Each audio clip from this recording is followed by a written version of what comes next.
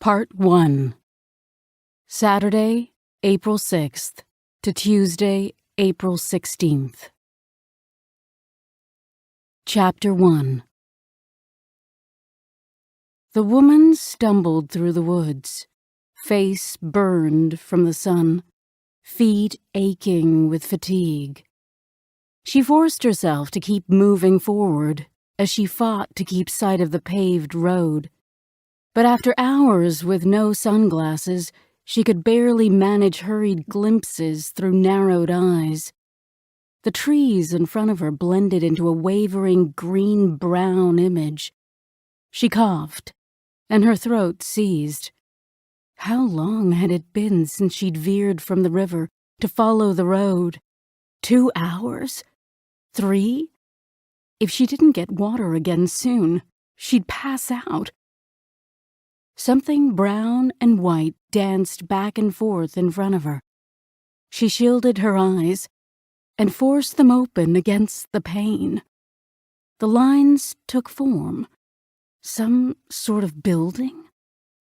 Adrenaline coursed through her and sped her steps.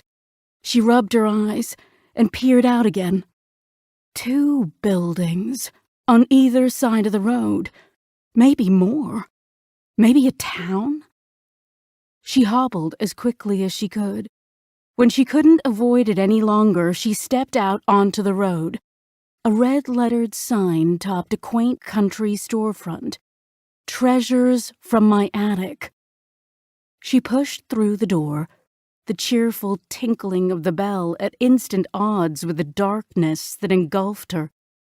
Her panic spiked as she froze, struggling to see. But within seconds, the black turned to dark gray, then lighter gray. After hours in sunlight, her eyes just needed to adjust. Movement pulled her attention. The outline of a man rushed toward her, knocking over his chair in his hurry. She turned, ready to run. "Oh my God," he cried. "What happened to you? Are you okay?" She could make out his face now, and his shocked expression. He was staring at her torso, because her blue and white checked shirt and jeans were caked with dirt and blood. "What happened?" he asked again. Her eyes raked his face. "I don't know." Chapter 2. An hour and a half later, Detectives Josette Fournier and Bob Arnett pulled into the lot of Sacred Heart Hospital's emergency room in Larkville. The cool air had a biting breeze that, despite a spate of mild weather and daffodils peeping up in front of the red brick and glass hospital, reminded Jo spring hadn't fully sprung. Even though she'd moved from New Orleans to Massachusetts when she was a young teen, she still fell prey to the first deceptive signs of warmth, in a way no truly native New Englander ever would. As they crossed the tarmac toward the sliding doors, Joe's gait stiffened. Arnett shook his head. "You and hospitals." "What? I'm not bad." "Like hell. You hide it well. But you go 2 shades paler, and walk like you're made out of sticks and rubber bands." She scrunched up her face and pulled her head back. "What does that even mean?" He laughed and gestured up and down her frame. "You know you do. Look at yourself." He was right. Ever since she'd had to accompany her father through his second bout of chemotherapy, hospitals had become synonymous with fear and desperation for her. She took a deep breath and tried to shake off the memories. But he'd glimpsed her face. "How's your father doing?" "Better. They think they've eradicated it, so he's in remission." "You don't sound happy about it." "Of course I'm happy about it. I just wish he'd let them remove his prostate." "Oh, well, Any time you're talking about surgery in that particular location, the subject gets a little sensitive." She shook her head and strode past the rows of yellow plastic chairs to the annoyed, blonde triage nurse behind the counter. "I'm Detective Josette Fournier from Oakhurst County SPDU, and this is Detective Bob Barnett. You have a Jane Doe we need to see?" The nurse's annoyance deepened. "1 minute." She slid the frosted glass window back into place and disappeared for several minutes. Without warning, the door next to the window buzzed like a giant, angry mecha wasp. Arnett pulled the handle, and they stepped through. The nurse pointed back and to the right. "Room 3. The officer said you'd need to talk to her privately. Lucky for you, we're slow today, so we had a room to spare." Jo nodded her thanks. "We appreciate it. We'll be as fast as possible." The nurse gave one short nod, expression slightly mollified. Jo tried to ignore the antiseptic smell as they followed the beige and white hall to the target room. They opened the door and waved out the 2 uniformed officers, a medium-height brunette in her early 30s, and a tall man with a spray of salt at his temples and just the hint of a starter paunch. Jo glanced at Arnett and hid her smile. In 10 years, the pair would be Fournier and Arnett body doubles. Over the 20-odd years of their partnership, Arnett's hair had flipped to more gray than black, and he'd put on about 30 pounds when he quit smoking, although he'd lost 10 of that when his marriage nearly ended. While Jo's stylist kept her own gray permanently covered, she surely had other signs of her own transformation, a reality she quickly blocked herself from dwelling on by leading the introductions. "So, what exactly happened?" she asked when she finished. The brunette officer, whose badge read Gonzalves, answered. "Woman walked into an antique store over in Taltingham, clothes covered in blood, with leaves and sticks in her hair, scrapes and bruises and sunburn, with no idea who she is. She nearly gave the guy who owns the shop a heart attack. He called the paramedics, and they examined her and brought her here." "No ID on her?" Arnett asked. "Nope. No wallet, no phone, nothing. Just the clothes on her back and barely the shoes on her feet. They're some sort of slippers, not real shoes, and they're so shredded they're nearly falling off. Looks like she walked a fair distance before stumbling into that shop." "You said they found her in Taltingham," Jo asked. "Why didn't they take her to Suffolk General?" "There was a 5-car pileup right before the call, so they had their hands full. Since her life wasn't in immediate danger, they brought her to the next closest hospital. Since nobody in Taltingham knew who she was anyway, now she's our problem." A doctor appeared around the corner and hurried over to them, several strands of auburn hair trailing her severe bun. She addressed Arnett. "I'm Dr. Brody. The nurse told me you'd arrived." Jo answered her and introduced them. "Can you update us on our Jane Doe?" Dr. Brody glanced at her, then physically turned toward Arnett. "She has a concussion, but no laceration, so it can't be responsible for all the blood on her. No other significant injuries."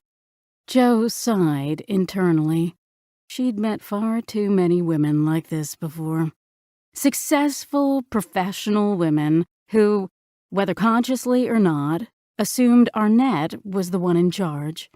It was bad enough when men treated her that way, but when women did it, especially women who'd certainly battled far too much of their own gender discrimination, it just plain pissed her off.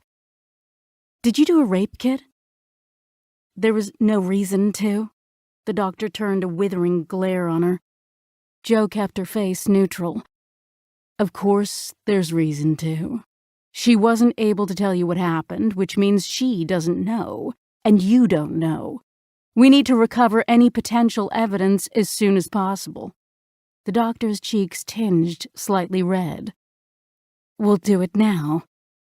"Swab inside and out. Trim the fingernails, all of it," Jo said. The glare turned to daggers. I know how to collect a rape kit." "That'll help." "Blood samples?" Joe said. The doctor's sharp intake of breath was satisfying, as was Gonzalve's muffled laugh. Arnett shot her a questioning glance, which she ignored.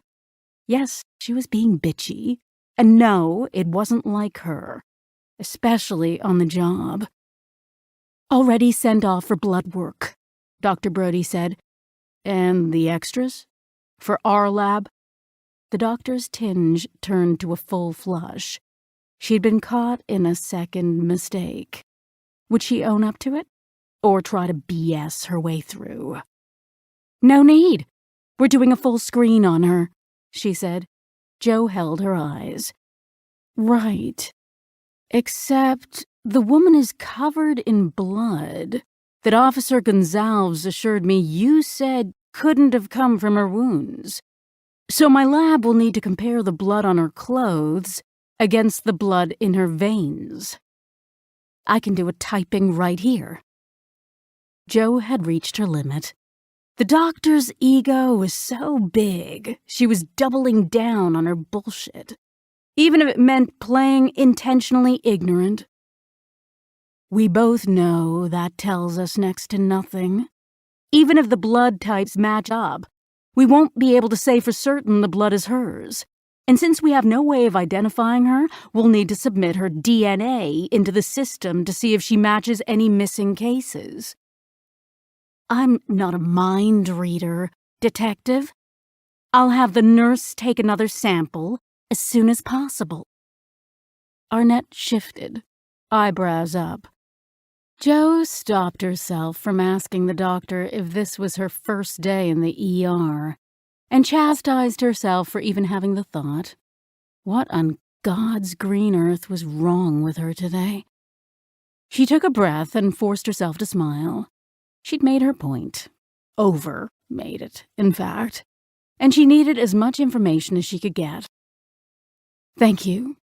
Can you tell what caused the injury?" Relieved to be on solid ground again, the doctor's flush abated. "My guess is she was in a car accident while not wearing a seatbelt and was thrown from the vehicle, which is why a rape kit really is a waste of time and money." Joe fought to stay civil. "We'll search for any crashes that match up." "This type of memory loss, is that common with her type of head injury?" "It happens. I've called in a neurology consult. He should be here shortly. He'll be able to tell you more once he examines her." "Great. Thank you." Joe pointedly turned her side to Brody and spoke to Gonzalves. "Can you make sure all the evidence makes it back to Marzillo at SPDU headquarters?" Gonzalves smiled. "Sure thing." Arnett grabbed the doorknob. "Ready to go talk to her?" Joe nodded, and he opened the door, then waved her through. Chapter 3. The woman's head shot up as they stepped through the door. She was small, probably no more than 5'5", and the hospital gown made her look smaller. She wore no jewelry other than 2 rings, a simple gold wedding band, and a faceted figure-8 turquoise ring on her right hand. The pale, sunburned skin dramatized her dark brown hair and highlighted the beginning web of middle-aged crow's feet around her eyes. Confusion and fear filled her wide brown eyes, reminding Joe of a trapped fox. Joe pulled a plastic chair next to the bed. By unspoken agreement, Arnett followed suit, but stayed a foot farther back. "You've had quite a day," Joe said. "I'm sorry, if we know each other, I'm having problems remembering." Her eyes flicked between them and to the door behind them. "No, don't worry." Joe introduced herself and Arnett. "We're here to help figure out what happened to you. The doctor says you don't even remember who you are." Tears filled the woman's eyes. "No." Jo leaned in and slowed the pace of her voice. Don't worry. We're going to get this all figured out as soon as possible. In the meantime, what would you like us to call you? A cloud passed over her face, deepening the anxiety there. They've been calling me Jane Doe. They use that for dead bodies, don't they? Yes, exactly. It's a horrible name for someone who's alive and who's going to be well soon.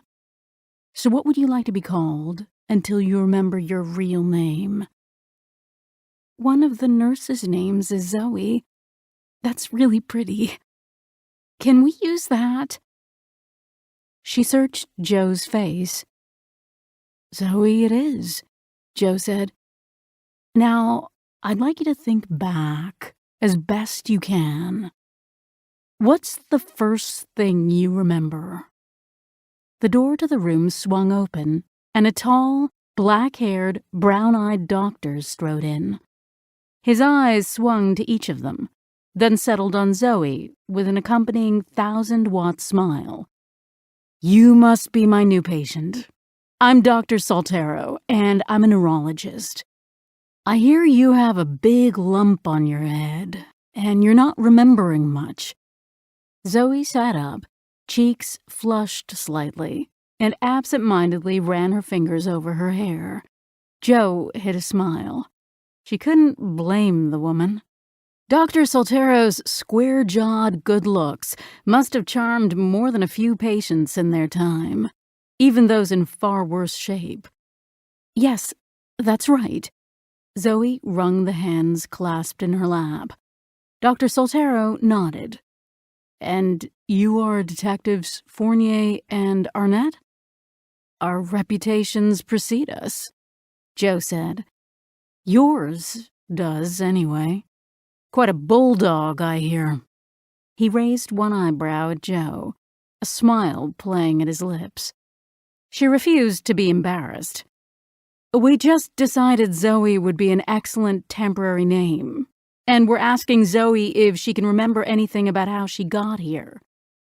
In that case, hello, Zoe. He stepped around the bed and examined her as he asked questions about how she felt and checked the extent of her memory loss. We find ourselves back at the detective's question. What's the first thing you do remember? Her eyes darted back and forth over the ceiling. Waking up in the woods? I was lying under some rocks, like a little lean-to made out of the space between them. I was horribly cold, and my head was throbbing, and the bright light made it worse. I had no idea how I got there or what to do, so I got up and started walking. I found a river, which was good because I was really thirsty. I drank some water, which probably means I have some sort of parasite now. But I didn't have anything to boil it with. She looked up at the doctor. He smiled and patted her hand. I'm sure you're fine, but we'll monitor you. You did the right thing. Dehydration was a much bigger problem just then. Go on. She smiled wanly. Then I followed the river downhill, the direction it was running. I figured people live near water, right? Jo shot Arnett a look. Not just anybody would have put that together. Dr. Soltero nodded. Very smart. By that time, though, I was struggling to keep going. I was thirsty and hot and tired and felt like I was going to pass out. But I didn't have any other choice, so I kept walking until I came to a dirt road. And then I followed that until I hit a paved road. Then I followed that until I got to a town, just trying to put one foot in front of the other. Didn't any cars stop to offer you help? Dr. Soltero asked. Zoe quickly looked down before answering. didn't walk out on the actual road. Trying to stay in the shade? Also very smart. But you should have come out when you heard the cars. He laughed. Joe glanced at Arnett again and registered the change in his expression. He'd also seen Zoe's flicker of hesitation. She looked back at her. Is that why? Or were you scared? Zoe's eyes darted over to Joe's face and then down again. Yes. Afraid of the person who did this to you? Joe asked. I know it sounds crazy, but I don't know what I was scared of. I just know I was scared. I mean, I didn't know what happened, or where I was, or anything. And I was just trying not to let myself get hysterical because I knew that wouldn't help anything. Because you don't just find yourself out in the woods covered in blood. There has to be something that... Her throat seized, and she struggled for words through panicked tears. Joe squeezed her hand. That must have been terrifying. But you did the right thing, and you're safe now. Take a deep breath for me. Zoe nodded and took several breaths. Dr. Soltero continued when she'd calmed. Then what happened? That's it. I just kept going. By the time I found the town, my vision was blurry, and I could barely walk anymore. I managed to reach the first building, and the guy called an ambulance for me. They brought me here. Got it. Dr. Soltero circled around the bed and patted her arm. I'm going to order a few more tests for you, including a CT scan. Then we'll chat again once I've had a chance to look at the results, okay?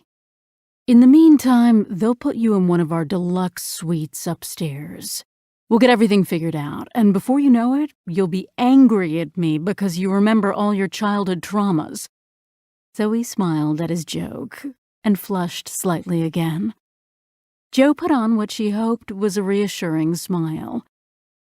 With any luck, we'll have you identified even before that. Someone must have noticed you missing by now, and must have filed a report. We'll be back to tell you your real name in no time. She turned. Dr. Soltero, may we speak to you? Of course. I'll see you again soon, Zoe. Joe and Arnett followed Dr. Soltero into the hall. We'll keep it quick, Dr. Soltero. We know how busy you are, Joe said. Dr. Soltero turned on the 1,000-watt smile. Matt, please.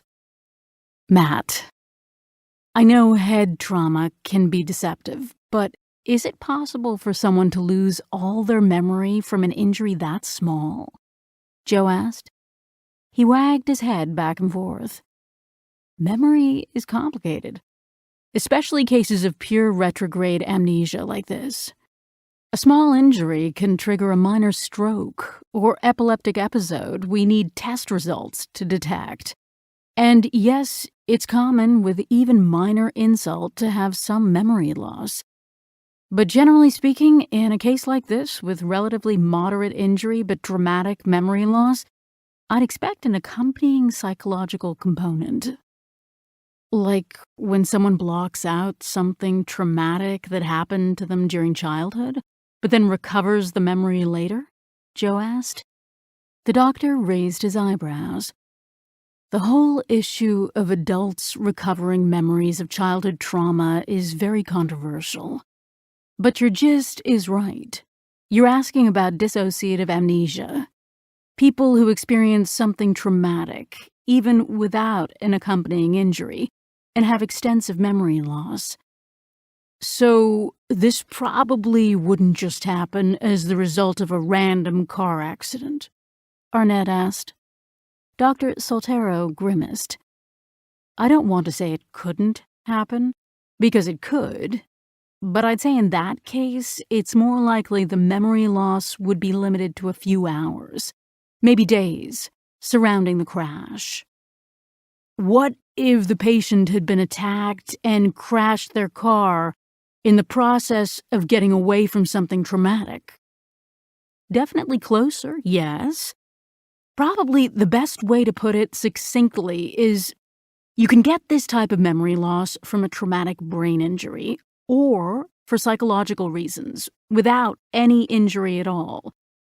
So the less severe the injury is, the more likely I'd hypothesize something traumatic accompanied the event. Joe nodded. Got it. And I'm guessing there's no way of knowing when or if she'll get her memory back. He shook his head. Excellent guess. That's all so complicated. Most likely it will come back, but there's no telling when. Sometimes within hours, sometimes not for years, and sometimes only partially. Older memories are more likely to be recovered than newer ones, and more likely to be recovered sooner. Joe and Arnett both nodded. The doctor reached into his lab coat pocket and pulled out a card. I'd like to keep her overnight for observation, but if her memory doesn't come back by tomorrow, we'll need to place her in some sort of care. Joe traded him a card of her own. Right. So you'll keep us updated. I'll contact you as soon as I get a look at her test results. He smiled and held her eye a moment longer than necessary. Chapter 4. So, who pissed in your Wheaties today? Arnett asked as they walked back to the car. Joe stared at him blankly for a moment before connecting the dots to her conversation with the ER doctor. Oh, that.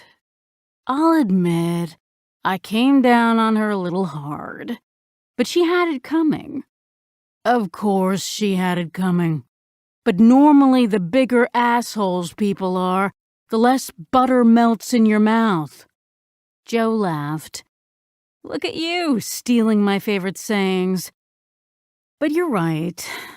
I'm not sure why it got under my skin that way. Maybe Hill of Beans gave me decaf by mistake. Lucky for you, I know the perfect remedy. He reached for the driver's side door of the undercover Chevy Cruze. Double meatball sub from Sal's makes everything right with the world. She slipped into the passenger seat. What about your dinner? Laura's got her book club tonight, so I'm fending for myself, he answered. And besides, that blood on Zoe's clothes isn't sitting right with me. I'm worried about who it belongs to. I'd like to find out who Zoe is tonight, if we can. You don't have to ask me twice. Make it so. She pointed in the direction of Sal's, and I agree. That much blood means someone somewhere may need help. But the question is, where? She could have come from any direction out in the woods before she hit that stream she followed. And who knows how long she ran before she passed out last night. This could have happened anywhere in the county, behind God only knows what tree or in what house. We're looking for a needle in a forest full of haystacks, unless Zoe remembers who she is. But I'm not going to be able to sleep tonight until we check for a missing persons report on her, or any accidents that might be related. They took their food to go and jumped into the search. Half an hour later, Joe wiped a glob of marinara off her desk as she broke focus with the database in front of her. From what I can see, there aren't any crashes with abandoned vehicles, or that would otherwise fit Zoe's situation anywhere near the Taltingham area in the last 2 days. Pretty much all of the roads in the area would have been traversed by now, so anything like that should have been reported. I don't think she could have been out in the woods longer than that. Seems unlikely. But we can check with Marzillo to see if she can zero in on the timing any better, Arnett said, referring to one of the senior medico-legal investigators in their lab. Maybe she drove off the road where nobody can see the vehicle. If so, who knows how long before it'll be reported? Jo shook her head, frustrated. True. On to missing persons. Arnett wiped his hands and pulled his keyboard closer. What do you think? Radiate out by county? Jo asked. Probably best. She could be from anywhere. Lots of camping up there even this time of year among the hardcore set. Time frame? I say start with cases reported yesterday or today. But we may have to go back farther. She may even have been abducted and held for God knows how long. Arnett shook his head, expression grim. You take Oakhurst, I'll take Hamden. The work was arduous and disheartening. Although Zoe looked to be in her 40s, they had to keep their age range wide. Visual estimates of age could be wrong, especially after the ordeals she'd been through. Even with the tragic reality that most missing women were under the age of 18, a considerable number of cases remained to slog through. When Marzillo called them 2 hours later, they'd only found 2 possibilities, who, when viewed through squinting eyes, might have been Zoe. But phone calls to the families in question had quickly ruled them out. I hate those calls, Arnett said as they strode down the corridor to the lab. You raise the family's hopes, even if it's only for a second. Then the pain's back in their voice, fresh like the day it happened. Jo nodded and pulled open the door. Guys, how's it going?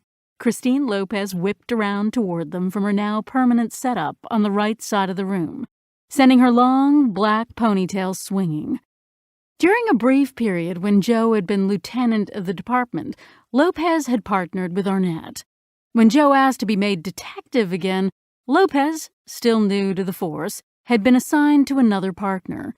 When he'd been hospitalized the previous fall, Assistant District Attorney Rockney asked Lopez to use her considerable computer and internet savvy to help out in the understaffed lab, working with whichever squads needed her. After a few months on that detail, she'd asked Interim Lieutenant Martinez if she could make the switch permanent. Frustrating. Still enjoying lab life? Jo asked. Happier than a dog in a vat of peanut butter. I always did think you missed your calling.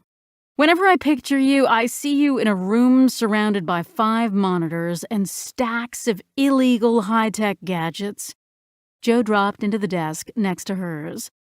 Marzillo emerged from the back of the room, perched on her usual cork platforms, several pencils spearing her dark curls into a tight bun. Only problem is, now I gotta listen to her music all day.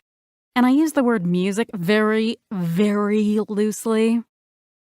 Still hate headphones, huh? Arnett asked, grabbing another chair. Lopez grimaced. You can't hear anything around you. Anybody can sneak up on you. Zombies could overrun the room. You name it, and you'd never know it.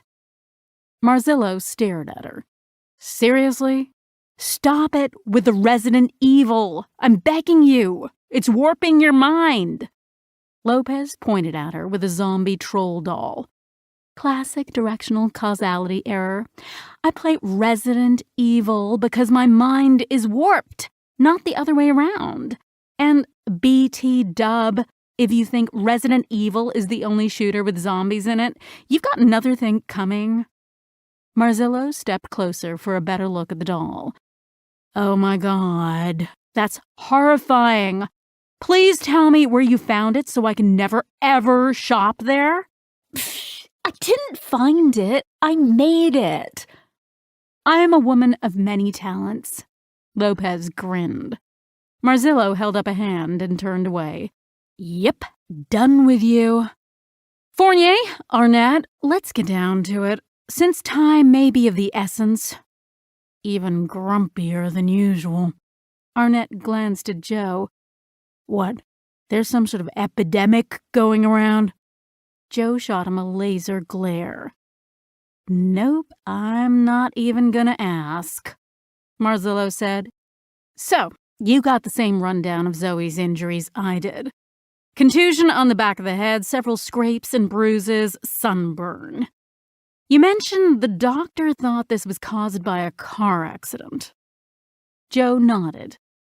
She said most likely Zoe wasn't wearing a seatbelt and was ejected from a car during a crash, but I wouldn't trust her to diagnose a wart on a witch's nose. Excellent call, because it's total bullshit. The only way she could sustain these injuries from a car accident is if she'd been driving or riding while sitting backwards. And in the very unlikely event that happened, she'd have serious soft tissue injury, neck or spine issues, and nothing here mentions that. Arnett shook his head. The doctor didn't mention anything like that. And Zoe said only her head hurt. She was moving around just fine. And they hadn't medicated her because of the concussion. Marzillo pulled up a folder on her main computer and opened a file. A picture of Zoe's left shoulder appeared. Also, these bruises. This, I don't blame the doctor for, because the shapes might have still been developing when she first examined Zoe. You can only see the shape faintly. Jo's brows popped up. Fingers? Maybe someone pulled Zoe from the car? Lopez had come over to look at the pictures. You can't have it both ways. Either she was ejected from the car, and that's how she got the injury to the back of her head, and the cuts and scrapes, or she was pulled from the car and couldn't have sustained that head injury. And how do you pull someone out in a way that leaves that mark? They all thought for a moment, miming reaches and holds, but came up empty. Maybe whoever left the mark did it first, and then she crashed her car getting away from him. But no, that can't be. Or those bruises would have been just as developed as the others. Nicely caught. Marzillo smiled at her. So you're thinking some sort of attack? Jo asked. She nodded. I can't say for sure, but that's what seems to fit best.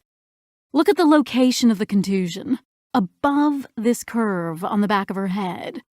It's hard to fall in a natural way and hit your head like that. You'd have to slide into something. Not impossible, but unlikely.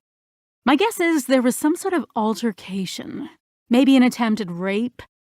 My guess is the attacker, who I'd bet was taller than her, hit her on the head at some point, and they struggled, but she ultimately got away. Attempted rape. So there's no evidence of rape in the kit. No evidence of any recent sexual activity at all, forced or otherwise. What about the blood she was covered in? We're worried about the source. The blood isn't hers, which we knew before I tested it, since there's no way that much blood came from a contusion with no laceration. So maybe she hurt her attacker? Arnett asked.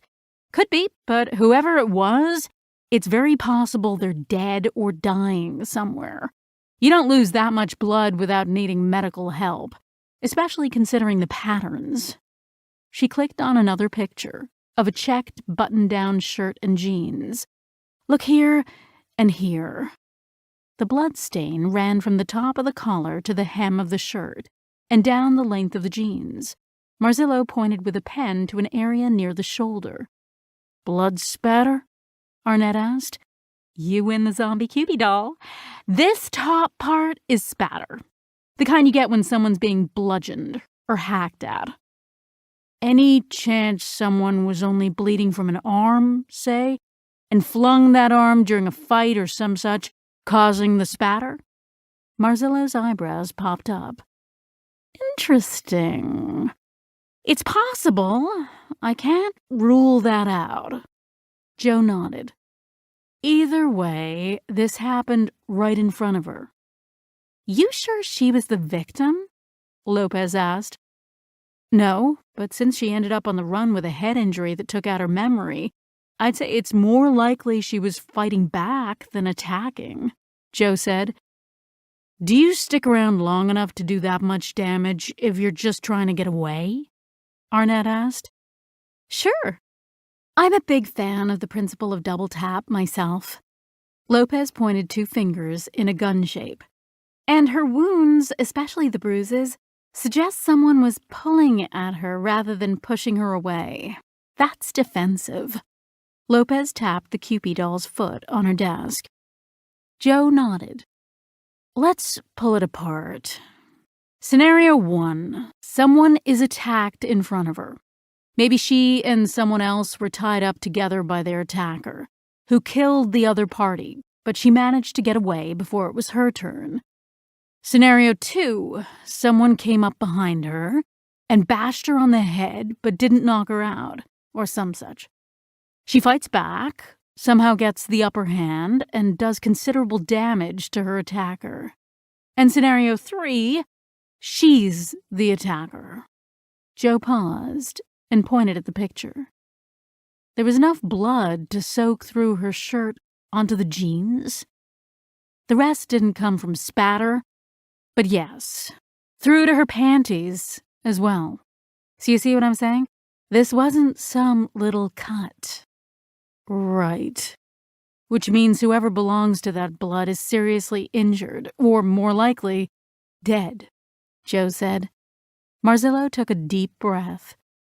Some injuries, including head injuries, bleed profusely, but can close up just fine with a couple of amateur stitches. So there's hope. In which case, that other victim could still be alive and in serious danger, Joe said. Arnett nodded. So we have ourselves a crime scene, and time may still be of the essence. No doubt about that. I'll put a rush on the analysis of both Zoe's blood and the blood on her clothes. Even so, I can't see us getting it back in less than a week. Marzillo clicked open 2 more photos. And just to be thorough, here's the full shot of her shoulders, neck, and back. You see what I mean about the bruises? Joe interrupted her. What the hell? She has a tattoo? Marzillo gawked. Dr. Clueless didn't mention that? Arnett leaned forward. No. In fact, we had to remind her to take pictures at all. Marzillo zoomed in on the tattoo below the left shoulder blade. A baby's footprint with script just inside the heel. Joe stepped up to peer at the picture. Can you make out what it says? Marzillo zoomed in on the photo, then shook her head. Too much ink bleed. This part is most likely a name, because this part is formatted like a date. I think that first letter is an S. Or possibly a fancy P, Lopez said. And there's nowhere near enough detail to identify the print? Marzillo shook her head. Nope. Even if the artist had been fully accurate when they put it on, which I doubt, it's too blurred out and faded now. We'd never be able to run it through a database of baby feet, even if such an animal existed. But that's a good point.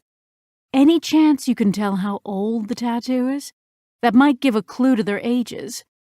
Marzillo tilted her head.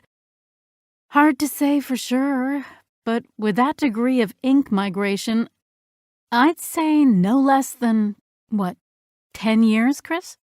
Lopez nodded. At least that. Unless the artist was really incompetent, I'd say most likely longer. Joe stood up. Well, at least the tattoo should help us confirm when we've found the right missing person. I don't suppose Dr. Brody also forgot to mention a convenient label sewn inside her jeans, complete with her name and address? Joe asked. Marzillo shook her head. Sadly, no. And all of this makes me think I should have my tattoo guy put my actual name somewhere on me this weekend. Lopez pointed her can of Rockstar at Marzillo. I'll pay for it if you make it a tramp stamp. Marzillo closed her eyes and shook her head. What makes you think I don't already have one? And that's my cue to go. Arnett stood up and left. You're too easy to mess with, Lopez called after them. as Joe followed. Chapter 5.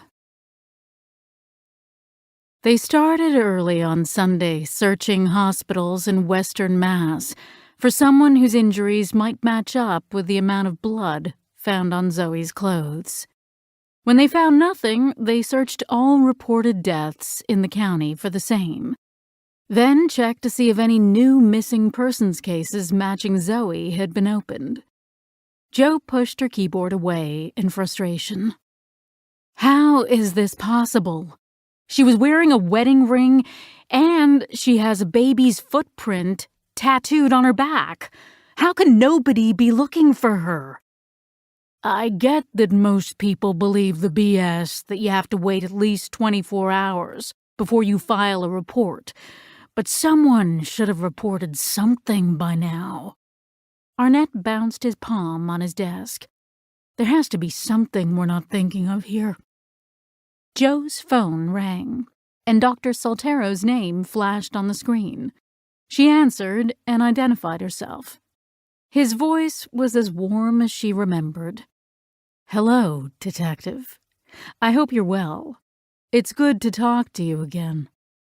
I am. Well, thank you. How can I help you? You asked me to call and update you on Zoe. Do you want the good news first or the bad news? I'm the let's get on with it type. The bad news is Zoe still doesn't remember anything. The good news is I've had a look at all her tests. Everything looks excellent. No evidence of a stroke or any other insult other than the contusion on the back of her head. No swelling, nothing. So no additional physical reason we can find for her memory loss. Damn it. So we're back to some psychological trauma. Here's our problem, Dr. Soltero. Matt, please. Matt. Our problem is, not only do we need to find out who Zoe is for her own sake, we need to figure out what happened to the person who bled all over her. Someone, somewhere may be in danger, but we have no idea where to start a search. Is there any way we can help her get her memory back? The best way is to find the right trigger. And the more, the better. So getting an amnesiac back to a familiar environment, surrounding them with people they know, that sort of thing, is best. But of course, since we don't know where she's from or who she is, we find ourselves in a catch-22. Exactly. Which brings me to my second reason for calling. We obviously can't release her when she doesn't know who she is. In cases like this, we discharge the patient to a government-funded care facility. However, the closest one with an opening is in Springfield. That's a bit difficult for me to get to with my other responsibilities, and I'd like to keep Zoe under my observation. So I've pulled some strings to get her into one in Northampton I've worked with before, Sunset Gardens. We'll be transferring her over there in about an hour. If you want to talk to her, it's late enough that it's probably best to let her settle in tonight and visit tomorrow. Got it. Joe jotted down the address he gave. Will you keep us updated about any changes? Will do. In fact, he cleared his throat. I'd love an excuse to talk to you again. Without a doubt, she was tempted. He was good-looking. He was charming. And he seemed compassionate and kind. And she could stand to blow off a little pent-up sexual energy. She hadn't had a date since Eric, the last man she'd casually dated, had broken things off with her. Murdered anyone lately? She asked. His laugh was deep, throaty, and sexy. If that's what it takes, or maybe we could save a life and just have dinner Saturday night. I'll let you know. She hung up, a smile tugging the corners of her mouth. Arnett stared at her with an amused expression. I'm not even gonna ask, he said. Smart choice. She summarized the rest of the conversation for him. Normally, I'd say the next step is to plaster her picture all over the news and wait for someone to show up looking for her, but the someone who showed up might be the person who did this to her, looking to finish the job, Arnett said. She tapped her pen on the desk. Maybe that's exactly what we need to flush them out. But my worry is, if they're a husband or a relative, I don't think we'd have any legal way of preventing them from walking off with her before we figure out if she's safe or not, and before we found out who lost all that blood. Can we legally prevent her from leaving the care facility if she wants to? I doubt it, but I've never seen anything like this. Maybe you should call back Dr. Loverboy and ask him if this falls under anything like a mandatory psych hold. No way we'll get away with putting her in Gen Pop when she can't even remember who she is. Dr. Loverboy. Very cute. But make no mistake, keep it up and I will cut you. She tapped the pen on her leg. I'm thinking we have to find a way to trigger her.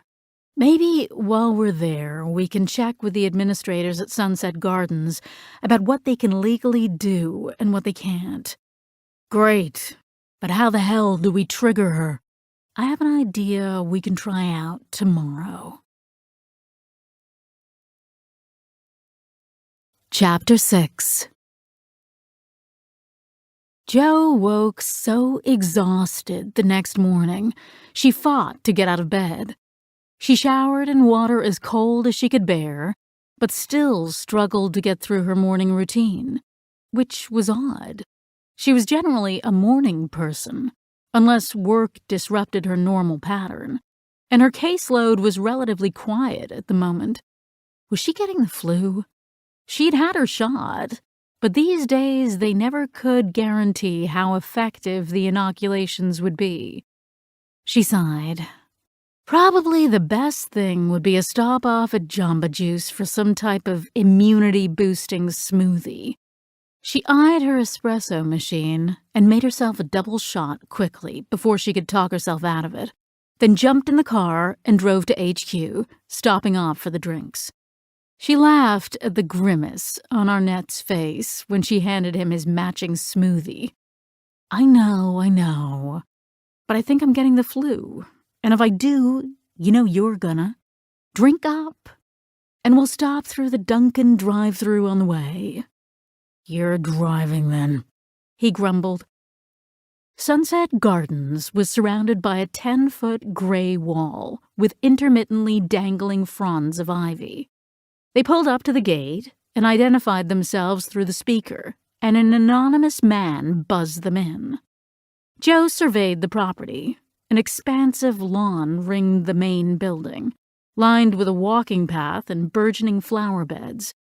Very pleasant, she said, except for the huge looming wall trapping you in. Promise me that if I ever end up in a place like this, you'll shoot me, Arnett said. I call not it, but I'm sure Lopez will be more than happy to accommodate. The building opened into a small foyer with a check-in counter. A blonde woman in her mid to late 20s wearing a name tag labeled Julie looked up as they entered. Hello, how can I help you? Jo introduced them and explained the purpose of their visit. Oh, right. The director said to expect you. Follow me. Julie came out from the back of her counter and led them down one white-painted, white linoleumed hall and around to another. She's in B wing, our Lily wing. So far, she hasn't left her room. Normally, we try to get everyone out for a walk in the morning if the weather's cooperating, but they told me to leave her alone for now. I can't imagine any transition is easy when you can't remember who you are, Jo said. Julie's brown eyes widened. No. She paused in front of a white-paneled door marked 6B. Here we go. She rapped on the door and chirped, Zoe, you have visitors. Isn't that nice? There was a pause before Zoe answered. Come in. Jo opened the door. The room, wallpapered with pink and white lilies, was larger than she expected. In addition to a bed draped in a pink and white coverlet, It featured a large bureau, a television bolted to the wall, a writing desk with chair, and a cushy armchair in the corner. On the wall opposite the door, a large double-paned window overlooked a garden courtyard with paths meandering through manicured lawn and shrubs. Off to the right, an open door revealed a private bathroom. Jo stepped in toward Zoe, who sat in the comfy chair, staring out the window. "Zoe, do you remember us?" She turned and smiled. "I do, thank goodness. I remember everything that happened since I woke up in the woods. At least, so far." "How are you settling in?" Arnett asked. "Have you remembered anything?" "Nothing." As Zoe looked around the room, her eyes filled with tears, and the traces of confusion and fear in her expression intensified. "And I'm not really settling in. The room is fine, but it makes me feel like I'm 12 and like I'm in prison all at the same time. And everyone has been nice to me, but the way they talk to me, like I'm some sort of mental patient, scares me even more." She met Arnett's eyes, then Joe's, with a pleading expression. "Have you figured out who I am?" Joe pulled over the chair from the writing desk. "Not yet.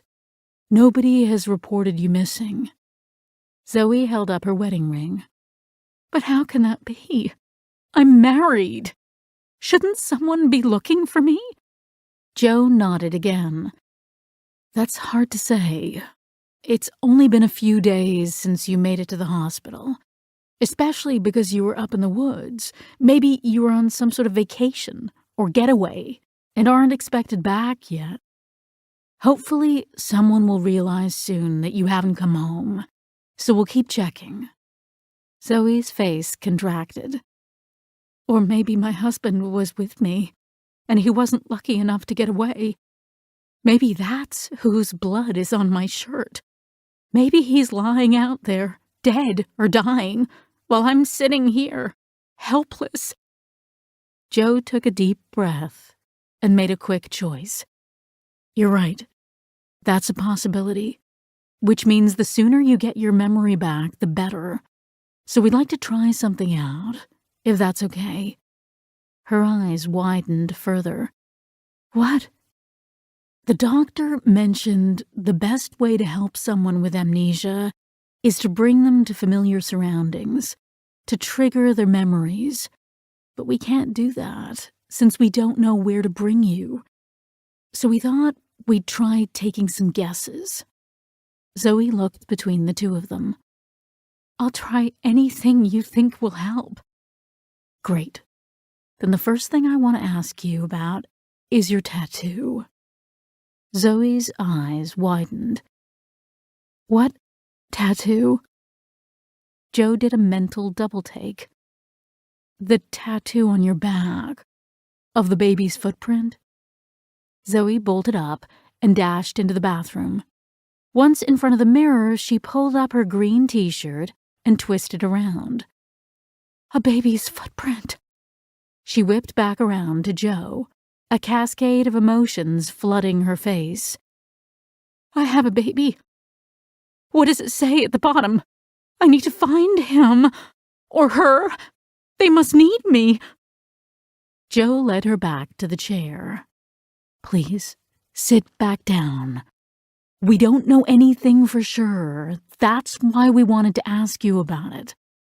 We think that's a name and a date at the bottom, but it's no longer legible. And it doesn't mean you have a child for sure. Sometimes people get a tattoo like that for a niece or nephew or a godchild.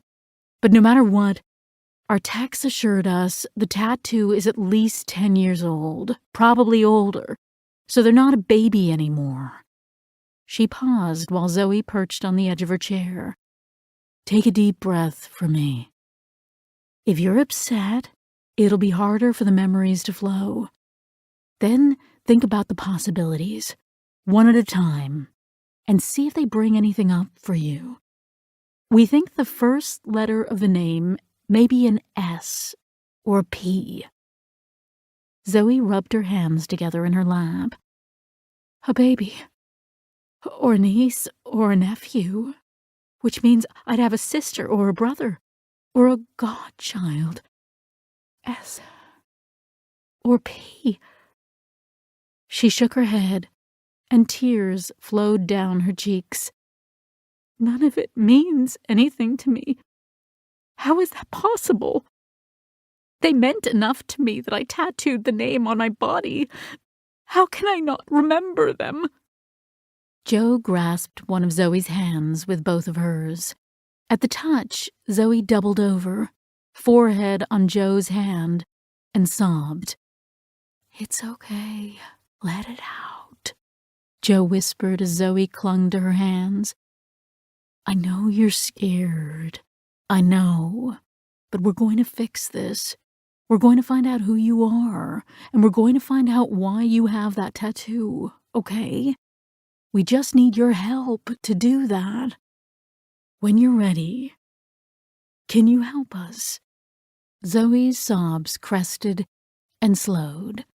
She sat back up, took the tissues Arnett had pulled over from the side of the bed, and sniffled. Please. Whatever I can do to help. I need to do that. Jo squeezed her hand. Okay, let's try. Tell us if it gets to be too much, and we'll stop. Zoe nodded. We think it's possible you were on some sort of camping trip in the woods, since that's the main reason people go to the area around Taltingham. Does anything like that ring a bell? Driving up to the woods in an RV? Or maybe putting up a tent? Building a campfire? She pulled her arms around herself. No, not camping. Not a tent. Nothing. Maybe if you try to visualize it. Call up a campsite in your mind. Zoe squeezed her eyes closed for a long moment, then reopened them. Nothing. How about a cabin out in the woods? Maybe driving out in the country? Maybe carrying bags into a house? She closed her eyes again, then shook her head. Jo continued with several related scenarios, all with the same results, then sent a glance at Arnett. He nodded his agreement. Okay. Let's shift gears a little, Jo said. This may be a little harder, but I think we need to try it. Fear flashed across Zoe's face. What do you mean? We think someone may have hit you on the head. Can you try to picture that? Someone hitting you on the back of the head? Nothing's coming to me. Okay. We think you may have run away from someone. Does that bring anything up? Zoe's eyes danced under her eyelids, and her face tightened. Jo jumped on the change. What do you see? Zoe's face scrunched as she concentrated. I'm not sure. I'm not sure when it's from, exactly. I just got a picture of running through the woods, trying not to crash into the trees. But I couldn't stop because I was terrified, like something was chasing me. And I had to fight not to slip because I didn't have real shoes on. My toes were cramping because I had to curl them to keep my slippers on, and I was so scared. Her eyes flew open. But it's gone again. Keep your eyes closed. See if it comes back. Was it light out or dark? Dark. It must have been nighttime. Maybe the night before you found your way to Taltingham. Do you recognize anything? No. It was all just blurry trees flashing around me. Oh. What? Jo asked. I just had another, flash of slipping and falling, then tumbling down a slope out of control. But now it's gone again. She opened her eyes and stared at Jo with fear and suspicion. None of that makes any sense. The doctor says I was thrown from a car. Jo shook her head. We aren't sure that's what happened. In fact, your injuries don't really match up with that possibility. What you just described fits them much better. Can you see anything else? What was the terrain like? Zoe pressed her palm into her eyes. I can't. I'm sorry. It was so dark. I couldn't see more than a few feet in front of me. Do you have any sense of why you were running? Who was chasing you? I don't know. I just know I was afraid, and for some reason I felt like they could catch up with me at any second. I'm really sorry. That's all. Please, don't be sorry. That tells us quite a lot. Jo smiled a reassuring smile. One more question. We think you may have had to hit someone to get away from them, and that's what caused the blood on your clothes. Can you picture that? Hitting someone? Zoe tried again, but shook her head. Arnett asked, maybe slashing at someone with a knife? She shook her head again, and her eyes flew open. I'm sorry. I need to stop. It's just making me scared all over again, and my head is throbbing. Can we stop? Maybe try again later? Maybe if you leave me a list of things that you think might have happened. Of course, we can try later. We're so sorry to have to put you through this. Jo crossed into the bathroom and poured a glass of water, then set it in front of her. Zoe sipped the water. No, it's okay. I understand. We have to do it if I'm going to remember. I think I just need to rest. Then I can try again. Please, don't worry. It will all come back, and we'll have you home before you know it. But please call us if you think of anything, no matter how small, okay? Jo stood up and crossed to the door. Zoe followed behind, arms wrapped around her midsection. I will. Once they were safely in the car and out of earshot, Arnett turned to Jo. It was worth a shot. Too bad it didn't work. Back to square one. Jo fingered the necklace at her throat. Chapter 7.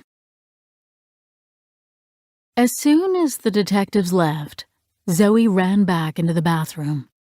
For the umpteenth time, she stared into the mirror, this time turning to look at the tattoo.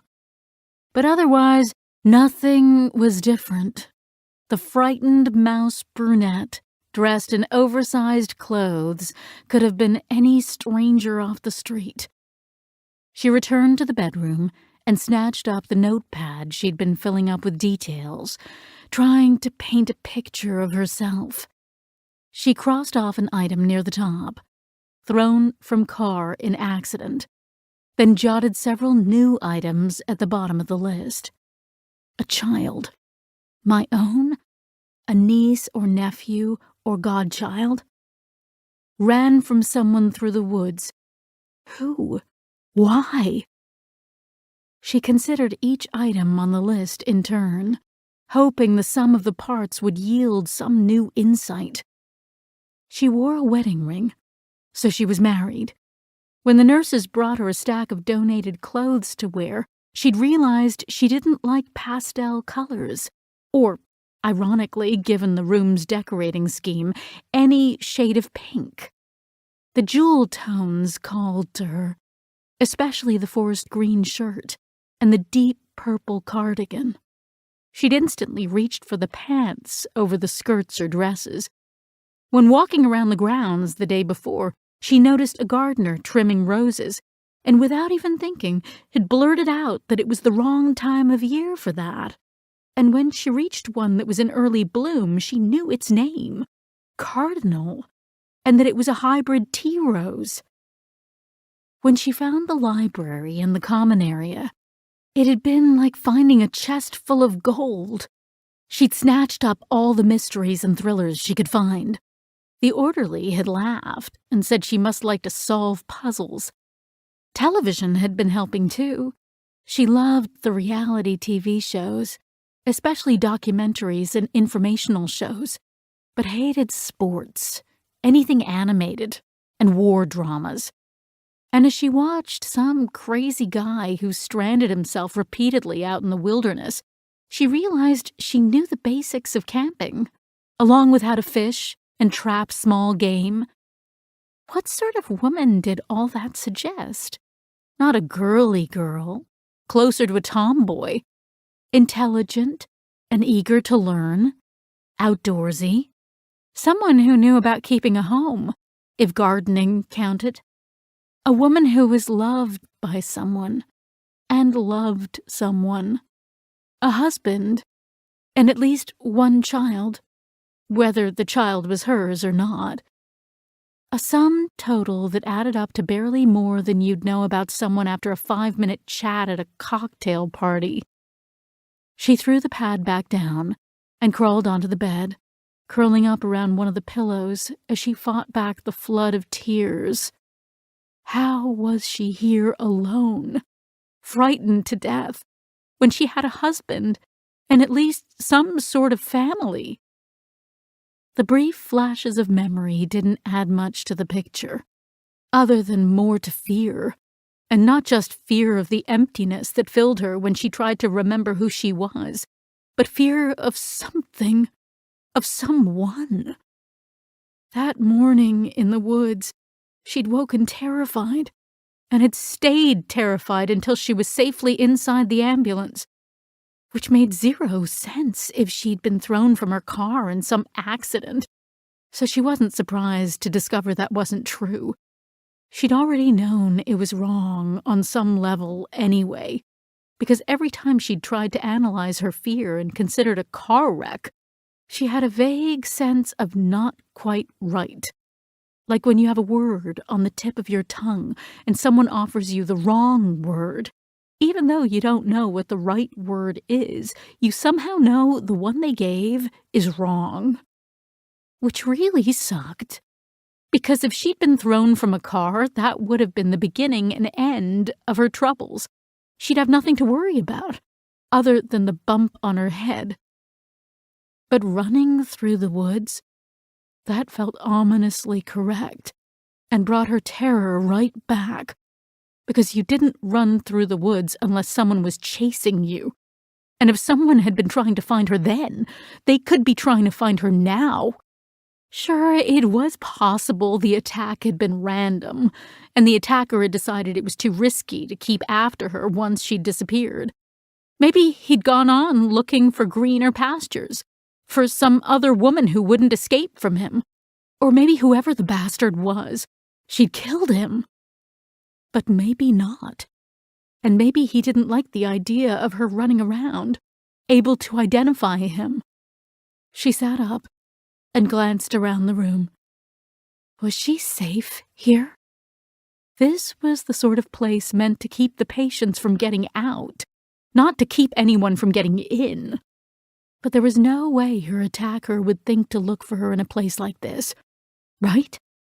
More than likely, if he was trying to find her, he'd just wait for her to return to her normal life. She wouldn't do that until she remembered who she was. And once she remembered who she was, she'd also remember what happened and could protect herself. She lay back down. Problem solved. She'd stay here until she remembered. And when her memory returned, she'd know what to do from there. But no. It wasn't that simple. She jumped up and paced the room. She arrived in Taltingham without a wallet or a phone, which meant whoever did this to her had them, which meant they knew where she lived. If she didn't show back up in her normal life, they'd realize something was wrong. Then, what would they do? Check with the police? Check with hospitals? Describe her and be told about a woman fitting her description who'd lost her memory? And all she could do was sit here, completely vulnerable, with no memory and no ability to help herself. She stared out the window at two elderly women wending their way along the garden paths. But the little flashes of memory were a good sign. They had to be. And the rest might come back any minute. Yes, that was good. But who knew how long she could afford to wait passively? If the doctor and the detectives believed triggering her memory was the best way, she'd do everything in her power to trigger it herself. She snatched up the remote control from her nightstand. The only real options she had while sitting in this room were books and television. And books took too long. So she'd try as many different channels and shows as it took, until she managed to trigger something. Chapter 8. Back at HQ, Joe's phone buzzed as she walked to her car. She checked it and found a text from Eric, the last man she'd dated. Nausea roiled through her. I don't like how we ended things. We need to talk. Really? Suddenly, out of nowhere? After 6 weeks? The last time she'd seen him was on Valentine's Day. They'd had an amazing dinner at an upscale Italian restaurant, then gone back to his place. They'd raced each other to the bed with a playful, burning passion that stayed lit well into the night. After the second round, he'd rolled over and pulled open his nightstand. You can't be ready again, she'd laughed, hoping he was. But instead of a condom, he pulled out a box wrapped in red paper and tied with a white ribbon. Something told her she didn't want to open it. But he hadn't gone down on one knee, so she figured she was safe. She kissed him, then started to pull apart the ribbon. His hand shot out to stop her. No, you have to untie it or slip it off. If you break the ribbon, it's bad luck. She'd rolled her eyes and ripped the ribbon right out of the knot, ignoring the flash of something on his face. You can't possibly believe that. She lifted the lid from the small box. On the inside, sitting on a small square of batting, was a key. To the house, he explained, when she didn't speak. Right. She cleared her throat. Erica, I appreciate the sentiment, but I don't think I'm ready for this. His face went blank. We've been together for 6 months, Joe. The conversation had spiraled downward, predictably, from there. She said she'd always been clear that she wasn't looking for anything long-term. He said he had a right to expect more by now, and he wanted a commitment, or they were over. She said she was happy the way things were. He told her the relationship was over and asked her to leave. That, followed by 6 weeks of silence, said all that needed to be said. What had he thought was happening all this time? Had he been bluffing? Thinking she'd run to him and say she'd changed her mind? That she wanted to get married and have his kids? Wasn't that just the teensiest bit completely passive-aggressive? Jo closed her eyes and took a deep breath. Why was her reaction to this so dramatic? Yes, the timing was odd. But her therapist had taught her that when surface emotions seemed stronger than they should be, something else was at the root of the issue. So what was she really upset about? Not the timing. The implication that she somehow owed him a conversation. Her hand flew to the diamond at her neck, originally the central stone in the engagement ring her murdered fiancé had given her, and her eyes squeezed shut. She'd fallen in love with 2 men in her life, and both had been violently murdered. After going through all of that, she just couldn't invest in everything a serious relationship entailed. So she'd been extremely careful to be clear with Eric and not send the wrong signal. She never saw him more than once a week. She rarely stayed over his house or allowed him to stay over hers. To be fair, during the holidays and after, his hints had become more brazen, and she'd compromised several times to keep the peace, but still not enough to imply a long-term commitment. And although she'd been sorry when he'd broken things off, if he wanted more than she could give, he'd been right to walk away. And she had respected that choice, not insisted on something he couldn't give. "It's bullshit," she said aloud, and grabbed the phone. She placed a call, then tapped her finger against her leg while she waited for the line to pick up. "Hello? Matt, I've decided to take you up on that dinner Saturday." 20 minutes after confirming the time and location of her dinner with Matt, Jo pushed through the door of Fernando's Bar and Grill.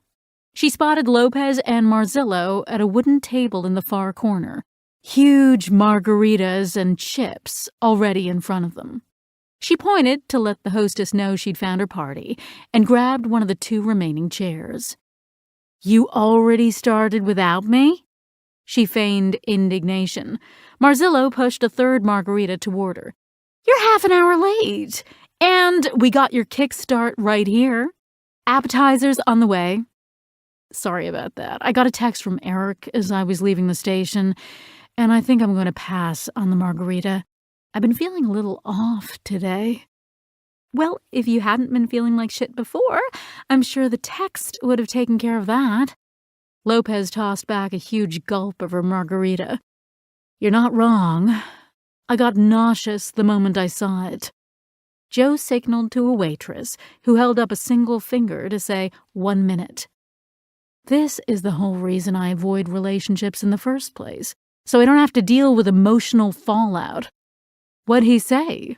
Marzillo asked. "That we need to talk." "What'd you say back?" Lopez asked. Jo dipped a tortilla chip into the salsa.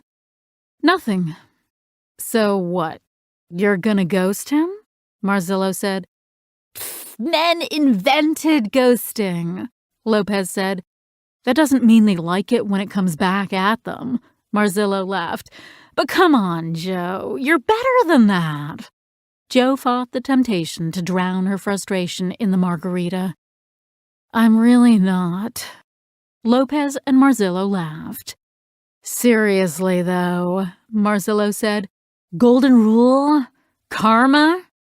Jo rolled her eyes. "Hey, he broke things off with me. Not that there was really much to break off. We were basically fuck buddies. That doesn't buy you anything, golden or other." Lopez jabbed the air with a chip to hold the floor while she swallowed. "I don't know about that. My feeling is, if you get it on more than 3 times, you at least need a conversation to end things." Marzillo lifted her margarita. "Cheers to that." "Hold on, ladies. We had a conversation. The one where he told me he couldn't see me anymore and kicked me out of his house?" Lopez shook her head vigorously. "Nope. That was the fight itself. I'm talking after. If he wanted to talk, he knew my number. Now, all of a sudden, after 6 weeks, I'm supposed to jump when he snaps his fingers? And I'm sorry, but I cannot stress this enough. There was never any exclusivity. There was never even a discussion of exclusivity. I never met any of his friends. He never met any of mine. And I think the whole time we were seeing each other, we went out in public together twice. Once on the ill-fated Valentine's date." Marzillo's eyebrows shot up. "And I quote, 'We were seeing each other. Plus, I know there were at least 2 weekends where you holed up together. Whether you like it or not, that's a little more intimate than casual sex.'" Jo grumbled under her breath and looked around for the waitress. "Yeah, fine, I see your point. I still don't think I owe him anything, but I'll consider it. Subject change. How's everything going with Zelda?" "I think she's cheating on me," Marzillo said. "What the hell?" Lopez's head whipped around. "Why do you say that?" Jo asked. Marzillo counted off on her fingers. 1, her sex drive has disappeared. 2, she's been taking her phone into the bathroom for the last couple of weeks. And 3, I followed her and saw her kissing some guy. Jo choked on the chip she'd just put into her mouth. You could have just skipped to 3. No, because then you'd have judged me for following her, and I would have had to explain it anyway. Lopez laughed. True, but can we back up to the part about how you caught your lesbian wife with a man? And don't give me the lecture about sexuality being fluid. I understand fluid. Marzillo swiped at the salt lining her glass. Not gonna lie, it hurts more than if it had been another woman. And I don't even understand why. Did you confront her? Yeah? I thought she'd deny it and I'd have to pull out the pictures. You took pictures? Jo asked. Marzillo blinked at her. Of course I took pictures. What do I do all day? I process evidence. You think I'm going to go into something like this without cold, hard facts? Anyway, she didn't deny it. So I told her to get the hell out. Are you okay?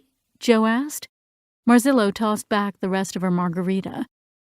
I will be. We'll both take some time to think, and then we'll talk. If there's a problem we can fix, we'll fix it. If not, better I find out now when I'm 37 than in 15 years when my vagina's shrinking and I'm having hot flashes every 5 minutes. Not cute. Jo and Lopez stared for a moment, at a loss for words, before a wide-eyed Lopez broke the silence. Please, tell me that vagina thing isn't real. Chapter 9. The next morning, Jo pushed Eric as far to the back of her mind as she could, while she and Arnett scoured the new missing persons cases for anyone that matched Zoe's description. Arnett stared at his monitor. Absolutely bupkis still. I get why her job isn't looking for her if she took a vacation week or some such, but how can a husband be okay with not hearing from his wife for days in this age of cell phones? Maybe he thinks she's not getting any signal. Or maybe he went off on a boys' trip while she was on a girls' trip. Or maybe she's recently divorced. An ex wouldn't be looking for her. Or maybe she killed her husband, Arnett said. Maybe he tried to kill her. Jo leaned forward and smacked her desk. No! Either way, we can't just sit here waiting for someone to report her. I say we start canvassing as best we can. She was running through the woods in her slippers, which means she wasn't out hiking for the day. She was either living up there or camping up there. I say we assume camping, because we can start with the area campsites. Luckily, most of them haven't opened yet for the season, so that'll cut down on the work. Let's do it. He stood and grabbed his coat. After asking the Berkshire County SPDU to keep an eye out for any empty houses or campsites that should have residents, they spent the rest of the day and the following morning checking the sites closest to Taltingham. Nobody recognized Zoe's picture or reported an abandoned campsite of any sort. They'd just begun to widen their circle when Jo's phone rang. Marzillo, I have you on speaker. What's up? You remember I put a rush on Zoe Doe's DNA results? I didn't want you to get your hopes up, so I didn't tell you I called in a favor to get the results back fast. They just came in. Remind me to send them a few dozen donuts, Arnett said. Marzillo continued. First, and not surprising, they confirmed that the blood on Zoe's shirt was not her own. As you say, not surprising. Second, we can't find a match for either sample in CODIS. Frustration pricked at Jo. Damn. It's good she doesn't have any priors, but I was hoping the blood would pull up a known rapist or murderer. Nope, neither she nor the blood donor is known to us. However, don't despair just yet. Marzillo paused. You're enjoying this a little too much. Jo's eyes narrowed. It's not often I get a twist like this. Zoe's related to the bleeder. Jo sat up in her seat. Related? How? She could hear the smile in Marzilla's voice. She's Zoe's daughter. You're sure? Arnett asked. Positive. A slew of thoughts flooded Jo's mind. Here's a question for you. I've heard about some cases where analysts were able to identify the race of an offender from a DNA sample, even eye and hair color. Any chance we can do something like that? Not cheaply and not quickly, and I have to warn you, the technology isn't quite as advanced as you might think. The lab we use doesn't do that sort of analysis, so you'd have to get an approval from Lieutenant Martinez to justify the expense, and since we're not even sure a crime was committed, it's not likely he'll go for it. Got it. I don't suppose you have another bomb you're waiting to drop on us, Jo asked. Nope, that's it. Jo thanked her and hung up, then turned to Arnett. At least that has to narrow down the problem space to some degree. If we're looking for a mother-daughter pair, or two women likely from the same area rather than just one. Arnett tilted his head skeptically. Maybe, if everything is above board. But if it isn't, I'm not so sure. Because we haven't seen anything that looks even close to that in all the missing persons files we've gone through. Not above board. You mean like if she gave the daughter up for adoption? And their reunion went terribly wrong? Something like that? Roughly. And normally I'd question how likely that was, but given these circumstances, your normal preference for simplicity and rejection of coincidence is turned on its head. In an odd way, Occam's razor is still preserved, if you believe that the best way to explain bizarre circumstances is bizarre coincidence. Arnett glared at her. Keep going like that and you're gonna give me a migraine. She laughed. I'm already giving myself one. So your question is, how do we use this to our advantage? And I think the first thing we need to do is have another chat with Zoe. Chapter 10. They found Zoe watching TV in her room, slouched in the cushy chair with a throw blanket pulled up over her shoulders. Hello again, Jo said from the doorway. Zoe sat up. Please, come in. Have you found anything out? Yes and no. Jo stepped inside the room. A worried expression flashed across Zoe's face, and she started to stand. Please, take my chair. No, please, I can sit here. Jo perched on the edge of the bed, while Arnett took the smaller chair. How are you? Are they treating you well? They try to give me whatever I need, but... She turned to stare out the window.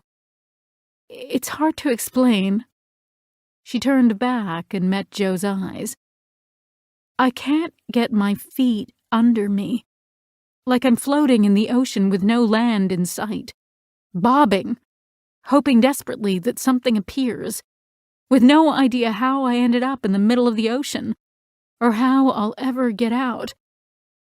Jo nodded. My grandmother had Alzheimer's disease. Pretty different, I know, but there were times when I could see on her face that she didn't know where she was, or who she was, or even who I was. And she was terrified. She fought back the tears that came into her eyes, surprised at her reaction. Her grandmother had been gone nearly 15 years, but in this context, the memory of her grandmother's fear and helplessness were as clear as if they'd happened yesterday. Zoe nodded and spoke quietly. But it's even weirder than that. See this scar right here? She pulled the jeans up off her ankle, revealing a white slash. I can't tell you how I got that, but this morning, They gave us pancakes that were raw on the inside, and I mentioned to the young intern who made them that she has to wait until the bubbles pop on the first side before flipping them and make sure her pan isn't too hot. How did I know that? She gestured toward a deck of cards on the table. I know how to play solitaire. I know how to use a curling iron to style my hair. How is that possible? Arnett chimed in. We did some Googling. Turns out there are different memory systems in the brain. You've lost your autobiographical memory, but your semantic and procedural memory are intact. Facts and how to do things. Zoe shook her head. Whatever it is, it's really weird and scary. Like a stranger's living inside my head. Joe nodded. Well, we have some news for you. We can confirm you're a mother. Joe braced for her reaction. A combination of fear and pride played on Zoe's face. So that footprint is my child's? That seems most likely. Does it call up anything for you? Any memories of a baby? Or a little girl? Or... Zoe stared out the window, eyes flickering left to right, then filling up with tears again. Still nothing. How is that possible? What kind of a mother can't remember her own daughter? Joe hurried to reassure her. During our research, I read about a woman who didn't recognize her husband. She refused to go home with him because she didn't believe they were married, and kept screaming that she felt nothing for him. But when she did finally remember, she was just as much in love with him as before. So don't worry if you aren't feeling anything right now. It's normal. Zoe jumped up, shaking her head. Oh, I'm feeling plenty. I'm angry because I can't remember my own flesh and blood. And I'm terrified that I never will remember her. She needs her mother, and I'm stuck in here, useless. She whirled around to face them. How old is she? Do you have a picture? Joe shook her head. We don't know any of that. Zoe stuck her hands on her hips, head jutted forward, and her tone took on an accusatory edge. Then how do you know I have a daughter? Joe took a deep breath. There's no easy way to tell you this. You remember how the clothes we found you in were covered in too much blood to be your own? We analyzed it and compared it to a sample of your blood. The DNA results indicate the blood belongs to your biological daughter. Zoe's hands flew to her face as the implication hit. If all that blood was hers, oh God, is she dead? Joe winced at the pain and fear in Zoe's voice, but she had to plow forward. It's very possible she's perfectly fine. Plenty of non-fatal injuries bleed profusely, but it won't help for me to sugarcoat this.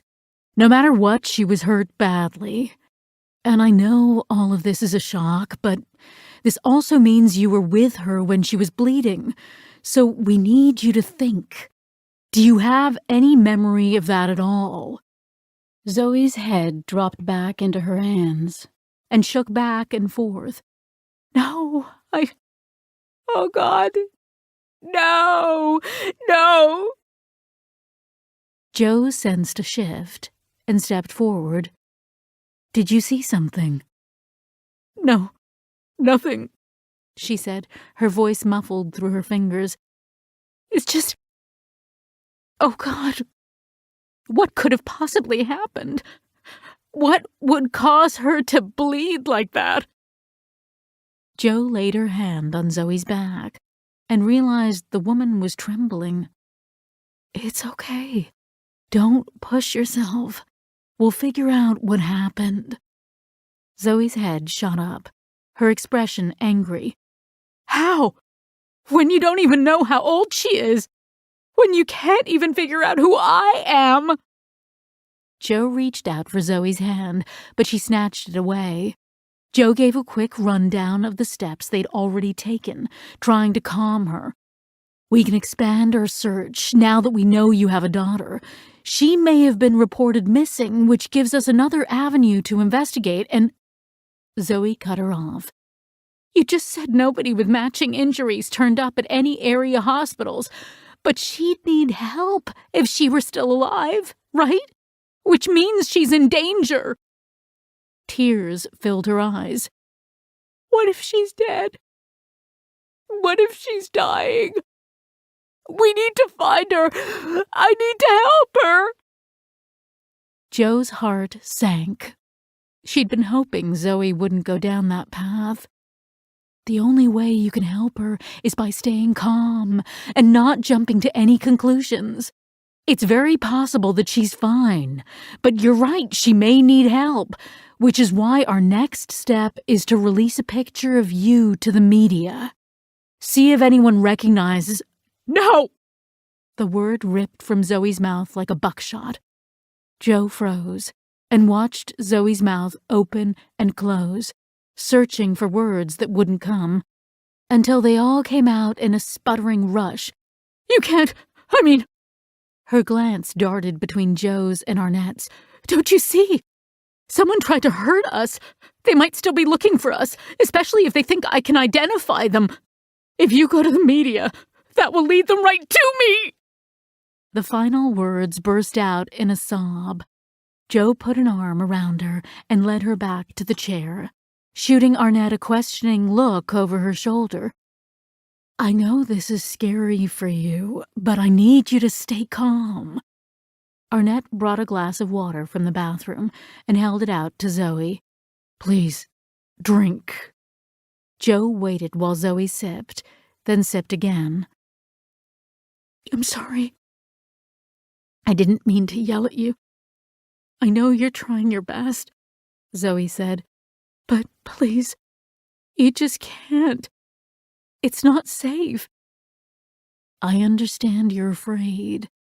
We threw a lot at you just now, and you need some time to process it all, Joe said. We want to make sure you feel safe, okay? So let's talk it through. Zoe nodded and took another sip of water. First of all, the media report won't mention where you're located. Second, this is a secured facility. Joe pointed to the visitor badge hanging around her neck. Not even police can get in here without permission. Nobody's going to reach you. Zoe's eyes flashed to the window. You think that, but look, there are no bars on the windows, and someone could push right through those hedges. They could climb right over that wall with a ladder. Joe peered out at the 15-foot hedge in the wall. Crossing it would be nearly impossible, but Zoe's reaction wasn't fueled by logic. Joe needed to switch tactics. I promise you, it's designed to look pleasant from in here, but it's very secure. And we have a bigger problem. If your daughter's in trouble, we need to find her as quickly as possible. To do that, we need to figure out who you are as quickly as possible. We need to get you to people and places that will trigger your memory, so you can tell us what happened. Zoe reached out to set the glass on the table, her hand shaking so hard that water spilled from the glass. She took another deep breath and looked up at Joe, her face rigid. You're right. It doesn't matter what happens to me. Finding her is the most important thing, and that's the fastest way. I'm just going to have to push down the fear and trust you. But can I at least get a guard or something like that? Or maybe I can talk to another doctor besides Dr. Soltero. Maybe someone that can hypnotize me or something. Arnett took the glass from Zoe and set it down for her. Tell you what, we'll talk to our lieutenant about a guard for you, okay? And we'll have Dr. Soltero call you as soon as he can to talk through your options. And we'll talk to the director here to make sure the staff is alerted that the information about you is going out to the public tonight on the news." Zoe wrapped her arms around her abdomen and nodded. "Yes, okay. Thank you so much. Just do whatever you need to do to find my daughter. Don't worry. We'll find her and keep you safe," Joe said. "And please, if you remember anything at all, let us know as soon as possible, no matter what time it is. Even a small thing that seems meaningless to you might help, okay?" Zoe nodded and took another sip of water. "Okay, I will. Thank you so much." Joe and Arnett left the room and asked the nurse at the security desk to check on Zoe once they'd gone. Then, as soon as they exited the building, Joe turned to Arnett. She remembered something. Chapter 11. Arnett pulled open the passenger's side door of the vehicle. "Are you sure? She seemed pretty upset. Maybe the patented Fournier instinct doesn't work on people who have no idea who they are." Joe slid into the driver's seat. "Maybe, but she balked for the tiniest moment, then suddenly panicked at the idea of us going to the media. I think she remembered part of the attack. Not her attacker's face, because she would have jumped to identify whoever did this, but maybe a glimpse of him from behind hurting someone else. Something like that. Whatever it was, she's terrified he'll come after her again. Or maybe she saw herself murdering her own daughter," Arnett said. Joe shot him a sharp glance and tapped her nail on the steering wheel. "Maybe, but what would that scenario look like? She kills her daughter, then runs off into the woods for some reason, hits her head, and can't remember who she is? Except, why would she run off into the woods in the first place? Maybe she's faking this whole thing. Maybe she killed her daughter and realized she'd never be able to make it look like self-defense, so she figured she'd pretend it was a random attack. And you're saying she's been faking the amnesia the whole time? I'm not saying it's likely, I'm just saying it's possible. But why?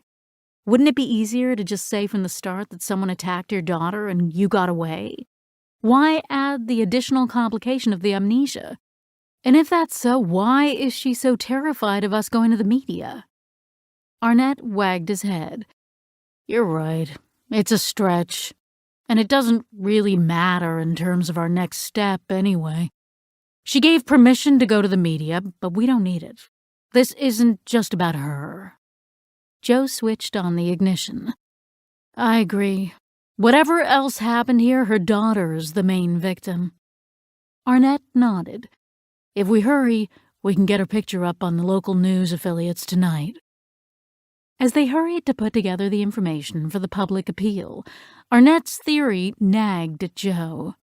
When she was able to break away, she stepped into an empty conference room and put through a call to Matt Saltero. Joe! What a nice surprise. I'm sorry to disappoint, but I'm calling about work. Ah, well, but I'm still happy to help.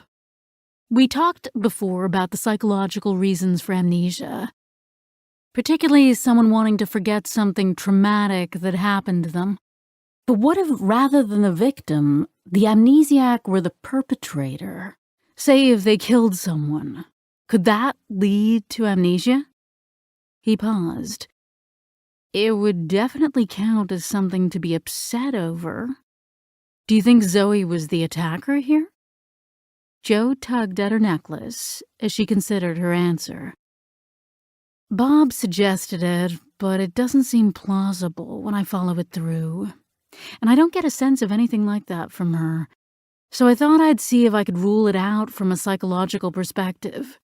Would the memory loss be more consistent with something traumatic happening to her than with something she did? I've seen both types of cases.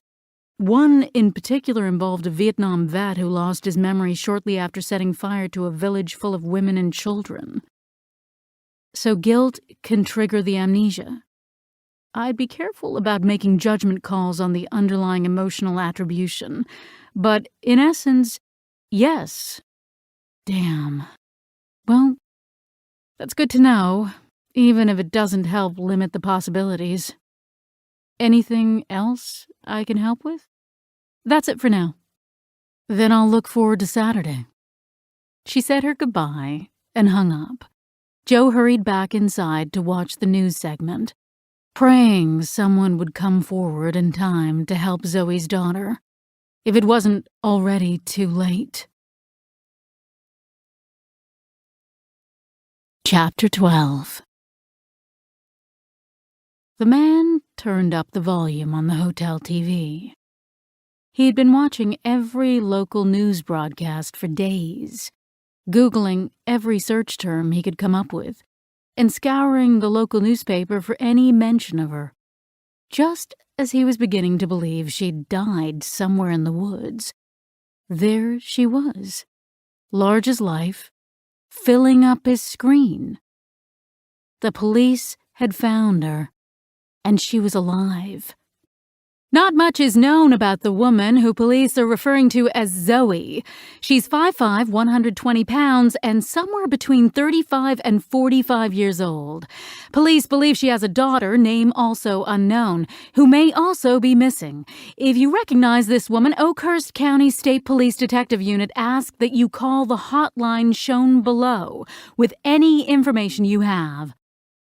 As the news anchor segued to a story about a string of gas station robberies throughout Western Mass, he lowered the volume, but kept an eye on the screen in case they came back with more information. She couldn't remember anything. That was an unexpected stroke of luck. In that case, he just had to get to her and kill her. Then everything would be okay.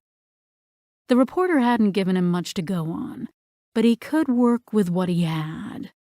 Oakhurst County detectives were asking for information, which gave him a general sense of where she was. He'd find some untraceable way to call them. Not hard to get a burner phone. They'd get a deluge of calls from cranks, and his call would meld in with the masses. He'd find out who was on the case and follow them until they led him to her. But he had to move quickly, before she remembered. Chapter 13. For the next 3 days, Joe and Arnett became a task force of 2, fielding a barrage of calls claiming to have information about Zoe, and checking on her when they were able. Most of the calls were easily eliminated as irrelevant or cranks, and by Saturday they'd narrowed it all down to several dozen they needed to follow up. Several of those turned out to be deeply disturbing, like the 25-year-old man who showed up at the station claiming Zoe was his wife, with no pictures or other proof. After a very short investigation, they discovered he was married to another woman who was at home cooking his dinner. Arnett slid back into his desk chair when they returned, shaking his head. What the hell did he think was going to happen? That we'd trot her right on out and hand her to him, no questions asked? Preferably in handcuffs, so he'd be able to quickly tie her up in his basement, Joe added. Arnett ran his hand up and down his face. Nearly 30 years on the force, and people still manage to surprise me. Joe waved her hand in a circle toward him. That's because no matter how much you try to disguise it, you, my friend, are an eternal optimist. You believe in the fundamental goodness of people. Lies and slander. A grin tugged at his lips. Anyway, back to it. I have to leave in about an hour. I promised Laura I'd be home in time for us to eat dinner together. Joe glanced at the time on her computer. I've got to head out too, so that works out well. I can manage by myself tomorrow, if you'd like. Joe's phone rang, and her brow creased. It's Sunset Gardens. Arnett looked up from a stack of messages as Joe connected the call and put it on speakerphone. Fournier. Hello, this is Dolores Chambray. I'm a nurse at Sunset Gardens Care Facility. I'm sorry to disturb you, but a man just showed up claiming to be Zoe's husband, and she's extremely upset. She asked me to call you. Joe came up out of her chair and grabbed her blazer. Is he still there? No, he disappeared when I went to get Zoe. Joe shot an annoyed look at Arnett, who was shrugging into his coat. We'll be there as soon as we can. 15 minutes later, Joe pushed through the front doors of Sunset Gardens. A guilty-looking woman rose from behind the counter. Dolores Chambray? Yes. Thanks for getting here so quickly. I wasn't sure what to do. Joe crossed quickly to the counter. Where's Zoe now? She's in her room. Julie's calming her down. Walk us through what happened. Dolores's worried expression intensified, and she threw a nervous look at the security guard sitting next to her. Okay, well, I was catching up on paperwork while Jerry was on his break, and a man came in. He said he thought his wife was here, the woman who'd lost her memory, and asked to see her. Then what? Arnett asked. I went to get her, and when I got back, he was gone. Just like that. You went to get her, because he said she was his wife. Dolores flushed. He was convincing. He said he saw her picture on the news and that it was his wife. I know you've been trying to get her to remember, and I figured her memory would come back if she saw him. If not, no harm done. No harm done unless he pulls out a gun. We had a long discussion with Director Rosen about safety protocols. Did she not pass that down to you? Dolores's color deepened still further. I'm sorry. I wasn't thinking. Joe took over. What did this man look like? Dolores looked relieved to be on firmer ground. Tall. About 6 feet, I guess. Dark hair. I couldn't see his eyes. He had sunglasses on. Did he give his name? Arnett asked. He said it was Oscar Snow. But you didn't check ID? He asked. No. She looked like she was about to cry. And when I told Zoe, she refused to come out and asked me to call you and to get his address and telephone number. At least someone had common sense. And when you got back, he was gone? Yes. I ran to the door to see if he was just outside for some reason, but he wasn't. So then I came back in and alerted Jerry. She motioned to the guard, then checked the other wing. I'd have noticed him in the hall if he'd come down Zoe's wing. Unless he hid in one of the rooms when he heard you coming back out, Arnett said. Dolores's face turned sickly white. Jerry checked every room after that. I did. Everything was clear. Jerry nodded. You have a security camera on the gate. We'll need to see the footage, Joe said. Jerry stood up. I'll pull it for you. Thanks. In the meantime, we need to talk to Zoe. Joe rounded the corner before Dolores could respond and strode down to Zoe's room, Arnett at her side. When they reached the door, they knocked gently, then opened it. Zoe sat in the oversized chair, wrapped in her throw blanket, with Julie encouraging her to drink what appeared to be herbal tea. As soon as she saw them, she set the cup down and started to rise. No, please, stay where you are. As Joe crossed the room, Julie stood up and offered her chair. Thank you. Dolores told us what happened. Are you okay? Zoe nodded her head and looked down into her mug. I'm fine. Just shaken up. They want me to take a sedative, but I don't like how they make me feel. Have they searched the building? They have. Every room. Whoever the guy was, he's gone. We're pulling up the security footage and we'll find him. But we need to ask you. The man said his name was Oscar Snow. Does that sound familiar at all to you?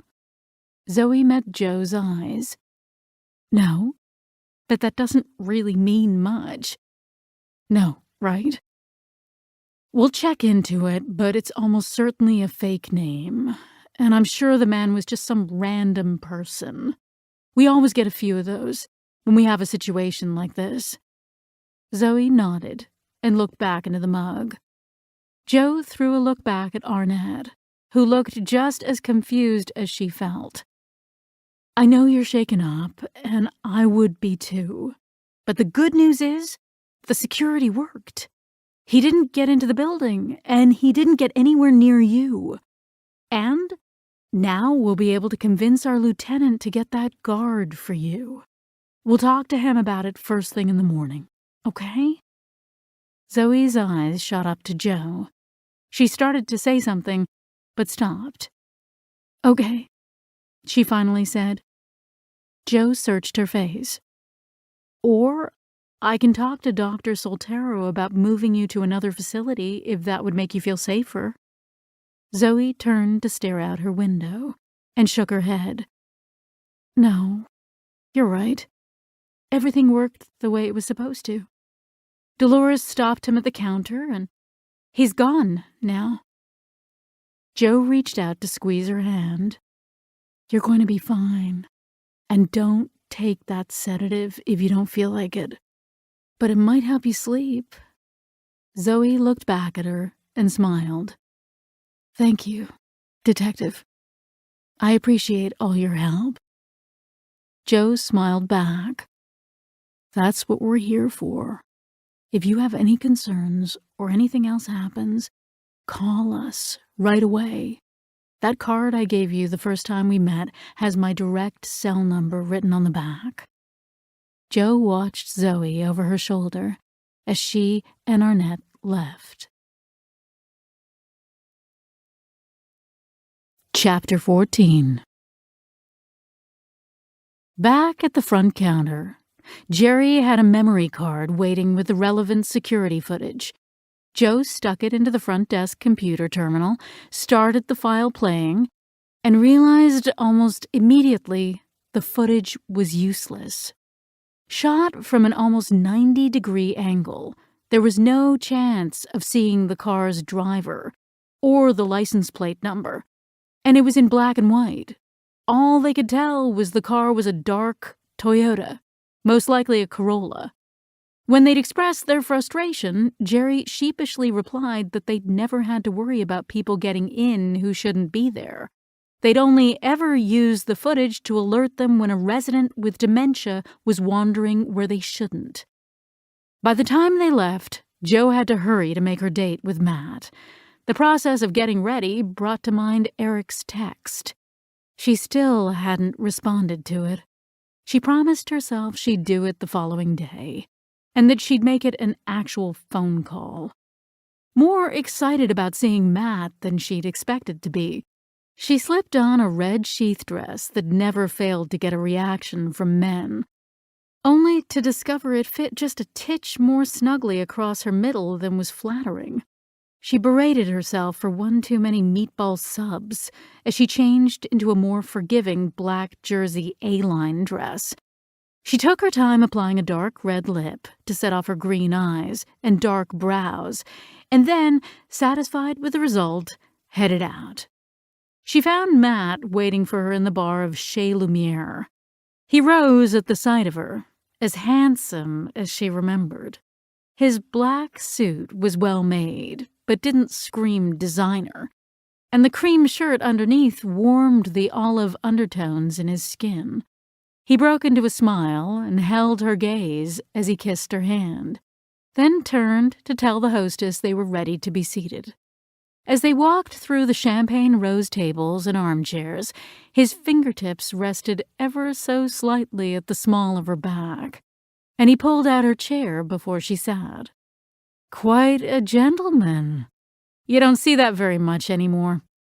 My mother taught me the secret to winning a woman's heart is to treat her like the treasure she is. He sat and picked up his menu. I think I'm in the mood for a steak tonight. They have magnificent filet mignon here. What looks good to you? The waiter appeared, and they gave him their orders. Once he filled their water glasses and left, Matt turned to her again. "Have you found out anything else about Zoe?" "Yes and no," she said, and filled him in on the blood results and their attempts to trigger her memory. "So far, no luck." He nodded. "Clever approach." "And we had some drama tonight." She told him about the intruder. "Normally, I'd say he's just a weirdo, but what's really bothering me is how he knew where to find her. There's no public record you have to keep of where you placed her, is there?" His brow creased. "No. All information like that is kept strictly confidential, and I trust my staff implicitly." Joe nodded. "That's what we assumed. But I told Bob I'd check. So that means someone went to some extreme length to figure out her location, which suggests something more nefarious.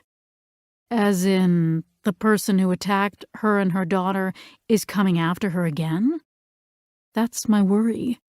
But Sunset Gardens is on high alert now. Nobody's going to get through that gate, let alone past the front counter.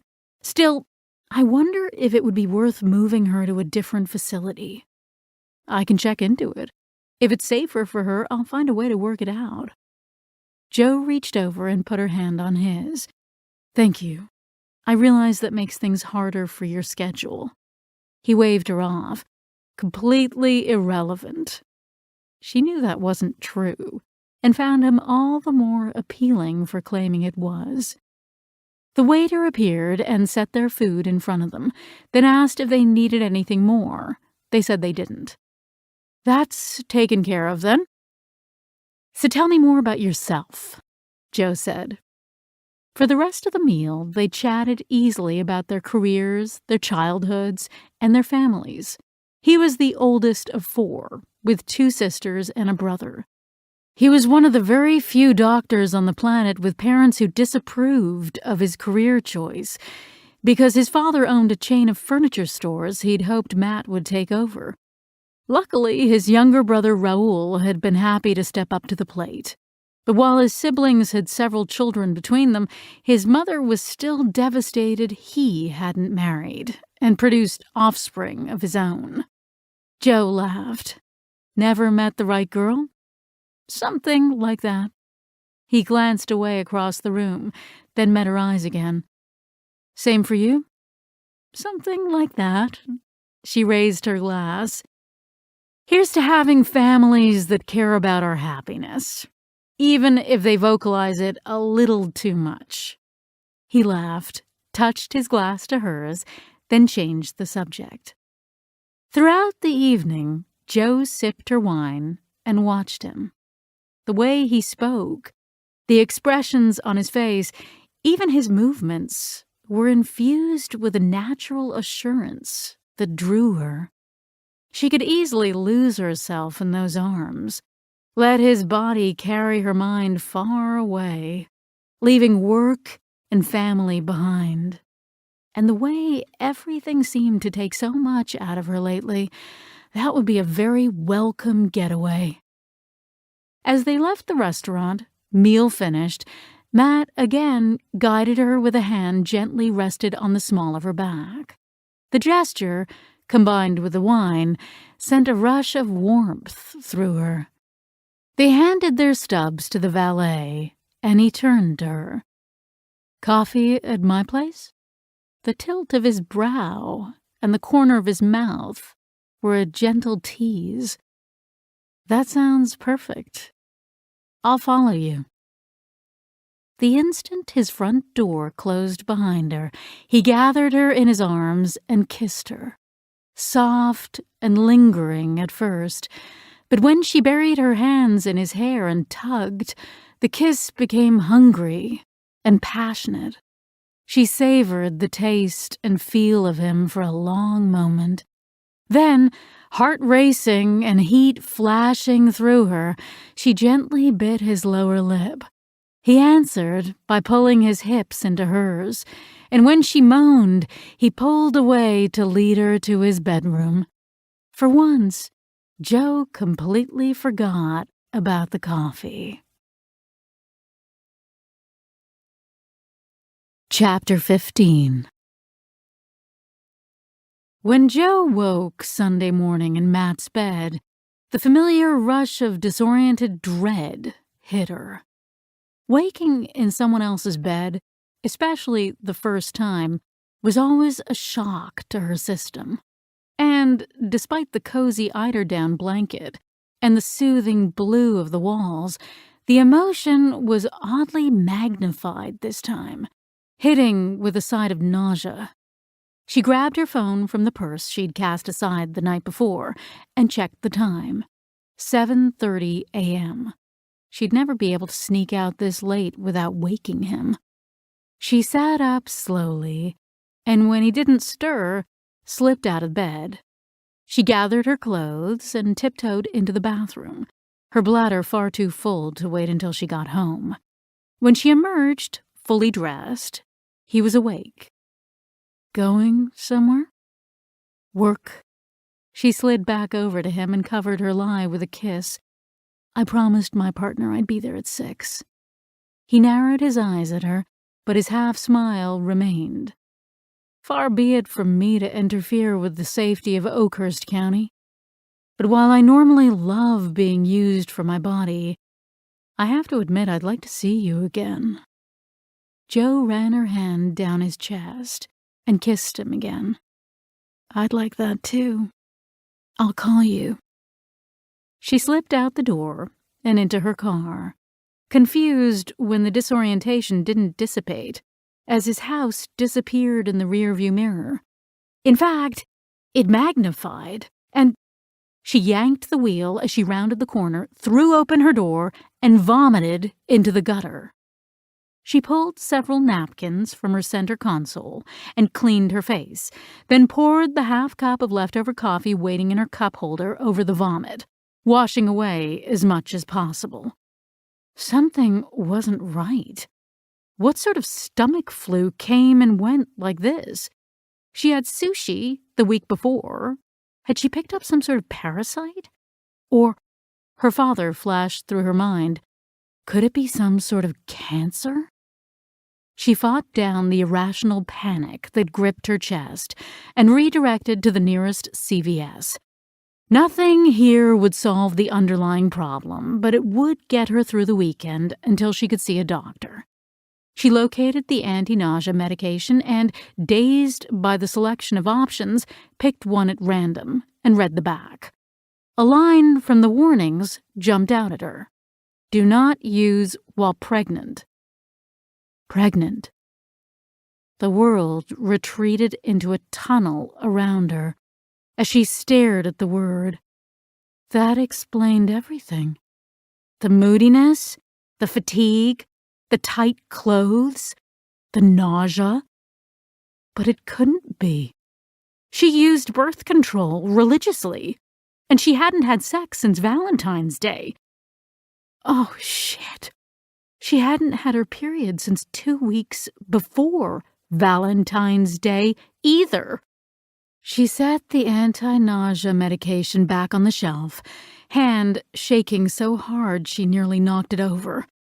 She scoured the signs hanging over the aisles and located the one she needed. An hour later, she sat on her bathroom floor, gaping at the second stick to show the same results. She was pregnant. When her phone rang, she barely registered the number from Sunset Gardens. She answered, eyes still on the pregnancy test, as Director Rosen's frantic voice broke over the line. Zoe was gone.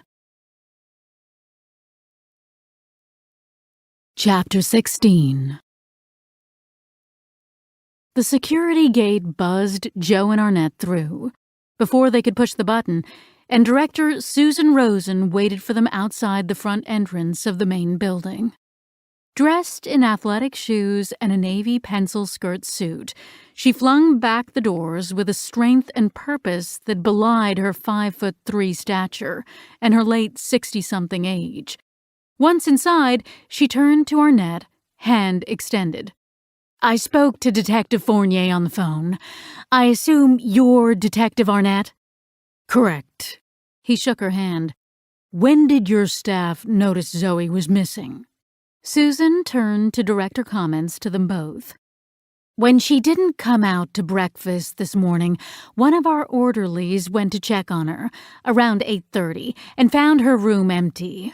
But to be blunt, the situation is far more complicated than just that.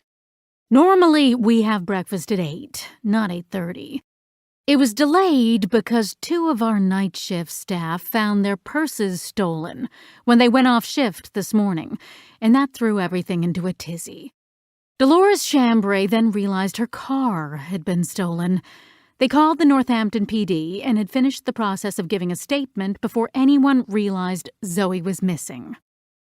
Joe nodded and strode over to the women. When was the last time anyone saw Zoe? Dolores looked at Julie, who answered, About half an hour after you left yesterday. She refused to take a sedative and said she just wanted to sleep.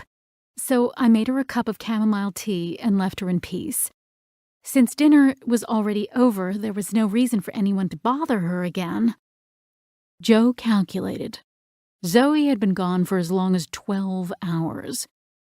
And when was the last time you saw your purses? Joe asked. Dolores answered this time. When we clocked in last night at 6, just before I called you. We're required to keep personal items locked up. She gestured to a cabinet under the counter. Joe and Arnett walked around for a better view. Including your phones? Joe asked. Cell phones aren't allowed out in the building for patient privacy reasons, Susan said. Arnett pulled on a surgical glove and carefully opened the cabinet to peer at the lock, which was intact. So, how did she get your purses without breaking the lock? Dolores looked at Julie, who shrank farther into her seat. Sometimes I forget to lock it. Arnett's head snapped around. I need the full truth here. Did you really have your purses put away? Dolores tensed. Yes, sir. We'd never break the rules like that.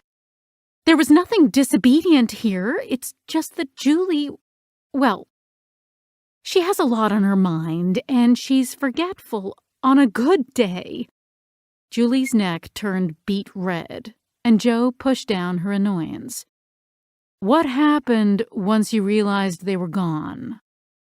We did a quick search of the common areas and the patients who were awake. We figured one of them may have stumbled on the purses when we were on break, without meaning any harm. When we couldn't find them, Susan told us to call the police. Then I called my husband and asked him to bring his car keys, because mine had been in my purse. When he got here, we realized my Suburban wasn't in the parking lot, and we found Julie's keys dropped on the ground next to her Civic. We called the police back, and that's when Todd came running out asking if anyone knew where Zoe was. The entry door opened, and Marzillo entered. Joe raised a hand to greet her, then turned back to Dolores. Did you search her room when you realized she was gone? We didn't. Todd and I checked her bedroom and came right back out. I told him we shouldn't touch anything. But I did notice the window was open and her lamp and some other stuff was knocked over. She searched Joe's face as she spoke. That's good to know. Thank you. She introduced Marzillo. She and her techs will need to analyze the room. This cabinet and counter and Julie's car keys and car. Can you start her off in Zoe's room? Dolores nodded and led Marzillo down the hall. Joe turned to Susan. We're looking at 2 possibilities here. The most likely is that our friend from yesterday learned enough during his visit to figure out how to come back and kidnap her. The other is that Zoe fled. We'll need to see the gate's security footage to see if she left alone or with someone. Susan produced a memory card. I've already checked it. Nobody came in. The only car that left was the Suburban. She slipped the car into a computer and pulled up the clip. Joe and Arnett leaned in as she played and rewound several times. A light-colored Chevy Suburban drove out of the gate and turned right. A portion of the driver's torso was visible, showing a large dark shirt, and the passenger's seat appeared to be empty. Doesn't mean anything. That could be a man or a woman driving, and Zoe could be tied up in the back of the car. And Oscar could have slipped onto the ground somehow, then needed a vehicle to get away quickly, Arnett said. Zoe'd been wrapped up in a blanket when they'd seen her the night before. Do you have any idea what she was wearing last night? Joe asked.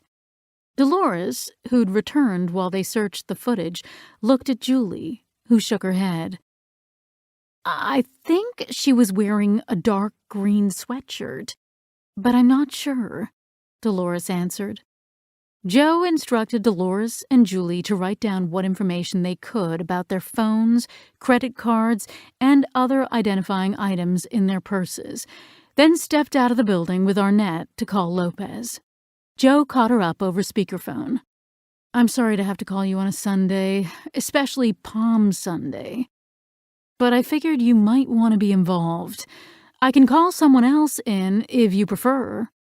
For the past few years, Lopez had lived with her mother, who struggled with alcohol dependency-related health issues, and was also a devout Catholic. Lopez's voice was bright. Don't worry, I took my mom to Mass last night before I came in to check out Zoe's visitor. I'm free as a bird, and hell no, I don't want someone else taking over on this. Joe smiled. Excellent. First of all, did you find anything yesterday on Oscar Snow? Nope. I found 5 currently alive Oscar Snows in Massachusetts. One's a child, one's a teenager, and one's in his 80s.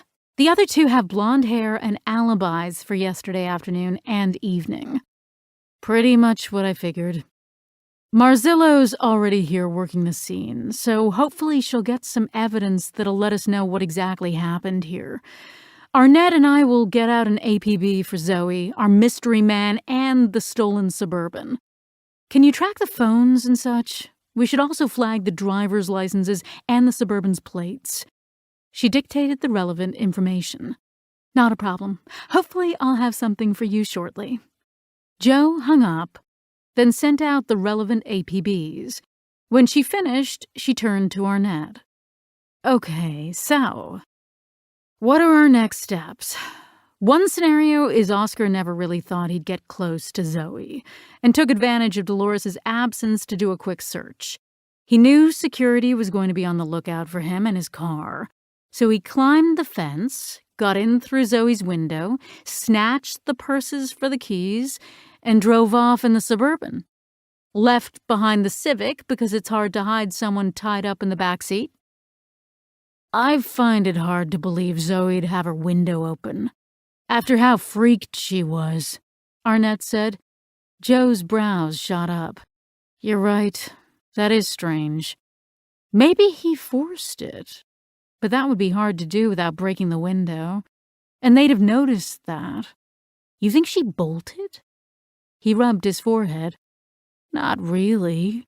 Because where is she going to go when she doesn't know who she is? If she wanted to leave, why turn down your offer to relocate her to another facility? I don't know. But I do know she was acting strangely yesterday. Like she'd given up or something. Damn it. I shouldn't have left her alone. What were we gonna do? Sleep at the foot of her bed? And the more I think about it, Oscar probably snuck in some other way and left the window open to confuse us. Well, regardless, she may be in danger, and we can't afford to wait until Marzillo and Lopez find something. What do we know that we can act on? We've got nothing on Oscar, so that's a dead end. All we have is what we had before, following clues and canvassing the camping spots out in that area of the Berkshires. Joe's spine straightened. Wait, you're right. All we can do is go back to where this started. If Oscar kidnapped her to kill her and dispose of her, he's most likely headed back to the Taltingham area. And if she bolted but can't remember anything, the only place she'd know to go is back to Taltingham. Arnett nodded. So either way, we need to alert the locals up there ASAP and head over ourselves. They hurried back into the building to let Marzillo know where they were going, then headed back to the car. "I'll call the local police on the way," Joe said, but as she dropped into the passenger side of the cruise, her phone rang. "Lopez, tell me you have something for us?" "Just GPS locations for both cell phones," Lopez answered. "They're showing up just off the pike, heading east out of town." Chapter 17. 5 minutes later, Joe turned off the portable siren as the cruise closed in on the exit flashing across their GPS screen. Joe recognized the location. It was a service plaza, not an actual exit. Arnett screeched into the parking lot. "That way." She pointed right to the far corner of the parking lot, near the restrooms, "and they're not moving." Arnett slowed. "No way they can get past us now, anyway. This is the only way out." They both scanned the area for movement as they approached. Arnett parked, and they stepped out of the car. Joe referenced the GPS screen on her phone. "There." They crossed the pavement, each ready to draw their weapon. Shit. Joe's heart sank. The two dots are on top of one another, right there. She pointed to a trash can. Motherfuck. He dumped them. They continued their cautious approach, then gazed down at the red-topped brown can. Yep, we're standing right on top of them now. Of course. I'll call for a tech. He probably realized we could track them and dump them as soon as possible, but maybe we'll get lucky with some prints or DNA. Arnett stood, hands on hips, his expression dark. Maybe Christmas'll come early and he'll have been stupid enough to use them. So he was traveling eastbound, away from Taltingham. Or is that just what he wants us to think? Doesn't really matter. We're back where we started. Joe pulled out her phone. "I'll alert the locals up there. Can you set up a perimeter around the can?" He barked a dry laugh. "On it." Half an hour later, as another of Oakhurst County SPDU's techs, Vince Pepper, arrived to recover the bag of garbage from inside the can, Joe's phone rang. "Lopez, please tell me you have news for me." "Some very intriguing tidbits, yes. First up, Dolores Chambray's credit card was used at Walmart just before midnight last night. The charge includes toiletries, food, a thermal sleeping bag, a Swiss Army knife, a backpack, mace bear spray, a hunting knife. Chime in here when you guess the theme. Survival gear. Ding! I'll email you the complete list, but I also want to specifically mention the 6 5-gallon gas cans. Someone's on a road trip and doesn't want to have to stop off at gas stations. And, by the way, there's another charge. A considerable one. At a gas station out by you guys about an hour after that. My next step is to check their security cam footage. So, he's heading out to the woods after all. And is trying to misdirect us, Arnett said. Joe tapped the hood of the car with her fist. Something's not right.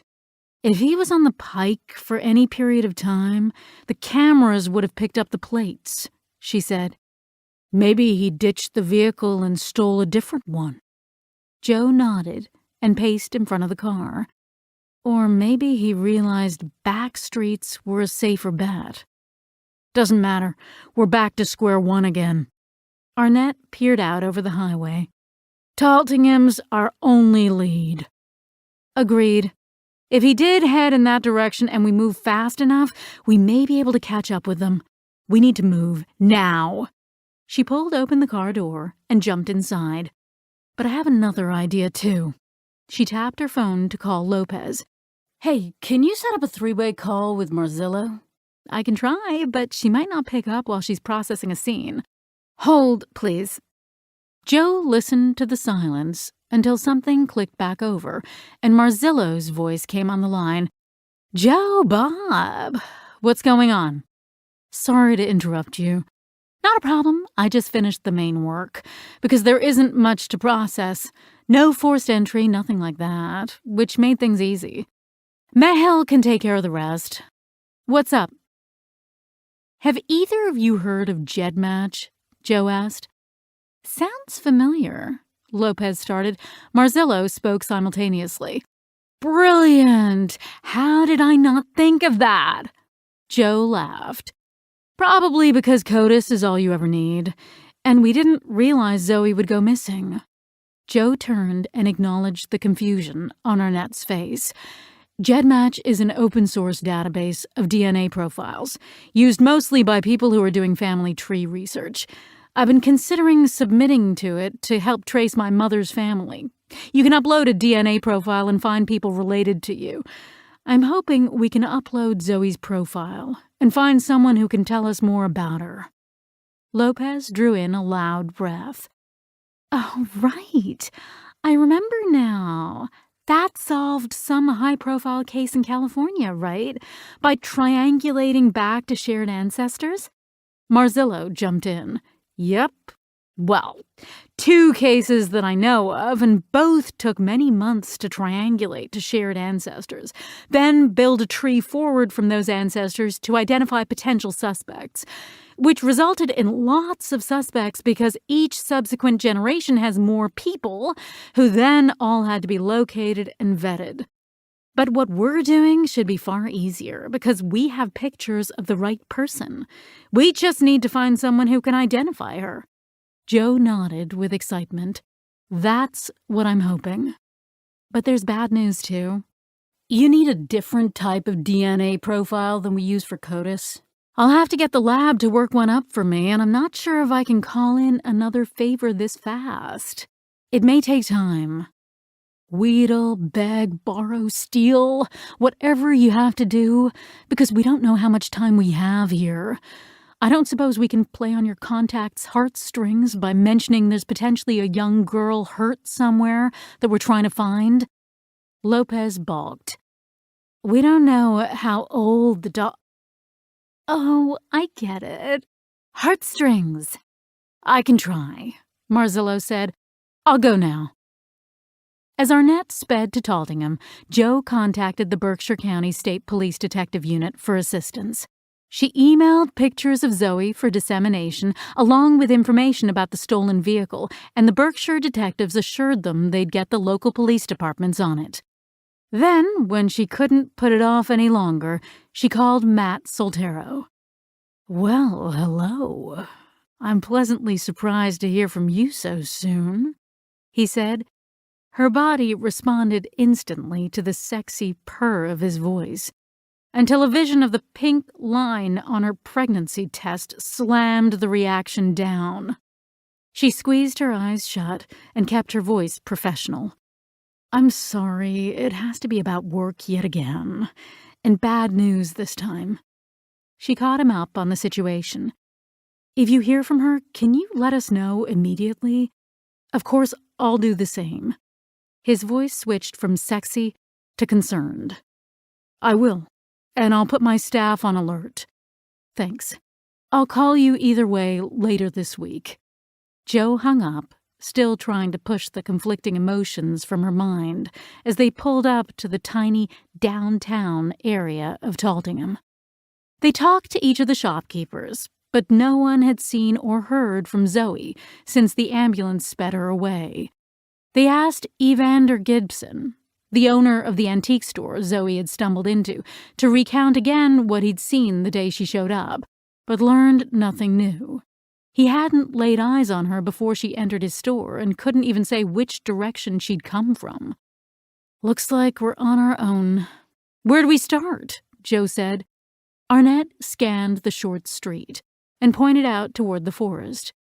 Gibson's shop is the first you'd hit if you came from that direction. She said she followed the creek to a dirt road and then to this paved road. So let's go find ourselves the first road that intersects in that direction, and hopefully it'll lead to a creek. That's the best guess we've got. And if we can be reasonably certain we have the right creek, we can estimate the point where she picked up the creek based on the amount of time she claims to have been walking, and canvass from there. Back in the car, they turned uphill at the first dirt road, then came almost immediately to a creek. This can't be it. She mentioned walking for quite a while parallel to the dirt road. This wouldn't have taken her more than 15 minutes to get to town. Joe said, "Agreed." Arnett drove on. With his eyes largely on the road, Arnett missed the second stream, but Joe caught sight of the water, half hidden from the road by a high bank on the nearest side. "Here's one," she pointed, and Arnett pulled off the road. They scanned the area and followed the creek uphill. "Looks large enough to follow for a fair distance," Arnett said. Joe stepped carefully toward the lower bank, then pointed to it. "Hold on. Check this out. The vegetation's crushed down. I'm no tracker, but this has to be recent, or it would have sprung back up by now." Arnett followed, careful to step where she stepped. "Over there, in the mud. A partial footprint." Joe pulled out her phone, zoomed her camera in, and shot pictures from several angles. Arnett pulled up a map on his phone. "I'm not seeing anything nearby. No houses, nothing. No reason someone would just happen to be out here tramping around." Joe twisted to examine the surrounding area. "I agree. And there are several other spots of crushed vegetation leading upstream. But why would Oscar come here? He has to know where the crime scene is. So maybe it is Zoe out retracing her steps." Arnett grimaced. "That still doesn't make sense to me. Maybe she had something Oscar wanted and dropped it when she slid down the slope, and he's trying to find it again. Maybe that's why he attacked her and her daughter in the first place," Arnett said. "Interesting possibility. Either way, if we track them, we may be able to catch them." Arnett scanned the area, hands on hips. "What do you think? Follow the trail ourselves, or get a tracking dog up here?" "There's too much underbrush and detritus. Unless they stuck right by the side of the creek, I'm not sure how far we'll be able to track them, and we'll just waste time. And contaminate the trail." Joe pulled out her phone and made 2 calls. An hour later, an officer from Northampton PD dropped off the nightgown Zoe had been wearing at Sunset Gardens. A tracking dog arrived shortly after. Joe introduced herself and Arnett to Ivan Geary, the handler. Ivan introduced the white and tan pit bull, then exposed him to the nightgown. "Rocket, find it!" The dog picked up the trail immediately and took off up the creek a few hundred feet, but then made a right turn back in the direction of Taltingham, parallel to the dirt road. Confused, Joe followed Ivan until, half an hour later, Rocket stopped and sat in place. "This is the end of the trail," Ivan told her. "The creek runs up the hill. This goes back to town. This should be the starting point, not the ending point. Is it possible we followed the trail in the wrong direction?" Ivan shook his head. "No way. She follows the intensity of the smell, the direction the scent was laid down, unless I tell her otherwise. Your target walked in this direction." Was this a residual trail from when Zoe had originally walked into Taltingham? Is it possible she continued on, but the trail just stopped here for some reason? Could something be interfering with it? "No, ma'am. She stopped walking here." Joe turned in place, surveying the area. "There. Tire marks. Someone did a 3-point turn here." Ivan bent to inspect them. That'd be why. Once the target gets in a car, Rocket can't follow the scent anymore. Joe crunched a few hundred yards back down to the parallel road and called Arnett. A few minutes later, he pulled up, parked, and tramped back with her through the forest to where Ivan waited. "So we have confirmation she was here, at least," Arnett said. But she or they didn't retrace her steps. "They just found the creek and then drove off," Joe said, brow creased. Arnett shrugged. "We weren't planning on hiking up it either, just following it back on a topographical map. No reason Oscar wouldn't do the same, then drive close to where she woke up and hike from there. If they were searching for something, she'd already lost it before she woke up that next morning." "Good point." Joe stared back toward the creek. "So now that we know they're out here, we approximate the starting point, head there, and hope we can run them down." She grabbed her phone and pulled up the app they'd consulted earlier. "Okay, if you look here, this is the road from Taltingham, and right here's the creek. How long was she following it?" "We guessed about 6 to 8 hours from her description, although we don't know how long she walked before she found the creek. But we'll just have to radiate out from our best guess." Joe checked the scale of the map, then measured. "That best guess would be somewhere right about here." She touched the screen, and a red teardrop appeared. "Two closest towns are Pellhaven and Redville." Chapter 18. After updating Berkshire County SPDU with the new information and redirecting the search to radiate out from the target area, Joe and Arnett had spent the rest of the day canvassing campgrounds, beginning in the Redville area. By evening, they'd managed to talk to the employees and campers at the 3 southernmost sites. But nobody recognized Zoe's picture or reported any accidents or other unusual circumstances of any kind. As Joe climbed back into her car at HQ, frustrated and worried time was slipping away from them, a text from Matt appeared on her phone. "Any news?" She sent him an update, then backed out to her messaging page where her eyes landed on Eric's last text. She groaned. She'd promised herself she was going to call him tonight. But that was before the pregnancy test. She leaned back against the headrest and closed her eyes. She'd managed to shove the test results aside all day by directing her attention to searching for Zoe, but now, alone in her car, she had nothing to hide behind, and it all came crashing down on her. How had she let this happen? She was on the pill, and she used condoms, but condoms broke, and she'd been known to forget a pill or two when work kept her out until all hours. And what did it matter how it happened anyway? It had happened, and that was that. What was she going to do about it? She opened her eyes and scanned the lot to be sure nobody was watching. HQ wasn't a smart place to have a nervous breakdown. She flipped on the radio and found a talk show to distract herself, backed out, and headed for home. 10 minutes later, she shut her front door behind her, shrugged off her blazer, and kicked off her shoes, then plodded into the kitchen. She pulled down the Calvados and poured her usual 2 fingers into a snifter. Halfway to her mouth, her hand froze. What the hell? She set the snifter back on the counter and stared at it like it was a rattlesnake.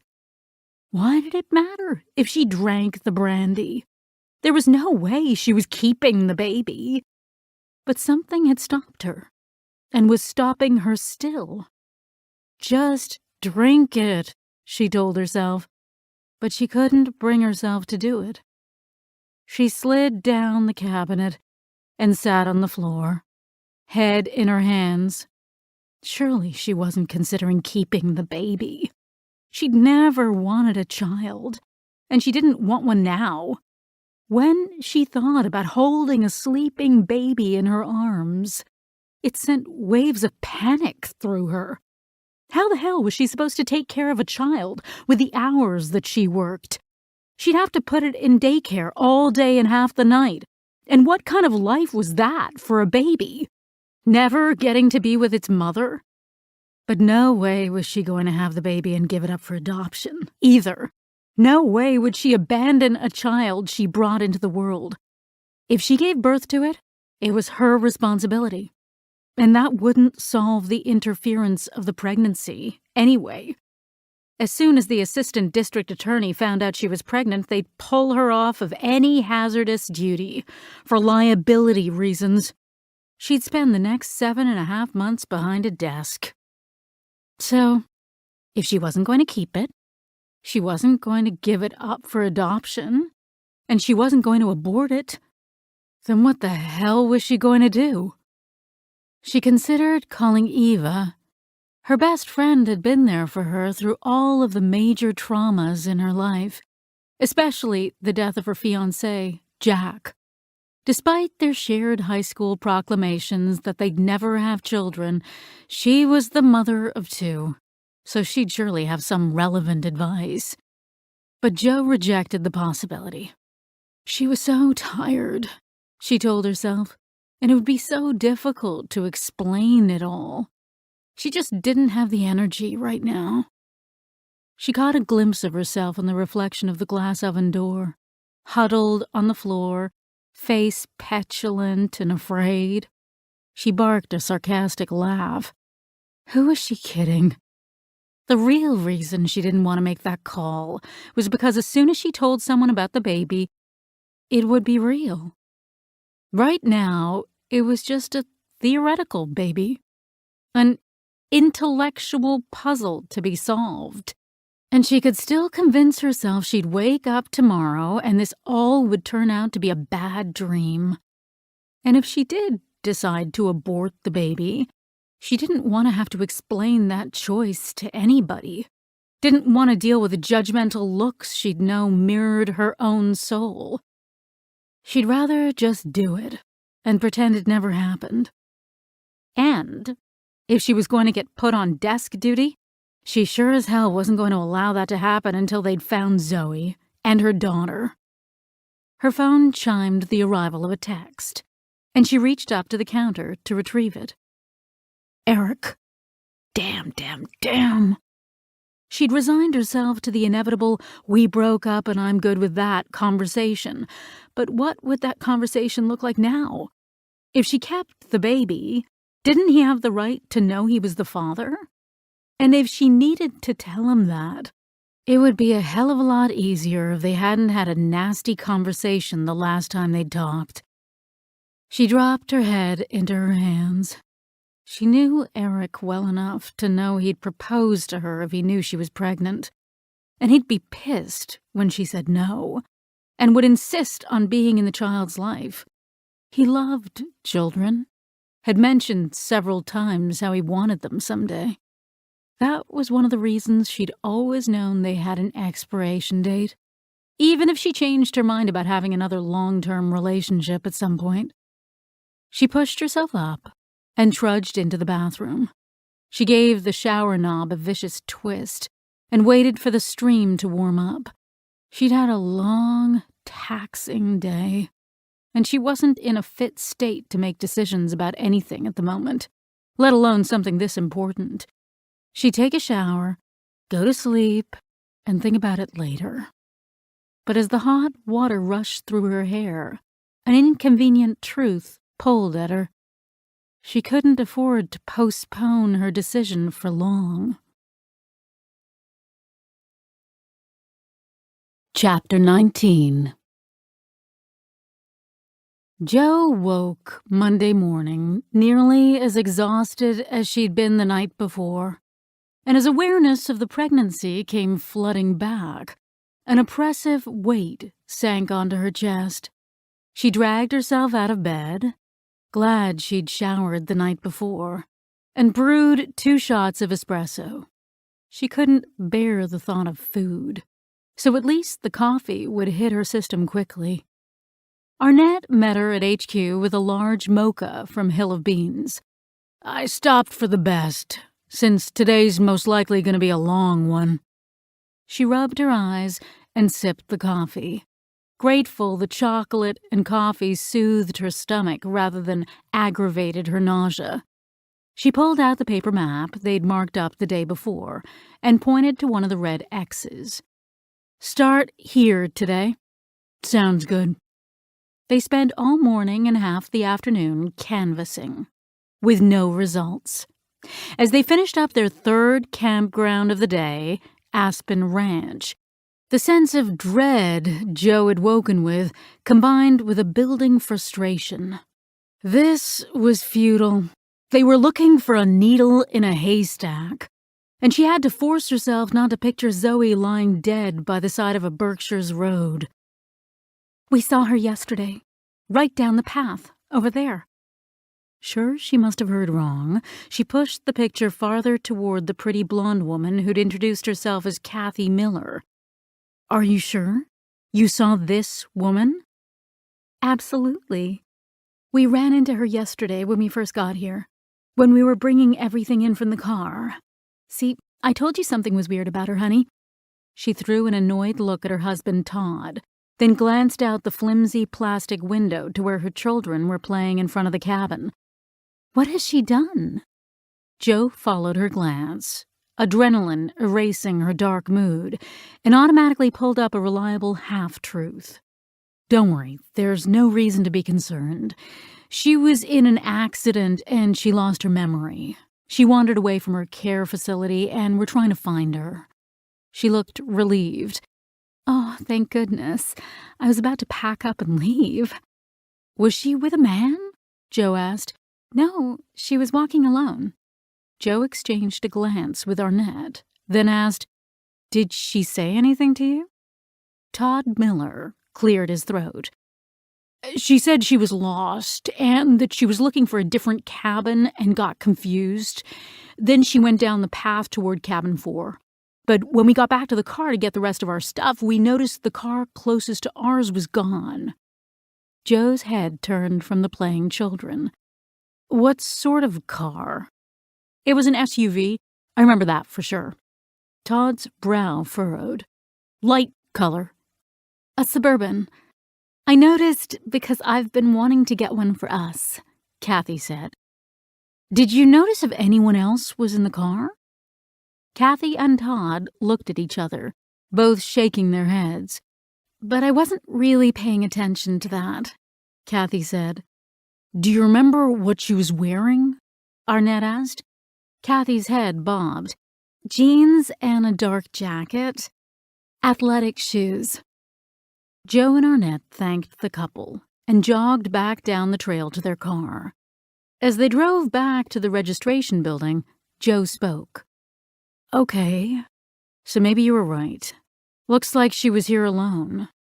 Unless she was being coerced somehow." They climbed out, pushed through the Dutch door into the building. James Roy, the barely out of high school assistant manager they'd spoken to when they first arrived, looked up as they entered. "Mr. Roy, sorry to disturb you again, but we think we may have a lead on our missing woman. Can you tell us who was registered in cabin 6 before the current occupants?"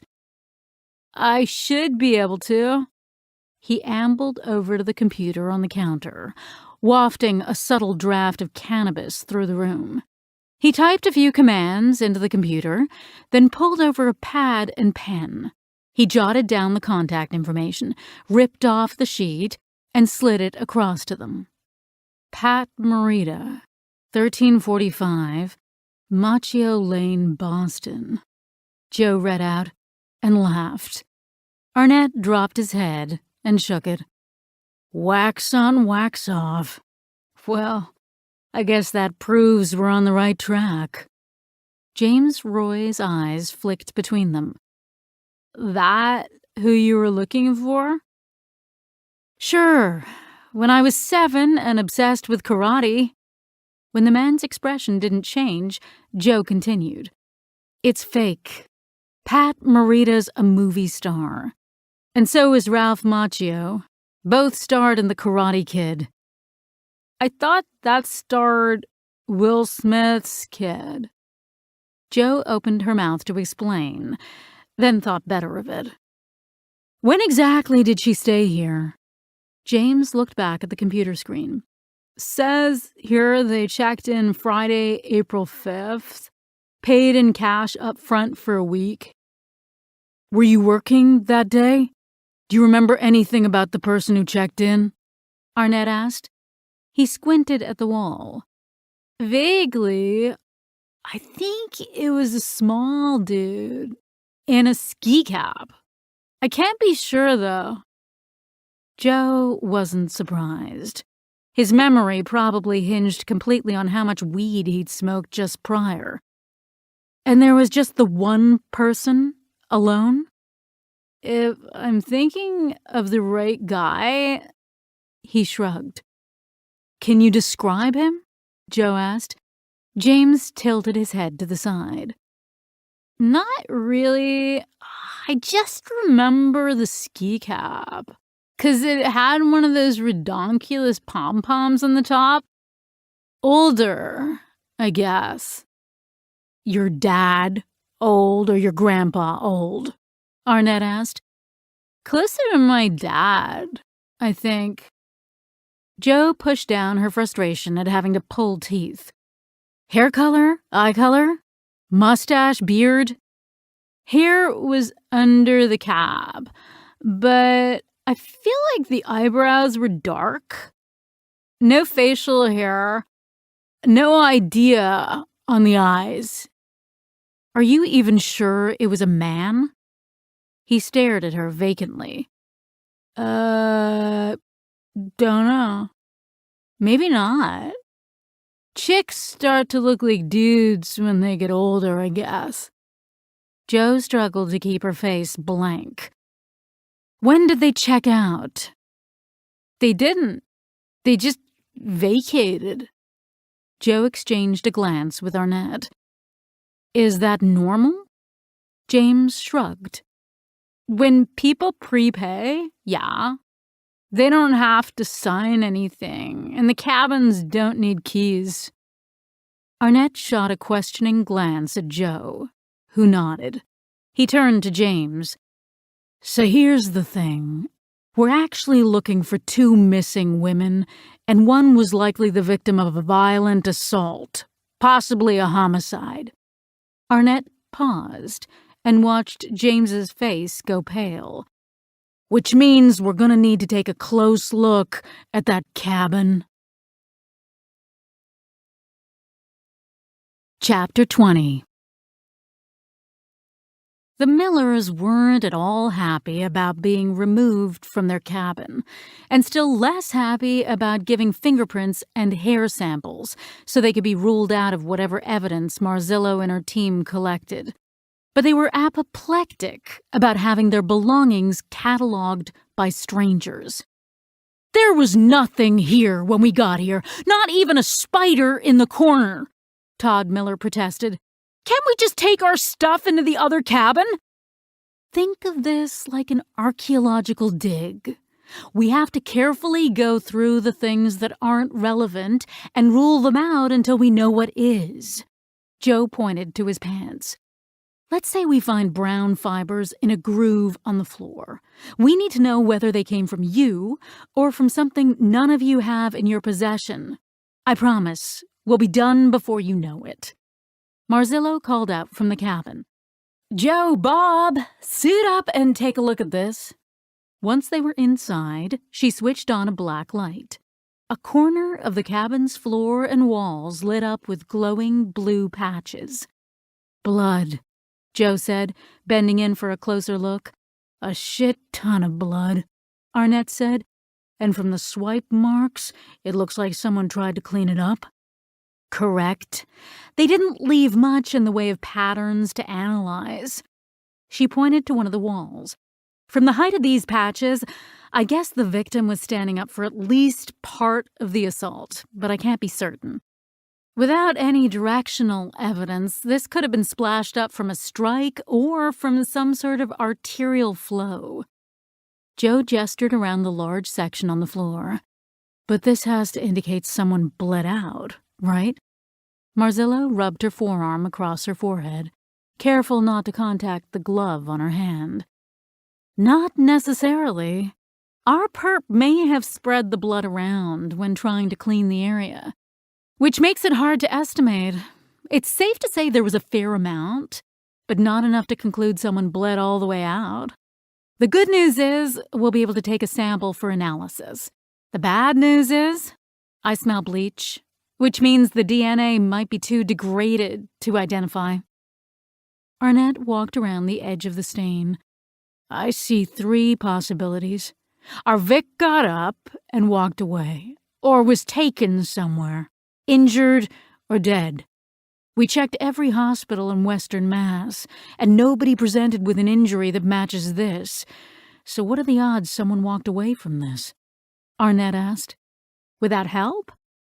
It's possible, but the odds aren't good, Marzillo replied.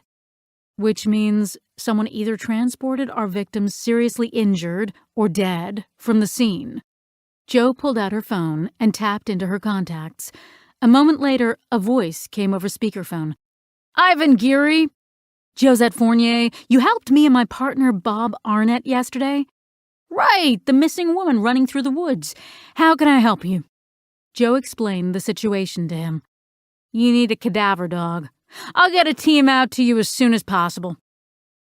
Amid the dying rays of sunset, Jo, Arnett, and Vince Pepper set off down the right fork in the cabin's path, led by a Springer Spaniel named Bones. His handler, a man named Garrison Hutter, chatted easily with them despite the brisk pace. He's following something. You don't know if your victim is dead or alive. No, Jo answered and gave him the basic facts of the case. She may have run away of her own accord, the same way Zoe did. But from the amount of blood, our senior medico-legal thinks that's unlikely. Garrison nodded. Well, we'll see shortly. Shouldn't we be quiet? Let the dog concentrate, Arnett said, struggling to keep from panting.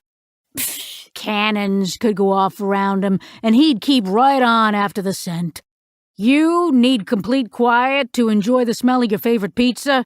Same principle. Evening fell quickly around them, stitching together the long shadows cast by the trees into a blanket of darkness. Everyone pulled out their flashlights, but Jo found it harder by the minute to keep an eye on where her feet were landing as they kept up with the pup. Although they hadn't gone far, any sense of their relative location faded away. Thank goodness for GPS. These sorts of searches must have been a nightmare for you in the days before, Jo said. Garrison laughed. Not as bad as you'd think, though. Usually, I'll have someone out here with me tracking as we went, but we hurried to get out here for you. But I've been finding my way through woods with a compass and a topo map practically since I was in diapers. And technology or not, I always make sure I have 'em with me. He patted one of the pockets on his cargo vest. Not a bad skill to have. Makes me wish... Jo started, but Garrison's hand shot up to cut her off. Smell that? We're close, he said. Seconds later, the nauseous, cloying odor of rotting meat hit Jo's nose. She'd long since trained herself to tolerate the smell of decaying corpses. It was a point of pride to her, a sign of respect she tried to show the deceased unless there were civilians around to be protected. But as the smell intensified, Pepper retched. She chastised herself for not having the foresight to bring the jar of Vicks Vapo Rub she kept in her kit. It was cliché, but it worked. Then, Bones suddenly stopped. 4 flashlight beams scanned the area in front of him. Didn't you say you were looking for a woman? Garrison asked. A huge, ghostly cocoon lay on the ground, misshapen by one edge of a blanket pulled back from the rest. The remains of a man stared out at them. A short ruffle of dark hair sprawled out from his caved-in head, face bloated and discolored by shades of black. The visible upper torso seemed to shimmer, the effect of hundreds, maybe thousands, of maggots feasting on his flesh. Joe bolted away and vomited. Chapter 21. Joe slept late Tuesday morning, taking advantage of Lieutenant Martinez's instruction to rest while Marzillo finished processing the scene. Joe's embarrassing reaction to the corpse the night before made one thing clear. She couldn't afford to be in denial about her pregnancy any longer if it was going to interfere with her ability to do her job.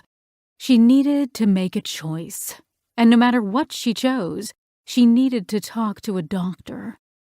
She called her general practitioner, who had her drop off a urine sample. 2 hours later, she received an email from her Commonwealth Care medical account. She clicked through to her test results, which put the kibosh on any remaining hope that the cheap drugstore tests had been mistaken. The doctor included a referral to an OBGYN and an instruction to make the appointment as soon as possible. She had no idea how long she'd sat staring at her laptop when her phone jolted her out of her daze. Her sister. "Sophie, is everything okay?" "Josie, I don't know. I just got off the phone with Dad's doctor, and he's concerned. Dad's results are coming back all screwy again. And although the doctor said there's no need to worry yet, he wanted to let us know because Dad rescheduled the appointment he had for today. Damn it. I'll call him and talk to him. I already did. And he claims he'll go tomorrow. The doctor said he can fit him in. I just want to keep you in the loop. I don't think he understands that just because he's feeling better, that doesn't mean the cancer's gone for good. But you know how he is. If we all call him and get on his case, he'll just disappear on some fishing trip for a couple of weeks to show us who's boss." Joe barked a dry laugh. "That he will. So there's nothing I can do?" "Not for now. I'll let you know." For once, she was disappointed to be let off the family hook. "Okay. I'll check in with him tomorrow. Thanks, Soph. Oh, and I almost forgot. Ma needs you to call her." "On it. Thanks." Her sister hung up.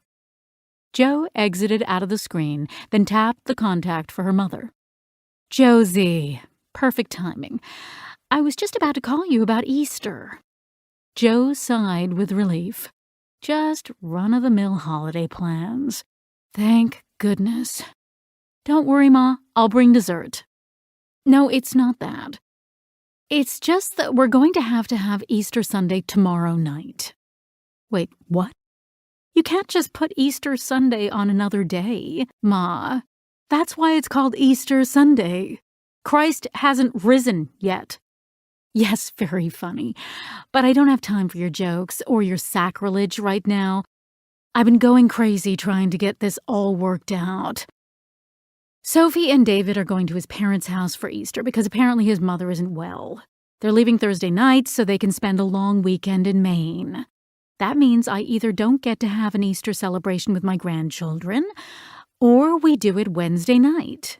We'll do the egg hunt in the evening. The girls will love that. And then we'll have Easter dinner." "Can't we do it the following weekend?" "That's too late. It won't have any meaning." "Of course not.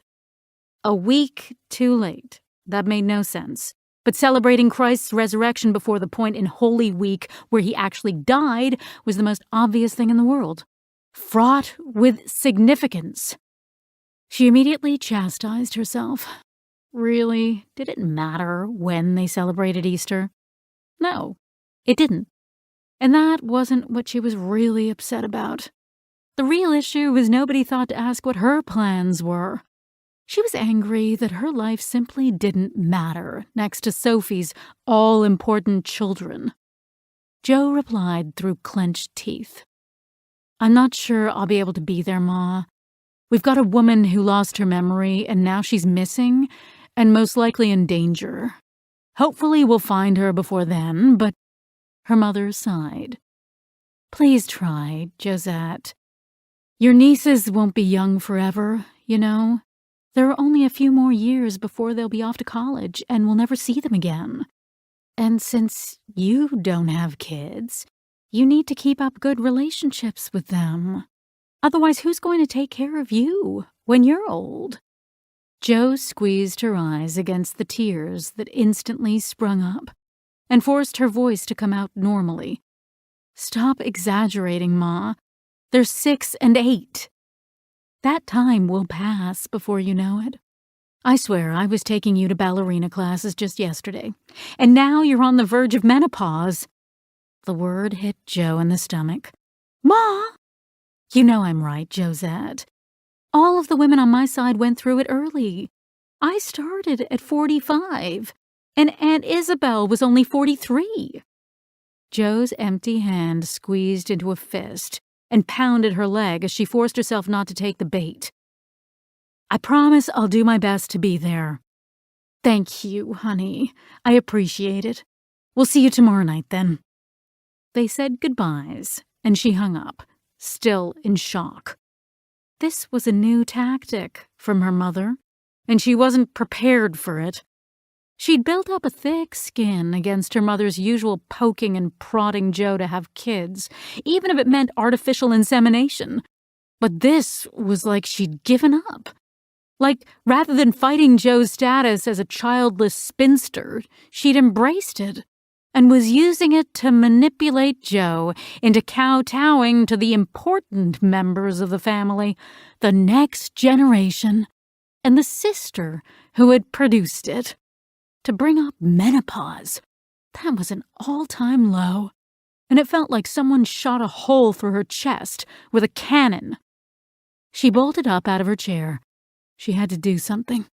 She couldn't just sit with this feeling. She marched to her bedroom, put on leggings and a t-shirt, grabbed her earbuds, and started the treadmill.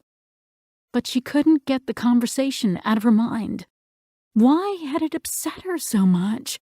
Her therapist had always told her that people don't make you feel a certain way, you make yourself feel that way. If someone came up to you and called you a child-beating embezzler, you wouldn't take that personally. You'd realize the other person was crazy or had mistaken your identity. You wouldn't be up all night asking yourself if you really were a child-beating embezzler because you'd know you weren't. So if something someone says upsets you, it's because it triggers something in you. Some fear, some worry. It didn't take much of a leap for Jo to identify her something. Her mother wasn't far off the truth. Jo was in her very early 40s, that was true. And the women in her family did start menopause early, which was a natural part of life, right? It shouldn't be a big issue.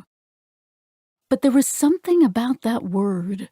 Something about the idea that her choices were being taken away from her, and that she was about to become less than. Which was ridiculous.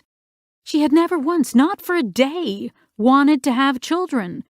She loved her nieces and her cousins, and she enjoyed being around children, but she had absolutely no desire to have her own. But you always had the option to change your mind. The thought came unbidden, and she instantly pushed back against it. What use was the option to change your mind if you knew you didn't want to change it? And yet, it mattered. She could argue the logic of it with herself until her brain seized up, but that wouldn't change the fact. And if it really did make a difference to her, on some sort of deep level, now was the time for her to come to terms with that. Menopause or no, getting pregnant at 42 wasn't an everyday occurrence. The stories were in the news all the time about how women who put off having children until later in life were discovering they'd waited too long. This was very possibly her last chance. She turned up the speed on the treadmill and tried her best to outrun the years that were overtaking her. Chapter 22. When Jo got out of the shower an hour later, she found a text from Marzillo letting her and Arnett know she was ready to meet with them. Jo stopped to pick up coffee for everyone, then grabbed Arnett and hurried into the lab. Lopez looked up from her computer and called to Marzillo, who emerged from the depths of the lab, expression grim, which wasn't surprising, considering she hadn't slept, and the smell of the corpse was still clinging to her. I spent the morning with the ME on this one, helping as best I could. Marzillo shook her head and pulled up 2 diagrams, anterior and posterior, detailing the men's injuries. Not fun, I promise you. First things first. The time of death matches approximately with the timing of Zoe's appearance. The stage of decomposition and insect activity lines right up within a day of when Zoe found herself running through the forest. We've sent out samples for a DNA profile, but since I've already called in all my favors, I'm not sure how soon we'll get it back. And before you ask, yes, he is a biological male, and no, his blood type does not match the blood found on Zoe's clothes. So we're not looking at some rare sex chromosome anomaly. Arnett leaned forward in his chair. So we're searching for a female who lost a considerable amount of blood and instead find a male corpse that was murdered the same day. That just can't be a coincidence. He pointed to the pictures. I'm assuming there's no way that's accidental. Marzillo followed his gaze. No, he died of blunt force trauma to the head. He was repeatedly bludgeoned with a long object of some sort. After he was dead, he was wrapped in the blanket, probably to contain the blood. Like some sort of billy club? Arnett asked. Possibly, but it's hard to say since there's so much damage. Only this spot here and this spot here give me an indication that we're looking at something long, and maybe an inch wide. Marzillo's finger circled the areas as she spoke. Jo examined the victim's head. Quite a beating. I could see the dent in his skull from several feet away at the crime scene. It's considerable, yes, but there are also several other points of impact on the left temple, toward the front of his head. My guess is that his attacker was facing him at the time of the first hit. But then the victim either turned away or fell, and the attacker continued to strike. Overkill. So some sort of strong emotion behind it? Marzillo considered the wound. Possibly, but blows to the skull can be strange. It can be difficult to tell how much damage has been done when you hit someone, so he may have just been hedging his bets, simply making sure the victim was dead. Charming, Arnett said. Is this head wound consistent with the blood we saw in the cabin? Jo asked. Marzillo tilted her head to one side and took a deep breath while she considered. I can't say for sure he's the one who was attacked in the cabin, but he certainly could be. If he was standing up when the first blow or two hit, there could have been blood spatter on the walls. More likely cast off, if he was beaten while lying on the floor, too. Jo fingered the diamond at her neck. Is there any way his blood might be on Zoe's clothes, too, and we just missed it? Marzillo took another deep breath and nodded. I can't rule that out. I always take 6 cuttings from a sample if I'm able, for just that reason, but there was so much surface area covered on her clothes, it's possible I missed something. I'll send in a few more to be sure.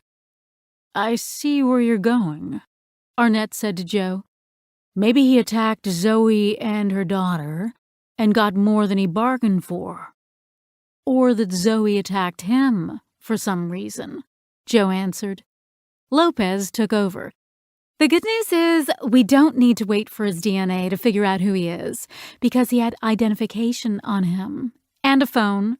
He's Logan Tremblay, 35, from Montreal. I don't suppose we can tell if it's his blood or Zoe's daughter's blood we found in the cabin, Jo asked.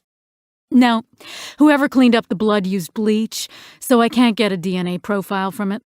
Lopez waved a finger. That reeks of premeditation.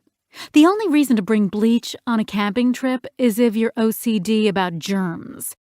In which case you wouldn't go on a camping trip in the first place. Or you're planning to clean up blood. Maybe little Logan here is a serial killer. Arnett's eyebrows shot up. So how does he end up dead if he did the cleanup?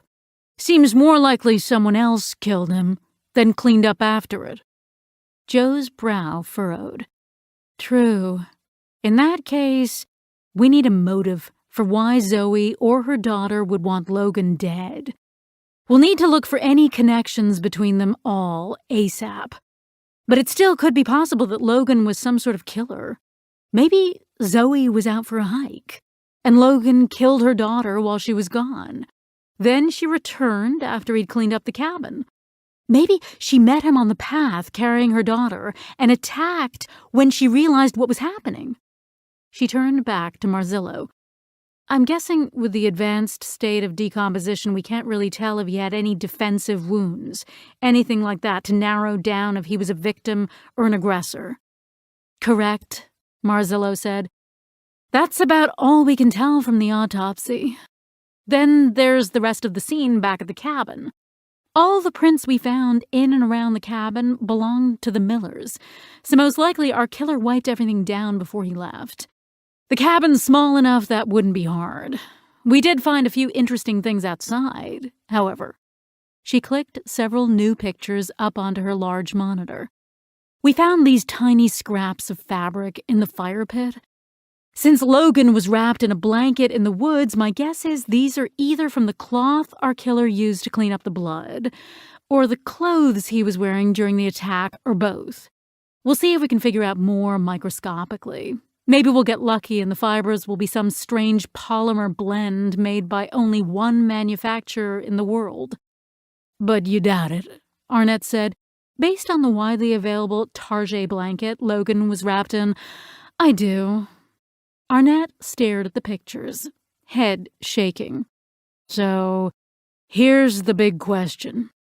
Where's Zoe's daughter? Lopez tapped her pen on her desk. No way I buy that two people ended up losing a significant amount of blood in the same area at the same general time coincidentally. Maybe Logan killed her. Or maybe someone else killed them both. But she's out there somewhere. Dead or in danger. Joe nodded. Which means we need to find out as much as possible about Logan Tremblay, and hope that leads us to her. Finding information about Logan Tremblay turned out to be unexpectedly easy. He was a single, high-powered, high-profile software developer who owned his own company, and who, according to his sister and brother, took an extended hiking vacation once a year to unwind. Part of that was going completely dark. He carried a phone with him, but kept it turned off, so he could completely disconnect from work. Last year, he'd gone to Alaska, and the year before to the Adirondacks. This time, he was RVing and hiking through the Berkshires, alone. And his family hadn't expected to hear from him for at least another few days. James Roy confirmed that Logan Tremblay had been staying in Aspen Ranch's RV section. When he checked, he found Logan's rented RV still parked in its allocated spot. None of the current neighbors could remember seeing him, but none of them had been at the campgrounds the week of his death. After half an hour searching his phone and social media accounts, Jo shoved her chair away from her desk. They weren't kidding about him going dark. Lopez said his last tower ping was before he left Canada, and when she turned the phone back on, it went nuts with notifications. As far as I can tell, the few Americans he knows live in upstate New York or out in Silicon Valley. But until we find out who Zoe is, we can't find out how any of this is connected anyway. How do we even know where she's actually from? She has a Western Mass accent, but she might be living anywhere now.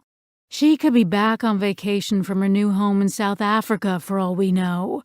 And if so, maybe nobody will ever recognize her from our local broadcasts. Excellent point. We need to go wider with her picture. And vitals. news outlets, but maybe also social media. Joe's phone rang. "Lopez, what's up? Can you guys come in here for a minute?" Her voice had an excited edge. "On our way." They had to search deep into the bowels of the lab before they found her staked out at a different computer. "There you are," Joe said. "Oh, sorry. I should have told you where I was. This computer has a much faster processor than mine. Grab a chair." She called out to Marzillo, who did the same. "You got results already?" Marzillo asked. "Don't ruin my story," Lopez said, gleam back in her eyes, and gathered some papers from the printer next to her. "So, Marzillo got the DNA profile back in the right format, so we could upload it to GEDmatch, which is what I just did." She handed everyone a sheet, and they all looked down at it. Marzillo let out a sharp whistle. "That's right, ladies and gentlemen. We have a definitive match." Part 2. Saturday, April 13th to Tuesday, April 16th. Zoe. Chapter 23. As soon as the men showed up at Sunset Gardens on Saturday, Zoe had known she had to run. Luckily, she'd already been preparing to do just that. She'd been afraid enough after she remembered running from someone through the woods, but then to find out her daughter had been attacked too. No way she was going to sit in a chair drinking tea when her daughter could be tied up in someone's cellar, being beaten or raped or God only knew what. Maybe under normal circumstances, the police were better equipped than she was to find her daughter. But she'd given them a chance, and they'd come up short. They couldn't figure out who she was, let alone who her daughter was, or what happened to them both, and she'd trusted them after she pointed out how flimsy the security was, and they'd metaphorically patted her on the head. No way she was going to make the same mistake twice. Because whoever the man was who'd tried to get to her, now he'd know the layout and how lame the security actually was. He wouldn't fail a second time. And how had he known where to find her, anyway? There was something they weren't telling her. She couldn't trust them. Especially because, call a spade, they didn't trust her. When you're covered in someone else's blood and nobody knows why, you're a suspect. Maybe not the primary suspect, but a suspect nonetheless. Hell, it was one of the first horrifying possibilities that flashed through her own mind when they told her about her daughter. How could it not have flashed through theirs? She might not be able to remember, but she wasn't stupid. And even if she had been, all the crime shows she'd binged over the past week would have opened her eyes. Part of the reason they were keeping her in a safe place was so they could keep an eye on her. And that meant whenever they felt like it, they could take her into police custody. And then she'd have no chance of getting away. All while the clock was ticking and her daughter was possibly dying. That's why the moment they told her about her daughter, she'd started putting together a plan so she could run if she needed to. If familiar things could trigger her memory, then she'd find familiar things. She knew the name of the town where she'd stumbled out of the woods, and she knew the direction she'd walked to get there. She'd been watching TV anyway, trying to trigger herself, but she watched more. She watched as many episodes of Survivor Man as she could, jotting down notes as she did. He tracked his own location in part with topographical maps, which, he said, were available online. So once she found the creek she'd followed, she'd be able to use one to estimate her starting point, then work backwards until something triggered a memory. But she had no money, no car, and nobody to help her. She needed to figure out a way to get herself to Taltingham, without the police catching her and dragging her to jail.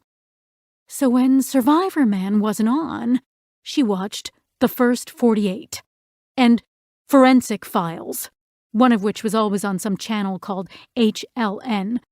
They were gold mines of information about how criminals got caught, and by implication, how not to get caught.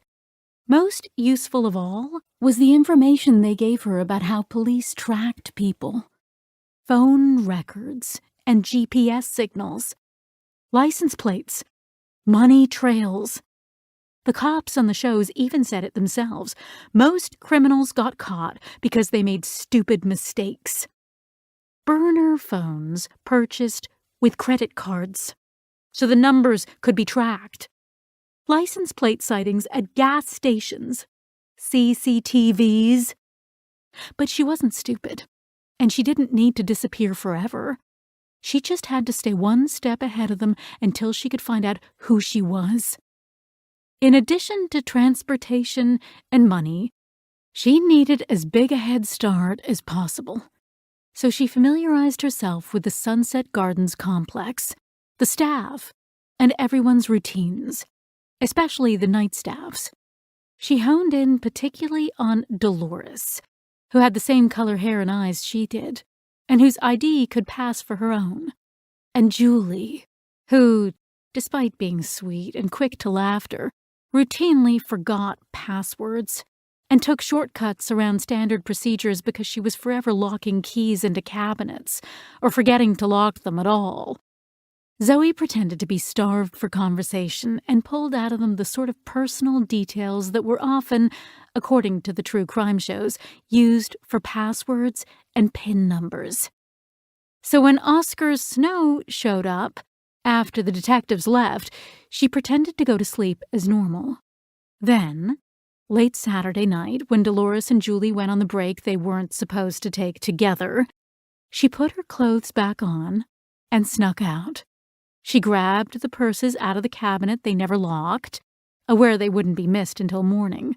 She chose Dolores's Suburban as the more useful of their two vehicles, then dropped Julie's keys by her smaller economy car because she wasn't looking to harm or inconvenience anyone. She just wanted to find her daughter. She used Dolores's GPS to locate the nearest Walmart. After buying most of what she needed, including a hoodie to hide her face from the cameras, she hit the ATM with Dolores's and Julie's cards, promising herself she'd pay back every penny once she knew who she was. Then she returned to the store and purchased a burner phone with cash, even if they thought to keep watching the security cameras after her first checkout. They'd have no record of the phone's identifying codes. At just past midnight, she hit the ATM again, made a pit stop at the gas station, filled the cans, and removed the license plates from the Suburban. She dumped the cell phones off the pike, hoping that and the gas station stop would lead the police in the wrong direction for at least a little while. Then she drove to Taltingham and backtracked from the antique store out to her creek, hoping she'd be able to find it in the dark. Once she found it, she used an online topo map to calculate the most likely possible starting point radius. She drove out to Pellhaven, the farthest of her possible starting points, and thus, she hoped, the least likely place the police would begin their search for her. After tracking down a place to hide the vehicle off-road, she climbed in the back of the Suburban to sleep until she could begin her search at morning's first light. She'd never recognize anything more in the dark. Dolores and Julie would find their purses gone around 6 the following morning, and the fastest the police would put everything together and make it out to Taltingham was 7. If she woke at sunrise, she'd still have a 2.5-hour head start. Luck was with her the next day. She recognized the third campsite she checked radiating out from Pellhaven. The sign for Aspen Ranch was, oddly enough, shaped like a huge pine tree and painted green, like a giant Christmas tree overlooking the road. At the sight of it, a quick memory flashed through her head, staring at the sign from the side window of a car as it turned into the campground.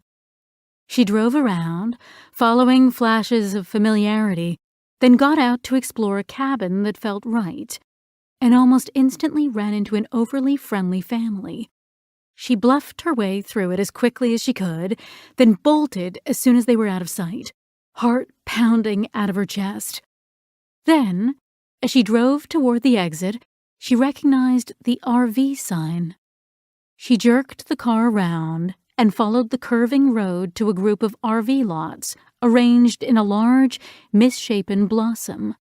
As she scanned the variety of RVs, small, medium, and large, some attached to pickup trucks, some self-contained, she recognized several models.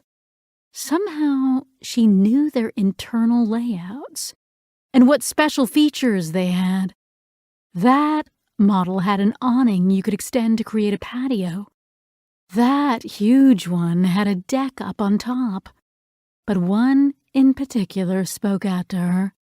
A medium-sized vehicle that wasn't quite right, but called up a childhood memory of a similar model. The RV she remembered had pull-down steps in the entryway. She'd tried to jump into the opening without pulling them down and had missed. She remembered someone's laugh ring out behind her as she landed on her knees and smacked her chin on the step. But someone else ran up beside her to see if she was all right. Her aunt. She had an aunt. And she'd been camping with her aunt in this very park when she was a child. She stopped the Suburban and stared at the RV. Something else about it was tugging at her. Something about the door of her aunt's RV. Something they'd added to personalize it. Something cheesy that her parents made fun of behind her aunt and uncle's backs. What was it? She closed her eyes and tried to picture it. A sticker? Yes. Of a stylized yacht with the name USS Hagusi written under it in a 1980s font. Her eyes flew open as she remembered. Her uncle had the design custom-made and put it on the door of the RV because Hagusi was his last name. And the reason her parents made fun of it mercilessly behind his back was because of the unfortunate rhyme her aunt's married name had become. Lucy Hagusi. She snapped a picture of the RV and stepped on the gas. She'd been staring too long as it was. Someone was bound to notice. She drove out of the campsite, then found a spot off-road where she wouldn't be visible so she could park and think. She grabbed a protein bar and a packet of beef jerky, then settled in to search the internet. She had no problem finding Lucy Hagusi since she was the only Hagusi listed in New England, but the internet only showed her city of residence, Worcester. Several sites popped up offering to search her phone number or specific address for a fee, but Dolores's and Julie's credit cards must have already been reported stolen and would instantly alert the police to the name and address she was searching besides. She tried a few more searches, plugging in random search terms she thought might help. Hagusi, Worcester, RV, then Hagusi and obituary, since her aunt was the only Hagusi listed, so her uncle had either died or left the state. She tried searching the years her aunt most plausibly might have gotten married, along with wedding, then married. All returned nothing. Damn it! She threw the phone down on the passenger seat in frustration, and it bounced to the floor. She dropped her head and banged her forehead on the steering wheel. Apparently you couldn't find everything on the internet, and she had no idea how to find what she needed any other way. She sat upright and laughed, then reached over to grab the phone.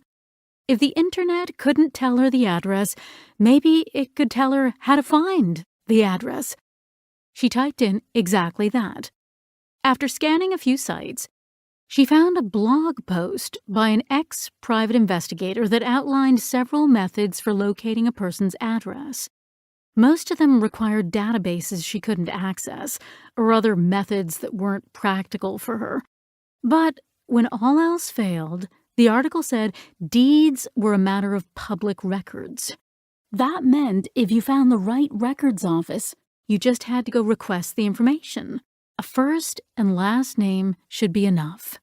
That meant the next step was to find out where the Worcester Records office was located, so she plugged the relevant words into the browser, then stared, unbelieving, at the results. The records were accessible, 24/7, online. She typed in her aunt's name. A general entry popped up, but it didn't contain the address. She clicked on several fields that gave no further information, finally making her way to a book icon. The full entry included her uncle's name, Kevin, of course it had been Kevin, and the street address, 92 Peony Lane. Tears of relief streamed down her face, and she exhaled a breath she hadn't realized she'd been holding. Everything was going to be okay. Her aunt and her uncle would know who she was. They'd help her, and she'd be able to figure out what happened to her daughter. Chapter 24. Worcester was at least an hour and a half away, and Zoe would certainly be noticed by the police if she drove main, well-populated roads without license plates. She needed to change that before she drove any real distance. She had an idea how to fix the problem, but to be safe, she needed to wait to do even that until dark. She pulled up the area map and pored over the area campsites, gauging how long she could afford to delay. The police were methodical. They'd have started close and worked their way out. They'd only been at it for a few hours, and they wouldn't have the advantage she had. They'd have to stop and talk to multiple people at each town and campsite. And even if they found the family that could identify her, what did it tell them? They couldn't know what she remembered, or where to go from there. They had no way of knowing she had an aunt, let alone what her aunt's name was. There was no way they could know where she was headed. But odds were high that some nosy cop would pull her over for driving without plates before she could find replacements. The smartest thing to do would be to wait. As she waited, she searched the local news sites to see if she'd been reported missing. She had. Several articles showed her picture and said she'd disappeared from a care facility early that morning and had possibly been abducted. She laughed out loud. She hadn't considered that. But of course they'd assume Oscar had come back for her. Were they even out here looking for her at all? No. She couldn't afford to assume otherwise. But regardless, they hadn't mentioned she might be in Berkshire County rather than Oakhurst County. They were smart enough to keep that information out of the hands of the killer, at least, and it meant regular citizens wouldn't be looking for her here. When darkness set in, she slipped onto the back roads and backtracked to a nearby roadhouse and motel complex she'd spotted earlier. The L-shaped motel formed a rough horseshoe with the Rustic Ridge Roadhouse, and while parking ringed the entire complex, the rooms all opened to the inside of the U.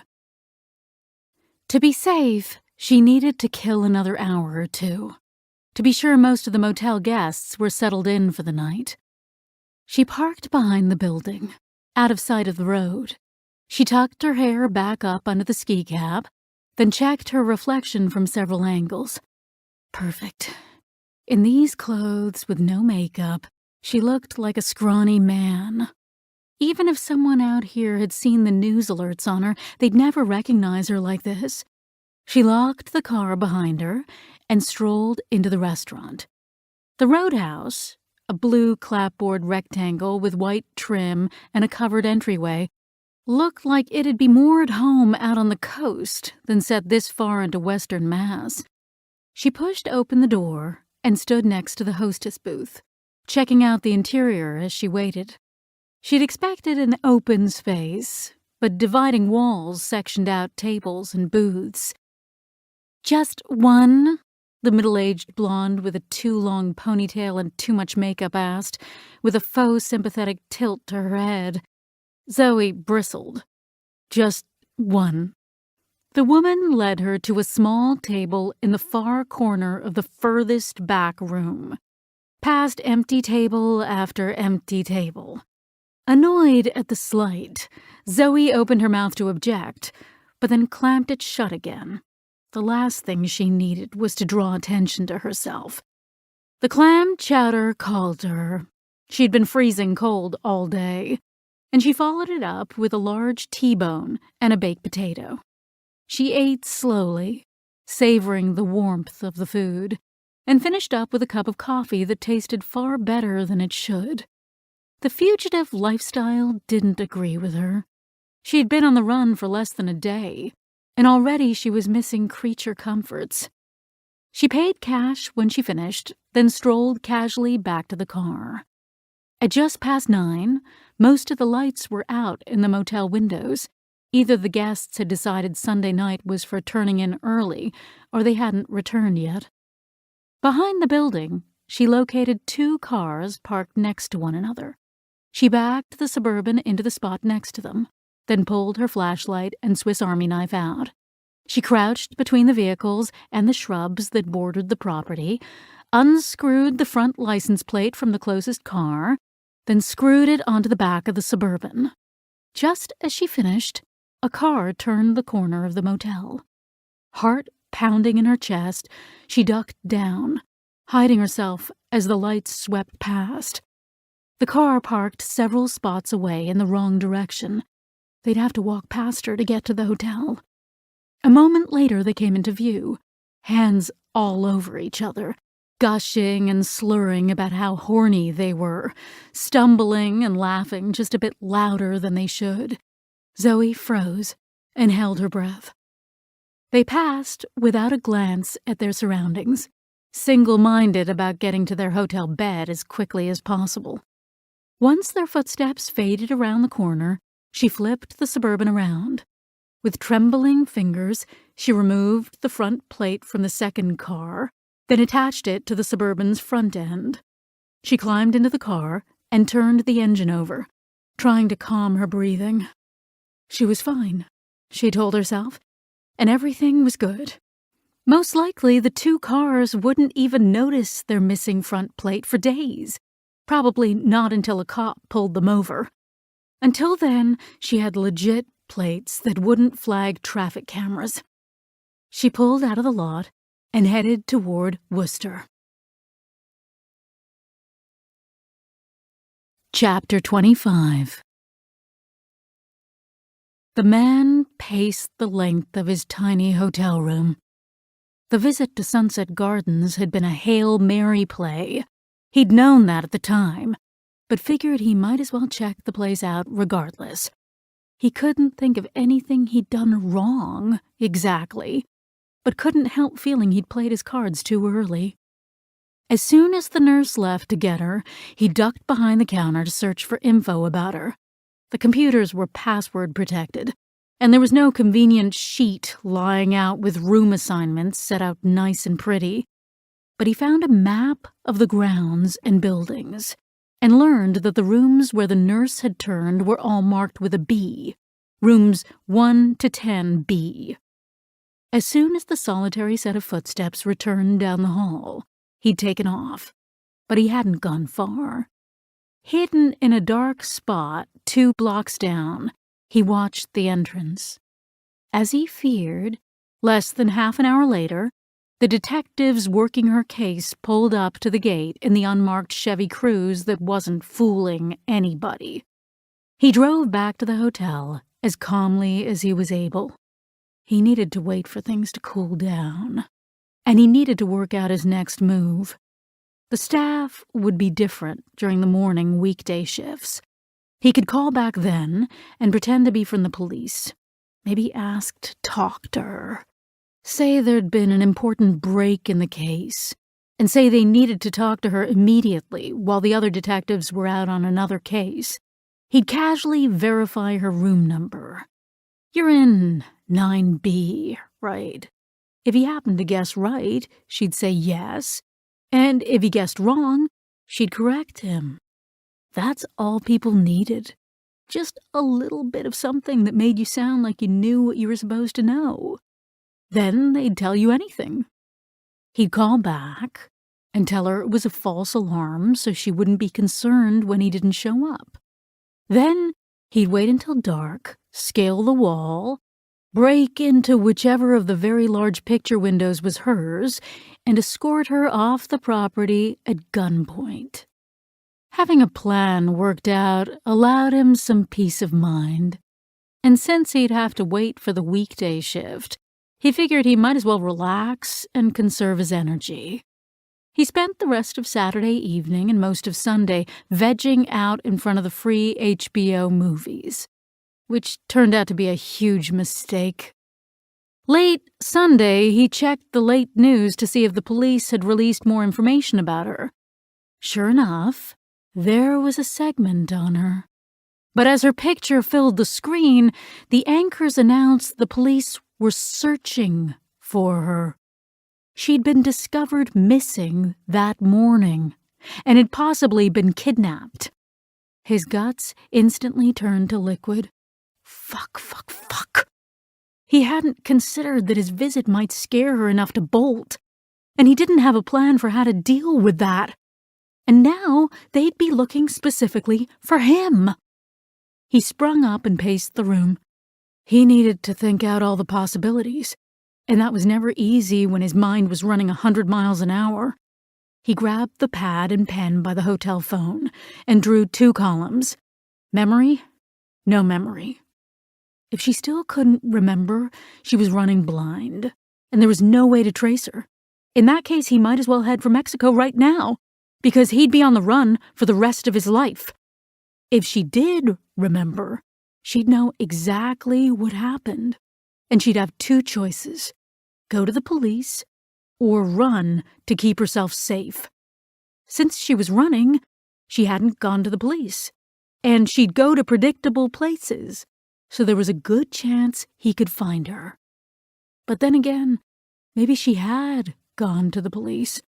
Maybe the whole broadcast was a stunt designed to flush him out, and he slammed his palm onto the table. No! That was paranoid thinking. And once he started down that road, there was no coming back. No, she hadn't gone to the police. So what would she do next? What would he do if he were her? She'd need to get the pictures, wherever she'd stashed them, and he couldn't let that happen. Chapter 26. Late Sunday, Zoe parked the Suburban around the corner from 92 Peony Lane and walked the rest of the way. As she approached, she took a long moment to study the house, trying to bring up any sense of familiarity. Small enough to be called a cottage, with a red-brown brick exterior on the single story and red wood planks under the high gables, it didn't spark any memories, which confused her. Why would a similar RV bring back memories, but not her aunt's house? She hurried up the path and rapped quickly on the door. Just as she was about to knock a second time, the door opened. The woman in front of her was a few inches taller than she was, and had quite a few more pounds on her, but the shape of her figure was similar. She had brown eyes, a short blonde bob, and her face was arranged into a suspicious scowl. The woman looked her up and down. "Marissa? What are you doing here?" Marissa. That was her name? A strange combination of relief and disappointment washed over her to finally know it. Zoe was so much prettier. Aunt Lucy? The woman didn't move forward to embrace her, or even step aside to let her in. "I didn't realize you had this address." Prickles of fear doused Marissa's relief. What was going on? "I need your help. Can I come in?" Aunt Lucy looked past her out into the darkness. "Is this some sort of trick?" Marissa paused, unsure what to say. A trick? No. I was in an accident, and I can't remember anything. Didn't you see me on the news? I can't even remember my name. But today I saw an RV that reminded me of camping with you, and I remembered your name. I searched for you. An accident. The suspicion stayed in Lucy's eyes, but she stepped back. I don't watch the news. It's too depressing. Come in. Are you okay? I'm okay now. I had a bad head injury, but I was in the hospital, and they took care of me. Aunt Lucy waved her into the living room. Sit down and tell me what happened. Marissa's mind raced as she settled into the sofa and gave Aunt Lucy a quick recap. This wasn't right. No hug, no kiss, and barely any concern. In fact, her own aunt seemed angry and hostile. Why? Until she knew, it would probably be best to keep some of the story to herself, especially if Aunt Lucy didn't watch the news. They let you out of the hospital when you didn't even know your name. They couldn't keep me indefinitely. I didn't have an ID or anything, so they don't even know if I have insurance. The half-truth flowed. What's my last name? Aunt Lucy searched her face. Your maiden name was Pissarro. When you married Miguel, it changed to Navarro. I'm fairly certain you changed that to Stasek when you married Bruce. Marissa's head spun. She'd been married twice. Bruce Stasek. Am I still married to him? Aunt Lucy leaned back in her armchair and hesitated a long moment before answering. As far as I know, Marissa, since your mother died, we've only spoken to each other when we have to. Her eyes raked Marissa's face as she continued. 10 years ago. Marissa rubbed her eyes as she struggled to make sense of the information. 10 years? She tried to picture her mother, or the funeral, or any sort of fight with her aunt, but nothing came. Why aren't we on good terms? Aunt Lucy took a deep breath and exhaled slowly before responding. Why are you here, Marissa? Tears of frustration formed in her eyes, and she forced herself to be patient. I need to find out who I am. I need to find something to trigger my memory. But I don't recognize anything. Not your house. Not you. Nothing. She rubbed her eyes to hide the expression on her face. She'd almost blurted out, I need to find my daughter, and stopped herself just in the nick of time. Until she knew why Aunt Lucy was being so hostile, she had no choice but to assume she couldn't trust her. Her aunt shook her head. No, you wouldn't recognize the house. You've never been here before. I had to move after Uncle Kevin died.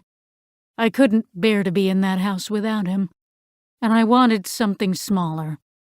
And I suppose I look pretty different than the last time you saw me.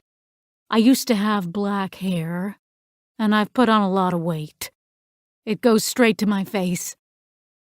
Aunt Lucy stood up and pulled down a photo album from the bookcase. She opened it and brought it back to Marissa. Here. Marissa recognized the picture immediately. Her aunt, but also her uncle, and her mother and father standing next to them. She vaguely remembered the occasion of the picture, one of the adults' birthdays, but the hazy memory wasn't due to the complete blackout of amnesia, but rather the gentle fading of time and childhood. The quartet stood in the living room of her childhood home, so instantly familiar she now couldn't imagine not remembering it. She closed her eyes and pictured the exterior of the house and the street they'd lived on. She could even remember the route she'd walked to her high school. They'd lived somewhere else when she was in grammar school, a duplex, but she couldn't remember anything after her high school years. She pressed her palm into her eyes, but those answers wouldn't come. She told her aunt as much. And I don't remember Ma dying. Her finger ran over her father's picture. Is Dad still alive? Aunt Lucy sat back down, still watching her carefully.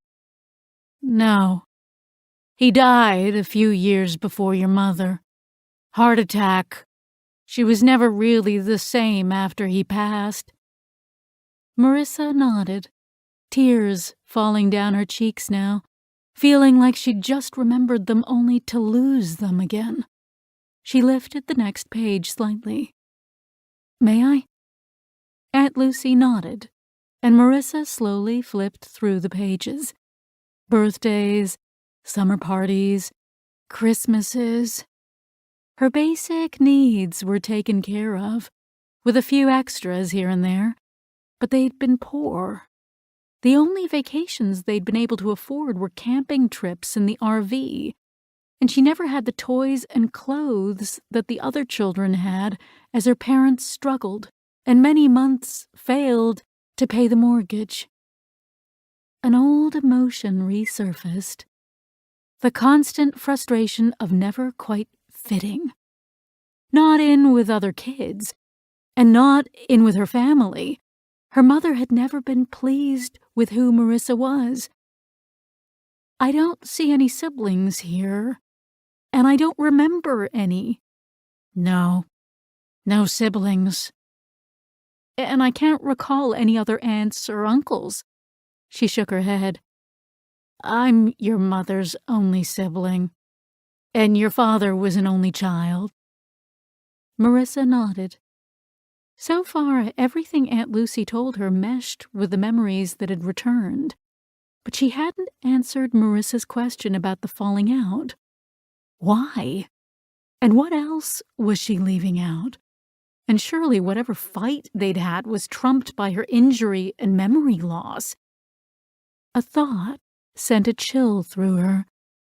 Did Aunt Lucy know something about what happened out in the forest? Was she involved? Marissa kept her head down, staring at the pictures, while she processed the possibility.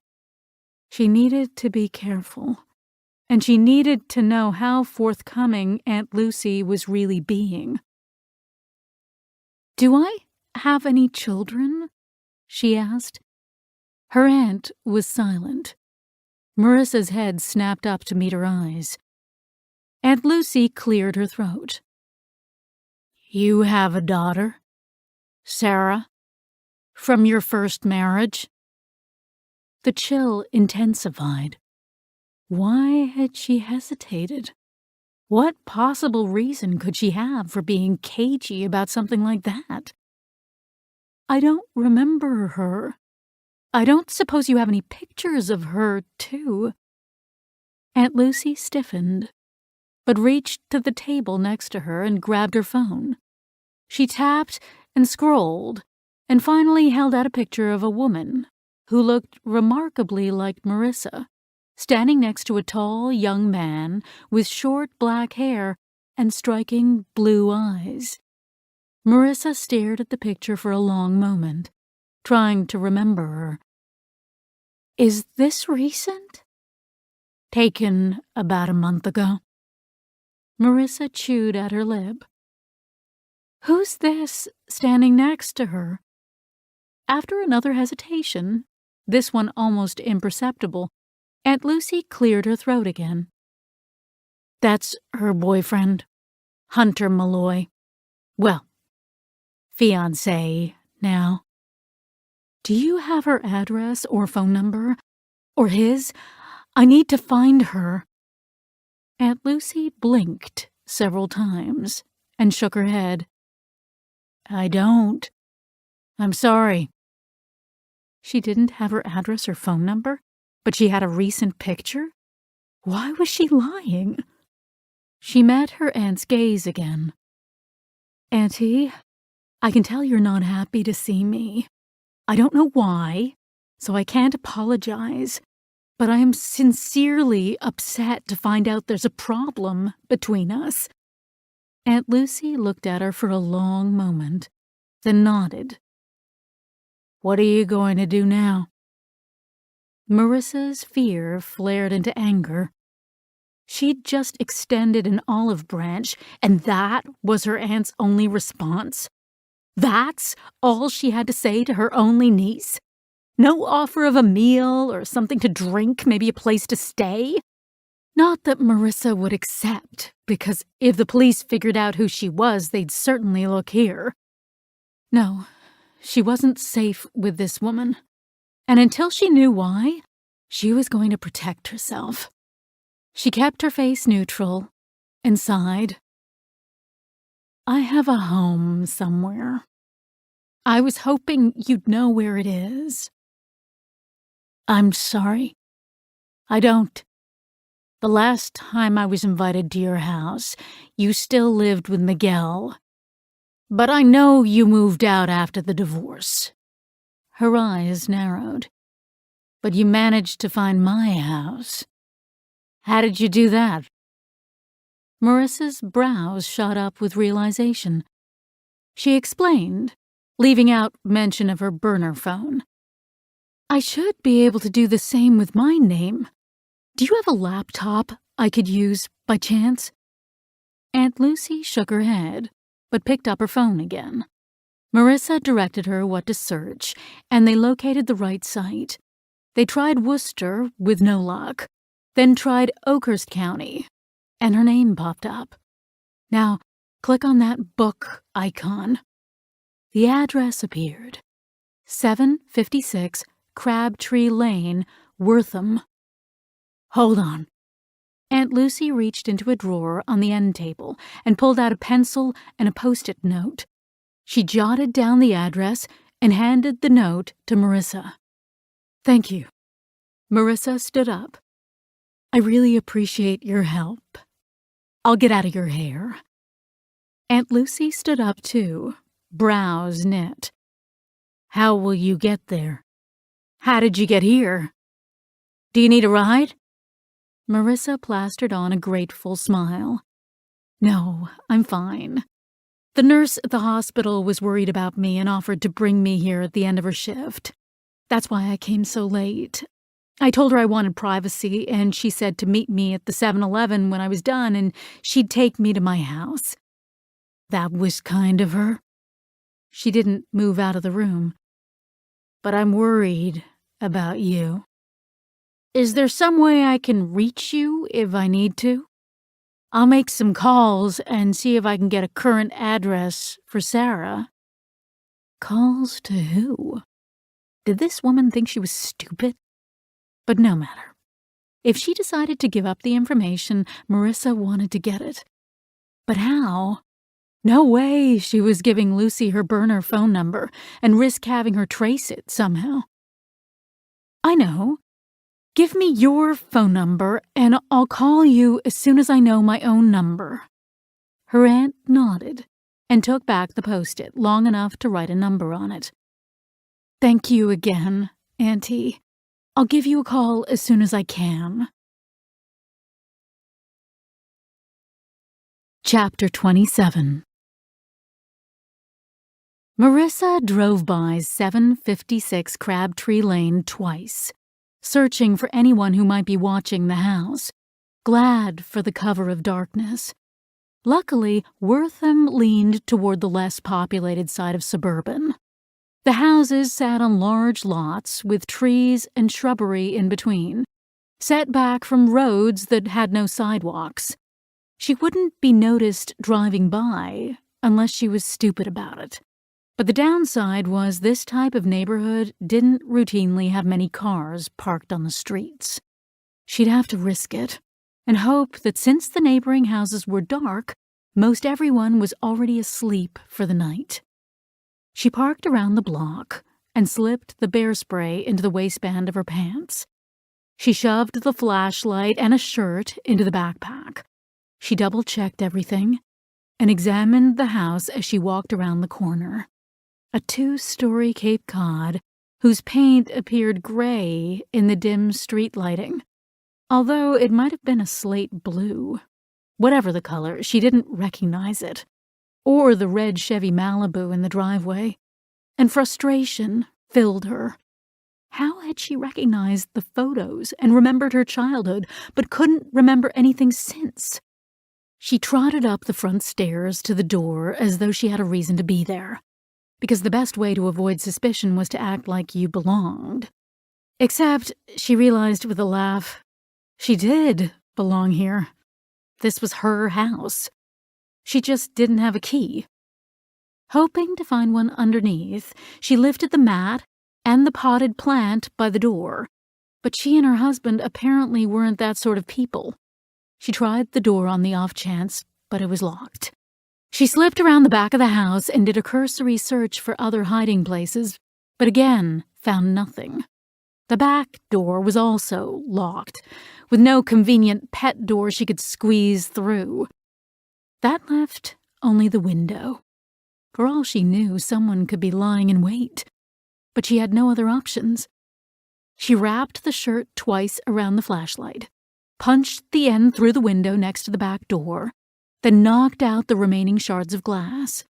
With as much caution as her shaking hand would allow, she reached through the window, unlocked the back door, and opened it carefully. The flashlight beam revealed a smallish kitchen with a white and green decorating scheme. Several dishes languished in the sink, and a smattering of items littered the counter. But she'd been neat without trying back at Sunset Gardens. Possibly her husband wasn't. 2 doors led off the kitchen. The first opened into a garage lined with stacks of boxes, some labeled as household goods and files, and others labeled memorabilia. Probably not much there to shed light on what happened, but she'd return to it. Maybe it would trigger more memories. She retreated back inside and searched the house quickly, heart pounding as she checked each room, half expecting someone to jump out at any moment. Nobody did. The house was empty. She stopped for a moment in the upstairs master bedroom to let her heartbeat return to normal. The room answered one of her pressing questions. She was definitely still married. Men's clothes hung in the closet, and both sides of the bed had end tables dotted with personal possessions, which left a bigger question in its place. Where was her husband? It was the middle of the night, and he wasn't home. And he hadn't filed a missing persons report about her, which meant he either didn't want her to be found, or he was missing himself. No longer worried about keeping quiet, she hurried back downstairs to the key hooks she'd noticed by the kitchen door. She clicked the remotes. The Chevy's lights flashed. She dashed outside, opened the glove compartment, and checked the registration. The car belonged to Bruce Stasek and Marissa Stasek. The trunk was empty except for a roadside emergency kit. Back in the master bedroom, she turned on the light and searched the nightstands. Several magazines covered the top of hers: Mother Earth News, Outdoor Life, Better Homes and Gardens. She yanked open the nearly empty drawer to find a pad of paper, several pens, and earplugs. Bruce must snore. The second nightstand contained a similar assortment of nondescript items. She slid her hand around all of the clothes in the bureau and rummaged through the jewelry box, but found nothing interesting or of value. She checked the medicine cabinet in the master bath for prescriptions, but found none. But then, if she or Bruce had any, they would have taken them on the camping trip, wouldn't they? The second bedroom had been turned into some sort of combination office and craft room. She flipped through the few personal records she could find. She and Bruce must have done most of their banking online, and found the original paperwork for their cell phones. She jotted down the mobile numbers, unsure which was hers and which was Bruce's. She picked up the landline extension and called both numbers in turn. Both went immediately to voicemail. Once she finished with the upstairs, she returned to the boxes in the garage. She peeked into several, then pulled out the memorabilia. Inside, she found photo albums and manila envelopes filled with ticket stubs, letters, matchbooks, and other paper-based scraps, all labeled by time frame. She started with the most recent and worked her way back to the final one, labeled 1998 to 2000. Not a single item in the envelope sparked a memory. Not even her divorce papers. Only the photo albums from her high school years and before brought back floods of memories. Hanging out with a small group of friends, teachers she liked, and others she hated. Romantic dates with old boyfriends. The desperation to be finished with high school and out building an actual life. Even Sarah's baby book could have belonged to a stranger. As she closed the boxes and restacked them, she noticed a fire safe in the far corner. She pulled out the boxes that were on top of it and lifted the lid.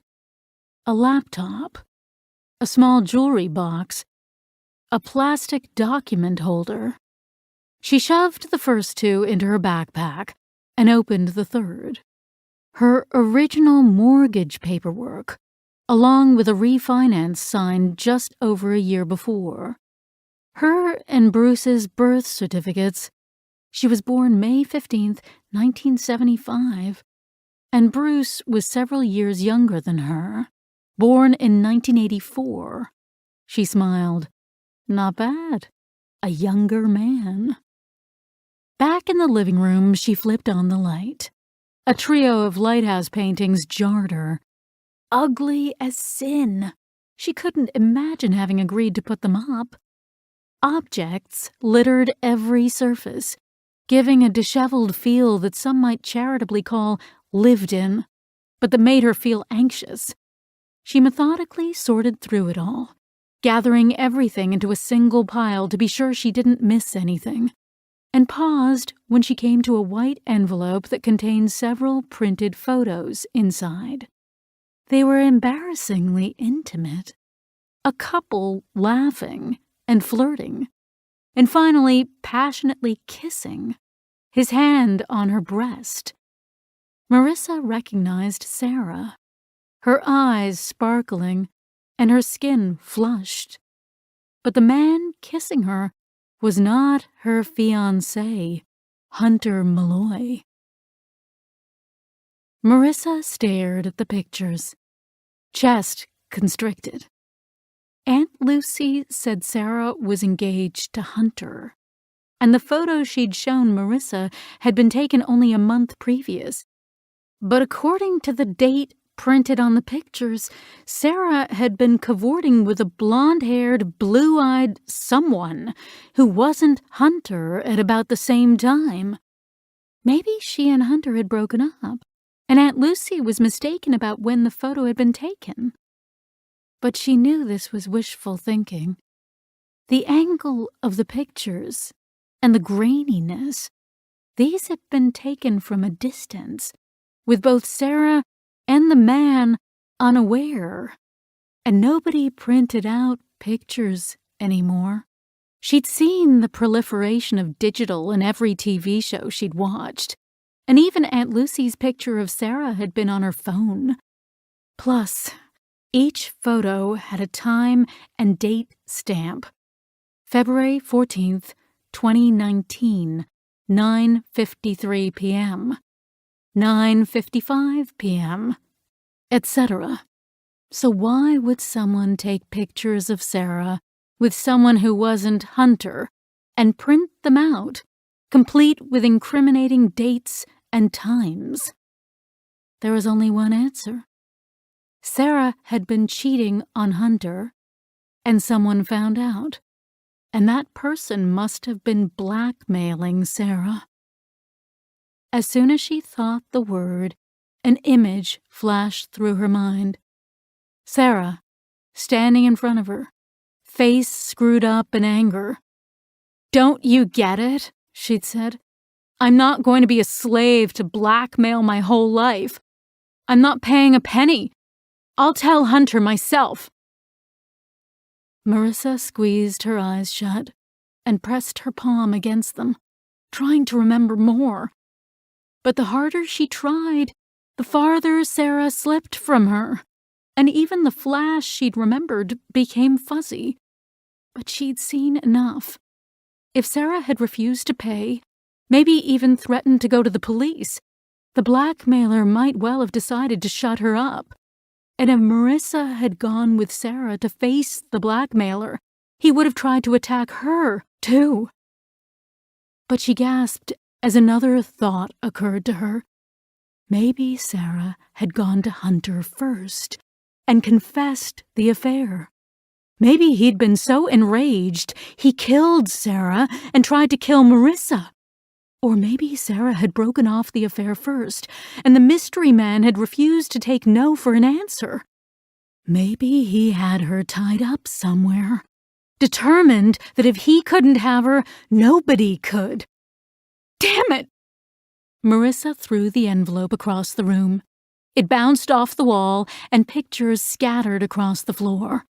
She took a deep breath and tried to focus herself. She gathered the pictures and shoved them into the envelope, then slipped it into her backpack. She should take the pictures to the police and tell them what she'd learned, right now.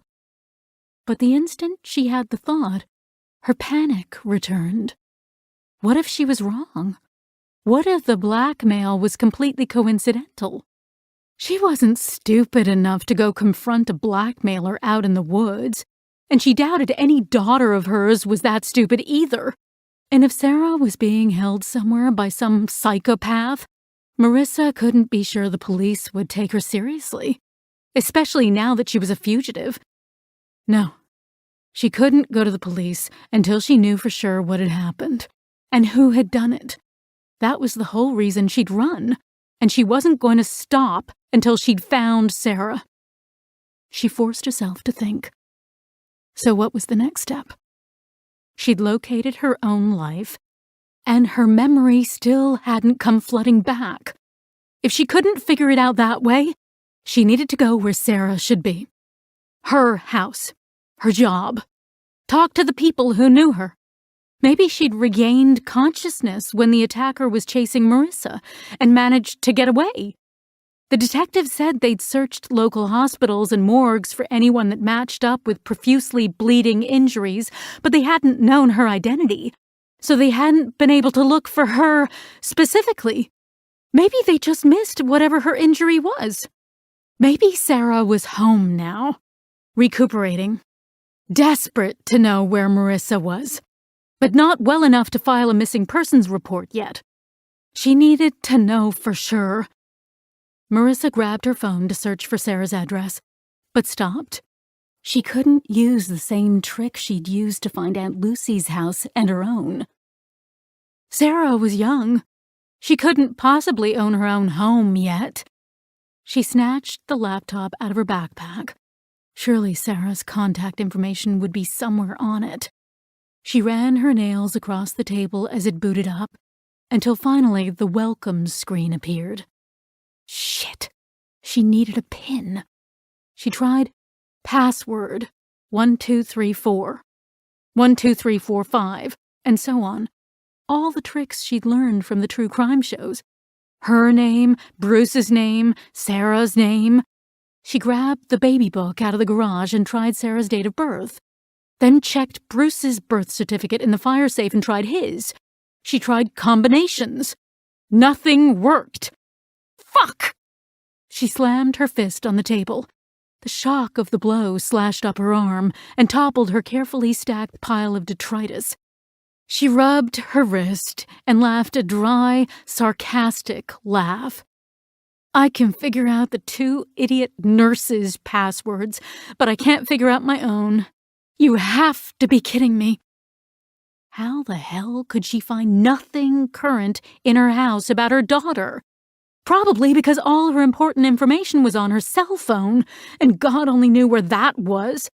Cell phones sounded good, in theory, but what did you do when you lost them? Having everything in cyberspace wasn't as awesome as it appeared to be on TV, when all you had to do was tap a button to call anybody or anywhere in the world. She started gathering the papers from where she'd knocked them over and ran across the divorce papers she'd pulled with everything else out of the fire safe. Miguel's name jumped out at her. Of course. Why hadn't she thought of that before? Surely Sarah's father would know how to find her. She did a quick search to see if she could find his phone number online. It returned a slew of Miguel Navarros, and she had no way of narrowing the list down. She'd have to go to his house and speak to him in person. But did he still live at the same address he'd had at the time of the divorce? She couldn't risk showing up to a stranger's house in the middle of the night and have them report her to the police. She tapped the address listed on the divorce into the land records website to be sure he still lived there. He didn't. The current owner was listed as Sarah Navarro. Chapter 28. The man was careful not to slow down as he drove past the house. No lights on, no drapes open, no unidentified car in the driveway. But then, she wouldn't be stupid enough to do any of those things, being on the run and all, so he couldn't be sure. He parked the car 2 streets over, on the side of a corner lot largely masked with bushes. He stuck in earbuds, then pulled on a trooper hat that matched his outdoor running gear, careful to cover as much of his face as possible with the flaps. He locked the car, pulled on his gloves, and did his best impression of a jogger out for a late-night run. He kept his speed low and even. Then, as he passed the largest of the bushes on the lot, he veered abruptly in toward the house. In a moment, he was around the side and up on the back porch, scanning the house for any sign of habitation or disturbance. A wide grin spread across his face when he saw the window next to the back door had been carefully smashed. No chance a random burglar happened to pick now to break in. He reached through and opened the door. He stood for a moment, listening. Then he pulled out his flashlight and crept as silently as he could through the dark kitchen. She wasn't in the living room. He turned down the hall and checked the first-floor bedroom. Nothing. He climbed the steps, careful not to make them creak, but each room at the top was empty. He flew back downstairs and into the garage. She wasn't there. Damn it! She must have been there. Burglars didn't leave valuables and close the door behind themselves, but she was gone. He went back through the house, faster this time, ransacking drawers and the personal papers in the office, everywhere he could think that she might have shoved an envelope of pictures. He ended in the living room, where a big pile of crap poured over the coffee table onto the floor. Magazines, circulars, shipping envelopes from Amazon, receipts, half-used notepads. He sorted through it all on the off chance, but didn't find any pictures. He kicked at the pile in frustration, scattering more of the contents onto the floor. What the hell was he supposed to do now? Whatever that was, he needed to get the hell out of here, immediately. If she hadn't gone to the police, they could be here looking for her any minute. He turned and slipped back out of the house, then jogged back to the car, forcing himself to keep a steady pace. If he just calmed down and figured this out, he could find her and play out the rest of the plan, and everything would turn out just fine.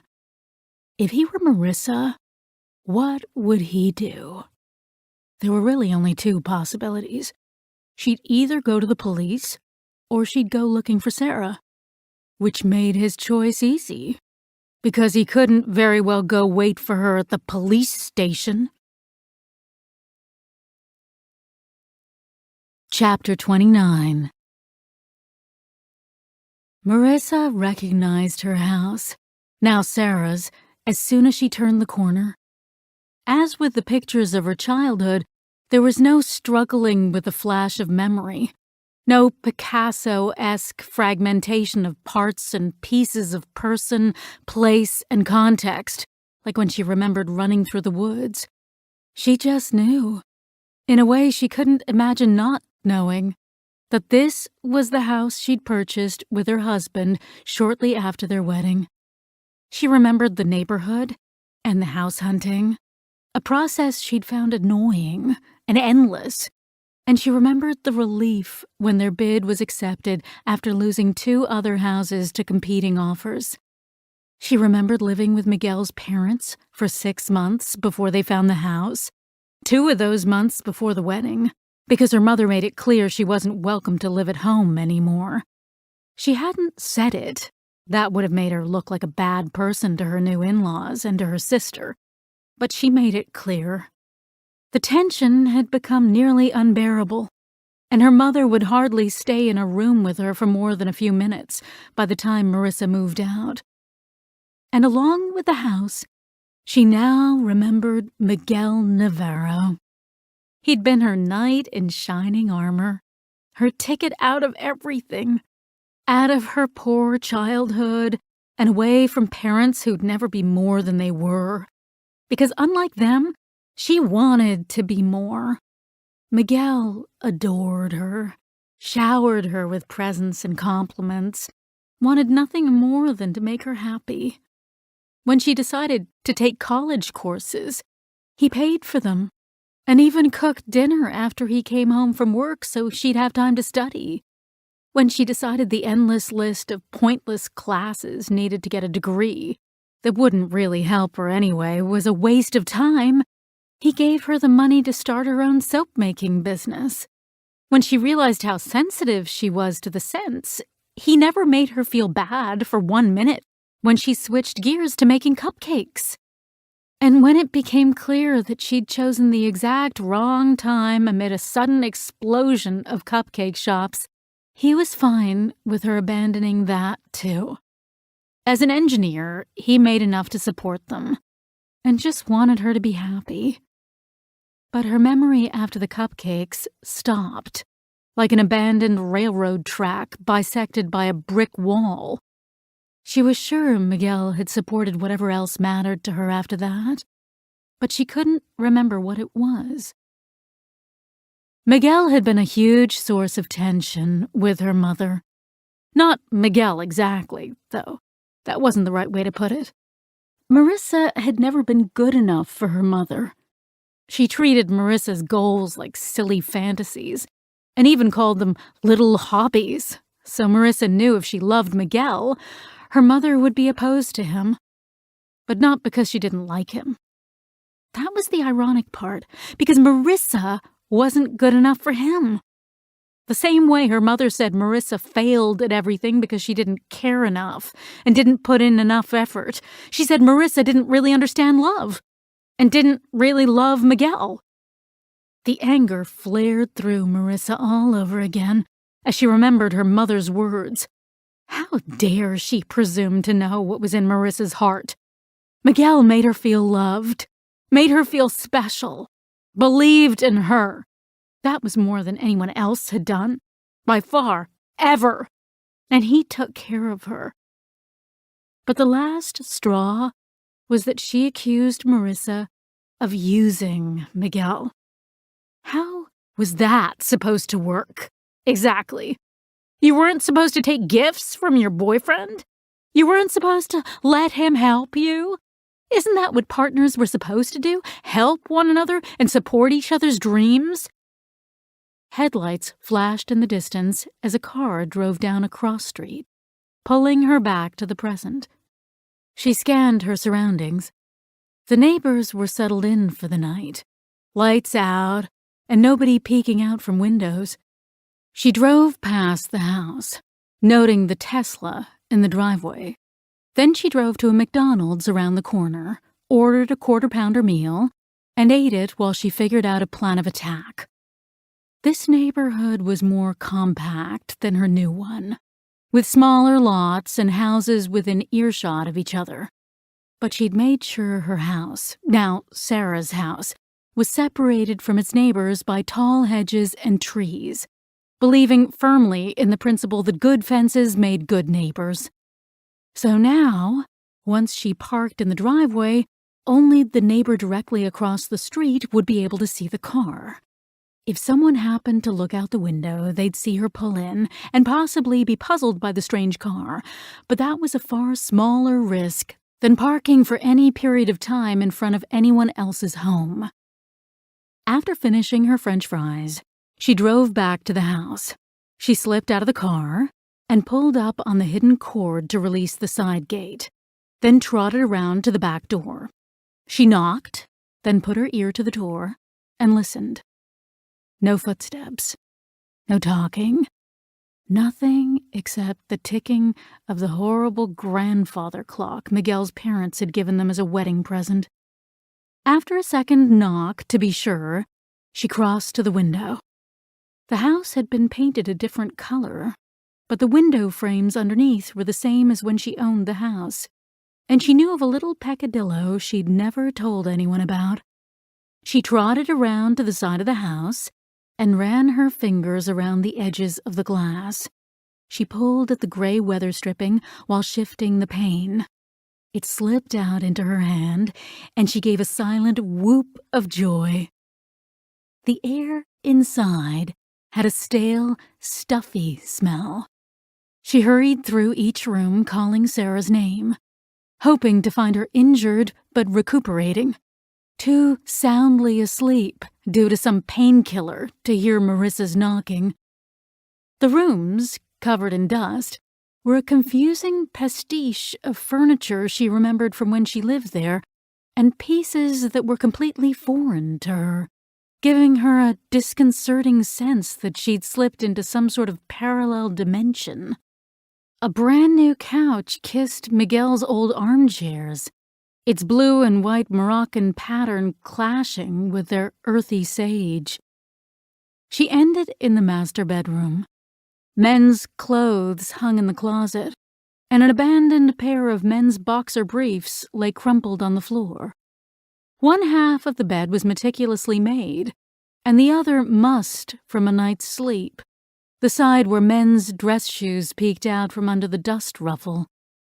She jogged back down into the kitchen and pulled open the refrigerator.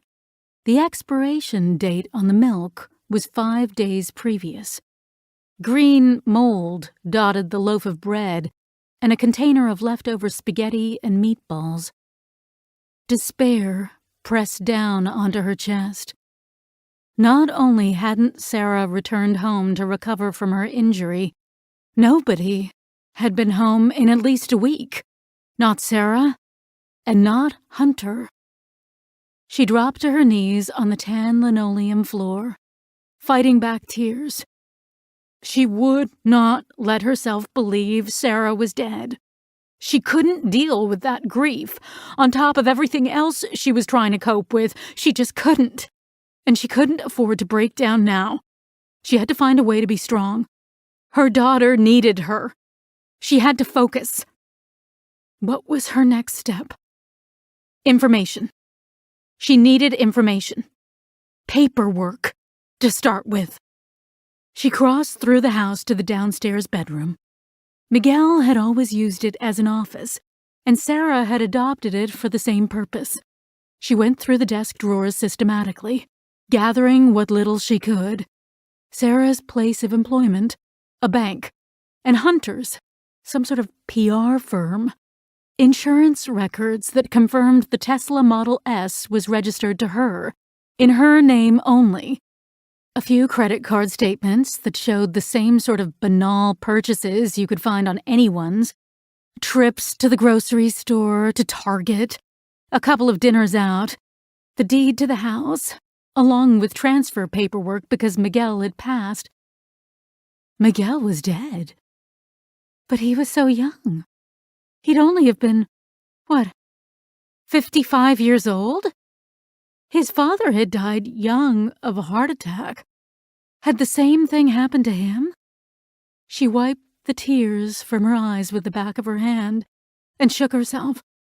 She could grieve for him later. For now, she had to stay focused. At least now she knew why Sarah's name was on the house rather than Miguel's. She'd inherited the house, along with an insurance settlement, part of which had paid for the Tesla, based on the timing involved, while most of the rest went into her 401k, according to the statements.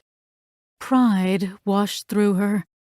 Her daughter was smart to be thinking of retirement so early. She must have a solid head on her shoulders. Marissa scanned the rest of the house. Lots of bookshelves. Someone loved to read. Sarah must enjoy knitting, because the other spare bedroom was filled with skeins of yarn and several half-finished sweaters. Hunter apparently liked drones, because she found 3 of various complexity on a different table in the same room. Or, for all she knew, the drones were Sarah's and Hunter enjoyed the knitting. As she crept back down the hall, she studied the pictures that lined the walls. One of Sarah and Miguel, another of Sarah in a graduation gown, a third with Sarah and Hunter. She leaned in to verify. Yep, he was the same man she'd seen in Aunt Lucy's picture, and most definitely not the man in the pictures she'd found. As she passed the living room, a flash of brown leather next to the couch caught her eye. A purse tucked under the end table. She grabbed it and rifled through. Several lipsticks, a mascara, a folding mirror, and a small date book, but no wallet and no keys. Sarah must have taken the essentials when she packed for the camping trip and left what she didn't need here, waiting for her return. Marissa flipped through the book to the pages for April and found a segment marked off, Camping with Mom. So they'd gone camping together. But the phrasing was ambiguous. Did it mean just she and Sarah had gone? Or had both couples gone? Marissa dropped her head into her hands and tried to think. Sarah wasn't here, but her car was, and a red Malibu had been parked in Marissa's driveway. The Malibu might have been the car Bruce drove, but she doubted it. During the parts of her life she remembered, she drove red cars, because it was her favorite color. So who'd driven them out to the Berkshires? And where was Hunter? Like Bruce, both he and his car were missing. Had they all been murdered out in the woods, and only Marissa had managed to get away? Except Sarah's bed was half made. The last time it was slept in, Hunter slept in it without Sarah. But maybe he left the following Monday for some business trip. PR people did that, right? Bruce was a different story. According to the paperwork she found, he worked in construction. But maybe he had to work a site out of town. Maybe that's why she and Sarah had decided to go away when they did, because Bruce and Hunter were going to be away anyway. She shook her head. No, none of that made sense. Even if one or both were out of town, they'd expect to have heard from Marissa and Sarah by now. Someone would have filed a missing persons report, wouldn't they? But maybe not. It had only been a week and a day since she stumbled into Taltingham. If that had been the first night of their trip, nobody would have expected them home until Friday, and they might have assumed cell service was bad when they didn't get a call. Any police report wouldn't have been filed yet when the detectives were looking for it. So what did that leave her with? The only other place she knew to look for any of them was their jobs. But she couldn't do that until morning. Her eyes darted to the darkness outside, which meant another desperate night, hiding from the person hunting her. Chapter 30. The man drove the shortest route to the house, but hit every light red. He fidgeted in his seat, waiting for them to change, fuming as he pictured Marissa slipping into the darkness again, this time forever. By the time he made it to the right neighborhood, he'd wound himself up so tight he had to force himself not to race through the turns. As he pulled onto the right street, he spotted a large SUV pulling out of a driveway midway down the street. He tried to calm the rush of adrenaline. Was that the right driveway? He couldn't tell for certain because the dark was messing with his depth perception. Could it still be her? After it took him so long to get here? It couldn't be her. Could it? He maintained his pace and kept an eagle eye on the driveway until he pulled close enough to be sure. It was the right driveway. It had to be her. He pulled over to the side of the road, pretending to park, hoping the SUV hadn't noticed him. Chapter 31. Marissa did a double take when the headlights appeared around the corner. Damn it. Just when she was almost gone. What were the odds that someone would show up right as she was pulling out? But that wasn't automatically a problem. Maybe this particular neighbor wasn't all that observant. Or maybe they'd had a horribly bad day at work and just wanted to get home to bed, and didn't have an extra thought to give the strange vehicle pulling out of the neighbor's driveway. After all, she could just be a harmless visitor. Unless they noticed the house was completely dark, and how late it was.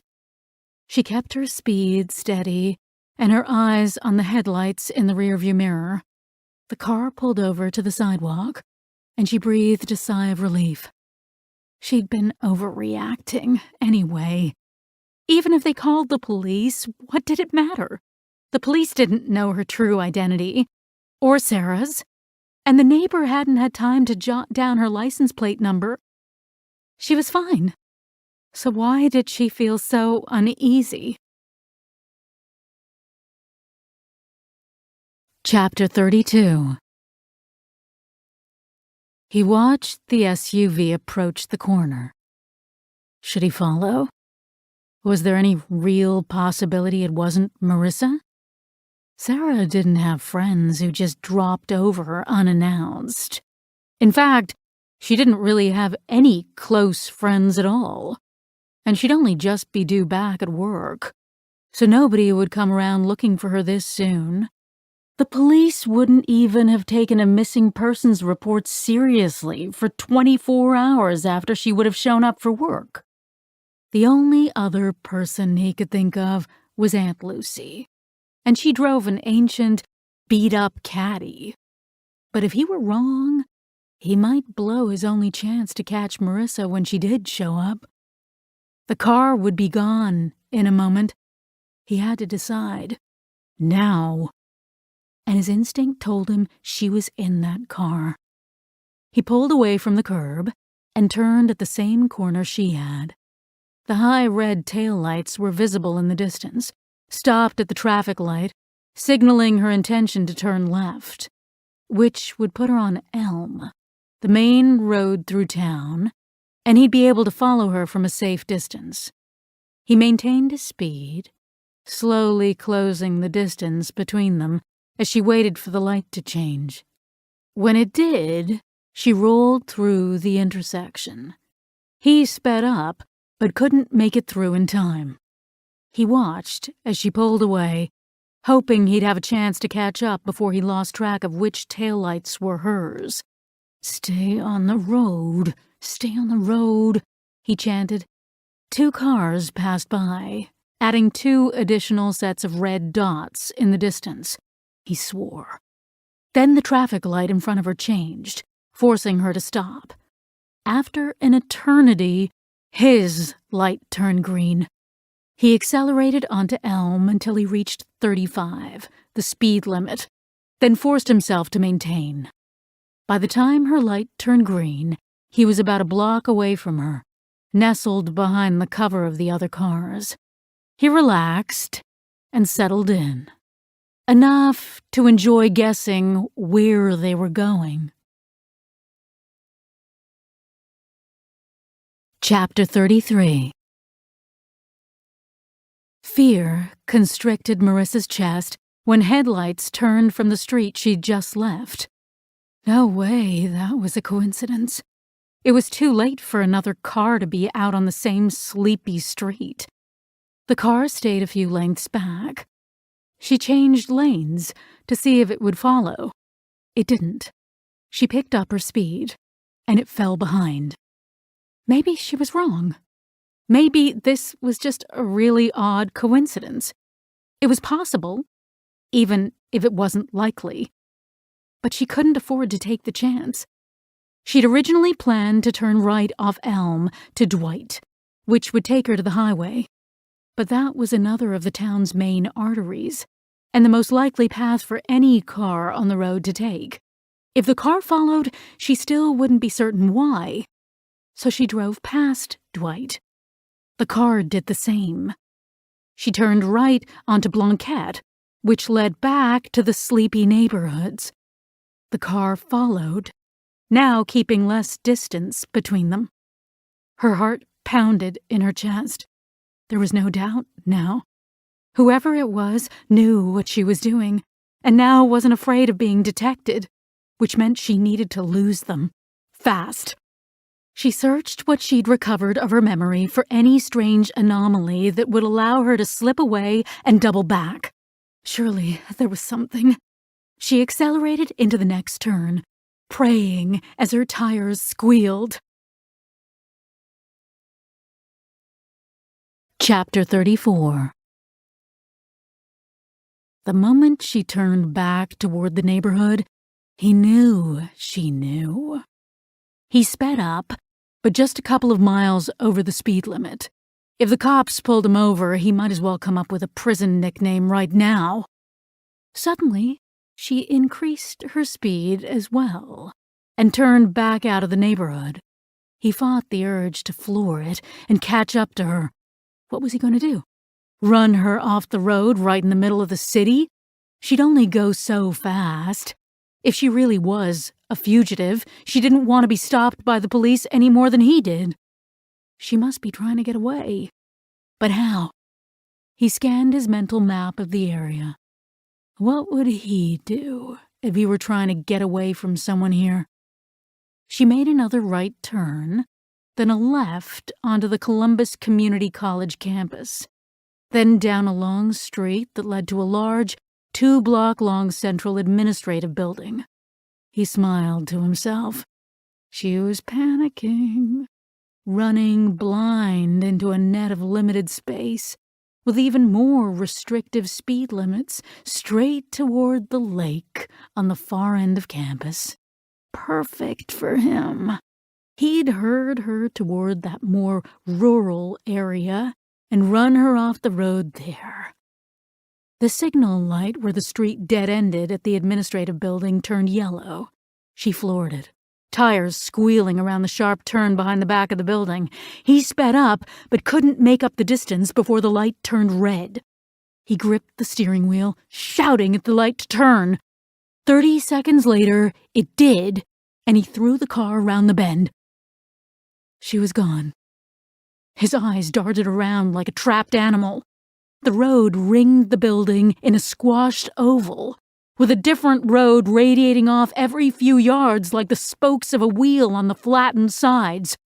In the 30 seconds she was out of sight behind the building, she could have taken just about any one of them. Motherfuck! He slammed his hands on the dash. He circled around the ring, hoping to spot her. But this was a college campus, and despite the late hour, taillights dotted every street. Then, miracle of miracles, he spotted a pair higher than the rest.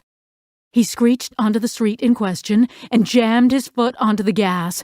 determined to catch up before she disappeared around another corner. Police be damned. He pulled up behind the SUV and screamed with frustration. It wasn't a Suburban. She was gone. Chapter 35. After turning up the first street behind the Columbus Community Administration Building, Marissa took the next right immediately and backtracked toward the edge of campus nearest the highway. After a few more zigzagging turns, she pulled into the Student Union parking lot, then sandwiched herself by the edge of the structure where she could watch cars passing by on the road. Then, heart pounding so loud she could hear the rushing blood in her ears, she waited. She didn't recognize any of the cars that turned into the lot, but that meant nothing. She hadn't been able to tell much about the vehicle through the rearview mirror, staring into the headlights. It was dark, maybe blue or black, and it was an economy-ish sized car, not a sedan or truck or SUV. More than that, she couldn't tell. But none of the cars that pulled into the Union gave her a second glance. Her pulse refused to slow. If she'd had any doubt after Oscar Snow's appearance, it was gone now. Whoever had hurt her and Sarah was after her. And they knew her well enough that they'd been able to guess where she'd show up. Did they know her personally? Or did they just have Sarah's ID? Either way, she didn't have the luxury of casually visiting everyone's workplaces tomorrow. She desperately needed time and a place to think. After half an hour with no sign of the car, she drove off campus, eyes glued to her rearview mirror. She used back roads to move unpredictably through the next 2 towns, then checked into the first motel that took cash and didn't ask questions. Chapter 36. Marissa jolted awake and sprung upright, terrified that she didn't recognize her surroundings. Was her memory gone again? As she took in the dark carpet on the floor and the dirty walls with their simple, warped pattern, recognition kicked in. This was just the cheap motel she'd picked out the night before. Once holed up inside, she felt safe enough that the adrenaline from the car chase had worn off, and sleep deprivation hit her hard.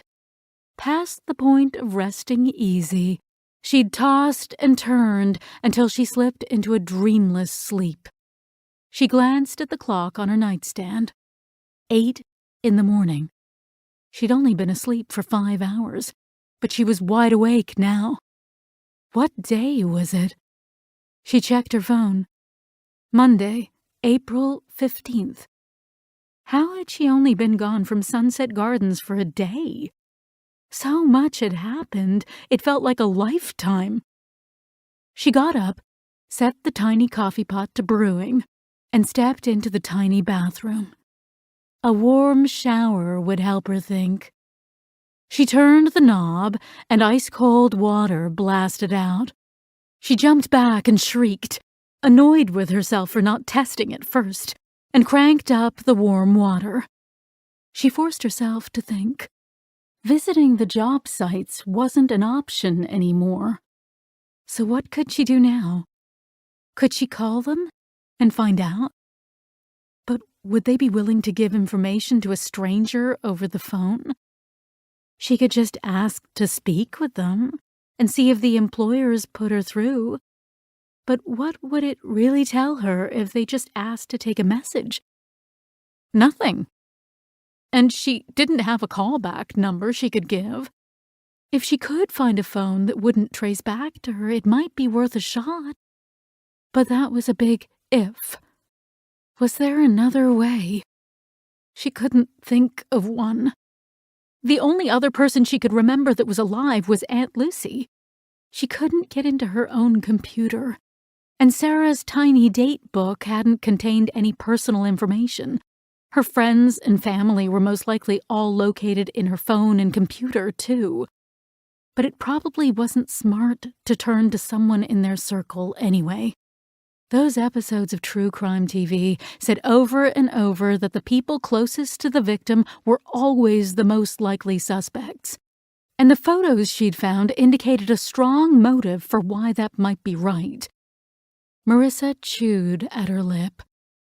Maybe she was shutting the door on Lucy too fast. Maybe she just had to be smart about it. If Aunt Lucy had nothing to do with Sarah's disappearance, surely she'd want to help find Sarah. And if she did have something to do with it, but didn't realize Marissa remembered anything about the blackmail, didn't that give Marissa the upper hand? There had to be a way to use that to her advantage, and she should keep the channels of communication open until she figured out how. She got out of the shower, dressed, poured her coffee into a mug, then settled in at the rickety table with her phone to do some research. An hour later, she walked through the sliding doors of the Woodland Public Library, far enough away from Wortham to feel comfortable. She stepped up to the information counter, currently manned by a young goth employee with a disturbingly large hoop through her nose.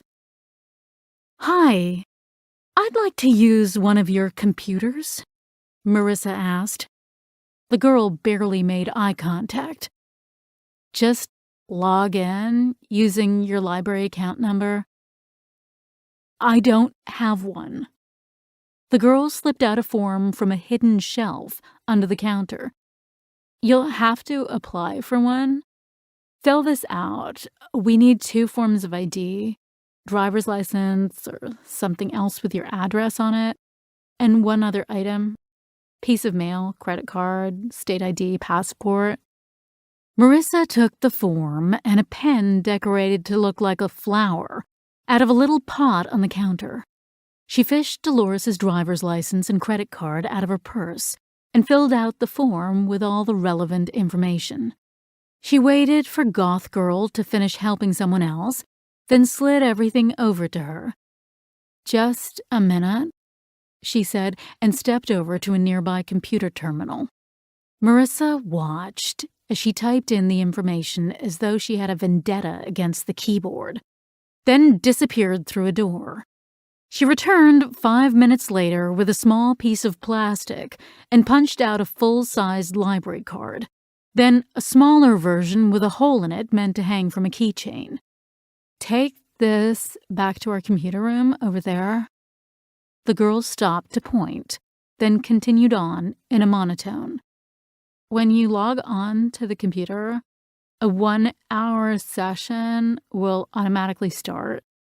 When your time runs out, if nobody's waiting, you can start another session on another computer, and so on." The girl continued on with what felt like an endless explanation of the library's lending privileges. "Any questions?" "No, thank you so much." Marissa smiled, but Goth Girl had already turned away. Marissa crossed to the computer lab and selected one of the dilapidated computers. Then she followed the directions she'd Googled for creating a free email account, again using Dolores's address, making up the other information as she went. The website had assured her she could skip the phone number verification step, and thankfully it turned out to be right. The longest part of the process was choosing an email address. She played around for another 15 minutes or so, waiting for the older, responsible-looking man behind the computer lab counter to make another of his periodic trips out of the room, leaving the teenaged intern alone. Then she made a show of searching through her pockets and her purse for something she couldn't find, and after an increasingly agitated minute, went up to the counter. "I'm so sorry to bother you. I just realized I left my cell phone at home. I'm supposed to pick up my daughter in 10 minutes, and there's no way I'm going to make it." She pointed at the phone near the computer. "Can I use yours?" The girl's eyes widened. "Oh, I'm not supposed to let anybody use the phone." Marissa amped up the worried expression on her face. "It's in the area code, I promise. Please, I don't want her standing out in front of the school like a prime target for some sicko." "It's okay, Caitlin. The quality of mercy is not strained. We can make an exception for something like this." Marissa jumped as the older man spoke from behind her, then circled the counter. He pointed to a phone at the far end. "Use that one. Dial 9 to get an outside number." He smiled and winked at her, then turned back to Caitlin. Marissa tried to calm her heart as she dialed 9, then her aunt's phone number. She turned her back and lowered her voice, hoping he and Caitlin wouldn't be able to hear her. Aunt Lucy's phone rang, then went to voicemail, as Marissa had hoped. She'd gambled that Aunt Lucy would be hesitant to pick up a call from a number she didn't recognize, and this way Marissa didn't have to answer any awkward questions. "Hi, Aunt Lucy. It's me, Marissa. I'm using a public phone because I still don't have a number where you can reach me, but I did manage to create an email address." She spelled it out twice. "If you could send me an email so I could have your email address too, that would be great. I'll try to check it as often as I can. I love you and hope to hear from you soon." She disconnected the call with a finger on the cradle, still talking to the handset, as she dialed the number for Sarah's work, which she'd jotted on the post-it her aunt had given her. A woman with a bright, busy-sounding voice answered. "Why, Nassau Mutual Bank, how may I help you?" "I'd like to speak with Sarah Navarro, please," Marissa said. "I'm sorry, Sarah's not at her desk right now. Can I take a message?" "No, thank you." As Marissa's finger again depressed the cradle, she noticed movement from the corner of her eye. Caitlin was watching her. She replaced the handset and turned back around. She waved to the librarian and raised her voice. "Thank you so much. I really appreciate it." He waved back, and she turned to go. Stupid, she told herself. She should have known they'd never tell her anything. She realized she was shaking her head and forced herself to stop, keeping a casual pace as she trotted out to the Suburban. Chapter 37. After losing Marissa the night before, the man had ringed the campus in widening circles, hoping to cross paths with her again. When that hadn't worked, he hurried back to the highway entrance, hoping to intercept her as she left town. Then he drove to both houses again, even though he knew she wasn't stupid enough to return to either so soon, or likely ever. So he was back to square one. Actually, behind step one, because now Marissa knew someone was chasing her, and 2 of the ways to intercept her were now useless. He picked another seedy motel and spent the night trying to decide whether or not to throw in the towel. It was only a matter of time before the police figured out Marissa's real identity, and as soon as they did, everything would get real complicated real quick. But once he ran, there was no turning back, and he'd never have a normal life again. He'd have to leave the U.S. and never come back. He could go to the Caribbean, but that was so expensive. Or maybe Canada, if he could stand the cold, which he just couldn't. He hated New England winters as it was. So, Mexico, probably. So he needed to hold strong and pull this crap storm out of the drain before it swirled down with the rest of his life. He spent a good chunk of the night going over everything he thought he knew, running every scenario over in his head, trying to come up with something he'd overlooked, and he couldn't shake the feeling that he was forgetting something important. Damn it! The man slammed his burner phone onto the cheap hotel room carpet. A piece of plastic flew up and cut his face. He swiped the blood away as he knelt to gather the pieces and snapped them back into place as best he could. Thankfully, the phone booted back up, because he really didn't want to go buy another one. He was running through his stash of cash as it was, and couldn't face any more subterfuge at the moment. He forced himself to lie down on the bed, at least. Pacing the floor of the damn hotel room like a caged animal wasn't helping.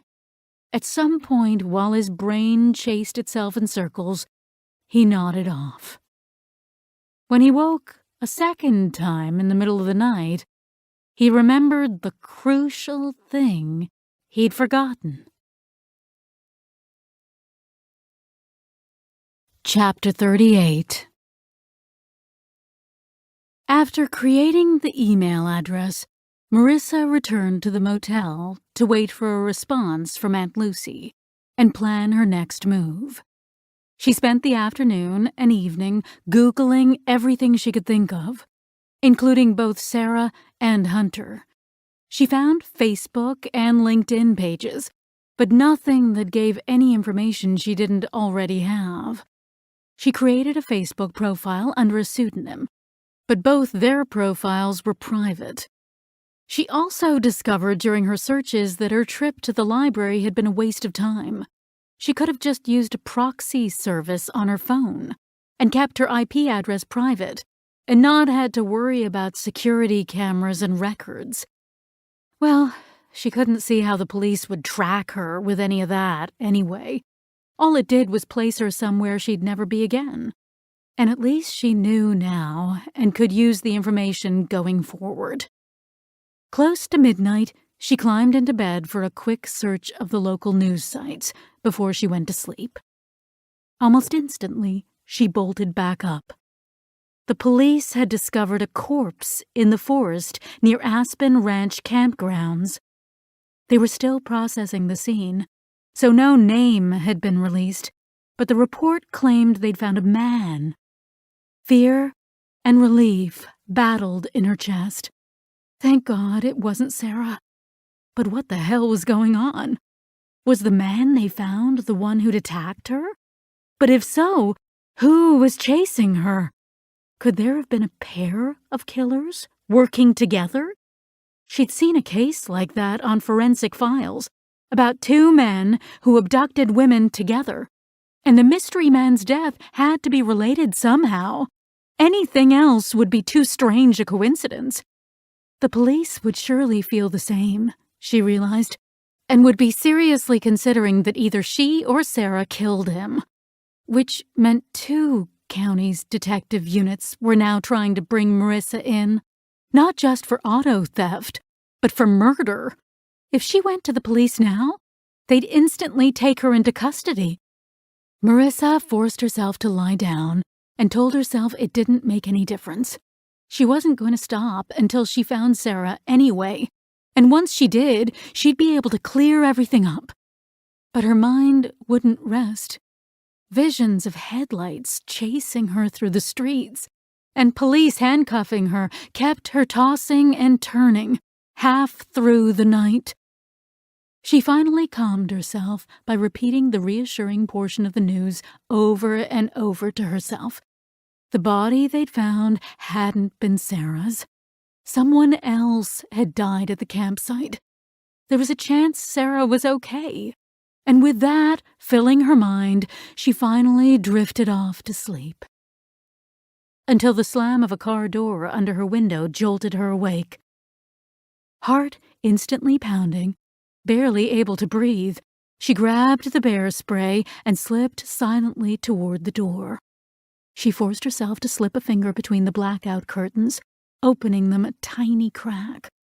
Right next to the Suburban, a vehicle's lights flashed, then went out. The car was small and dark, but was it the same one that had been following her? She wasn't sure. She couldn't see the driver. He'd disappeared behind the Suburban. She needed to get closer to the window for a downward angle, but couldn't risk it. She listened for his footsteps. He appeared again from behind the Suburban. Tall, but not too tall. Neither skinny nor fat. Dark hair, light skin, Sleek leather jacket over jeans and black loafers. She didn't recognize him. But what did that mean when she still couldn't even recognize her own daughter? And it was impossible in the dark to tell if he matched any of the photos she'd seen. He climbed the stairs up to the second floor and glanced toward her room. She shrank back involuntarily, now only able to see his legs. They turned toward her, down the external hallway.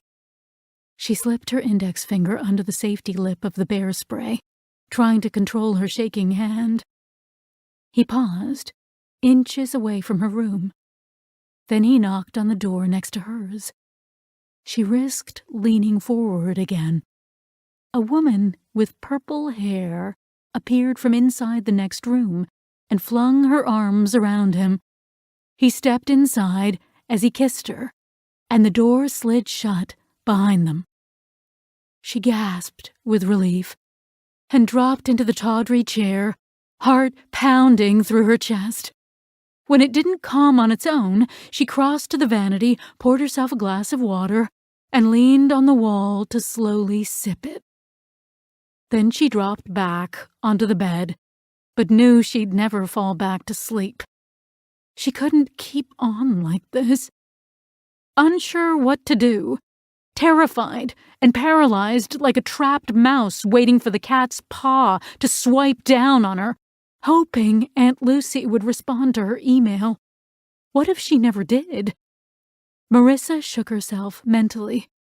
She could only remember half of her life. True. But what she did remember hadn't been smooth sailing. She dealt with obstacles then, she told herself, and she could deal with them now. She'd always had a talent for figuring out how to get what she wanted, and who could help her get it. When school hadn't worked out for her, when the soap and the cupcakes hadn't panned out, she'd taken inventory of her assets and weaknesses, then figured out how to maximize the assets and compensate for the weaknesses. The missing 20-odd years of her memory was her current most obvious weakness. Time and money were also in short supply, so she needed to figure out something quickly and act smartly, rather than just petering out her money on hotel rooms. As far as strengths, she didn't have many, but she'd remembered her childhood and her early adult years, and there had to be something there she could use to her benefit. And she knew more than she had back at Sunset Gardens. She knew her daughter was having an affair and being blackmailed. And her father always used to say, knowledge is power. But what power?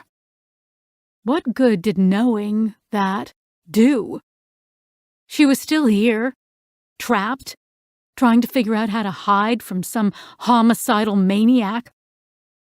Another of her father's expressions flashed through her mind.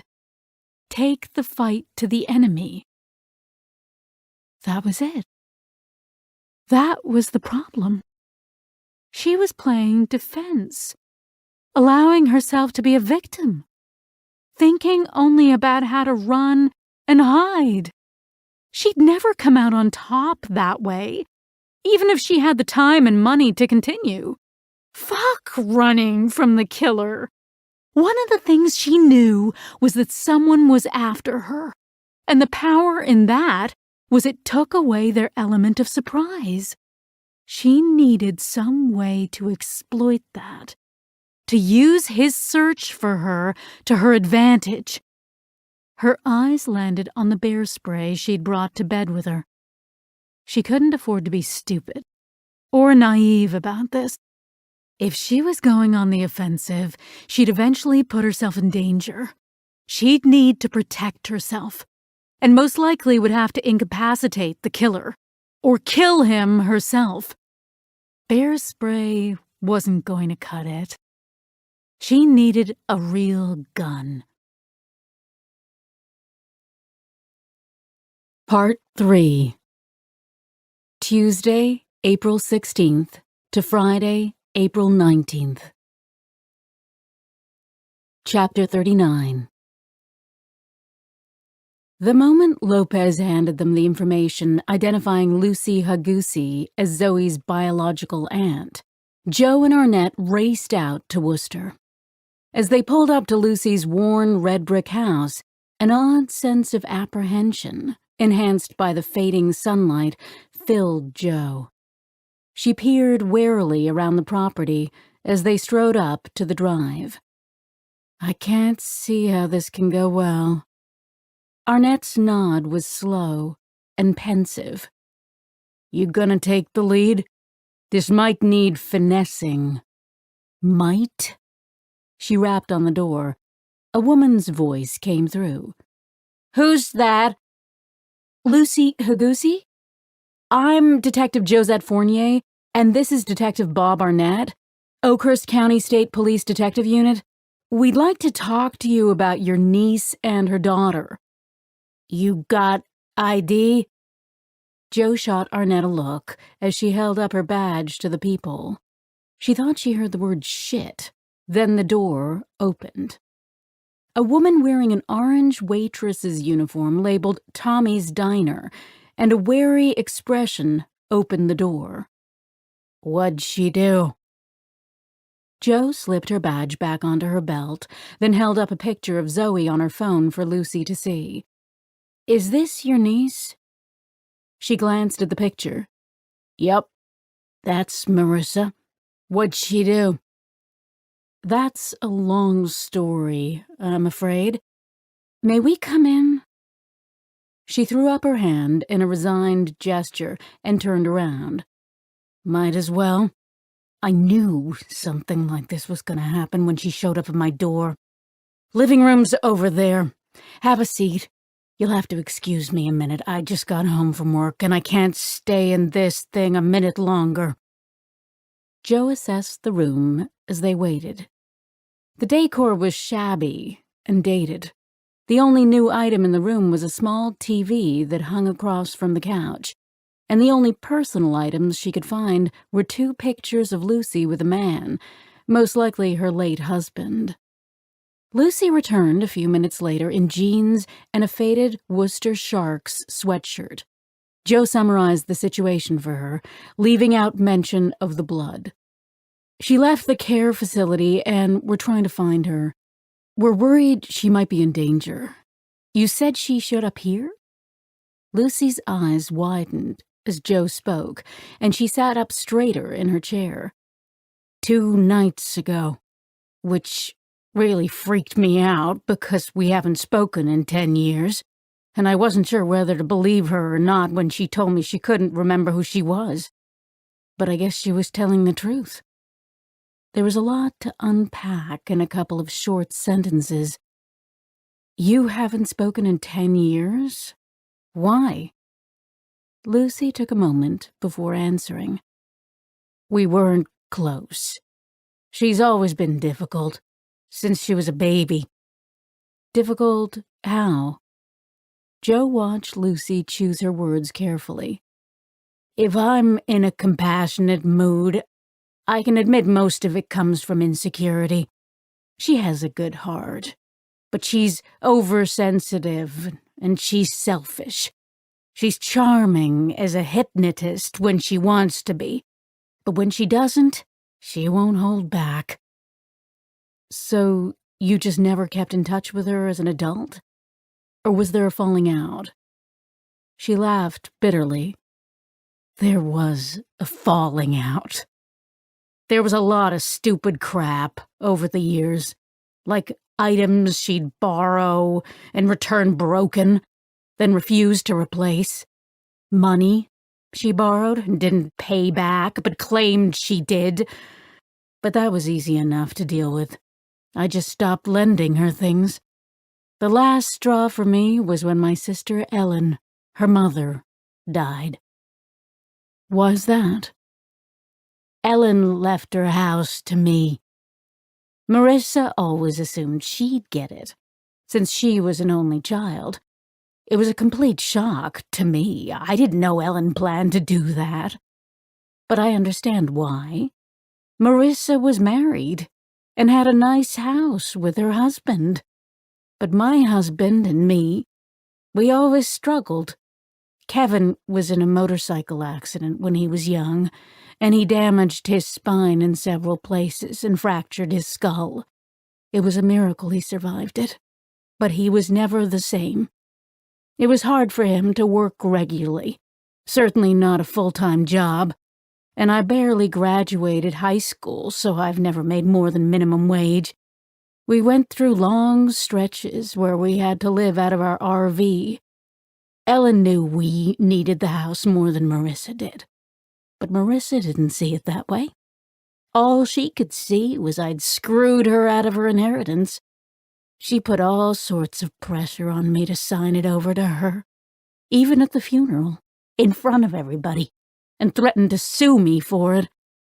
Maybe she tried, and the lawyers told her she didn't have a case, I don't know. But she harassed me to the point where I told her I'd get a restraining order on her if she kept it up. She stopped after that. I don't know why. My guess is her husband Miguel told her to cut it out for Sarah's sake. Sarah's their daughter. He was usually a pushover where Marissa was concerned, but he stood up to her once or twice when it concerned Sarah. And I remember the look on his face at the funeral. He was mortified by Marissa's behavior. I wasn't surprised when they got a divorce a few years later. She was wearing a wedding ring. Did she remarry? Arnett asked. Lucy nodded. Yep, to Bruce Stasek. What was Miguel's last name? Navarro. Joe scribbled down the names. You said Marissa has a daughter. Did she have any other children? I'm guessing you weren't in contact with them either. Wrong. I'm very close with Sarah, and she's an only child. Joe didn't hide her surprise. How did that work if you weren't on speaking terms with Marissa? Sarah was 13 when Marissa divorced Miguel. He was a big believer in family and wanted Sarah to have a relationship with me. They split custody, so he made sure she spent time with me when he had her. And Marissa was okay with that? Lucy laughed bitterly. What she doesn't know doesn't hurt her. That must have put Sarah in a difficult situation. Sarah's always been her own person. She's never been one to let anyone else make up her mind, even when that might have saved her time and trouble. Lucy's eyes narrowed. But why all the questions about Sarah if you're here about Marissa? Lucy was sharp. Joe would have to walk a careful line. When was the last time you heard from Sarah? Fear replaced suspicion on Lucy's face. Just over a week ago. Why? Joe glanced at Arnett, who nodded. She explained about the blood on Marissa's clothes and the DNA results. The color drained from Lucy's face. I knew Marissa was capable of ugliness, but I never thought she'd kill her own daughter. Chapter 40. What makes you think she killed her daughter? Joe asked. Lucy rose and crossed to the window to stare out at her yard. Mrs. Higusi? She turned back to them and wiped the tears from her eyes. I'm sorry. That just bubbled up and out of me. I'm not really sure why. I don't really think she killed Sarah. She truly loved her daughter more than anything in the world. She waved her hand. Well, except herself. It's just... Last I heard, Marissa and Sarah were going away on a mother-daughter camping trip. Joe watched her face closely. Something was happening here that she didn't understand. But a camping trip seems like a good thing. Why would you assume something went wrong between them? Lucy sat back down, and her eyes searched the carpet. I guess part of it is the fear I felt when she came after me about her mother's house. It really shook me that she could turn on me like that. I get that from her perspective, I was the one that turned on her. But I just can't make the logical link to why a reasonable person would feel that way. I needed a place to live, and she didn't. And the way she came after me, it wasn't just like a family dispute. It was like I was an enemy. I wasn't just throwing out a threat about a restraining order. I really was minutes away from getting one. Which I know sounds dramatic, because she never raised a finger to me or even threatened to. Jo leaned forward and put her hand over Lucy's. That doesn't sound dramatic at all. I wish more people listened to their instincts. It would give us a lot less work to do. Do you think something may have caused her to turn on Sarah? No, not that exactly. It's just, well, it's complicated. One thing is, Sarah's fiancé, Hunter, really doesn't like Marissa. Sarah's been pulling away from her more because of that. They've never been really close. Marissa's just a hard person to be close to. And Sarah has always had to keep an emotional distance, if you know what I mean. She's been spending less time with her the past few months, and I can't imagine Marissa has been happy about that. The more distance you try to put between yourself and Marissa, the more she grasps hold and won't let go. That's why they were going on the camping trip, because Marissa wanted to reconnect with her. So Sarah's fiancé was controlling. That surprised Jo. She'd have guessed that's the last thing Sarah would be attracted to after a controlling mother.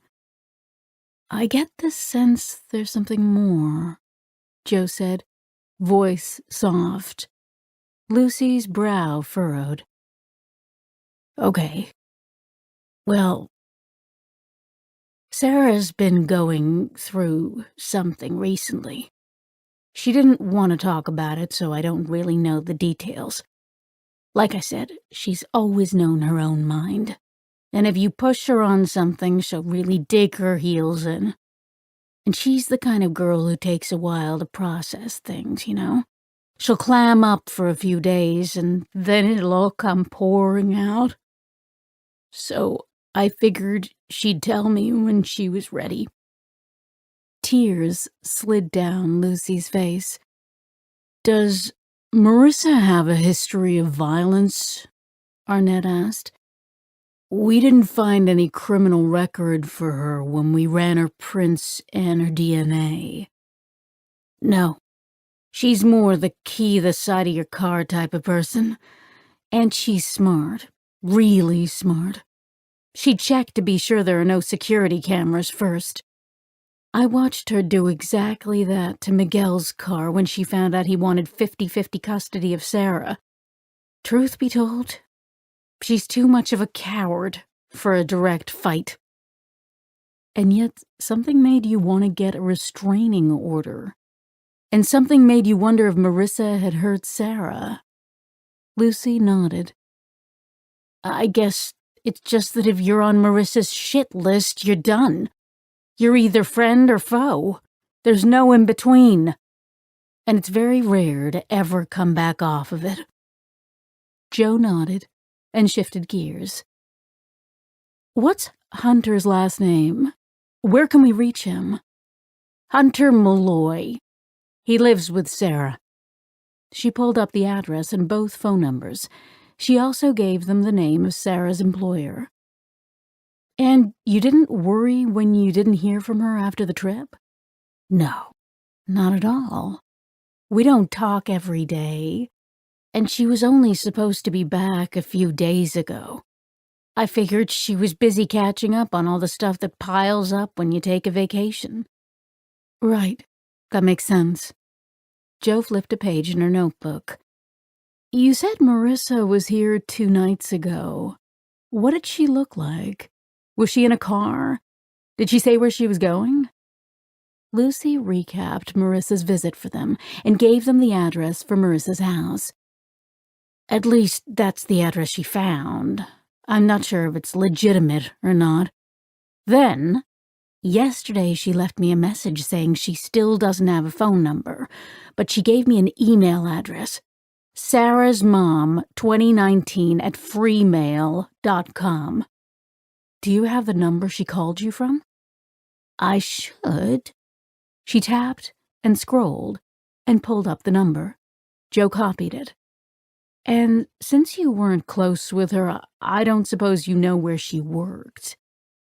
Lucy shook her head. I'd be surprised if she did work. She never really did. Odd jobs here and there when she needed extra money. But mostly she stayed at home, even before Sarah was born. How did she support herself after the divorce? Did Sarah ever say? I tried not to pry about things like that. Partly to avoid putting Sarah in an awkward situation, and partly because I frankly didn't care. But I'm certain Miguel had to pay her alimony until she remarried. Joe nodded. Just one more issue. Do you know someone named Logan Tremblay? Lucy thought for a moment. I might, but the name doesn't ring a bell. Do you know if Sarah knew anyone by that name either? Lucy's gaze snapped back and forth between them. No. Why? Joe explained. Does she have any connection to any software companies that you know about? Or anyone in Montreal? Her eyes darkened. Software companies? I don't know. Sarah always did enjoy coding. She used to write little games, but she never did anything with it. I do remember Hunter mentioning he had family in Ottawa.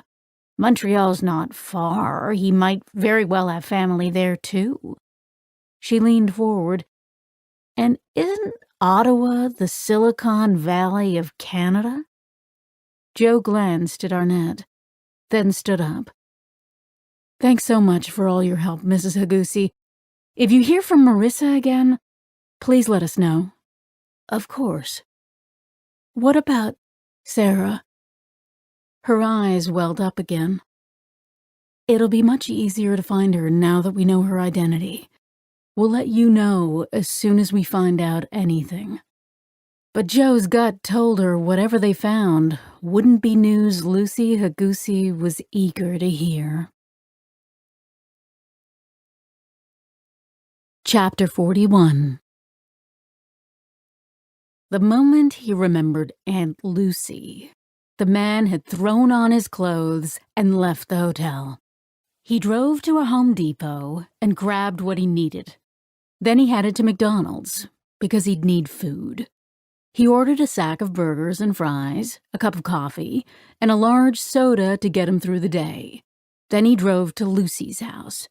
He parked kitty corner one house down, then climbed in the back seat and measured the angles. He pulled out the 2 extending inspection mirrors he bought and duct-taped them in place to maximize his view. He didn't need to see everything clearly. He just needed to see if and when someone came to or left the house. Hunched over, he devoured a quarter-pounder and downed his half-cooled coffee. Not falling asleep would be the most difficult part. He lay down on the back seat with the empty cup next to him so he could relieve himself easily when needed, and settled in to watch. Even with the caffeine and sugar from a large coffee and an extra-large Coke in him, he still almost fell asleep twice. But he'd anticipated that and set a timer on his phone to go off every 15 minutes. And he brought along headphones so he could at least listen to pirated versions of stupid sitcoms on YouTube while he kept his eyes glued to the mirrors. And still, it was boring enough that he couldn't understand how cops kept their sanity on stakeouts. Sure, every once in a while a hot soccer mom would power walk by, but mostly it was long stretches of cramped nada.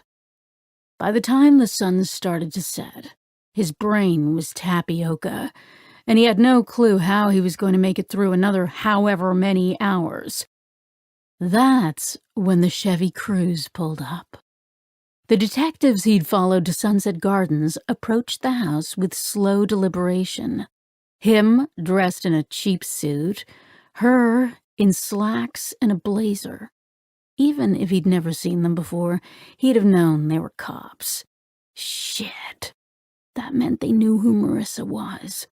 And that meant they'd be talking to everyone she had any relationship with.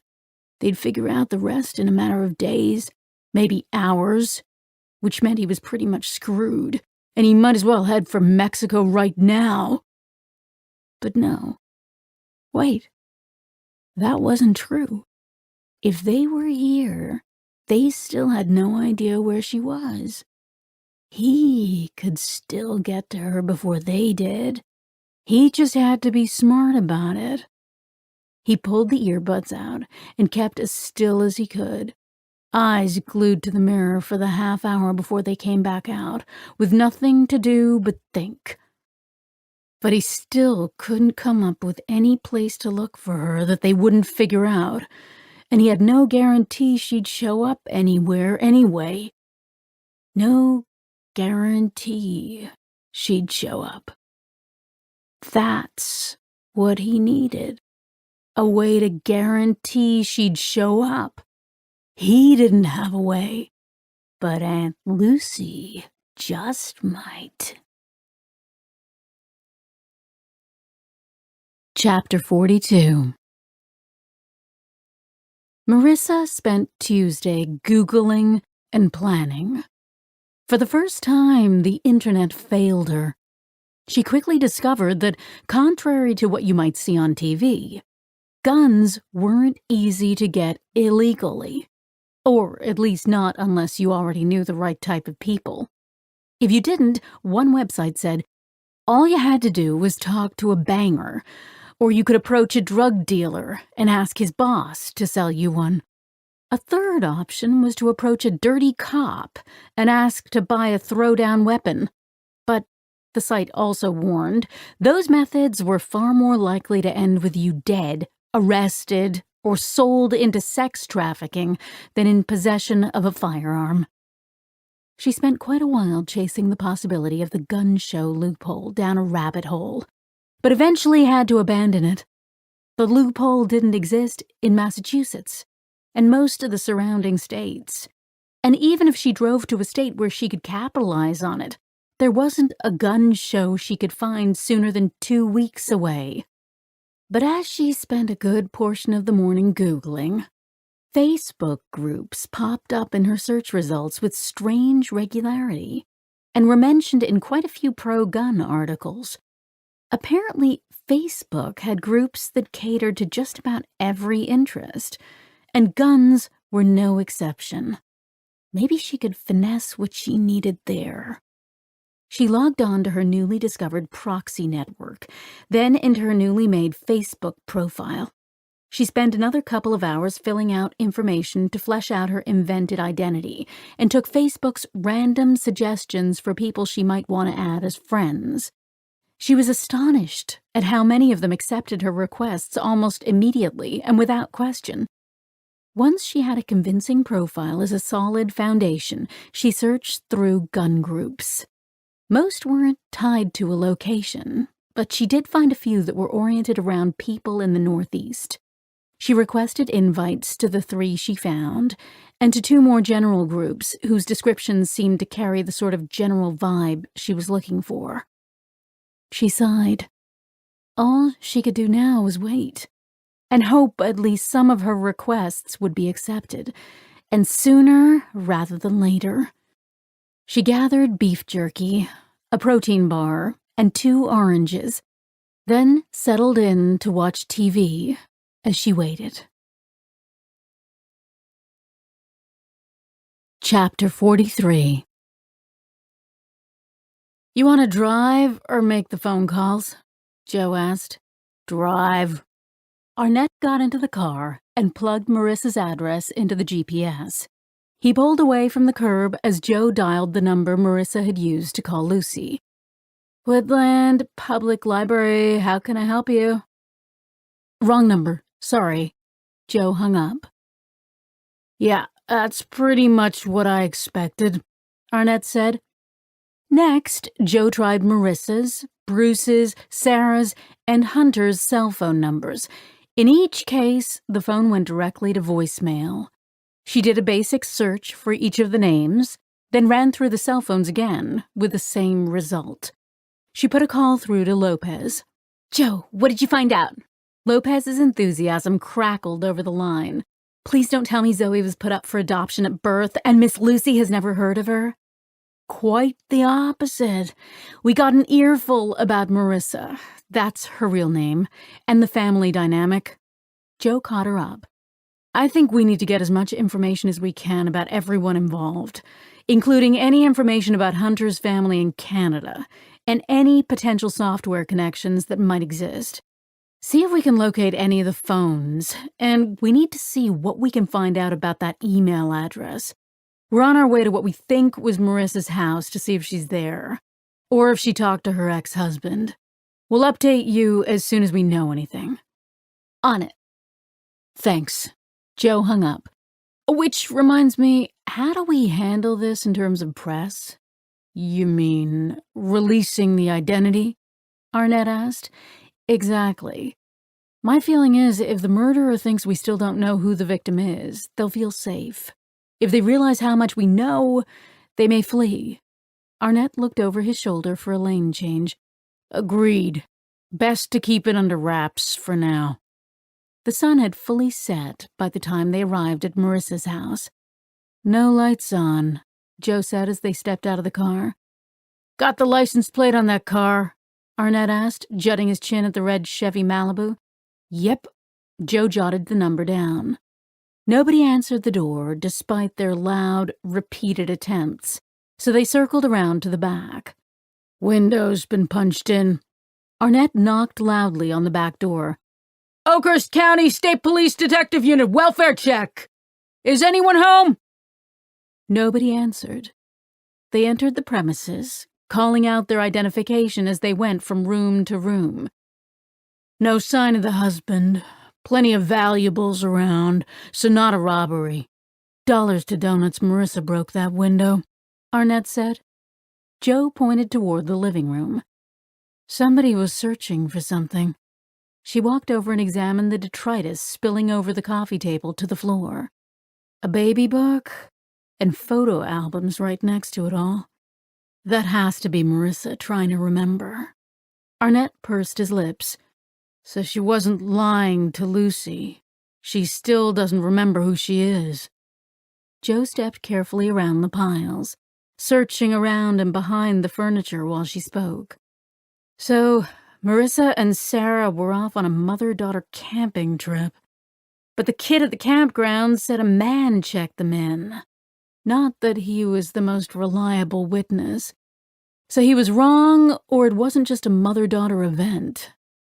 Could have been Bruce or Hunter. Arnett slipped on gloves and flipped through a stack of mail. That seems most likely as things stand. And I don't like that neither Bruce nor Hunter are answering their phones, and that neither of them have filed missing persons reports. Maybe they have. We haven't checked since we got word about Marissa leaving Sunset Gardens on Sunday. Excellent point. We need to double-check. Joe sent a quick text to Lopez, then checked the time. And I really don't like that Bruce isn't home. Maybe he's just not home from work, but based on the dust and the smell, my guess is nobody's been here for at least a week. Arnett nodded. I say we interview the neighbors and hope he shows up in the meantime. Then go find Hunter. The neighbors weren't much help. Nobody remembered exactly when they'd seen either Marissa or Bruce last, but guessed it hadn't been recently. They also couldn't remember the last time Marissa's vehicle had moved or Bruce's vehicle was home. The Staseks weren't the friendliest of neighbors, not the sort to let anyone know when they were leaving, and not the sort that inspired trust from others. In fact, Marissa was the sort of neighbor who, if you did something that annoyed her, like burned your lawn trimmings at the wrong time, would pour chemicals on your plants to kill them. The best thing about having the Stasics as neighbors, one woman said, was that they never entertained because they didn't have any friends. Bruce worked some sort of manual labor job during the day, or so they guessed, based on his coveralls and the way he looked in the evenings. And yes, he normally worked typical daylight hours and should probably be home by now. As far as anyone knew, Marissa didn't work at all. Just as they approached the house on the lot behind the Stasic home, Lopez called. "Hey guys, I have some information for you. First off, I checked Marissa Stasic, Navarro, and Pissarro. She has no record of any kind, which isn't surprising, or we'd have tagged her with the fingerprints. So, however bitchy she may or may not be, she's never crossed a line with the law. Her husband, however, is a whole different story. Bruce Stasic has several arrests, although not under that name, and not in our jurisdiction. One for robbery, one for dealing heroin. He's also been Bruce Caligari in Las Vegas and Bruce Ronstadt in New Jersey. He managed to avoid jail both times. The robbery because it was a first offense, the drug charge because he turned in an accomplice who was a bigger fish. I'll keep digging, but I can already tell you he seems to be a magnet for the scary boys in the playground." I wonder how much of that Marissa knew. It's plausible she didn't know any of it because it happened before they were together. When did they get married? About 1.5 years ago, but he moved into her house about 5 years ago, from what I can tell. He's been at his current job, Sanderson Construction out of Oakhurst, about 1 year, which is a record for him. I double-checked the DMV records, and he owns a white 2014 Chevy Captiva Sport. Marissa drives a red 2012 Chevy Malibu. I've already updated our APBs with the makes, models, and plates. "We just saw the Malibu in her driveway," Joe said, and confirmed the license plate number. "So she wasn't stupid enough to start driving that again, unfortunately." I also checked out her divorce settlement. Since her employment records are almost non-existent, she and her ex, Miguel Navarro, split assets 50-50. Plus she got alimony from him that continued on until she remarried. "Lucy suspected as much," Joe said. "On to Sarah. Not much I can tell you about her that you don't already know, except she works at Wynasset Mutual Bank, and she drives a silver 2018 Tesla Model S, which is badass, and tells me she cares about the planet, and instantly magnifies how pissed off I am that she's in trouble. To round out our little auto show, Hunter drives a 2014 black Toyota Corolla, and yes, Hunter's address is listed as the same one you have for Sarah. He's a graphic designer for Beast Communications. His full title is actually graphic designer and PR coordinator, whatever that means." "You're emailing all of this to us, right?" Arnett asked. "Already did. Onto Marissa's email account. Super easy to track, but ultimately worthless, since I can only track it back to the library, where she used Dolores' name and address. But they have several cameras, so we can get a look at her if you like. I'm not sure what that would tell us, but I guess you never know." "Okay, thanks. I'm guessing all that means we can use the email address to our advantage." "That depends. She'll need to access her email somehow, and depending on how she does it, we can potentially track her IP address. I can list out all the possibilities for you, but what it boils down to is we have to hope she's not too smart about technology." "That sounds like the door's slammed right back in our face," Arnett grumbled. But there are 2 possible doors we can cut right into the wall." Lopez paused for effect. "Have her aunt send her an email and hope she responds?" Joe said. "Eyes on your own paper. Yes, that's one option. The other is I can write up a little Trojan that'll snatch up her phone's information when she opens the email." Joe missed a beat before responding. "That can't be legal." "I didn't say anything about it being illegal," Lopez said. "Of course, you'd have to get clearance." Lieutenant Martinez will never okay that, Arnett said. Lopez sighed. Yeah, you're right. Then we're back to Aunt Lucy sending an email. I'll call her and ask her to do that as soon as I get off the phone with you. But back to our journey up the ladder of bizarre, I can't get a location on any of the phones involved. Joe paused, stunned. None of them? Nope. Marissa, Sarah, Bruce, Hunter, either they're all somewhere that's blocking them from GPS, or their phones are all dead. Which I'm sure I don't have to tell you is really, really weird. So I'm going to track down a history of the towers they pinged before they disappeared. Speaking of which, I'm sure you would have mentioned it, but there's still no missing persons report filed on Sarah or Marissa by chance. Nope. A dark pit had formed in Joe's stomach. I know this sounds odd, but can you start paperwork on a warrant to search Sarah's house? Something tells me we're going to need it. And we should probably start the process of accessing everyone's credit cards and financial records. See when they last spent money and where. No problem. Godspeed. Chapter 44. Marissa looked up from the TV when her email notification chimed and smiled when she saw Aunt Lucy had finally responded. Hello, Marissa. Thank you for sending me your email address. I'm worried about you. The police came looking for you and told me Sarah's missing, and I'm worried about Sarah, too. Can you please tell me what's going on? Can you find a way to call me, or at least tell me over email?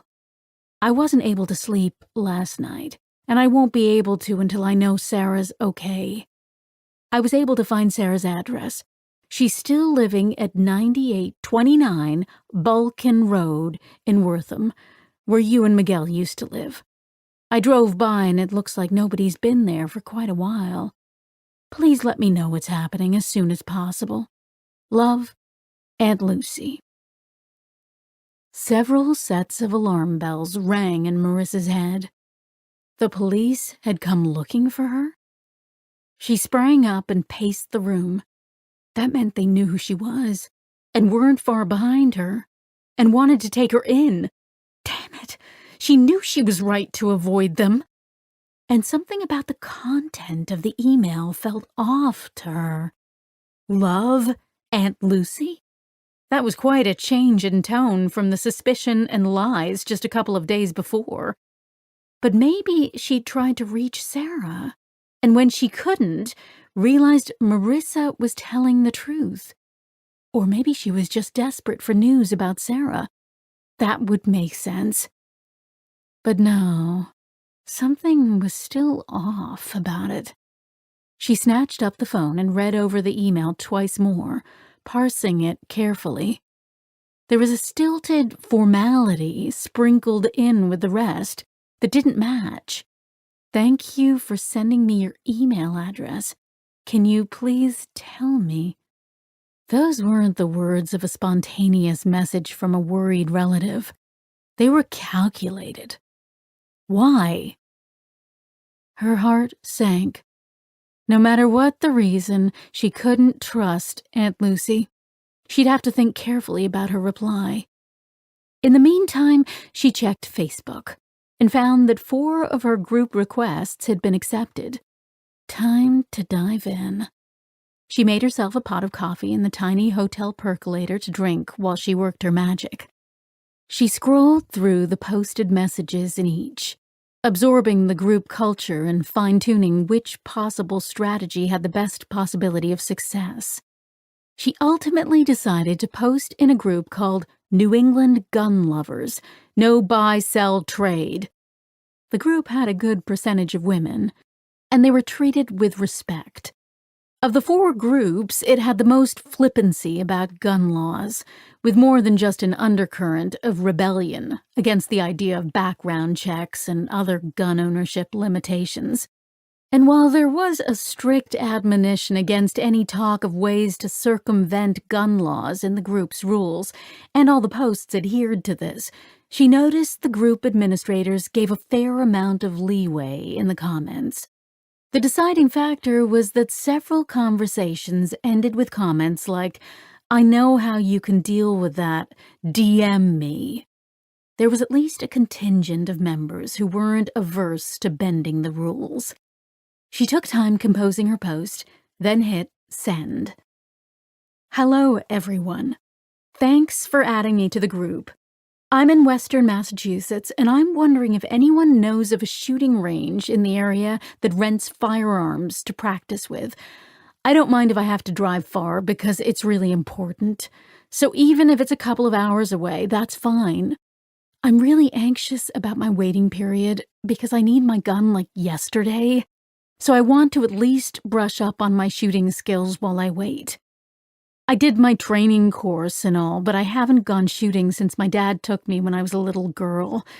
Thanks in advance for any help you can give." She wasn't sure how long she'd have to wait before she got a response, let alone the sort of response she wanted. But within half an hour, 5 people had responded.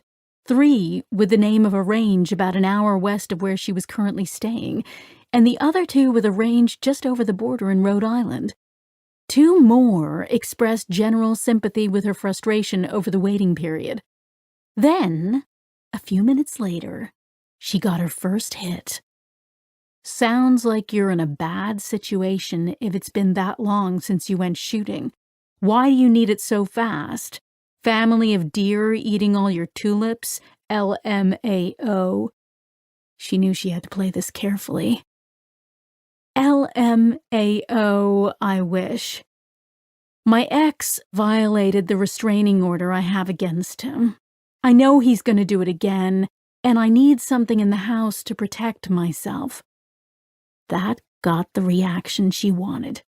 Over the next half hour, several people chimed in with comments like, "See, this is the problem. Good people can't get a gun when they need to take care of themselves. But domestic abusers get as many as they want. And I bet he has an armory full of guns while she's a sitting duck at home." But more importantly, 3 members of the group sent her friend requests and DM'd her when she accepted. 2 were women who'd been in similar situations, who wanted to commiserate and give her tips about how to protect herself and deal with the law. The 3rd was a man, James Rafferty, whose sister had been hospitalized by her ex-husband when he violated his restraining order and beat her nearly to death. She'd been in a coma for a week, and the asshole only got sentenced to 6 months in jail for assault. James made damn sure his sister knew how to shoot and had a gun in her end table in case the bastard came back. She spent the rest of the evening juggling conversations with James and one of the women, Delilah Sound. She played up the damsel in distress for James and the sister in solidarity with Delilah, planting seeds she hoped would take root. As she got to know them, she checked their profiles for any verification they were who they said they were. Family pictures, posts about hobbies, cute cat videos. Both profiles looked real and harmless. Neither made the sort of overture she was hoping for, but she hadn't really expected they would quite so quickly. But she had complete faith that they would. Most people were decent, or so her mind kept telling her, and most decent people expected that you were decent too. It was easy to take advantage of that. This would work if she just gave it a little more time, and she had no other option. So she crawled into bed early, hoping to catch up on the sleep that had been so elusive. But even if she wasn't able to, she needed time to think anyway. She still had no idea what the next step was after she got her hands on the gun. It was all well and good to decide to take the fight to the enemy, but how did she manage that when she didn't know who the enemy was? Just as she started to drift off, another flash of memory came back to her. In it, her line of vision was low and awkward. She must have been kneeling or sitting on the floor, and she was staring over her shoulder to the left at a cot, or rather, under a cot. Halfway beneath was a strange rectangular, triangular hybrid blade, lying like someone had tossed it there. And just at the corner of her vision, a pair of feet in athletic shoes cuffed by jeans. She bolted upright and pressed her palms into her eyes, desperate to pull the flash back up, trying to make out any additional detail she could. But it was gone again. Chapter 45. Instead of trying to guess where Marissa would go, the man needed a way to get her to show up where he wanted her to be, and Aunt Lucy was the perfect way to make that happen.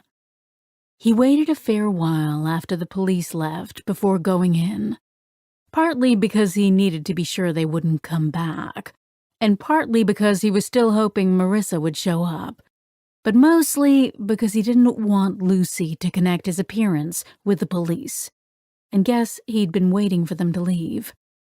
He needed her to trust him as much as possible. He waited as long as he could before he risked her going to bed for the night. Then he ripped the mirrors down, emptied his bladder again, and jogged up to the door. He pounded on it with the side of his gloved fist and called out, "Lucy, open up, it's me!" He waited, listening. He was certain he heard footsteps. He pounded again. "Lucy, I need your help! Sarah and Marissa are missing! Please!" The door opened, and she waved him inside. "Hurry up and get in here. I don't need the neighbors going nuts. Where the hell have you been?" "I was away on a work trip, and I come back, and all hell's broken loose. You know about all this? What's going on?" She led him into the living room, an odd look on her face. "When was the last time you saw them?" "When they left for the camping trip. When was the last time you saw them?" She looked at him for a long minute, then sat down and rubbed her eyes. "Same. Well, that's the last time I saw Sarah." He picked up the strange wording. "What do you mean? Have you seen Marissa?" "Marissa was here on Sunday." He furrowed his brow. "She came here? Why would she come here?" She stopped rubbing her eyes, but left her face in her hand, like she was thinking. "She said she was in an accident, but she didn't remember what happened, or where she lived, or even that she had a daughter." "Shit. Was she okay? Did she go to the police?" Lucy shook her head. "She seemed fine, except for her memory. And no, she didn't go to the police. I mean, I don't think so. Maybe." He noted her strange pauses. She was lying. "She's not home. I checked. Neither of them are." "Why wouldn't they go home?" Lucy shook her head again. "I don't know." "What did she say to you? She must have said something." She took a deep breath. "Let me try to remember." His eyes stayed on her face as she stood and crossed the room. She was agitated, yes, but he was sure she was stalling for time. He couldn't let her think too long. She might start putting pieces together. "Please, anything will help. If she didn't remember anything, how did she find you? Did she say anything at all about where she was going?" She turned on him, her frustration boiling over. "Stop! She saw an RV that made her remember me, and I showed her some pictures of her childhood and she remembered that, but she still didn't remember Sarah. That was it. I just wanted her out of my house." She was feeling guilty. He could use that. He put on an angry expression. So wait, let me get this straight.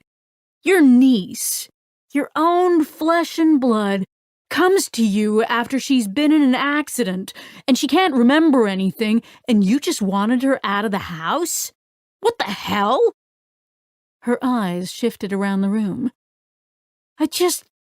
No, it wasn't the smartest thing to do, but I didn't even know she was telling the truth until... He didn't miss a beat. Until what?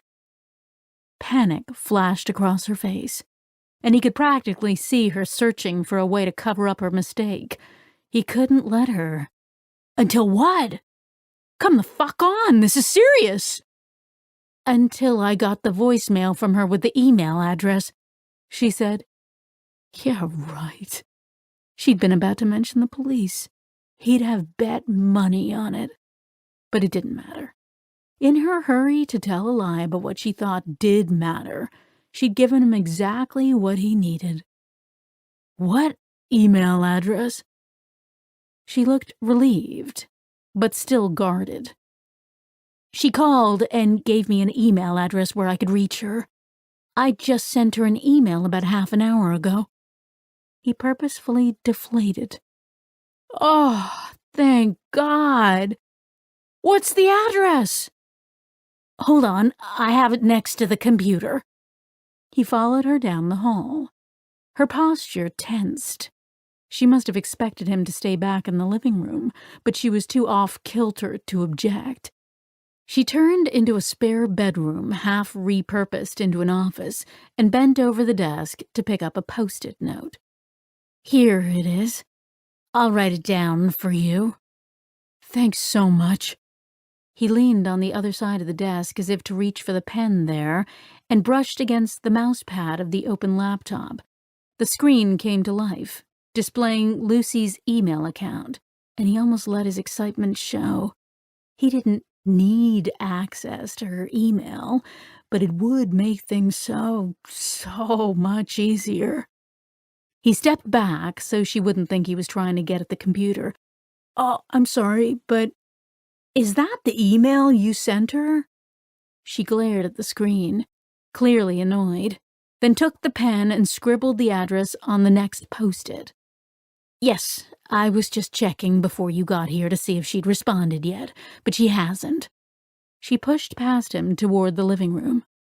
As soon as her back was to him, he pulled a length of cord from his jacket pocket.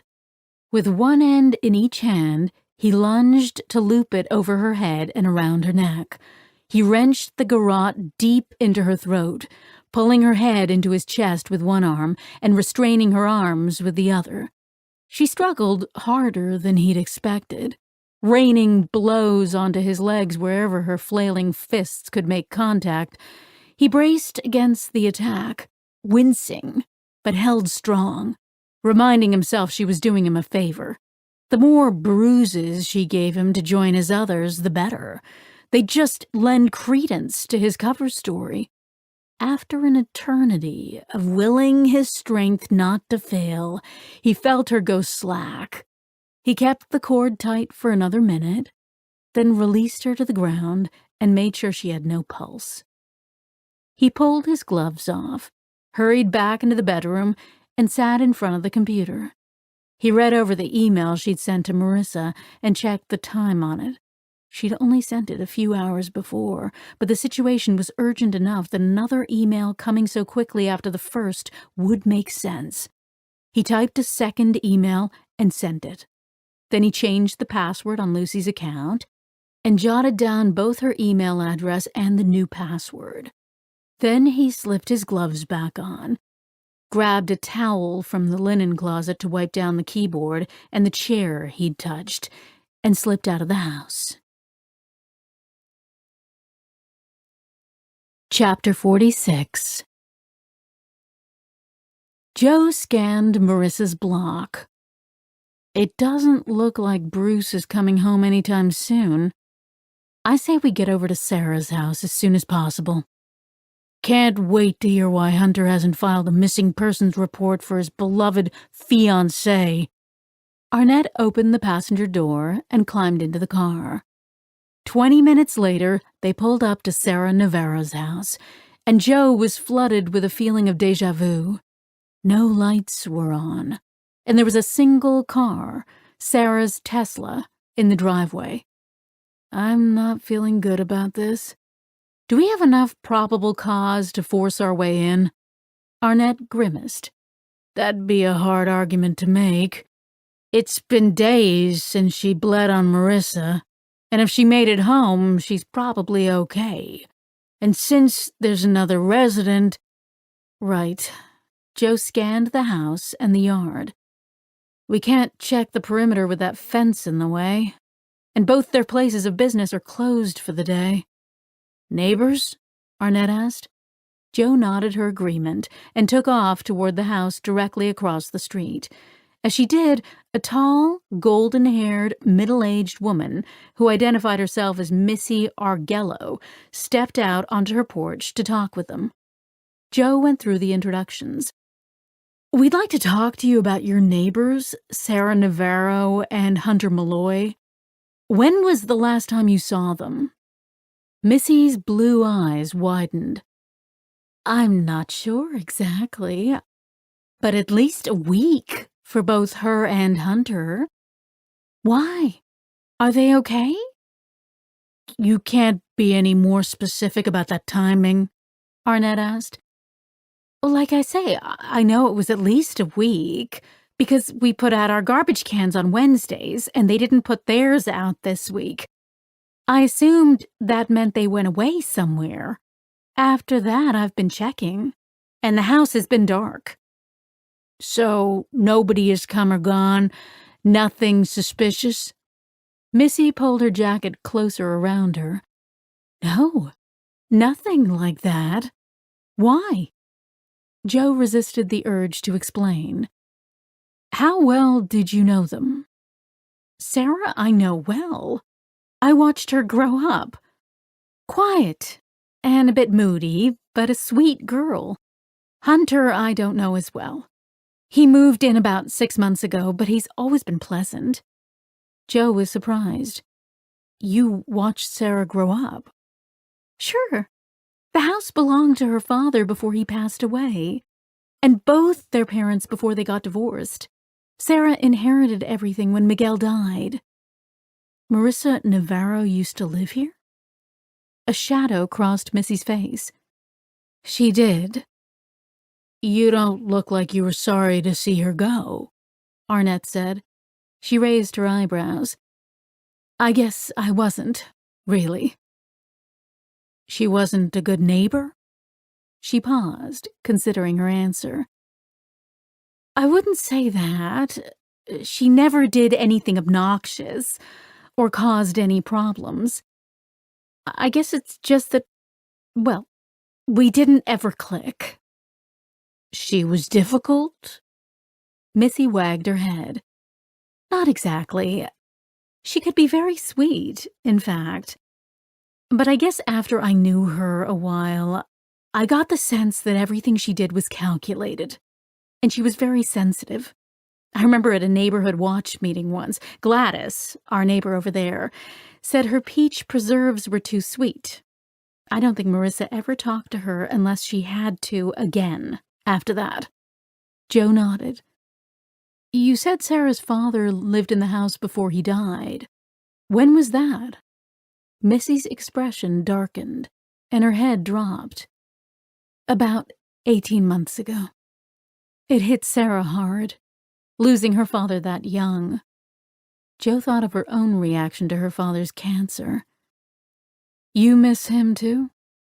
I do. Miguel was a good man. The kind where if he saw my husband trying to fix something on the house or the car, he'd come over and help. Jo made a mental note to find out more about Miguel Navarro. And you don't know Hunter well?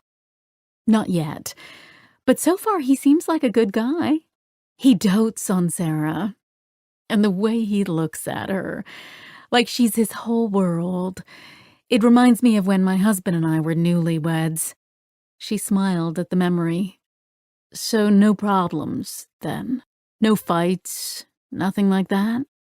Missy's eyes flicked to Gladys's house, and she leaned forward ever so slightly.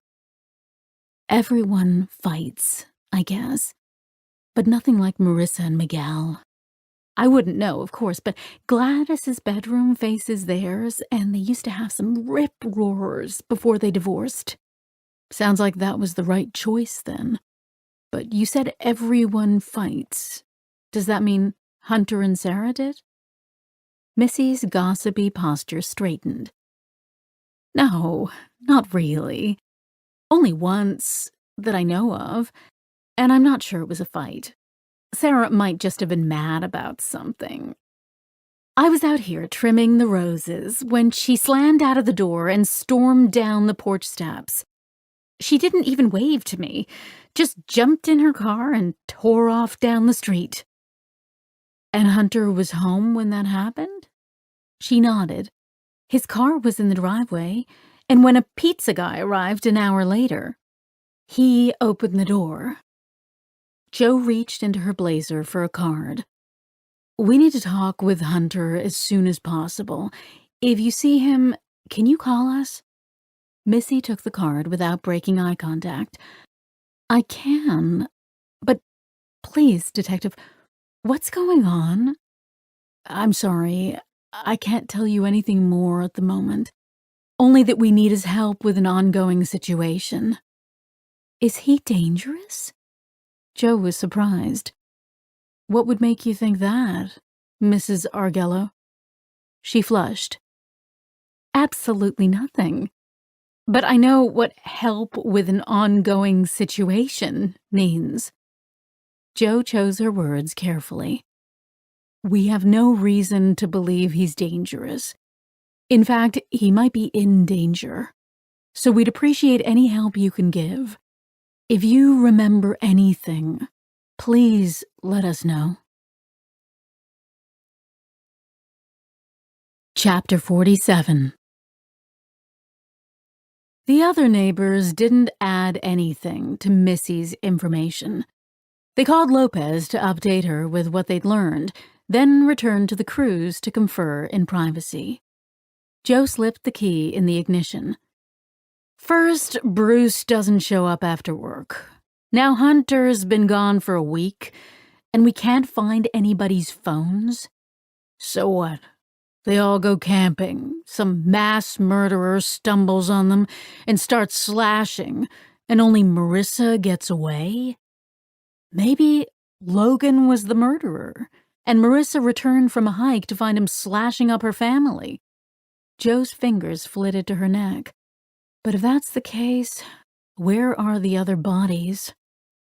Maybe one of the family killed the others? Better, but we're still missing at least one corpse if so.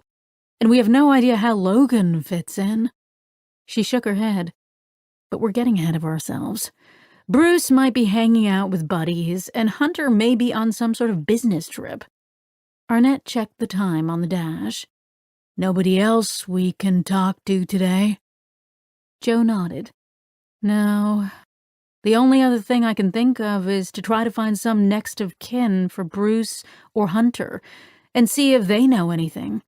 But Lopez is already looking into Hunter, and I can search Bruce's family myself. Go home and spend an hour or two with Laura. They went over the facts of the case again as they drove back to HQ, but didn't make any further progress. As Jo considered contacting kin, she remembered her own. She needed to check on her father. She detoured over to her Chevy Volt, turned on the seat warmers, then reached for her phone. Josette! Her father's voice rang out over the speakerphone, vibrant and happy.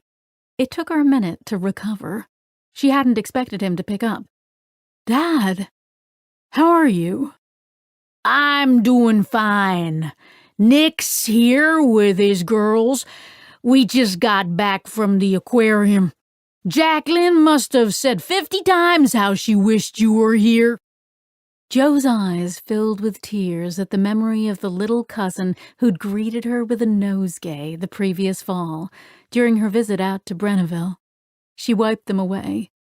What the hell was wrong with her? Was even the mention of a child going to send her over the deep end on the drop of a dime? I wish I were there too. Hopefully I can come out soon. I'd like that. Hey, I haven't put it on the tree yet, but I found Thérèse Langlois' parents. I'll try to update it this weekend. Jo and her father had been working on their family tree for several months, slowly wading through records and chipping away at brick walls, trying to trace as much of the family as possible back to the grand deportation from Acadia in 1755. Sorry, Dad, I haven't had much time so far this month, but I have a list of records we need to search. She heard a little voice in the background calling out. Her father's voice muffled. He must have put his hand over the phone. Hold your horses there, Sherry. Make the popcorn and we'll start the movie in a minute. His voice cleared again. Sorry about that. Now, why'd you call? Your sister got you all riled up. She bit her tongue. I just wanted to check in, but she told me you rescheduled an appointment. He paused for a beat, probably trying to gauge how much she knew. I did. I'm going tomorrow, and that'll be just fine. Yes, it will. Anyway, I don't want to keep you from your movie, so I'll call back later in the week. She tried to add the words, I love you, but the words stuck to her tongue. Despite the progress they'd recently made, he still wasn't that sort of father, which made it hard for her to be that sort of daughter. He paused again. Your voice is strange. There's something you're not telling me. You okay? Tears filled her eyes again, and she coughed to cover the rasp she knew she'd have in her voice. I'm fine, Dad. I gotta go grab a glass of water. I'll talk to you soon. She hung up the phone and stared down at it like it was a block of Chernobyl concrete. Mood swings or not, she couldn't function if she kept bursting into tears. She needed to find a way to pull herself together. She strode inside to her desk, hoping a few hours of good old-fashioned detective work would distract her again. But her work ended up largely fruitless. She'd found Hunter Malloy's parents and a sister, who all lived in Wyoming. As it turned out, he was born and raised there, and had come to Massachusetts to go to college at Oakhurst U. They hadn't heard from him for about 2 weeks, but said that wasn't unusual. They hadn't expected to talk to him until Easter. No, he didn't have any family in Ottawa, but they were fairly sure he had a friend from college who lived there. They couldn't remember his name. She had less luck with Bruce Stasick's family. She searched each of the aliases she had for him, but couldn't come up with a living relative. Maybe they hadn't stumbled on his real name yet. Whatever the reason, not having their phones slowed everything to a crawl. Hopefully, Lopez could work some of her magic once she had access to their phone records. At the end of it all, she was just as emotional as she'd been earlier. But now she was frustrated, too. She picked up the phone again.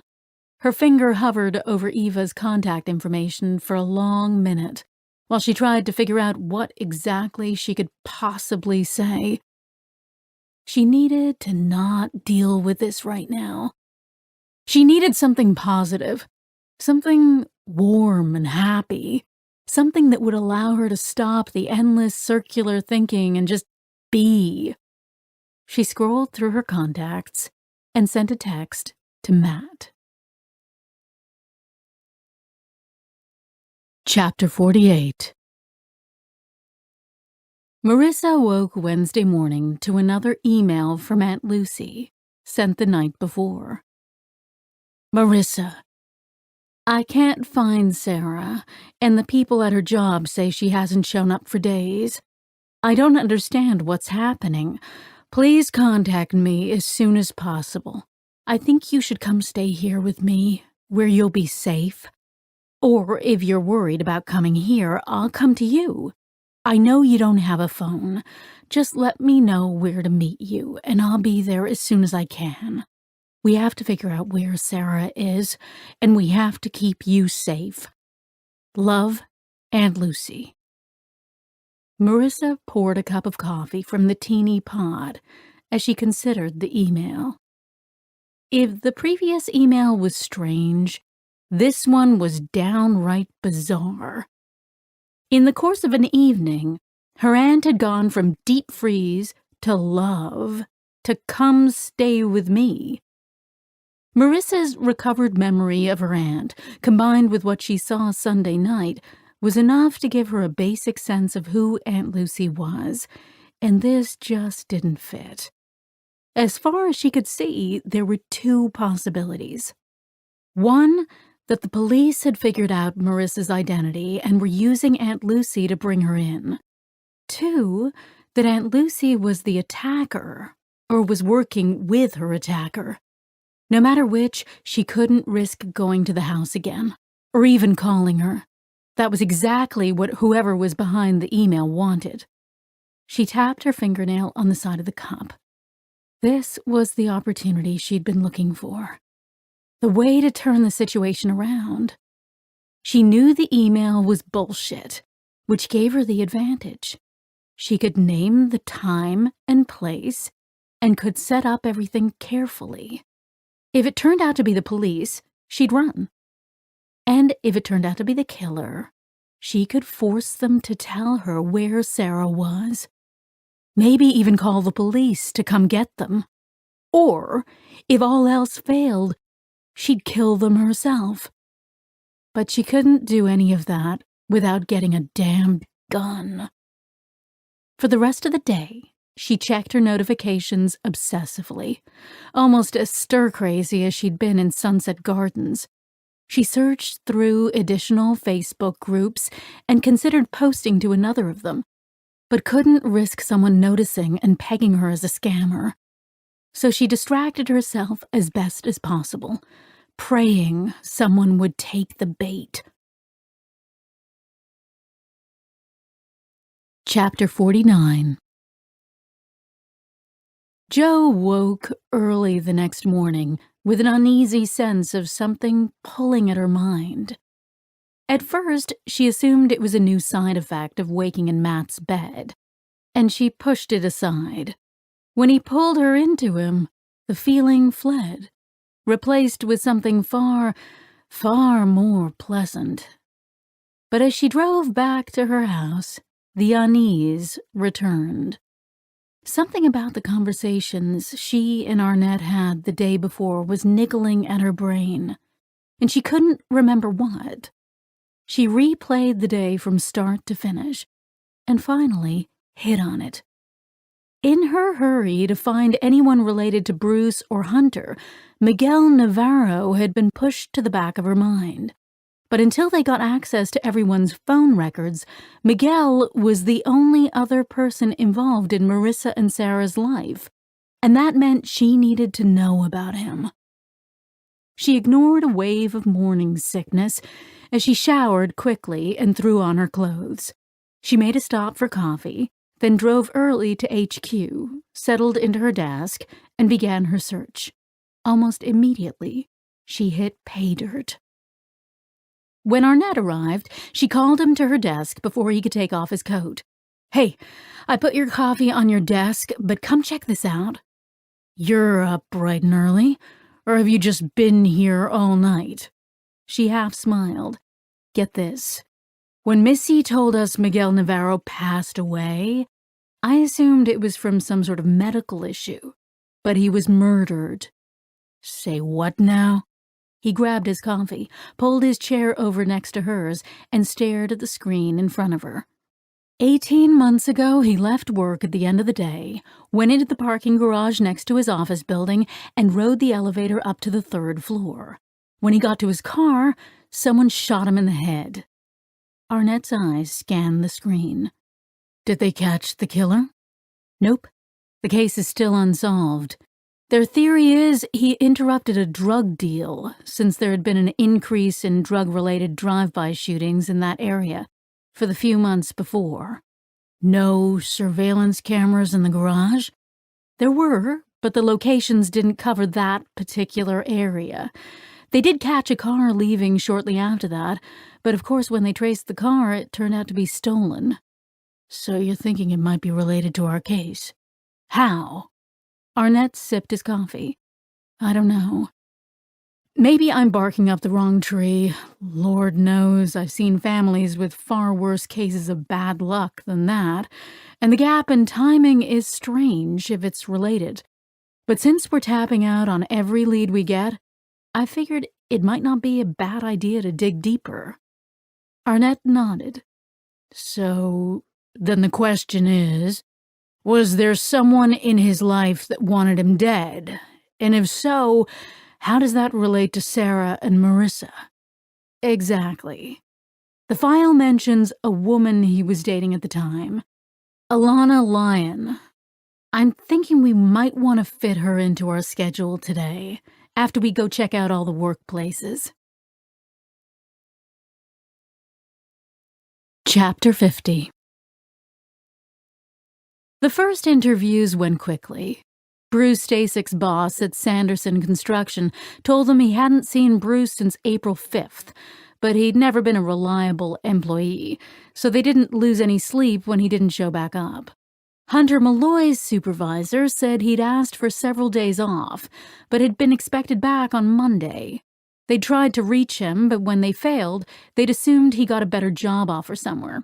Employees ghosting their employers was a growing trend, they said.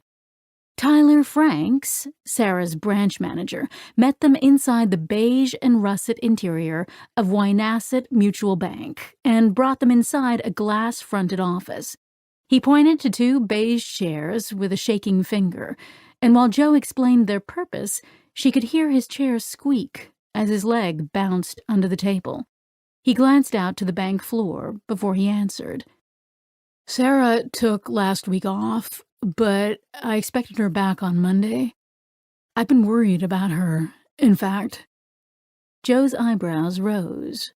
Both other employers had expressed annoyance with their employees' absence and had become defensive when asked why they didn't file missing persons reports.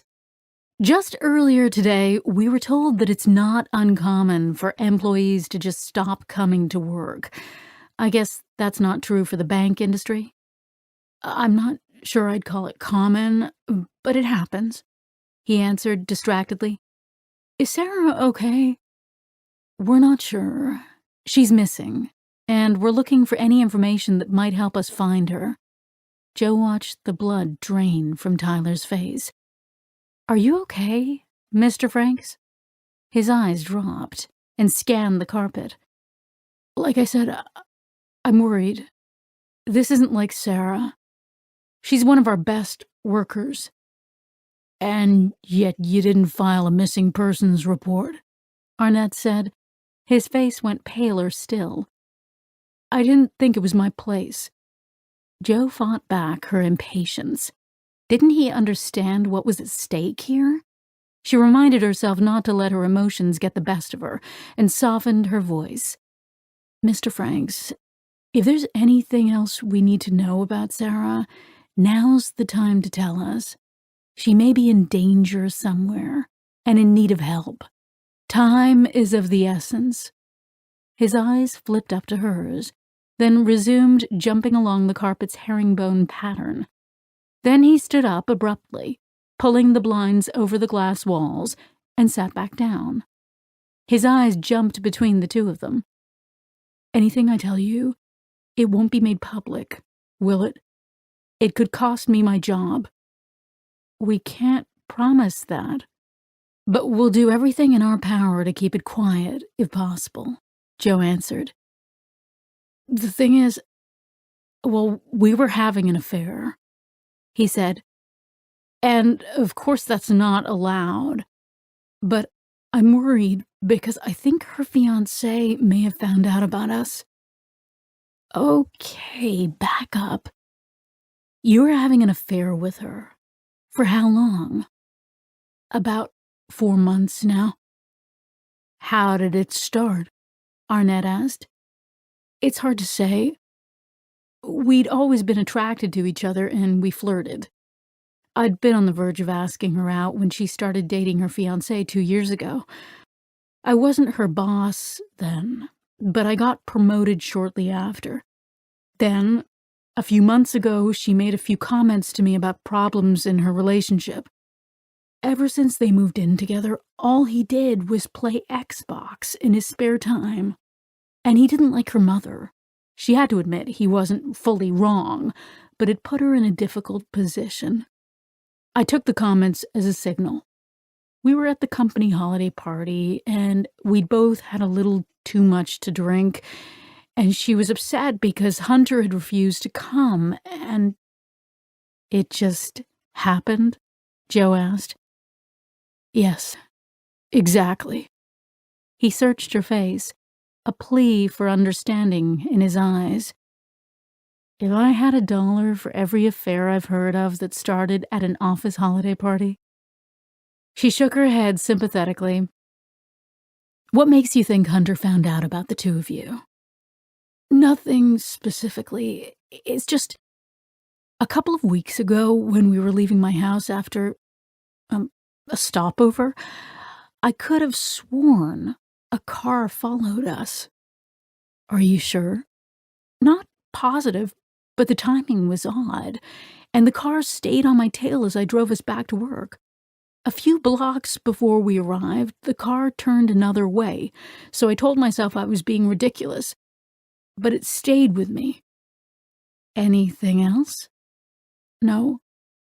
I know I'm probably overreacting, but when she didn't show up for work and didn't return any of my calls, I didn't know what to do.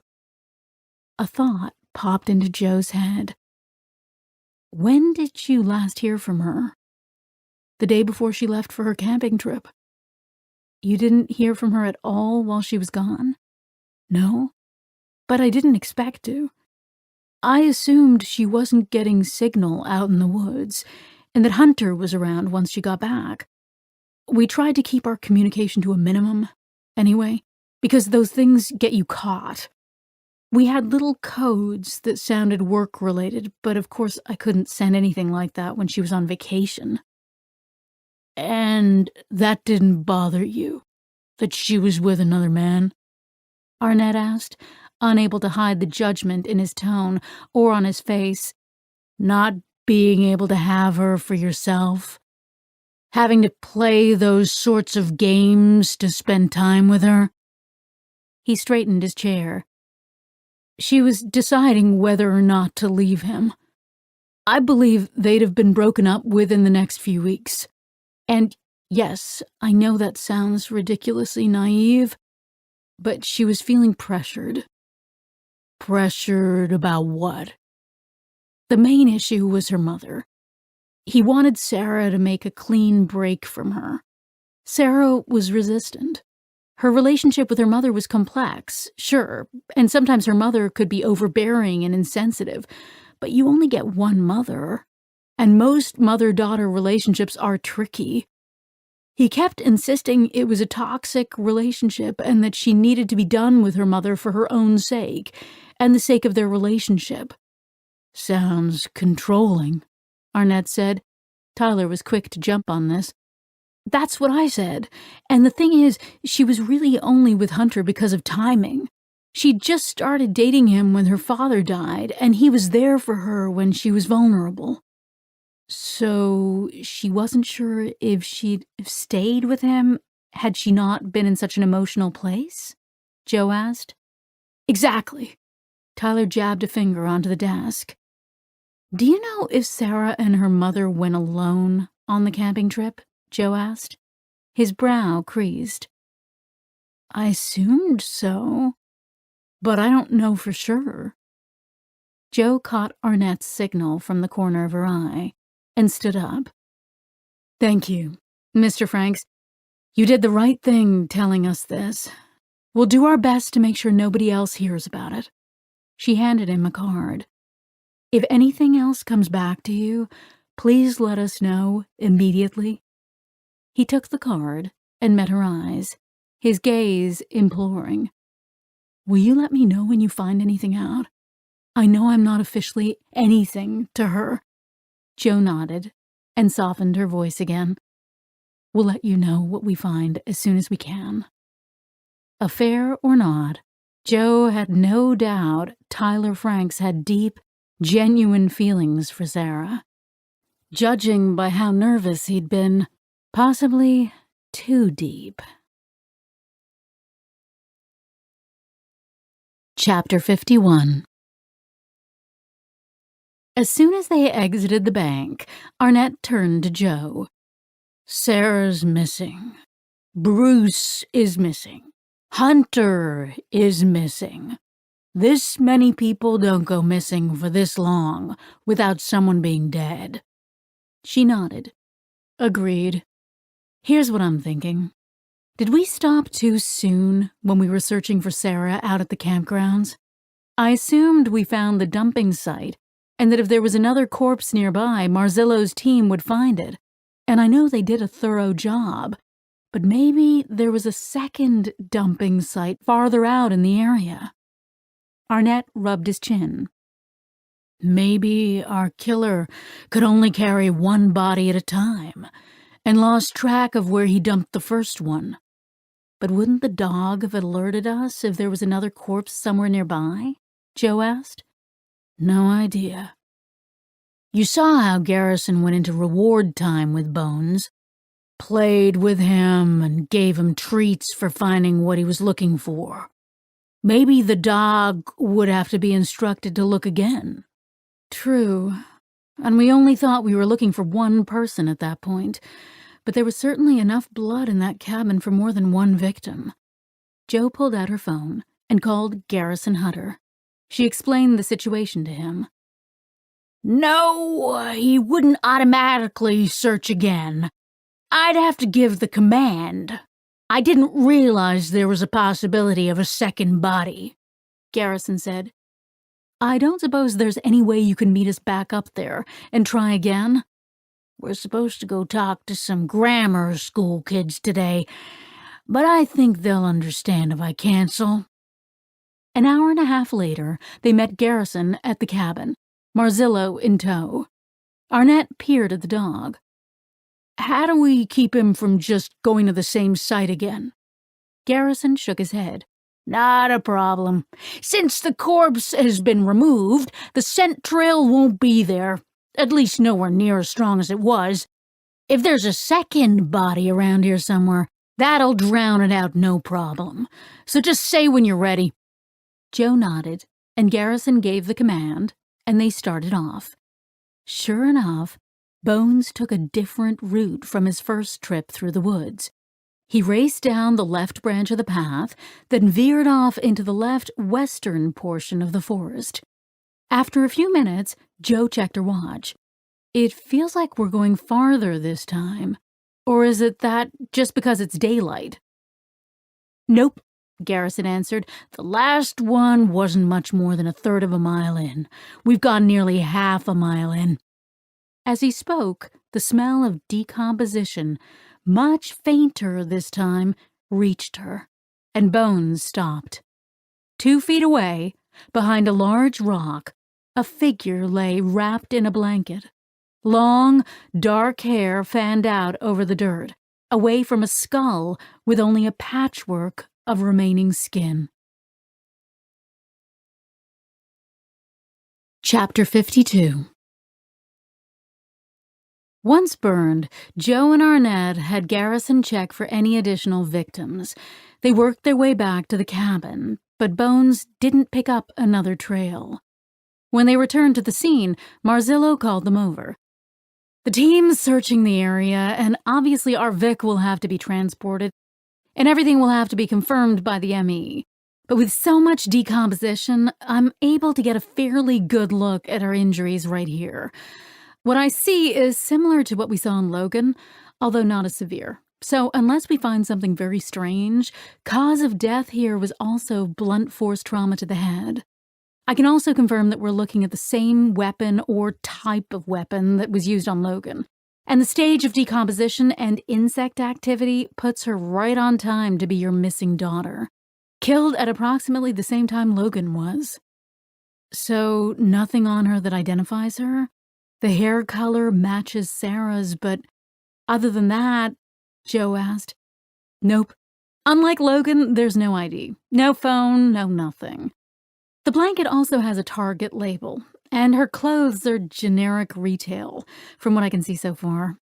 Marzillo rubbed her nose with her forearm. We won't know for sure until we get DNA back.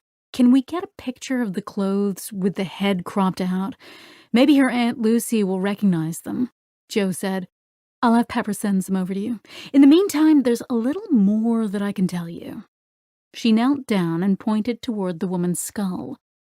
Her head injury has 2 locations, somewhat more differentiated than Logan's were. One is here, at the temple. The other is under here, at the back of the head.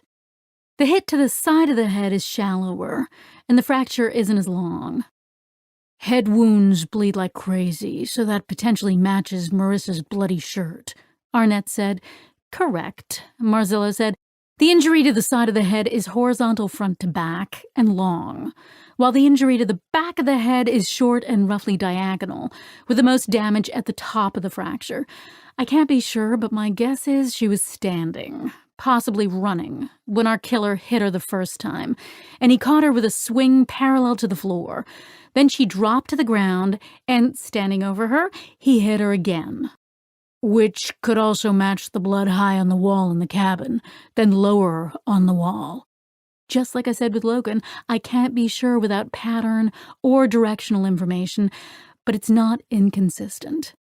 There are other scenarios that could account for what we saw. This is just the theory my brain pops out when I put this information into it. The only thing I can say for certain is she was hit at least twice with a long, hard object of some sort. And based on the fracture, I'd guess the object had a cornered edge to it, not smoothly round like the billy club we discussed before. Did she die immediately? Joe asked.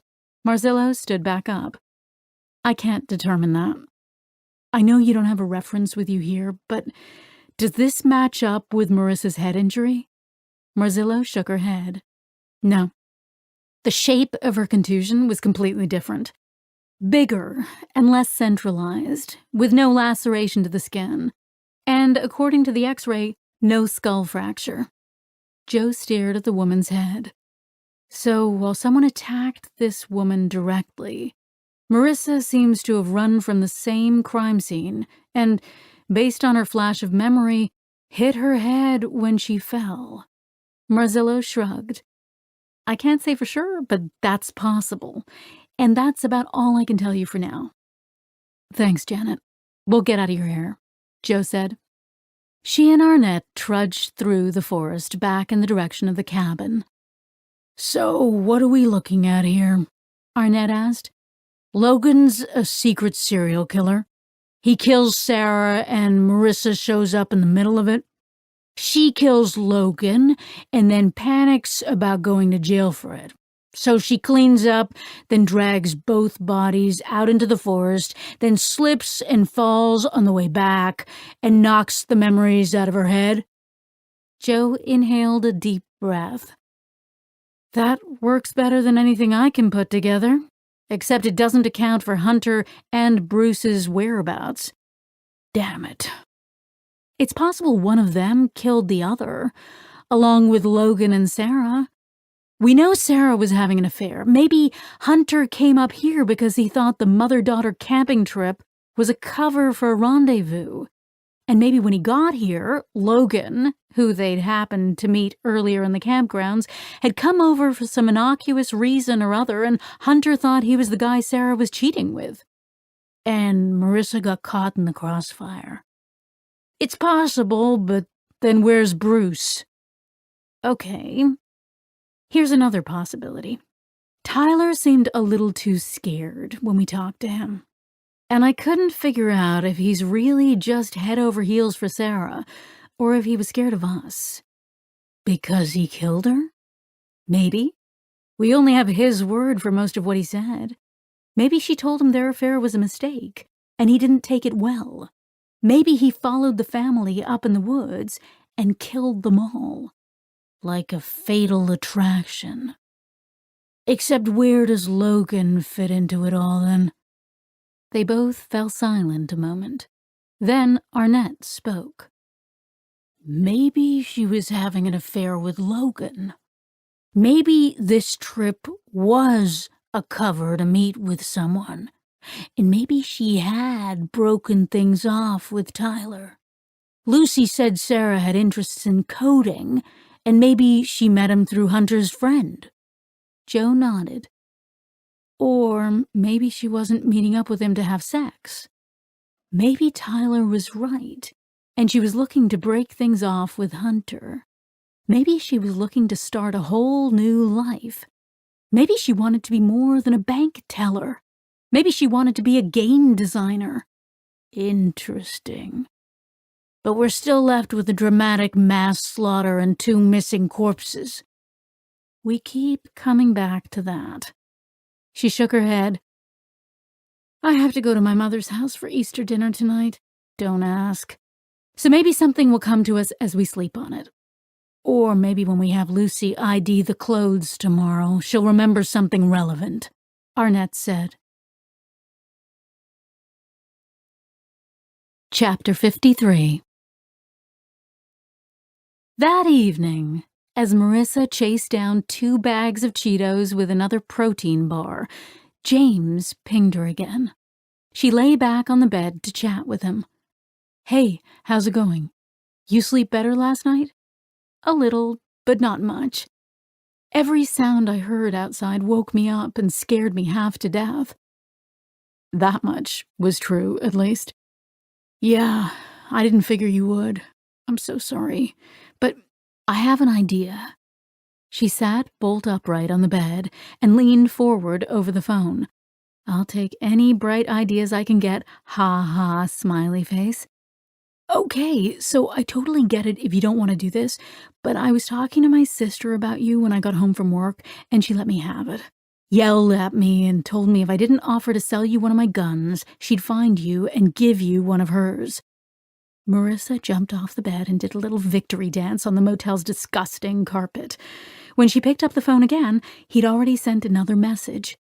But I get it if you don't want to. I know I'm a stranger, and I don't blame you if you're not super trusting right now. But my sister said she'll come with me to meet you. And you can bring whoever you want to so you feel safe. We can meet at, like, an IHOP or something, well lit and in public. Oh, this was beyond perfect. Not only was he not worried that she was some sort of psychopath, but he wanted to assure her that he wasn't, which, of course, he still might be, but if she took precautions, she could minimize the risk. She'd find a way to meet up with them where she could bolt if anything felt even the slightest bit off. But nothing about him made her suspicious. He felt like a genuine person with no motive to harm her. And what other choice did she have? She sent her reply. No, sorry, I was just thinking, are you sure you'd be okay with that? You have something you don't mind letting go? Sure, it's no problem. I can always get a replacement. I'll just download a record of transfer form, and then we just have to report it, and it's all good. I'd never forgive myself if something happened to you, and I could have helped it. Then I'd be extremely grateful. The only thing is, I already paid for my gun at the gun store, so I can only afford to give you about $300. Do you have something that would be worth less than that? Sure. I have a semi-automatic .22 Beretta I can replace for that. I can even give you a box of ammo with it for that. OMG, you would be absolutely saving my life. I don't know how to thank you. Just keep yourself safe. That's all I care about. She made arrangements to meet him and his sister at an IHOP in Springfield the following day, then turned in early again, finally falling into a deep sleep. Chapter 54. Jo arrived at her mother's house cradling the apple pie she'd forgotten to order and nearly forgot to pick up on the way. Thankfully, DeMarco's, her favorite bakery, wouldn't feel the full brunt of the Easter crunch until Friday, so she was able to sweet-talk them into letting her have one. Josie, I was starting to worry about you. Her mother stepped back from the door and took the pie from her. Jo leaned in for a hug.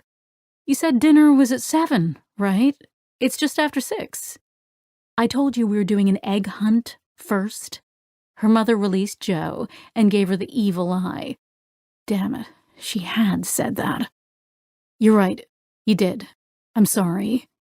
Jo shrugged out of one arm of her coat, set down the bag she was carrying, then shrugged out of the other.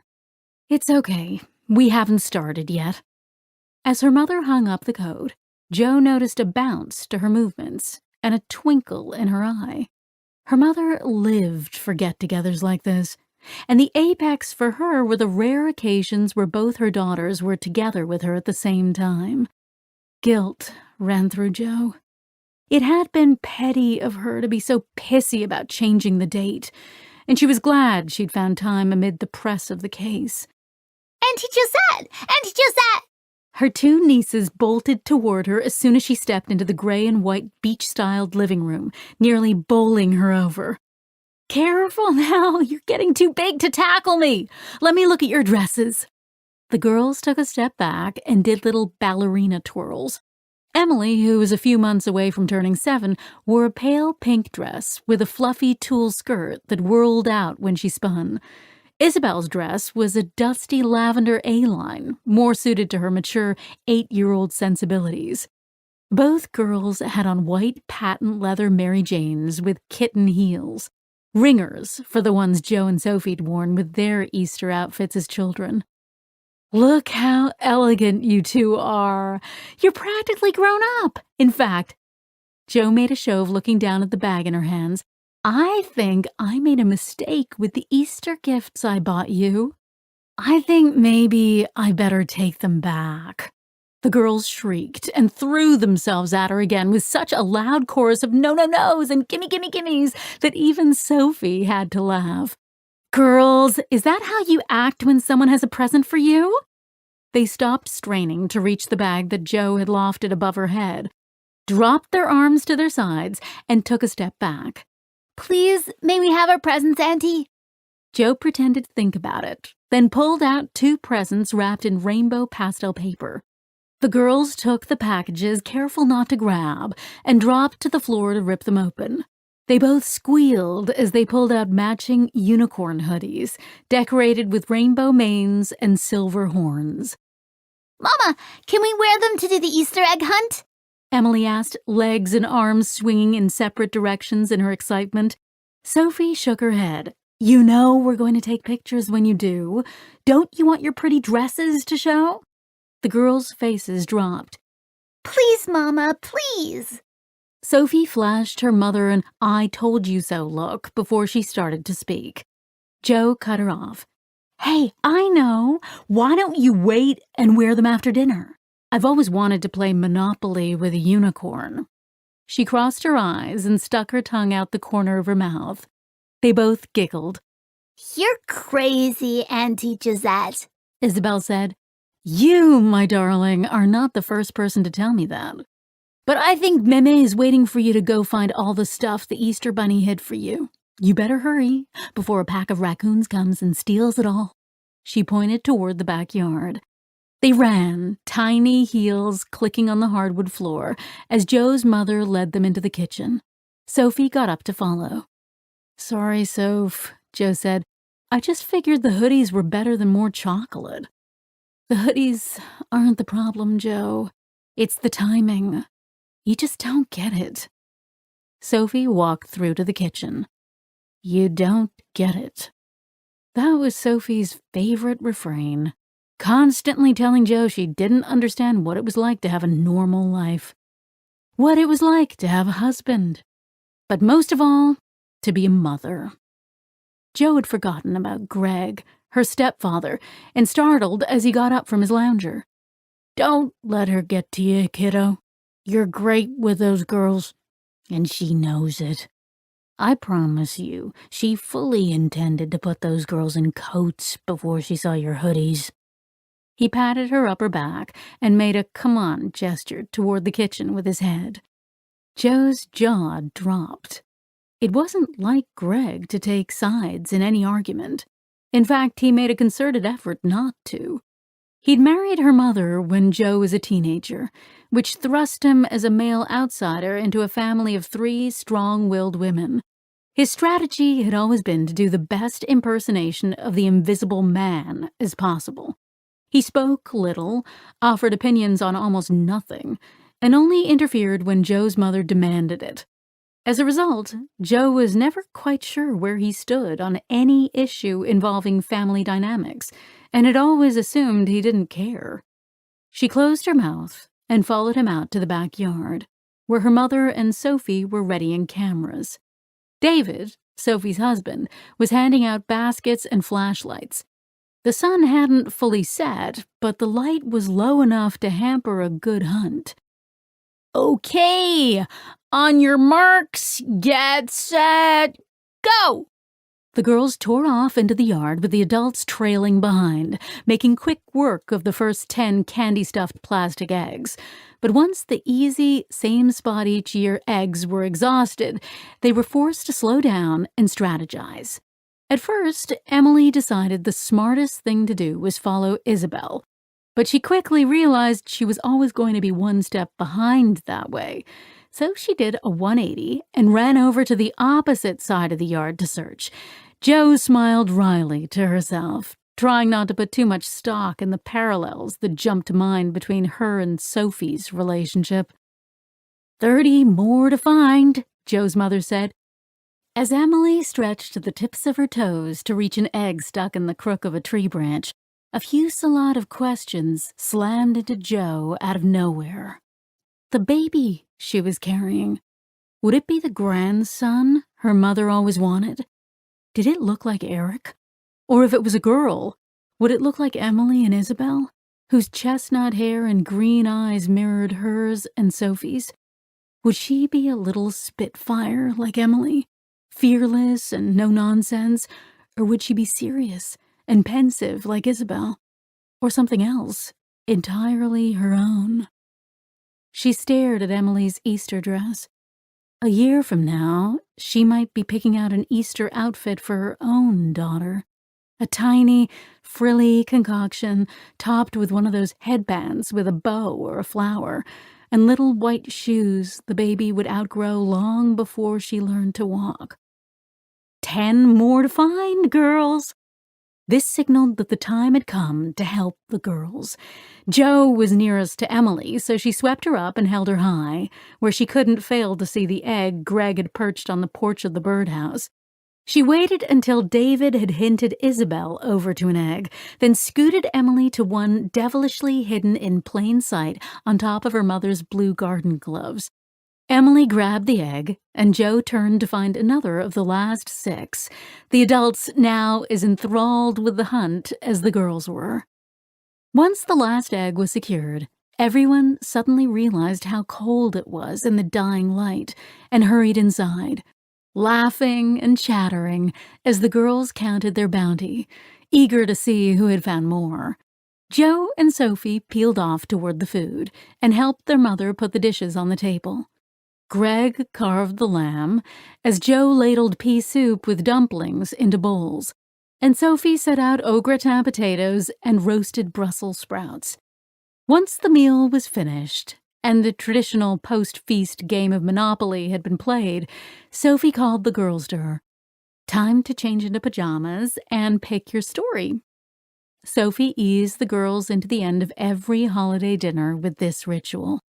Usually they fell asleep by the time the story was done, and David carried them out to the car. But even if they didn't, the story calmed them, counteracting any residual sugar or adrenaline in their systems. It was a brilliant strategy. No tears, no fuss, and everyone left happy. One of the 100 different tricks that Sophie would be fast to point out, Jo had no experience with. Emily grabbed Madeline from Grandma's magical toy stash. I want Auntie Jo to read it. Jo ignored the annoyed look on Sophie's face, well aware Sophie would have gladly welcomed the reprieve had the girls chosen anyone else.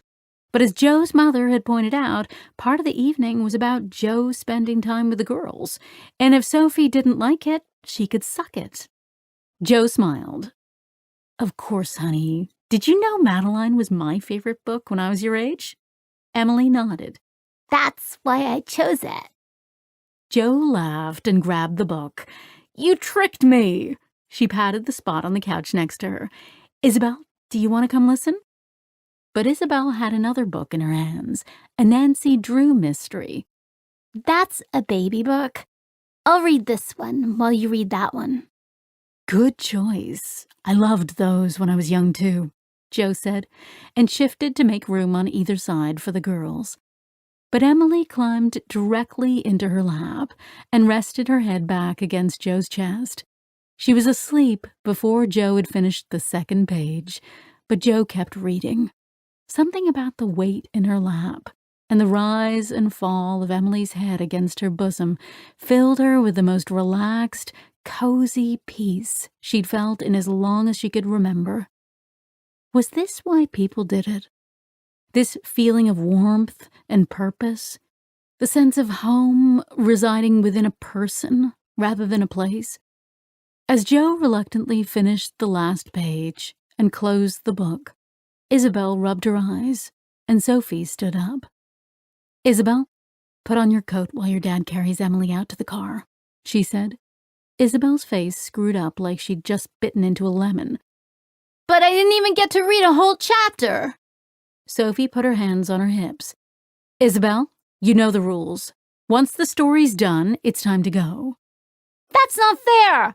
Emily got to hear a whole story, and I want to know what happens.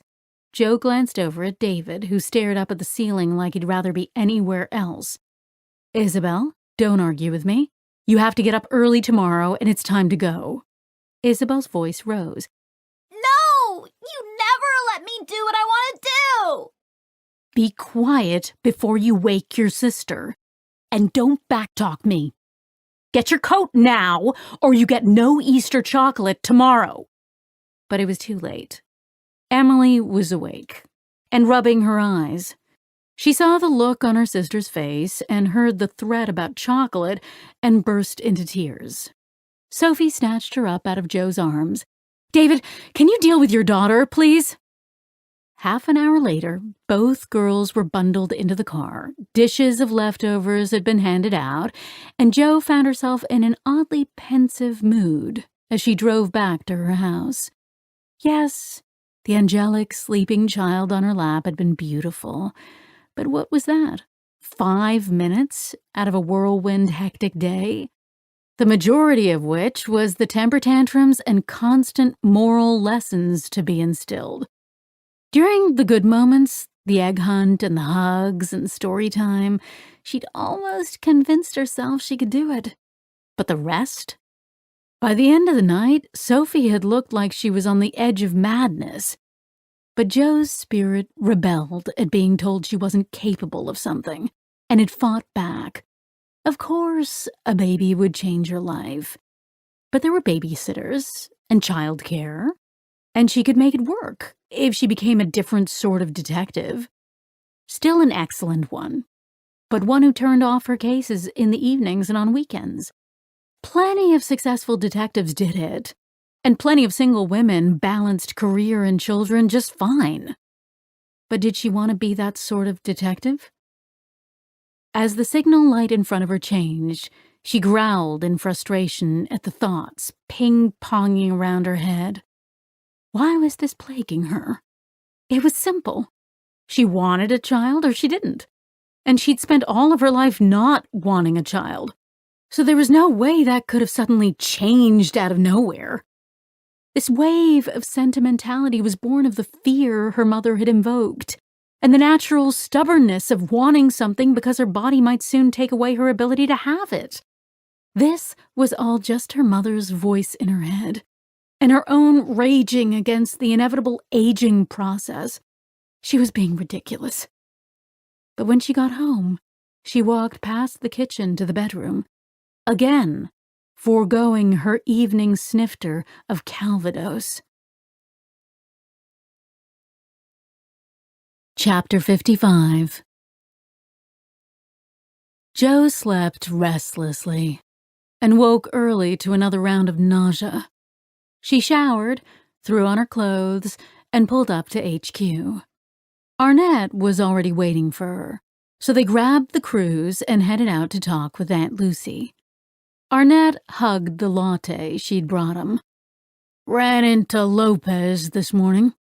Aunt Lucy sent a second email to Marissa. This one saying she wanted to meet up." Jo's eyebrows shot up. Gutsy move, but a really bad idea. Then again, maybe we can use this to our advantage and intercept their meeting. If Marissa responds. Right. What exactly did the email say? Lopez sent it to us. Hang on. Arnett pulled up the email and read it to her. Jo signaled a turn and waited for the light to change. I admire her initiative, but I wish she'd talk to us first. That sounds fake as the day is long. He reread the email again, then closed out the window on his phone.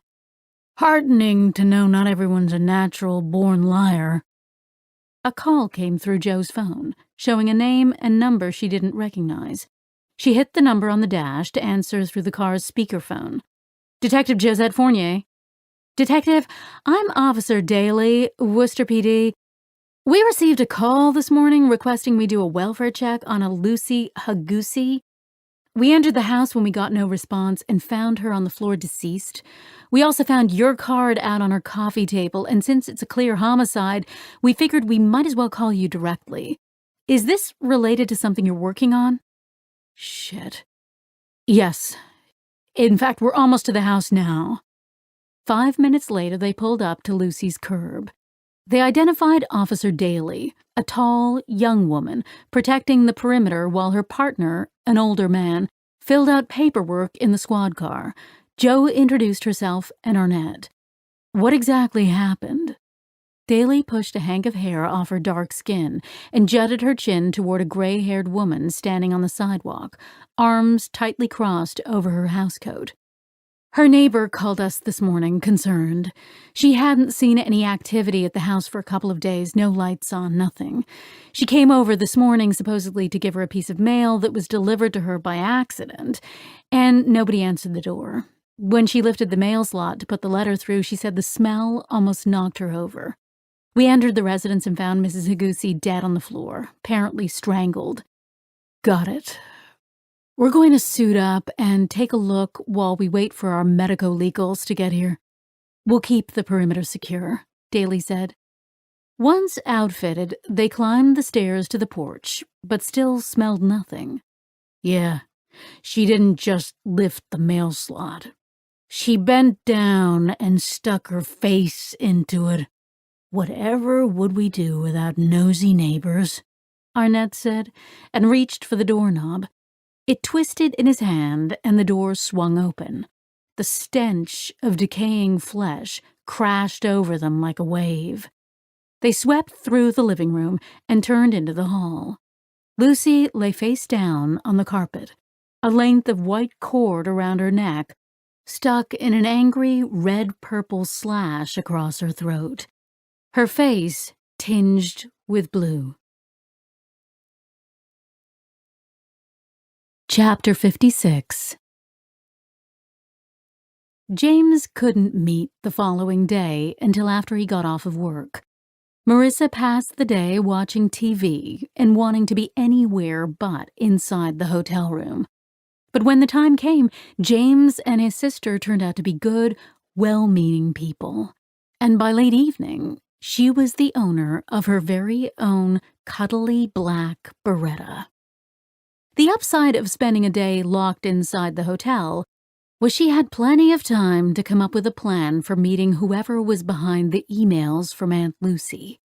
She needed to see them before they saw her, so she needed a place where she could watch from a safe distance, preferably under the cover of darkness. If the police showed up, she'd need to slip away, so she had to be familiar enough with the location to escape quickly.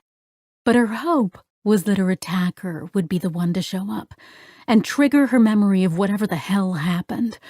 But she couldn't count on that happening. She hadn't recognized her own house, so she had to be prepared to face a dangerous stranger. What would she do then? Sneak up behind them and put a gun to their back? Probably fine if it turned out to be a woman, but just about any man would be able to overpower her and take the gun. So maybe walk up and show him or her the gun and threaten to shoot if they didn't answer her questions. What if they came at her? She'd have to be prepared to shoot, but somehow she didn't foresee having a problem shooting the bastard that attacked her and her daughter. Refraining from emptying the entire clip into them would be the problem. But all that meant she needed someplace secluded, with no witnesses, and no fast response if there was gunfire of some sort.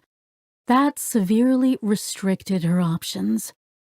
But despite her limited memory, she did remember one place that might work. When she attended Columbus Community College, she went out to Lake Victoria, on the western edge of campus, to study. Large for a suburban lake, the perimeter was about 5 miles, dotted with fishing coves and a couple of docks. She'd discovered a small clearing bounded by rocks a few hundred feet off the perimeter trail near the southern dock, and loved to study there while listening to the sounds of wildlife and the water lapping against the shore.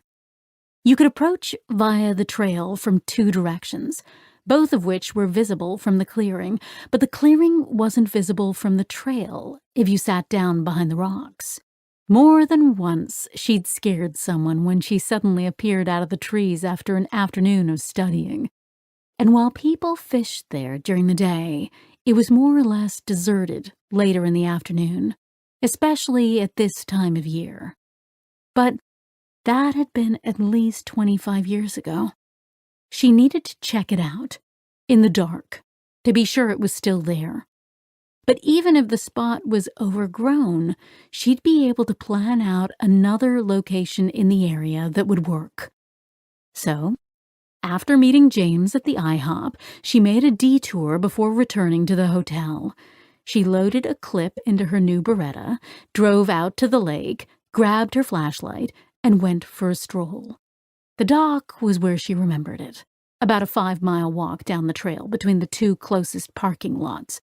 She examined the surrounding forested area, weaving in between the trees to where she thought she remembered the clearing.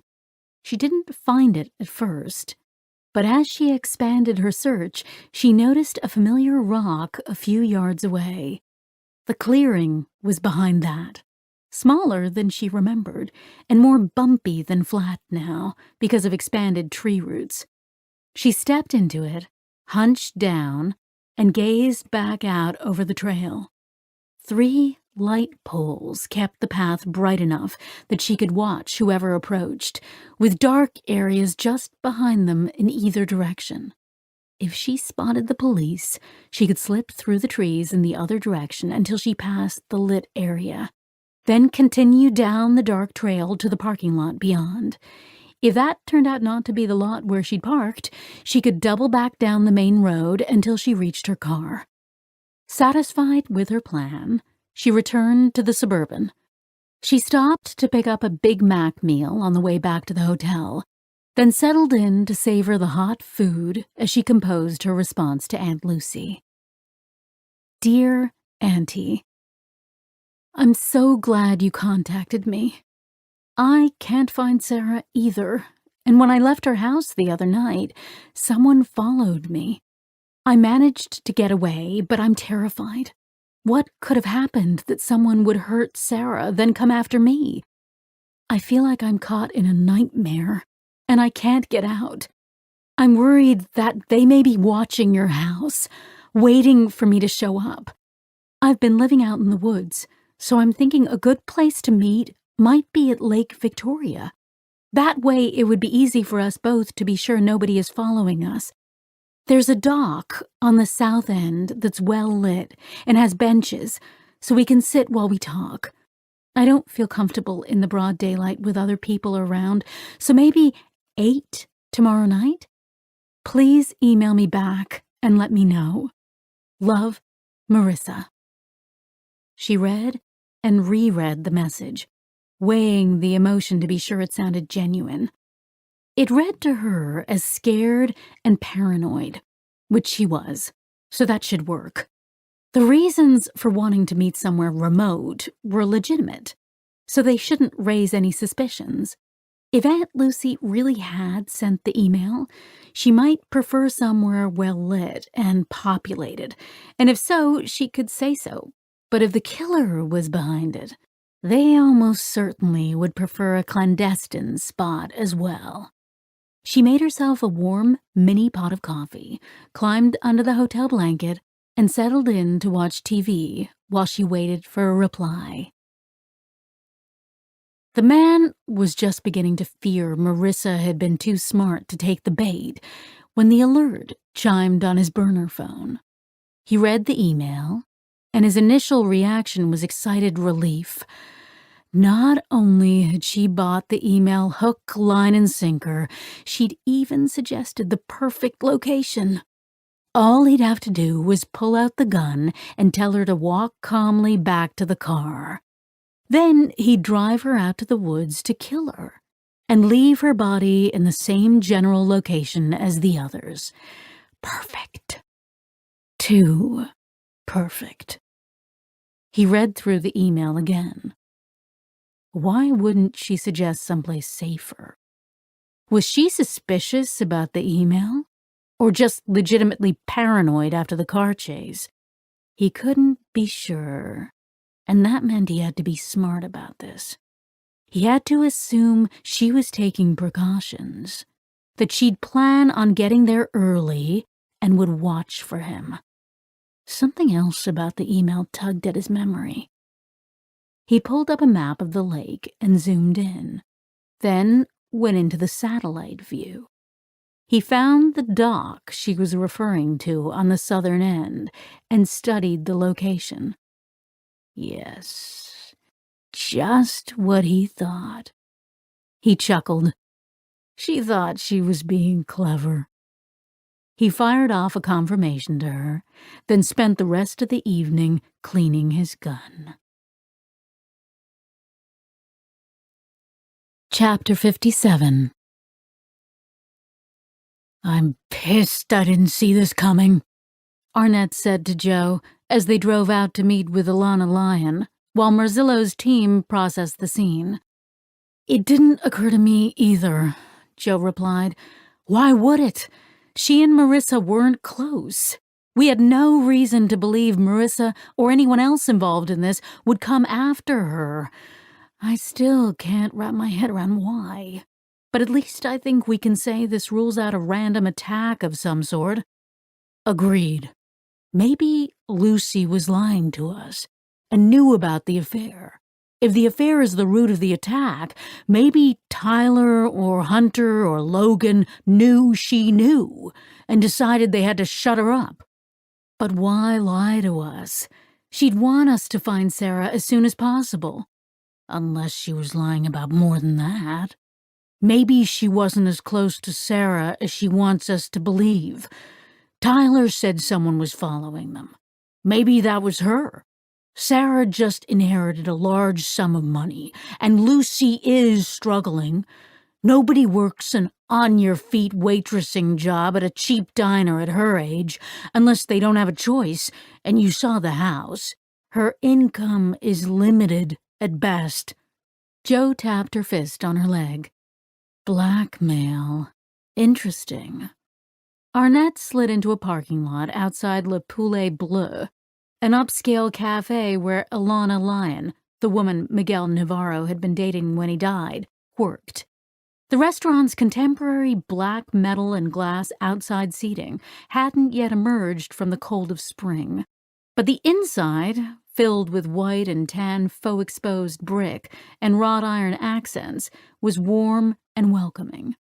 They found her near the bar, folding silverware into napkins. She smoothed down her long black ponytail as she rose to greet them. then squirted sanitizer from a bottle after she shook their hands. "No offense, I just don't like touching people's utensils unless my hands are germ-free," she said. Joe laughed. "I can't tell you how much I appreciate that. I'd make that a law if it were up to me."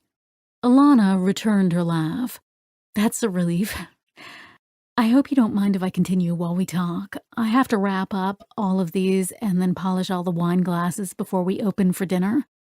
"No, not at all. We just appreciate you taking the time to talk to us. We'll try to make it quick. I mentioned we'd like to talk to you about Miguel Navarro. How long had you been dating him when he was killed?" Tears sprung into her wide brown eyes. "About a year. I was supposed to move in with him when my lease was up at the end of that year." "How well did you know his ex-wife and his daughter?" "I knew Sarah well. She was the apple of his eye, and it was important to him that any woman he dated got along with her. She and I weren't getting pedicures together, but we enjoyed each other's company fine." "Are you still in touch?" "No. I talked to her once or twice after the funeral to be sure she was okay, but that's it. She's the type that keeps to herself, mostly." "And how well did you know Marissa?" She shrugged. "Not well. I met her a few times and tried to be cordial. Miguel had a lot to say about her, but that's always true with exes. No happy marriage ever ends in divorce." Joe half smiled at the witticism. "What was your impression of her?" She met Joe's gaze. "Honestly, I got the impression she was watching me carefully, even when she wasn't paying direct attention to me. Not that I blame her. I'd be very wary about anyone stepping into my ex's life that way, what with a child involved. But the result felt cold." "You said child. Just to make sure I have the timing right, Sarah would have been 22 when you started dating her dad." "That's right. I just mean I understand her wanting to be sure anyone dating Miguel was relating well to her daughter. I've known women who actively pushed their stepdaughter out of their husbands' lives, and I don't know what she was like when I wasn't around, but I'd say she definitely hovered over Sarah when I was." "I see," Joe said. A waiter who'd been changing tablecloths stepped over to them. "Can I grab you something to drink? Water, coffee?" He winked. "Chardonnay?" Joe and Arnett smiled, and both asked for coffee. Joe took a deep breath. "I realized the detectives involved asked you at the time, but was there anyone in Miguel's life who had reason to want him dead? Any bad blood or grudges, even if small?" She shook her head. "Miguel didn't make enemies. He'd give you the shirt off his back. If anything, he was too giving. He's the guy that if he saw you broken down by the side of the road in the rain, he'd stop to help. That's how we met. At my previous job, I dropped a tray of food and he jumped up to help me clean it up. My manager was a huge jerk, and he fired me right in front of the customers because it was the second tray I dropped that week. Miguel looked right into his eyes and said that it was his fault, that he'd bumped into me when I'd walked by, and that he'd pay for the food and the plates. He was nowhere near me, and my manager knew it, but he didn't have much choice but to say I wasn't fired after all. Then, before Miguel left, he told me about this place, how they were about to open and they were looking for waitstaff. He knew the owner's brother, and I guess he put in a good word for me because they hired me without an interview." She paused and waved a spoon at each of them in turn, with a teary smile. "And no, it wasn't because he wanted to date me. I had to ask about him several times before I found out his full name, and then I asked him out. That's just who Miguel was, always wanting to help people." Joe nodded gently. "Sounds like he was quite a guy." "He was." She sniffed. The waiter appeared with their coffees and a miniature pitcher of cream. Joe added some to her cup. "Did that extend to Marissa and her new boyfriend?" Her eyebrows rose. "Miguel wasn't fond of him. And there was some tension, sure, but nothing out of the ordinary for an ex-husband. Do you know, did Miguel have any life insurance? Anything like that? Of course. There was a $150,000 policy, essentially 1 year of his salary. But Marissa wasn't the beneficiary. Sarah was. Sarah inherited the house and used a big chunk of the money to buy a car. She offered to share it with me because Miguel would want me to have something, but I refused. I've never been comfortable with that sort of thing, profiting from someone's death. It feels ghoulish to me. Joe nodded. When her father was battling his cancer, Sophie had broached the topic of a will with him. He'd assured her he had all his ducks in a row, but she hadn't believed him. She'd tried to get Joe to join forces with her and demand to see the paperwork, but Joe had refused. She didn't want to think about any of it, and she didn't care where his house or money went. The whole discussion felt presumptuous and distasteful to her. Alana continued. And, like I said, Miguel would give you the shirt off his back. If she wanted anything from him, all she had to do was ask. He gave her the money for the down payment on her new house right before we met. She didn't like her old neighborhood and couldn't afford to move. He didn't have to do that. So, your feeling is the detectives were right. He was just in the wrong place at the wrong time? Arnett asked. A tear slid down Alana's cheek, and she wiped it away with her forearm, a move that reminded Joe of Marzillo. I can't imagine it was anything else. Joe took a long sip of her coffee, then set it back down carefully. If I have my timing right, Sarah was dating Hunter when Miguel died. Did you know him at all? She shook her head. No. She'd mentioned him once or twice, but they'd just started dating. They weren't to the meeting parents stage yet. I did meet him at the funeral, though, and I think briefly one other time after that. Did you form any impression of him? Joe asked. Not really. I wasn't in a very good headspace. I do remember he was taking good care of Sarah, and I was glad she had someone to lean on. Joe noticed a man in a suit peek his head out from the kitchen entryway for the second time. After a surreptitious confirmation glance at Arnett, she took another deep breath.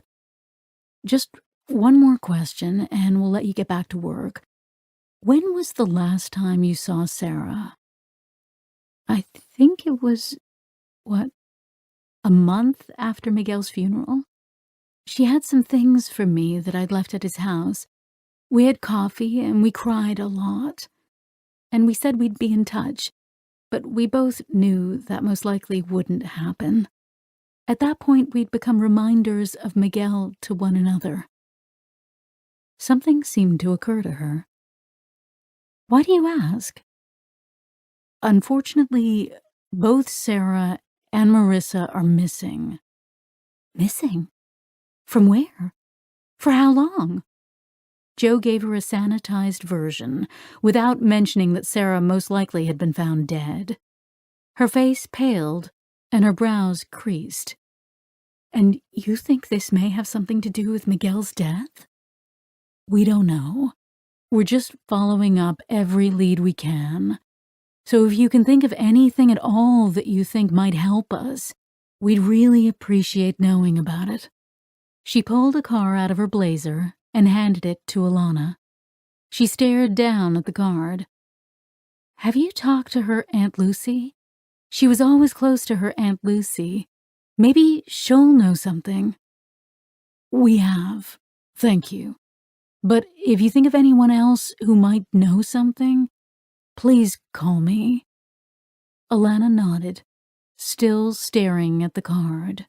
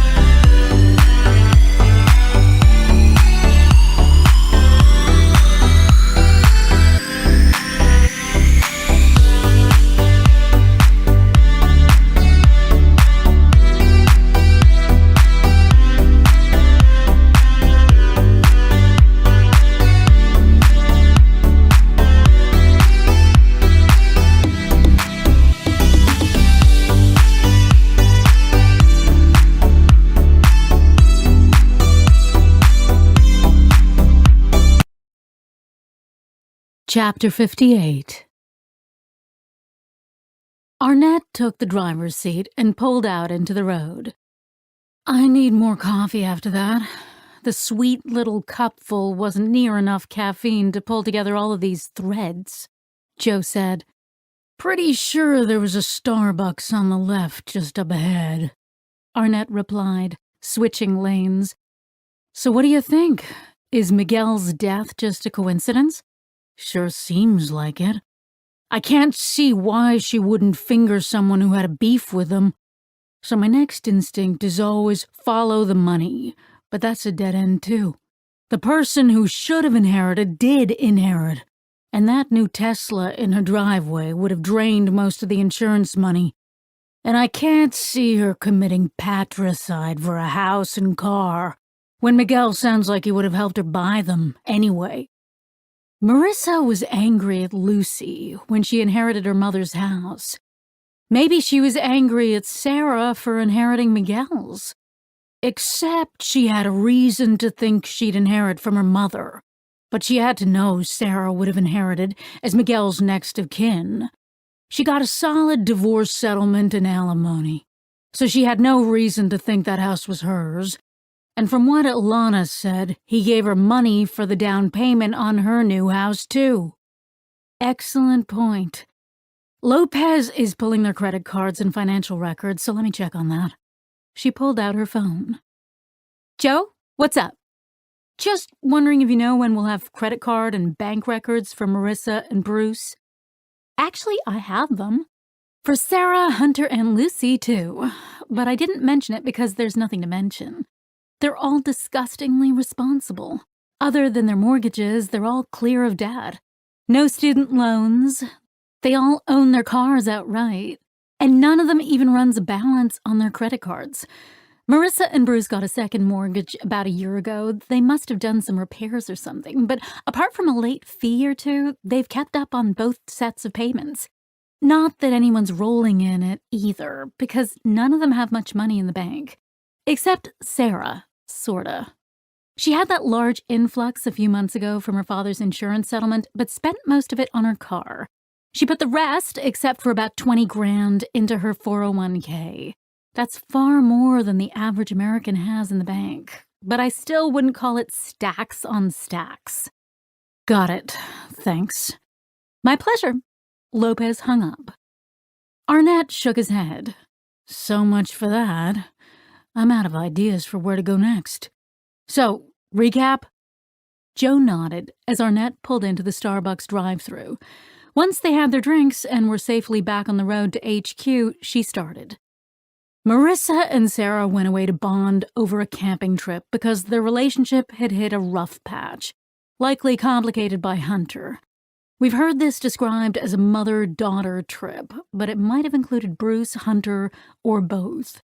Something happens that ends up with Sarah and Logan, an apparent stranger, each dead, and buried separately about half a mile away out in the woods, and Marissa wandering around the Berkshires covered in blood. Marissa then bolts from her care facility, and a few days later her Aunt Lucy turns up dead. Correct. Random violence is out because no random murderer would have a reason to kill Aunt Lucy. And it was unlikely anyway because of the false name in the campground registry. And no matter what scenario we manage to come up with, we can't find Bruce and Hunter. If they were there too, we'd expect one or both of them to be buried out in those woods with Sarah. Arnett held up a finger. Follow that through. Because that has to be at the crux of this. No matter who the killer is. We're also missing a car, in that case. Carrying dead weight through the forest in the dark isn't easy. Maybe he got tired and drove the remaining body away somewhere. Very possible. Okay, so either they're all up there and somebody killed the others, or one of them wasn't up there but came there, probably with the express purpose of killing one of the others. And we've been assuming all this time that Sarah was the primary intended victim, but do we have any reason for thinking that? Arnett signaled a lane change. Not that I can think of. So what motive would someone have for wanting to kill the others? Marissa doesn't seem to be very well liked. We've heard from several people now that she was cold at best, selfish and calculating at worst. We know Hunter wanted Sarah to distance herself from Marissa, and supposedly this trip was meant for them to reconnect. Maybe Hunter didn't want them to reconnect, and went up there to make sure that didn't happen. By killing her? We've both seen people kill for less, but my guess is it's more likely he and Marissa ended up fighting, or he and Sarah did, and it escalated. Or maybe Marissa just plain decided to get rid of his influence. Maybe she made the reservation under the fake name. I don't believe for a second that guy knew for sure a man made the reservation. I still have a contact high from talking to him. Maybe she planned to make it look like an accident. Took Hunter out into the woods and shot him when his back was turned. Comes back and pretends she has no idea what happened to him, but Sarah's not buying it, and Sarah attacks. Comes at Marissa, and Bruce jumps in to defend her. Jo twirled her finger in a circle. Convoluted, I know, but whatever happened here isn't straightforward. I think we can be sure about that. Arnett took a gulp of his coffee. And Tyler's also a possibility, if he went up there to get Hunter out of the picture. And Bruce, he's been in trouble with the law. Big jump from his penny ante charges to murder, but it's worth checking into. Jo nodded. That's a pretty big leap to murder. But you're right. Past behavior is the best predictor of future behavior. Arnett tapped the steering wheel with his palms. But we can sit here all day coming up with 100 crazy scenarios and get nowhere. We need evidence. What we need is the search warrant to get us inside Sarah and Hunter's house. Arnett glanced at his watch. Any idea when Jo's phone rang? Fournier. I have some preliminary findings if you want to head over. Marzillo's voice sounded surprisingly energetic. On our way, Jo said. 15 minutes later, Jo and Arnett hurried into the lab. Marzillo had a picture of Lucy waiting up on a large central monitor, and she launched right in. Unless something strange comes back from the ME, cause of death is asphyxiation due to strangulation, which won't surprise you. I didn't find any other wounds or anything else suspicious. From the position of the injury, the killer must have been behind her. Best I can calculate, time of death is sometime Tuesday. The stomach contents may be able to help pin it down more than that. We interviewed her Tuesday evening, so it must have happened after that, Arnett said. You said the killer was behind her. She was facing the living room. So someone must have been hiding in the back of the house? Marzillo pursed her lips. I'd say that's most likely. She might have struggled and gotten turned around, but I didn't see a lot of evidence of that. Some bruises across her arms, probably where the attacker restrained her, but not the sort where someone is trying to grab her after she made a breakaway, or from a struggle. Also, we didn't find any evidence of a break-in or a robbery. The door was unlocked when we got there, but we heard her unlock the door for us when we visited. I'm guessing she let her attacker in, Jo said. As far as the cord, I did a few quick searches, and it's about as common as you can get. They sell it at just about any home improvement store in the country. So basically, not a lot of help that I can give you. Lopez is going through her phone and her computer. They turned, and Lopez waved from her workstation. I, on the other hand, have some interesting news for you. Nothing out of the ordinary on Lucy's computer or phone. She texted and talked about once a week with Sarah before she went missing, and there were a few assorted texts. 2 friends she texted to now and then, all benign shooting-the-shit type messages about America's Got Talent and some books they all read. She pulled over several printouts and handed one each to Jo and Arnett. I got back the data on all the missing phones. No surprises with Marissa's, Sarah's, and Bruce's. They last pinged in Wortham on Friday, April 5th, during the day. Then, starting that evening, they pinged towers close to the campground. Then, the pings stop at around 11:30 that night. Again, for all. So, that must be about the time Sarah was killed and Marissa ran off. That's what I'm thinking. And here's where it gets interesting. Hunter's phone doesn't ping at the campground that night. But then on Saturday, it takes the same ride up to the campground the others did, then stops, just like the others did. Joe and Arnett stared to where Lopez was pointing on the sheets, processing the information. Like he went up there looking for Marissa and Sarah, and then disappeared himself. Lopez gave a wide-eyed nod. Stuff like this is why people believe in the chupacabra. "You're obsessed with the chupacabra," Pepper called out from the far corner of the lab. "Of course," Lopez yelled back. "The chupacabra is badass. But that doesn't mean I believe she's real." "She?" Arnett asked. Lopez pointed at him. "Make no mistake, women are far more dangerous than men. We're just less obvious about it." "Usually," he mumbled. An auga sound blared from Lopez's computer, making both Joe and Arnett jump. Lopez turned to check one of the 3 monitors in front of her. Her smile widened. "Yes! Bingo! Ladies and gentlemen." "What?" Joe asked. "I had Lucy set up her email to forward me anything that came from Marissa's address. Marissa just responded to Lucy's email." They both bent in to read the text. "No way we can tell where it's sent from, right?" Joe asked. Lopez ran a hand over her head, following the line of the slicked back hair to the ponytail. "I can try, but no guarantees." "It may not matter anyway. She just gave us a way to find her." Joe gestured to the screen as she finished reading. "Do you think it's legit? That she's really trying to meet up with her aunt? Or do you think it's bullshit?" Lopez asked. Arnett laughed. "Doesn't matter. Either way, she'll be there. And we got her." "Can you pull up the lake she mentions?" Joe asked. Lopez pulled up the satellite view and navigated to the dock at the southern end. Smart choice. Open location surrounded by lots of cover. Joe and Arnett studied the location. 2 ways to come in and out, but we can cover those easily. Joe straightened back up.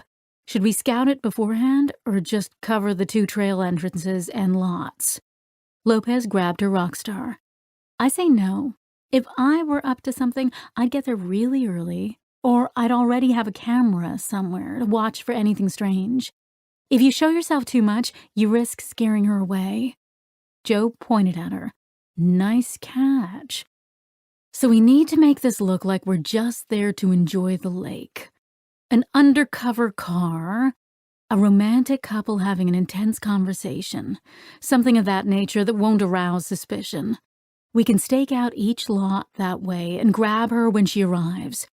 I'll also check for any cameras in the lots. It must be a part of the Mass State Park system, which means Lopez's computer auga'd again. Everyone turned to stare. "Well, now that's certainly odd," Lopez deadpanned. "Aunt Lucy just responded to Marissa." Joe and Arnett exchanged glances. "Quite a trick for someone strangled 2 days ago," Joe said. Lopez nodded her head to the left as her fingers flew over her keyboard. "Not to mention I have both her phone and her computer sitting right there." "Somebody hacked into her account," Arnett said. "Yup. Changed the password and everything," Lopez said. "How do you know?" Joe asked. Lopez shot her a look. "Let's just say I had access to her account, and now I've been bounced out. For my sanity and for the sake of all our jobs, I'm going to assume Lucy gave you the old password." Her face froze as a thought occurred to her. "Oh, wait a minute. Can you pull up the emails Lucy sent to Marissa on Tuesday?" Lopez clicked each of them open, and Joe examined them. She sent this one right after you called her and asked her to. Then, this one went out, 4 hours later? But according to Marzillo, she must have been killed sometime that evening. So did she send this? Or did our hacker friend send it? At the time, I wondered about her going out on a limb like that without talking to us first. Can you tell when the account was hacked? I'll need a few minutes to get back into the account, but I should be able to tell you once I do. Great. But considering how excited our hacker seems to be about the meeting, I think we can assume they sent it. Which gets us one step closer to a motive for killing Lucy. And means not only will Marissa be at the lake, so will our killer, Arnett said. Lopez, you said you have Lucy's phone and computer? Joe asked. Right over there. Is it too late to check them for prints or DNA? She wagged her head back and forth. Yes and no. I've been all over them. But before that, they were collected with gloves and evidence bags. Any prints on the phone and keyboard are probably gone. But you might get lucky with DNA. Let's see what we can find. Joe turned to Arnett. But in the meantime, I think we need to arrange for some backup. My thoughts exactly. Let's go catch this bastard. Chapter 59. Marissa woke early the next day and checked out of the hotel. Her quarry wasn't stupid. They'd get to the lake early, so she'd need to get there still earlier. And since they knew what she looked like and what sort of car she drove, she'd have to change both. She drove to a Denny's 2 towns away from Wortham, far enough away that likely nobody would recognize her, but mostly because it was part of a standard mall plus strip mall combination that sprawled over more than a mile, with a surrounding parking lot that circled the stores. She parked on the opposite end of the complex and made her way through the mall, shopping as she went. First for an exercise outfit, running shoes, hip pack, and earbuds that would make her look like just another middle-aged woman power-walking around the lake. Then for a bobbed blonde wig. Finally, for a large messenger bag, a legal pad, and several folders. When she reached the Denny's, she asked the jaded hostess for a table rather than a booth, indicating one in the back of the section by the restrooms. The hostess shrugged, led the way, and plopped a menu down. Your server will be right with you. Marissa pulled out a legal pad and a sheaf of papers, all paperwork from the motel, and began making notes on them while she waited, pretending she was consumed with important work. What can I get for you today? Olivia, an older woman whose uniform seams were stressed to the brink, stood waiting with pen poised over her pad. I'd like a chef's salad and a Diet Coke. What kind of dressing? Honey mustard, please. Oh, also, can I pay now? I'm waiting for a call, and when it comes, I'll need to leave quickly. She picked up the menu and pointed to the register. You can pay whenever you want. Up front. Marissa smiled. Perfect. Marissa resumed scribbling. Now and then she'd pause, pen tapping her chin, to glance around the room, pretending to think while she evaluated her fellow customers. A scattering of older couples, which she wanted to avoid if possible. Several business people who'd come on their lunch hour, who were too unpredictable. Several teens who were either cutting class or had an open campus. She'd finished her chef salad before what she needed walked in. 2 young mothers, both with a toddler and a preschooler, took a table across the room from her. She smiled.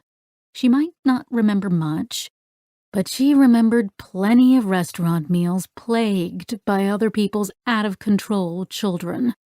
Sure enough, these women paid more attention to each other than the children. This was probably their only time to get out of the house and catch up. It was only a matter of time before one or more of the children lost it. But she didn't have forever to wait.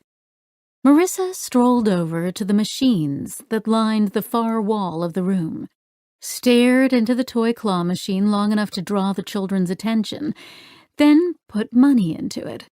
She tried twice to get a toy, then returned to her table. Sure enough, when she walked back by the children, they were clamoring for a turn at the machine. Their food came. The mothers plunked the children down in front of their plates and turned to gossip in earnest with each other. As soon as their attention shifted, the oldest child slipped down from his chair and made a break for the machine. Not wanting to be left out, the child across from him followed. The toddlers, who were belted into plastic high chairs and couldn't follow, screamed bloody murder. Both mothers turned to see what was wrong, noticed the missing children, and bolted after them. The entire restaurant turned to watch, some in amusement, some disapproval, and some downright annoyance. While everyone was distracted by the spectacle, Marissa shoved her pad and phone into her messenger bag, held it at her side, and strode smoothly toward the table. Without pausing, she swiped the purse one of the mothers had hooked over the back of her chair and slipped it over her shoulder along with her messenger bag in a single fluid motion. She continued on past the women who were now wrangling the boys without breaking stride until she made it outside. She rounded the corner and pulled the woman's keys out of her purse, then hit the remote control. The lights of a blue Ford Focus flashed. She slipped into the driver's seat, threw the purse and messenger bag onto the seat next to her, and started the car. Keeping her pace casual, she turned out of the parking lot toward the highway. After she finished at the lake, she'd drive the stolen car over to where she'd parked earlier, slip back into the Suburban, and be on her way. Chapter 60. Joe and Arnett decided a half-day stakeout would be the safest bet to catch Marissa and their mystery hacker. Lieutenant Martinez assigned Detective Eli Gorin, a young, newly promoted addition to the unit, and Detective Charles Coyne, a middle-aged veteran, to cover the second parking lot at the lake. He also agreed to enlist Wortham PD to circle the lake's perimeter in an undercover car. They sent over 2 uniformed officers, Dan Turcotte and Sheila Myers. Joe and Arnett briefed everyone in a conference room at HQ. Joe distributed folders, then brought them up to speed. Marissa may have changed her appearance, so we're not sure how accurate these pictures are. We also want to be on the lookout for a silver 2018 Suburban, although it's likely she dumped it and grabbed another car since we haven't had any alerts to those plates. Joe pointed to pictures of Hunter, Bruce, and Tyler. We believe the person she's meeting is most likely one of these 3 men, driving the cars noted in the folder. But we may be wrong, and our killer may be someone we haven't accounted for. Got it. Gorin leaned forward, intense brown eyes scouring the pictures. Arnett took over. Gorin, Coyne, if you see her head in, let us know immediately. We want to bring her in, but what we really want is to catch this killer. And since we don't know for sure who he or she is, we may not be able to positively identify them until they make contact with Marissa. So we'll follow her in, but need to make sure we're not seen. Stay a minute or so behind, no more. Then find cover where you can watch her and anybody else who approaches without being seen. Turcotte, Myers, as soon as we move in, we'll let you know, and you'll patrol back and forth between the 2 lots until we need you. As soon as we see someone approach her, we grab him. What if he gets in there before she does? Coyne asked. Hopefully we'll recognize him in the lot and nail him before we even get started. But if he gets by us, we don't want to be too far behind her. We want to hear if she calls out or takes off through the forest. Makes sense, Coyne said. Any other questions? Arnett asked. Everyone shook their heads. Joe grabbed her blazer. Then let's do this. Chapter 61. Marissa slipped into the lot farthest from the highway. She'd agonized over which lot was less likely to be chosen by the person she was meeting, but finally flipped a coin to save her sanity. With the messenger bag safely stowed in the trunk, she put her newly purchased earbuds into her ears, strapped her hip pack around her waist, grabbed a bottle of water, and climbed out of the car. She glanced around the parking lot under the cover of her mirrored sunglasses, but couldn't see anything suspicious. There were a fair few cars in the lot, and while she would have liked to examine them more closely, she couldn't risk drawing attention. She started down the path to the main trail without a look back. She maintained a brisk pace on her way to the clearing. The day was cool and beautiful. The sun sparkled off the lake, and the green of the pine trees stood out against the blue of the sky. And she used the scenery as an excuse to gaze around and check that she wasn't being followed. A woman came at her down the trail, perspiring and panting from the pace of her run, but didn't even smile at her. When she arrived at the dock, she scanned the area. 2 fishermen stood in the middle of the pier, and a large bass boat tied up at the end bobbed on the water.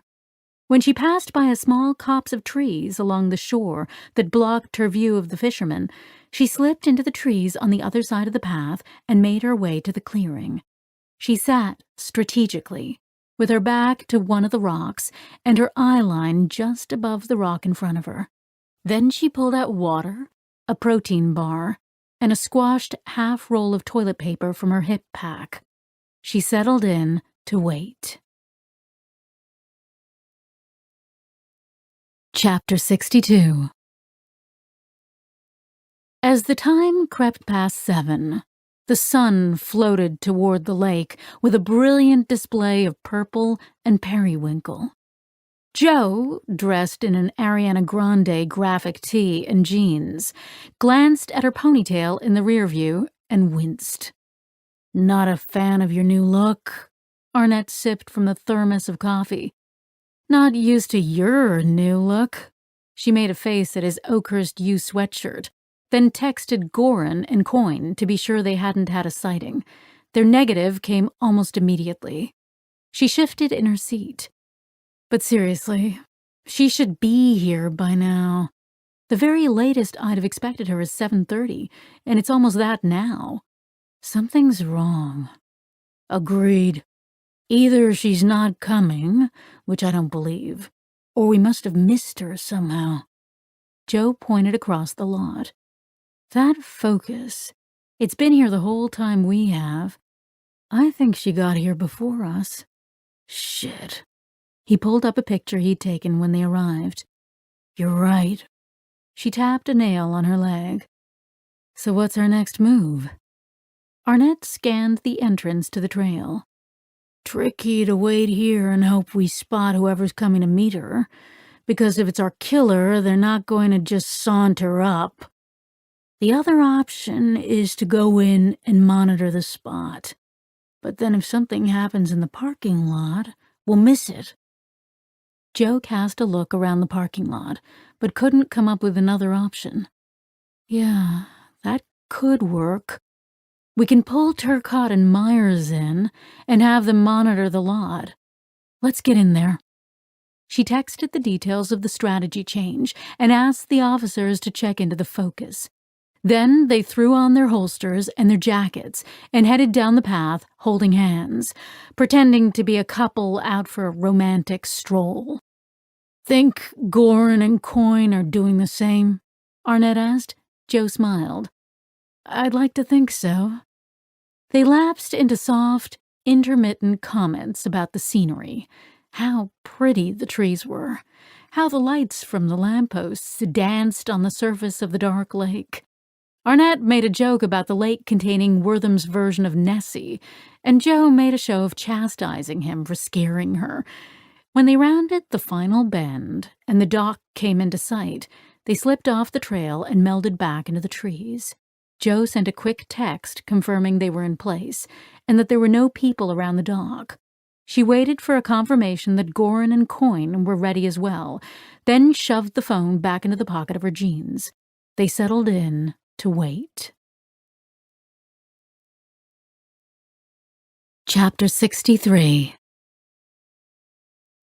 As Marissa listened for the smallest sounds and watched for the smallest movements, she entered into something close to a trance.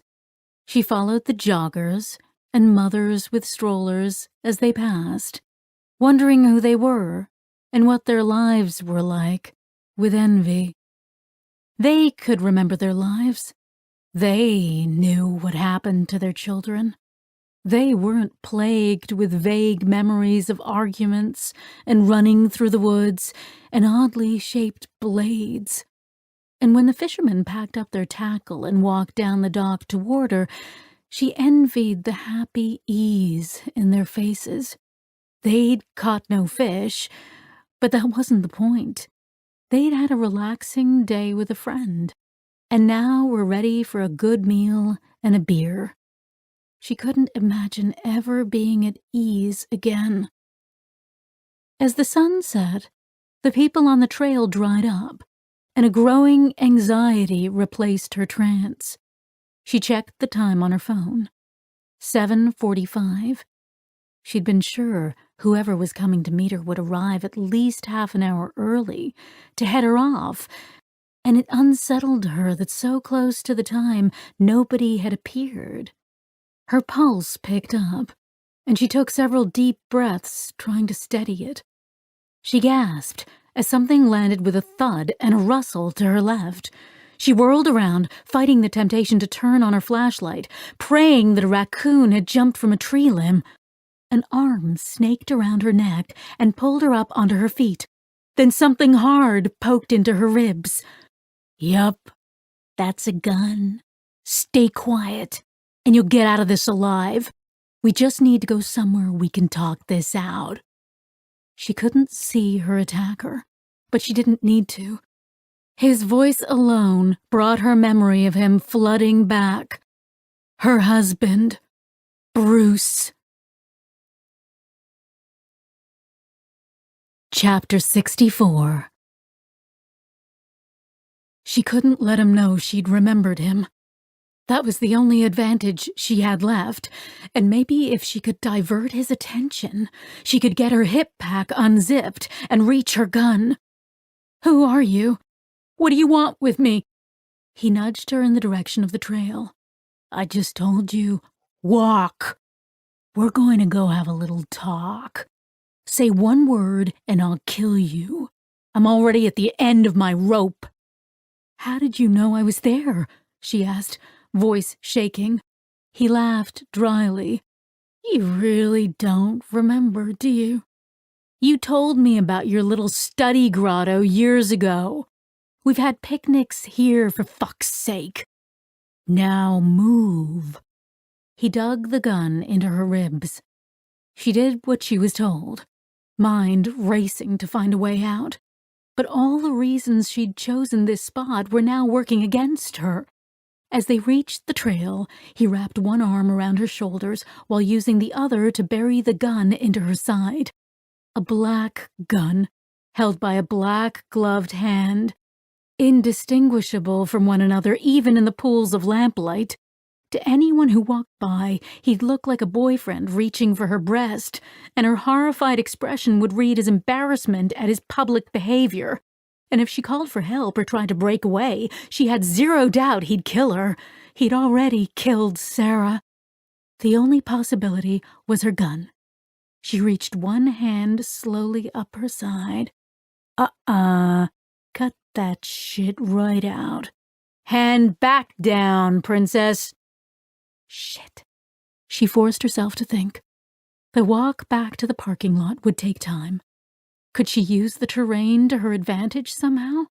Maybe pretend to trip on a tree root and grab his hand in the process? No. He could shoot her accidentally.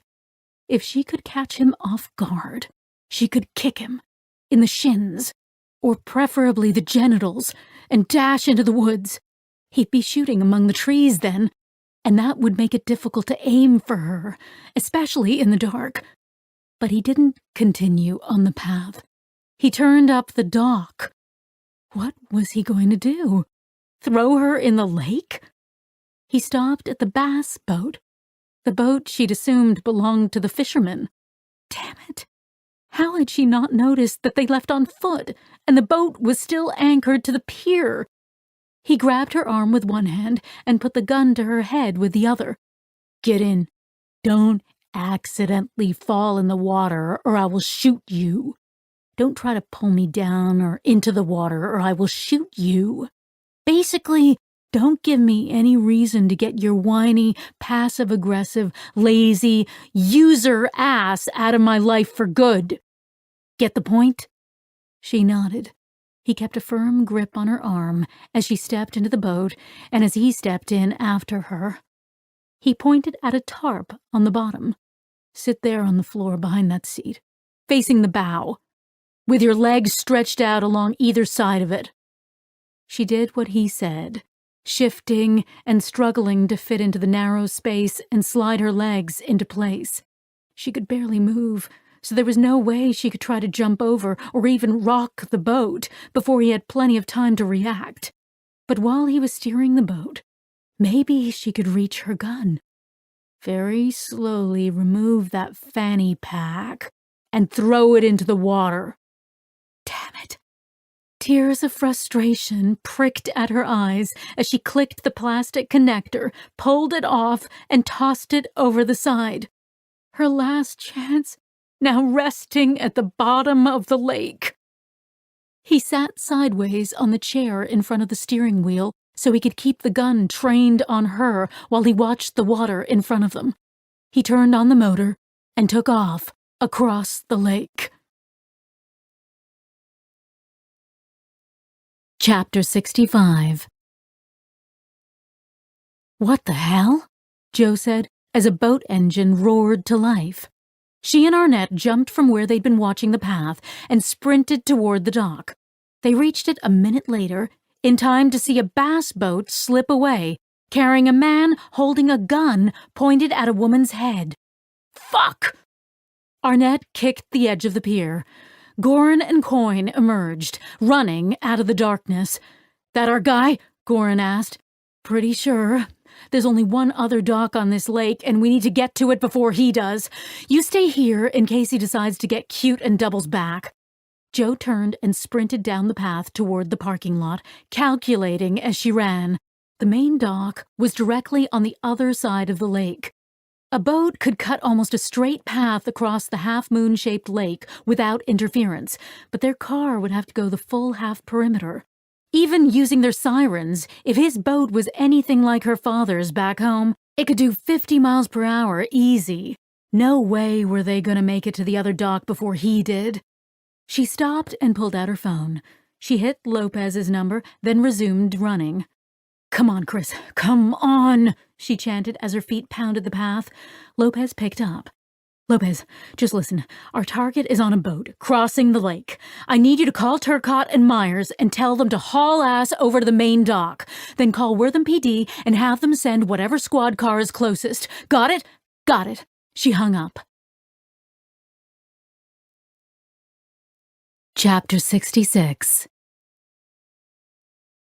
Marissa's memory kicked in.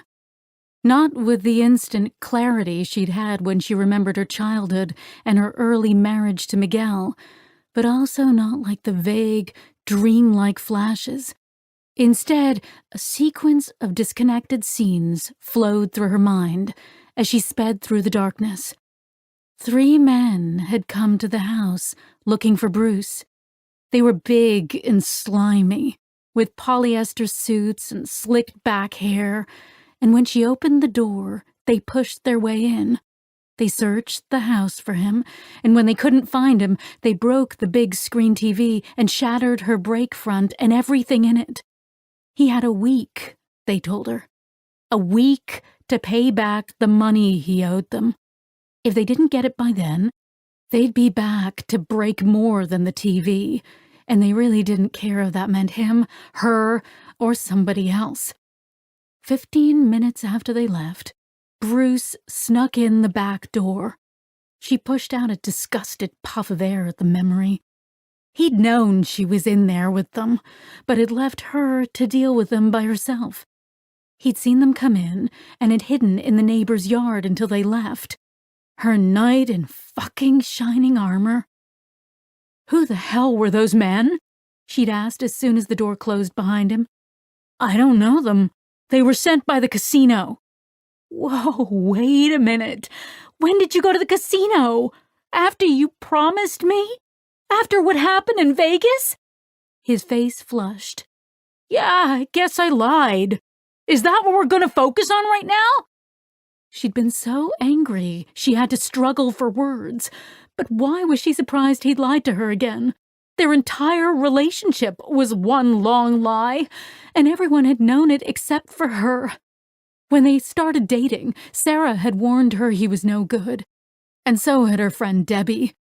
She'd never even met him because she'd moved to Wisconsin just before they started dating. But even from across the country, she'd sensed the truth about him. But Marissa hadn't listened. What did Sarah know? She was young and naive. And what did Debbie know? She'd never even met him. Bruce wined her and dined her and made her feel like the most beautiful, cherished woman in the world. She hadn't had that since Miguel, had been terrified trying to make it on her own, and she missed the security of a partner to take care of her. By the time they took the trip to Vegas, she was already way too far in. Pot committed, Bruce would have said. Vegas. Her sinuses were still dried out from the recycled plain air when she found out the truth. They dumped their bags at the hotel and gone for a stroll through the old-school casinos on Fremont Street, reveling in the flashing light show strung across the sky. As they left Lucky Stars, two men in black suits stepped straight out of a bad gangster movie and flanked them. The man next to Marissa put his hand on the small of her back like he was guiding a date into a fancy restaurant. Bruce Caligari, I gotta hand it to you. I didn't think you had balls nearly big enough to ever show your face here again. Bruce stopped in his tracks, but the man next to him propelled him around back into the hotel. Keep moving. Although now I got a whiff of your breath, I get it. You're not ballsy, you're shit-faced. But your pretty little lady here looks sober, so she'll translate for you later. Sam told you never to set foot in his casino again, and best I can tell, he looked down, you just set 2 feet in there. The man with his hand on Marissa's back laughed.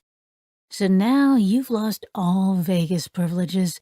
You're gonna leave town right now, or we'll take you and the missus out to the desert and feed you alive to the vultures. And if you're ever stupid enough to come back, the vultures will sound like a good option next to what we do to you. They rode down an employee elevator and walked through a series of underground corridors to a back entrance. A limousine was waiting for them. Ah, look, here's your ride. Don't say we didn't send you off in style. The limo took them straight to the airport. When they pulled up curbside, Marissa said to the driver, "But we need to go check out of our hotel first. Get our luggage." The driver eyed her like she was crazy. Bruce waved him off as he pulled her away from the car. "Forget about the luggage, Marissa. I'll buy you some new clothes." "But my jewelry." His hand clenched her bicep, and he pulled her into the airport. "We'll call the hotel and have them send it to us." She glanced back through the sliding doors. The driver was watching them while talking to someone on his cell. Bruce came clean while they waited for the next flight back to Massachusetts, and swore up and down it was a problem he'd left firmly in the past. He hadn't gambled since, he said, and he'd never gamble again. Less than a month later, one of her credit card statements showed up with a $5,000 cash advance on it. He lied about it, but she picked away at him until he admitted the truth. He'd gone up to the Indian casino and lost what he came with, then lost what the card would allow him to withdraw. But it was no big deal. They had the money in the bank to cover it. He'd learned his lesson. He'd never do it again. Sarah told her to leave him, but she justified it all to herself. He worked hard at his job, and it was just one slip. He'd pay her back. Not the end of the world. And she'd been so lonely after she and Miguel divorced, and so scared. So scared.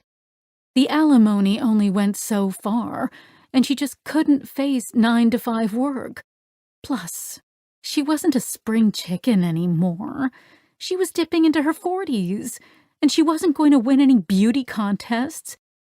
How likely was it that she'd find somebody else, especially someone who was okay with her not working? Bruce treated her like a queen. He had a job. Well, he'd been let go from the job he had when he first met her, but that wasn't his fault. He found another one after a couple of months. Now he could take care of her. And nobody was perfect. But it happened again. And then again. And the jobs never seemed to last for long. She remembered the pain of it all with a horrible rush. Secret after secret. Discovering that everything she thought she knew about him was complete bullshit. He was like that old joke. How do you know Bruce is lying? His lips are moving. If she had any sort of a brain, she would have gotten out then. But she made more excuses. And the next thing she knew, the goons showed up. The first memory returned. And she was standing again in her smashed-up living room, terrified that the men would come back and kill her. "How much money do you owe them?" "You don't want to know," he answered. She pointed to the crushed remains of the TV. "You're motherfucking right, I want to know." He stretched both sides of his neck, avoiding her gaze. 50 large. She gaped at him. $50,000? Last time I checked, that's what 50 large meant. She dropped onto the couch, stunned. This wasn't a single trip to the casino. This wasn't even a few trips to the casino. How?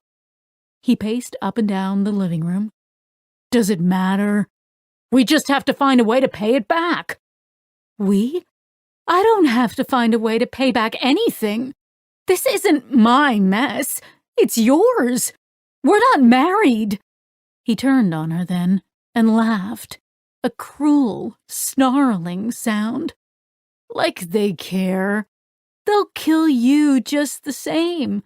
Except since you're so useless, they'll probably just put you in a wheelchair to teach me a lesson. So I'll still be able to get them their money back. Panic froze her in place. He took in her expression, sighed, then came over to her to hold her hand. I'm sorry. I shouldn't have been so blunt.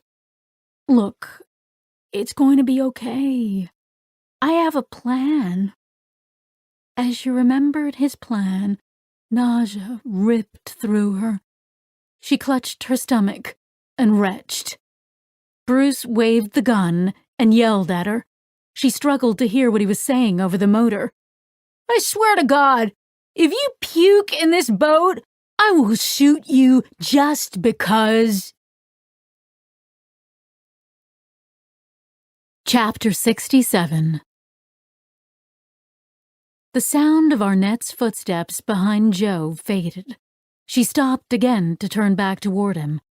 Go! He yelled. I'll hitch a ride with the backup. I just sent them over to the dock parking lot, she said as he caught up to her. You can do this. We're almost there, and I'm buying you a treadmill for your birthday. She raced ahead to the car. She dove in and drove it back to the mouth of the trail, cutting off a few 100 yards from the distance for him. She leaned across the car and flung open his door. Still panting, Arnett slid in, then pulled out the siren and stuck it on the roof while Joe screeched out of the parking lot.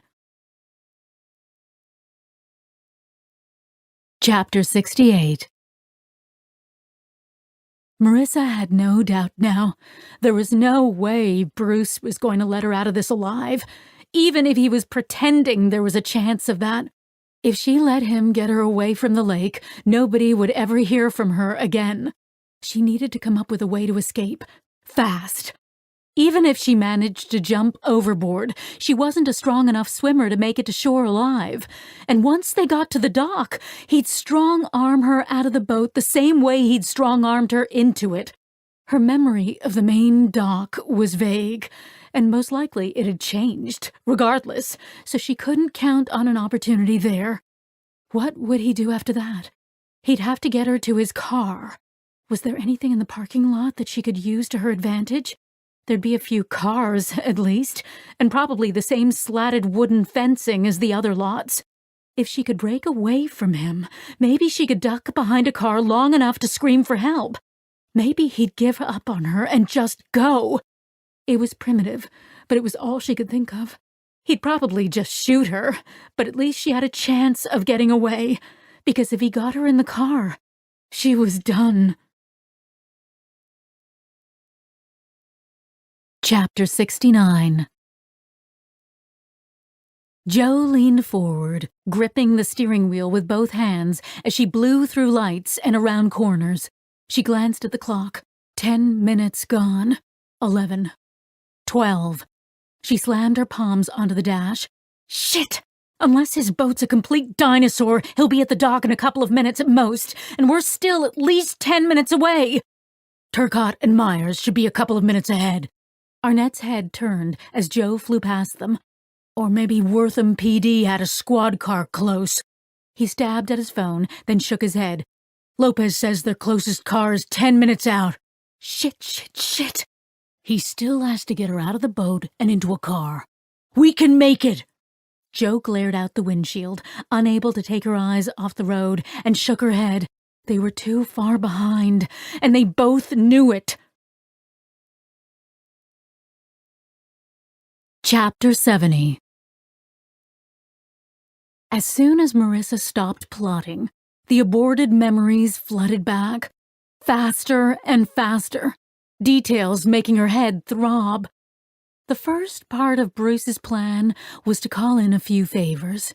He knew some guys in mortgage lending who helped him set up a little shell game, a line of credit based on the equity in her home, $70,000, which would allow them to pay off his gambling debts, with enough left over to keep up on the new mortgage payments until they put the second part of the plan into action.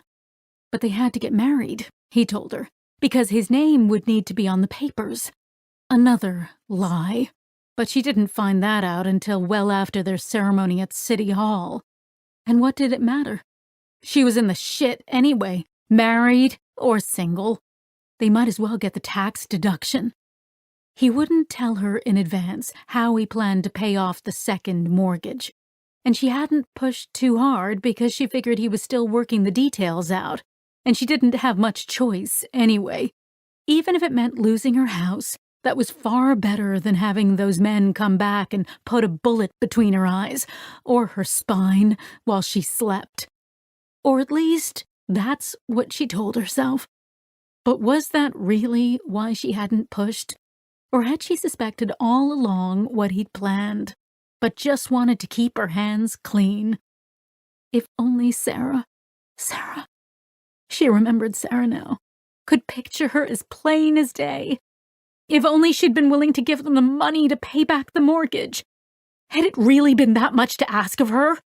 After she'd inherited her father's house, an insurance policy? But Marissa's already rocky relationship with Sarah had deteriorated further after she married Bruce. Sarah was wary of Bruce, and then became wary of Marissa by association.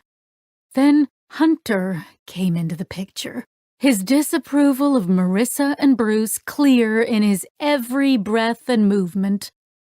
Marissa tried to counter his impact. She bought little presents for both of them, baked Sarah's favorite brownies, always took an interest in their beyond boring lives, and she'd been making progress. Until the day she made the overtures about her money problems. They'd been at Sarah's house. Well, Miguel's and Marissa's house, really, sharing a pan of Toll House cookies and coffee on a Friday night. Hunter was off on some business trip. So Marissa suggested they eat junk food and give themselves facials while watching reality TV. They'd found some stupid makeover show and were making fun of the contestants, laughing until their sides hurt, which hadn't happened for years. Then the show ended and a flip your house type show came on. Marissa decided the segue was too good an opportunity to miss, and under the guise of continuing the joking, made a few comments about how she and Bruce might have to flip theirs because they were having money problems. Sarah stood up and left the room. Marissa followed her into the kitchen. Sarah shoved a bag of popcorn into the microwave, then stabbed the popcorn button. She said nothing, just stared at the microwave while the seconds ticked down. Marissa put her hand on Sarah's shoulder. We were having such a good time. What did I do wrong? Sarah practically growled her answer. Hunter called it. He said you'd do exactly this. He even predicted you'd try tonight, when he was out of town.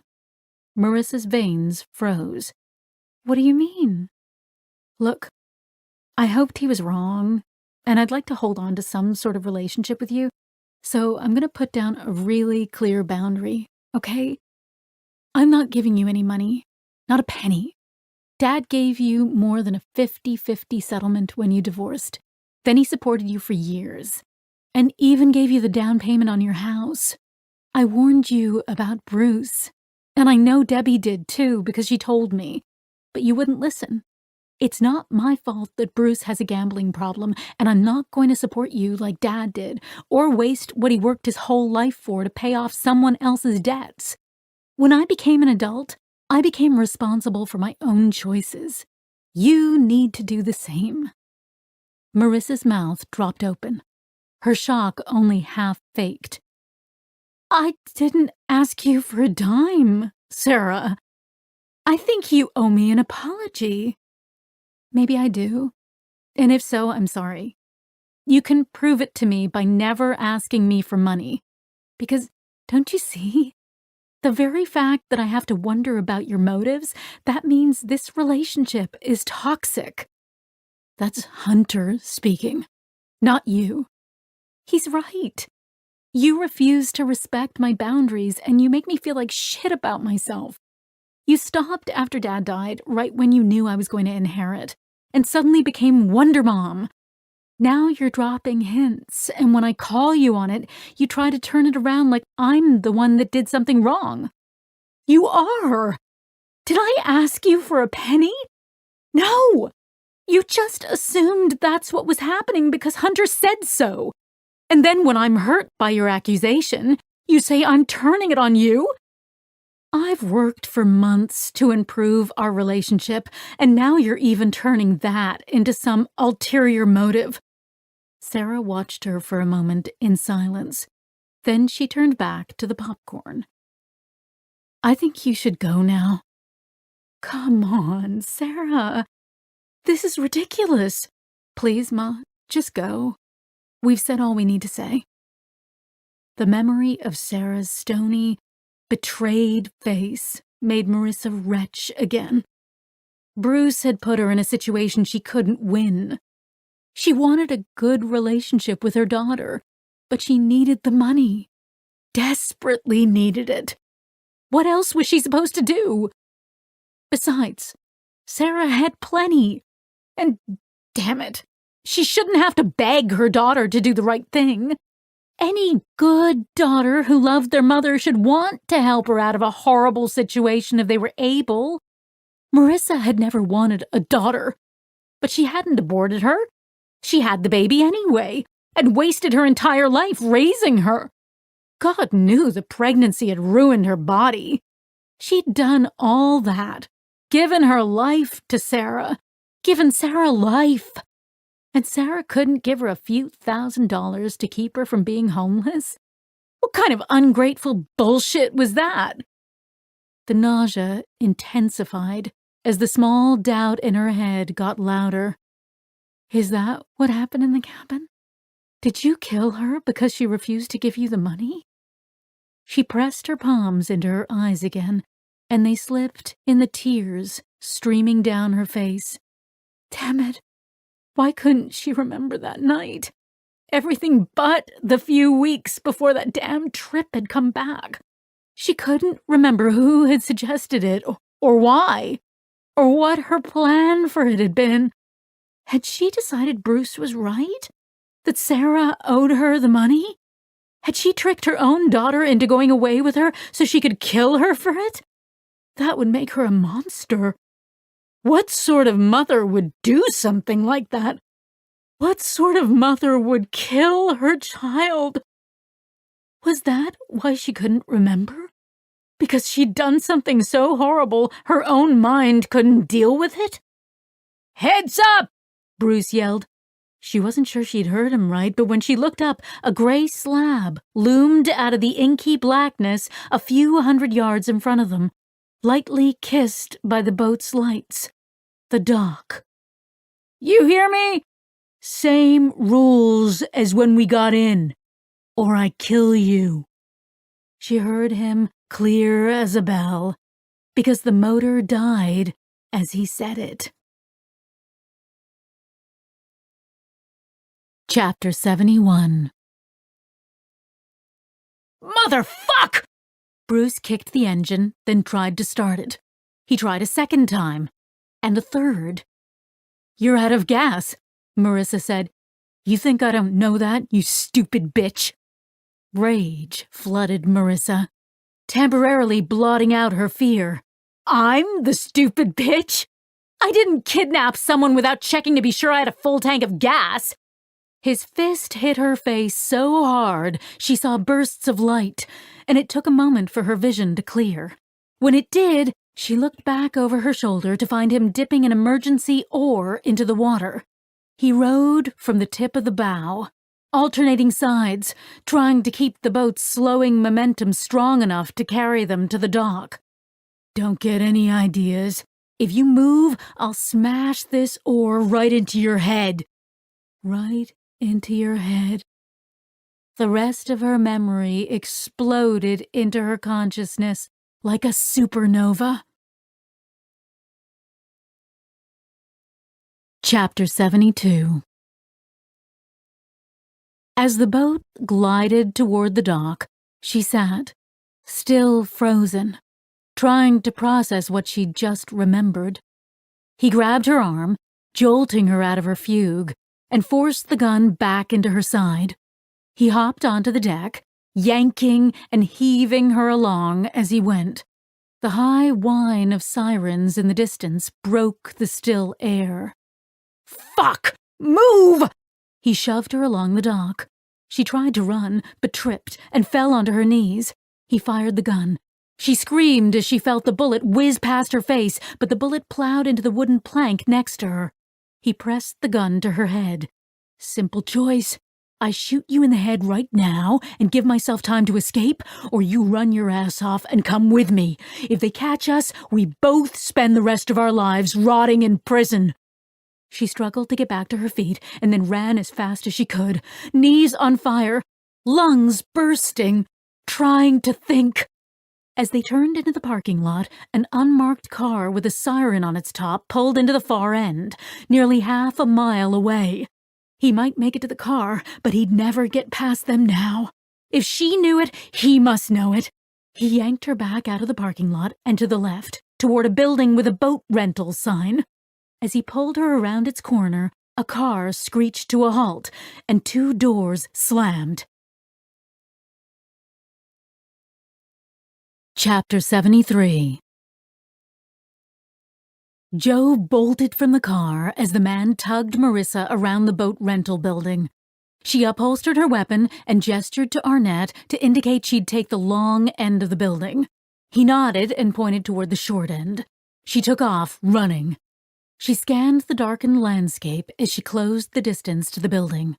A few hundred feet beyond it, several trees thickened into a dense copse that lined the trail and curved out of sight. If Marissa's kidnapper reached the trees, they'd disappear immediately. He could hide for hours in the miles of forest, then backtrack out to the main highway when and where he pleased. She had to get there first. She summoned a burst of speed, still monitoring the lit pavement between the building and the trees. They hadn't yet appeared as she neared the far corner of the building, so she slowed her pace to a jog. She raised her weapon and peered around the back corner, scanned the line of locked-up boats in their pen. Nothing. She turned and jogged toward the front corner of the building. She heard footsteps and panting. She raised her weapon again and peered around the second corner and spotted them immediately. Only a few hundred yards away, but their pace was slowing. They were tired, and Marissa was limping. Leading with her gun, she stepped around the building to face them. At the sight of her, the man pulled Marissa in front of him and pointed his gun directly at her temple. "Don't move!" For the first time, Jo was able to get a good look at him. She stepped forward. "Bruce, it's over. Let her go." "No way I'm going to take the rap for what she did. Drop the gun and let me go, or I'll kill her." He stepped to his left, edging toward the woods. Jo kept her gun trained on him. "I don't want you to take the rap for anything you didn't do, but you have to talk to us. Let her go so we can straighten this out." "I said drop the gun!" Something moved in the corner of her eye. Arnett, sneaking silently up the path. If she kept Bruce angled toward her, he wouldn't see Arnett until it was too late. She froze. "I can't do that, Bruce. Talk to me here, if you want, but you know I can't drop my gun." Bruce stepped again, turning sideways as he moved past Jo, keeping Marissa between them. "Drop it! I will shoot her!" Arnett was almost there. She shook her head. "If you shoot her, there's no way out. It's over. Explain what's happening, because this doesn't look good. Innocent people don't take hostages." Bruce took another step toward the woods. As he did, he spotted Arnett. "Freeze, fucker!" he yelled. Arnett froze, weapon up. "She's right, Stasek. Let her go, and let us help you." Bruce kept shifting toward the woods. Backwards, now, so Marissa faced them both. Jo and Arnett slid forward, matching his steps. His head flicked back to check his location, but never for long enough that they could get a jump on him. Then he turned and fled, dragging Marissa behind him into the trees. Jo leapt forward into a sprint, only seconds behind him. The strip of woods was still narrow enough to allow in light from the lamppost, but in a few hundred feet he'd be gone in the darkness. She couldn't stop, but she couldn't risk a shot with both of them in motion. Then Marissa tripped, or did he push her? And fell. Bruce turned the gun back toward Jo and fired. The force of the bullet threw her back. Her head smashed into something, and she bounced back forward, landing face down on the ground. The last thing she heard before she lost consciousness was a barrage of bullets whizzing past her. Chapter 74. Jo woke in a hospital bed. Her mother, sitting in the chair closest to the bed, was the first to notice. "She's coming out of the anesthesia." She jumped up and grabbed Jo's hand. "Eva, can you get the doctor?" Eva and Arnett both rose from their chairs. Eva hurried out of the room, and Arnett crossed over to the bed. Jo tried to sit up, but her head and arm exploded with pain, and nausea crushed her back down. "Don't move, honey. I'll adjust your bed." Her mother clicked on a remote hanging next to Jo's head, and the back of the bed rose slightly. "There. How are you feeling?" Jo blinked and tried to take inventory, head still swimming from the anesthesia. "My head feels like someone's smashing it with a hammer, and my arm's on fire." She met Arnett's eyes and tensed. "Did you catch him?" Arnett nodded. "Shot him. Twice in the leg. That slowed his pace." She half smiled. "And Marissa?" "Also in custody." She relaxed back against the bed. "What time is it?" Her mother squeezed her hand. Just after midnight. Luckily, they didn't have to operate. They just had to sew you up. A doctor pushed through the door, chart in hand, with Eva following behind. He paused at the foot of the bed, face somber. "How are you feeling?" He glanced down at the chart. "Josette." "Joe, my head's throbbing and my arm hurts like hell." She closed her eyes for a moment to focus. "My stomach, too. Was I shot twice?" The doctor's brow knit. "No, just once. The good news is the bullet missed the bone, so while you lost quite a bit of blood and have a fair amount of damage to the bicep, it should heal quickly and well. A few inches difference and you'd have had shoulder problems for the rest of your life." "Oh, thank God," Eva said. Joe's mother crossed herself.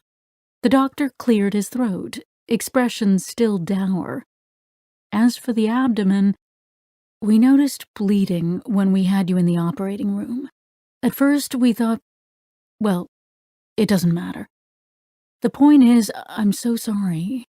The trauma to your system triggered a miscarriage. You'll likely have residual pain and bleeding for a few more hours, maybe days." Stunned silence filled the room.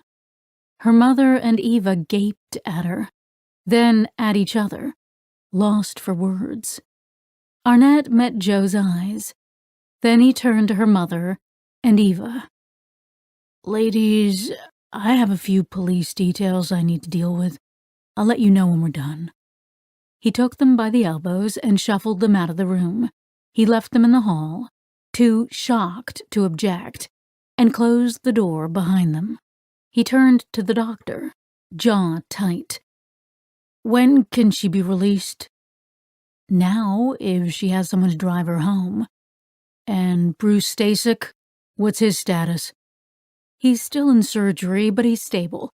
One of the bullets shattered his femur. Don't worry, your lieutenant already made it clear he's to be kept under guard until you can take him into custody." "Thank you. I'll drive Detective Fournier home. Can you prep the paperwork?" "Of course."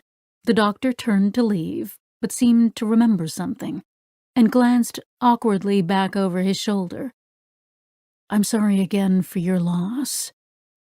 Joe turned to stare out the window and counted his footsteps as he continued out the door. Arnett made no move to touch her, and she was grateful for that. If he so much as held her hand, she'd fall apart.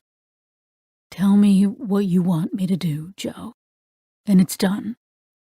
His voice alarmed her, and she turned to read his face. Concern for her primarily, but there was also a glowing, barely controlled anger. "It's nothing, Bob, really. I just found out about it a week ago. Not even a week ago. I haven't had time to process it yet, so you don't have to worry about me. It's probably for the best, actually." Her voice broke as she spoke the final words, and she paused before continuing. "No need to put it in the report either. I don't need the whole department tiptoeing around me. It's bad enough I have to figure out what to tell my mother and Eva now." He held her eyes. "Whatever you need." As Arnett pulled up to Joe's curb, Elizabeth and Eva parked behind them. They insisted on seeing her into the house and settling her into bed with a cup of chamomile tea. "Here," her mother said, opening the pain pills she'd picked up from the hospital pharmacy while Joe was still sleeping. "The doctor said you could take one of these when you got home." "What is it?" "Percocet." Joe pushed her hand away. "No thanks. Can you just bring me the Advil from the medicine cabinet?" "Advil? Josie, you were shot, and you—" She stopped short. "I know what happened, Ma. I was there. I'll take the antibiotics in the morning, but Percocet makes me feel too out of it." Joe positioned the pillow beneath her and leaned against the backboard. "You need to sleep. It doesn't matter if you feel out of it when you're asleep." Her mother shoved her hand toward Joe again. Eva, who had slipped out of the room, appeared again with the Advil. She wrestled off the childproof cap and poured out 5 tablets. "If you're only going to take Advil, take a lot. Don't worry. When I had my dysmenorrhea, the doctor gave me 1,000 milligram ibuprofen tablets and told me I could take up to 1.5 if I needed to. These are only 200 each." Joe tossed the pills into her mouth and chased them down with a swig of the chamomile tea. Then she looked up at the 2 women. "You guys really don't have to stay. I'm fine. I just need to sleep." Her mother stepped forward and grabbed her hand. "Josie, you're not fine. You..." Eva met her eyes. "Joe, maybe your mom's right. Maybe..." Suddenly, it was all too much. Without warning, their voices became drills in her head, and their hovering suffocated her, making her roomy bedroom feel like a claustrophobic closet. "Stop it!" she screamed, throwing her good hand over one ear and squeezing her eyes shut. "Both of you, stop it!" Both women took a step back and stared at her. An awkward silence filled the room. She instantly felt guilty. This wasn't who she was, and it wasn't who she wanted to be. They were just doing the best they could during a situation they didn't understand. They were worried and frightened, and also probably more than a little hurt she hadn't trusted them with her secret. And she was sorry for every bit of that. But there wasn't anything she could do about it. At least, not now. She needed to be alone.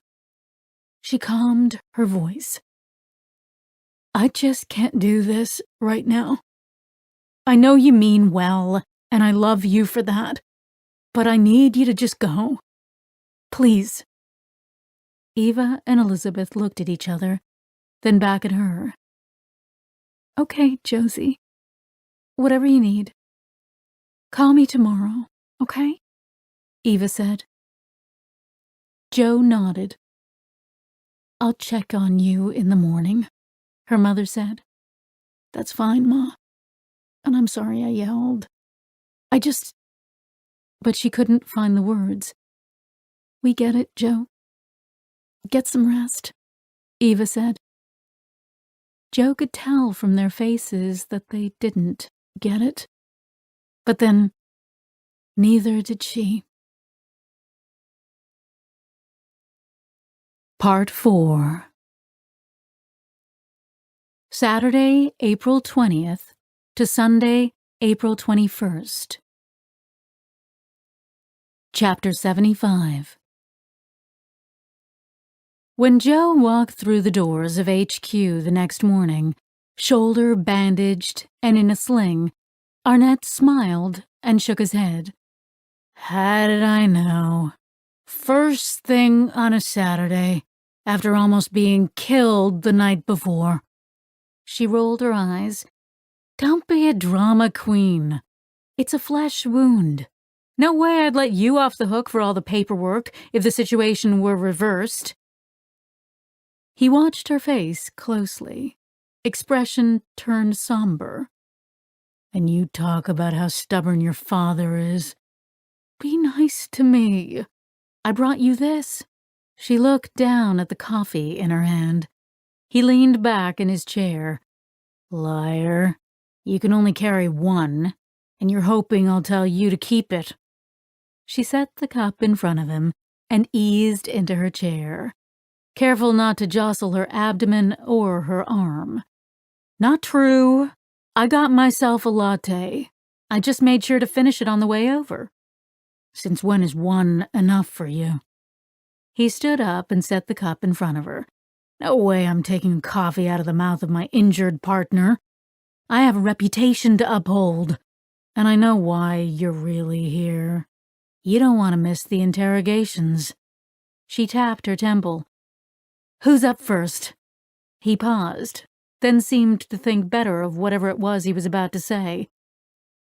"Marissa's on her way over now. The doctor says Bruce should be coherent enough for us to visit him at the hospital in an hour or so. Jo turned toward her computer. Then we have a plan. The two lapsed into a companionable silence while they finished up the paperwork generated by the previous night's incident. Once Marissa was delivered, they grabbed a refill on the coffee from the break room. Jo downed another 6 Advil tablets, then continued on to the interrogation room. The woman waiting for them looked the same as the one they'd last seen at Sunset Gardens, but her facial expressions, the way she held herself, even the way her eyes took in the room, engendered a completely different person. Jo's mind brought up a Saturday morning movie she'd seen as a young girl about pod people aliens who took over people's bodies. Jo and Arnett settled into chairs across from Marissa and nodded at the cup of water on the table. Before we start, can we get you anything else? Coffee or something to eat?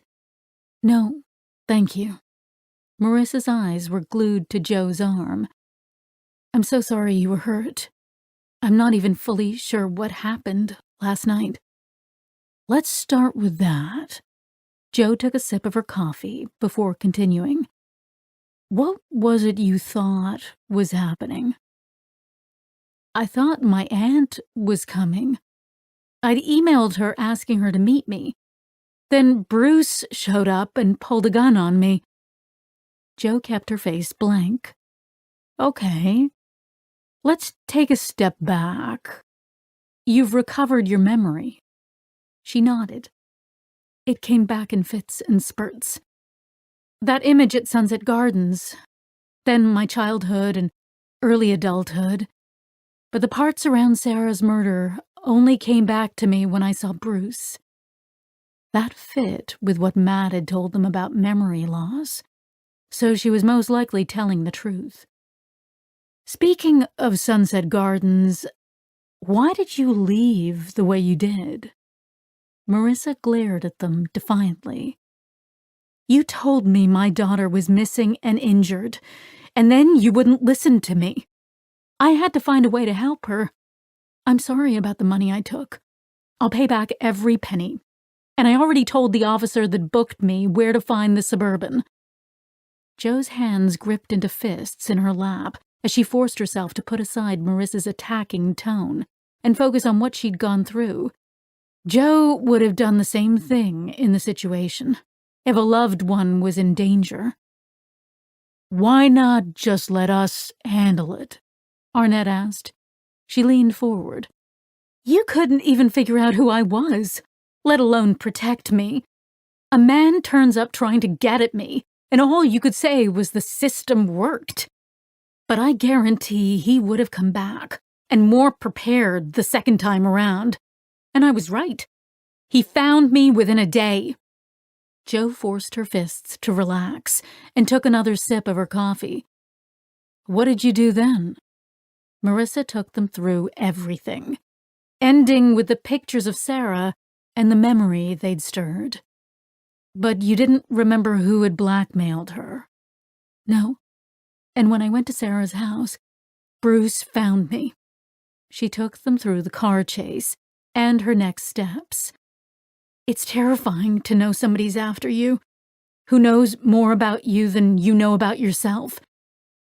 Tell us about Sarah's murder, Arnett said. Tears sprung instantly into Marissa's eyes. Bruce killed her up at the cabin. She explained about the gambling problems and the mortgage. Bruce figured Sarah could lend us the money while he got back on his feet, but she never liked him, so she said no. Then he came up with the idea that if we all went together for a camping trip, maybe we could talk to her about it in another way. Make her see how much it meant to me. How I'd lose my house if she didn't. She paused, eyes flicking between their faces. What then? Arnett asked. We went. And that's what I thought was going to happen. I was looking forward to s'mores around the fire pit and long walks in the woods with my daughter. I'd seen less and less of her since she got engaged, which is normal, I guess, but it still hurts, you know. Her eyes pleaded with Joe for understanding. Joe nodded. It must be hard to give your whole life to a child, then have to let them go. Marissa's head bobbed. And everything started out fun. We were having a good time. But then Bruce brought up the money again, earlier than he was supposed to. He was supposed to give us time to connect, but he jumped the gun and dropped it like a bomb. Sarah, we need that money for the house if you don't want your mother out on the street.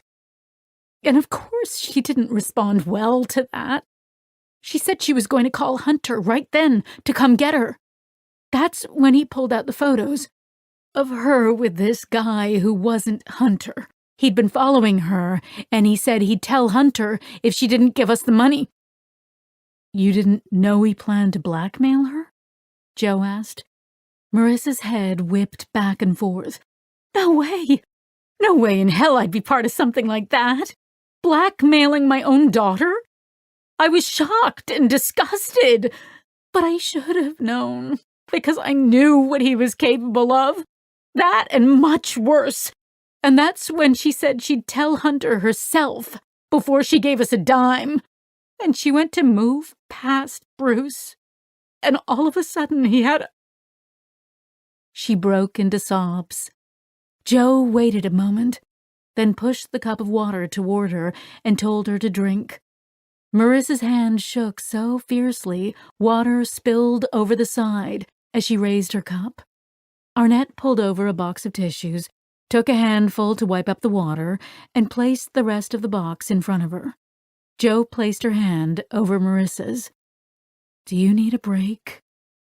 She pulled a tissue from the box and wiped her eyes, then her nose.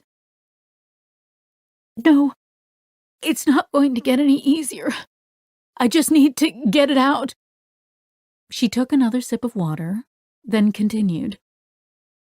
He had a hatchet, one I'd had for years, so it was old. He swung it at her head as she passed, but the blade flew off, so he swung again with just the handle and smashed it across her face.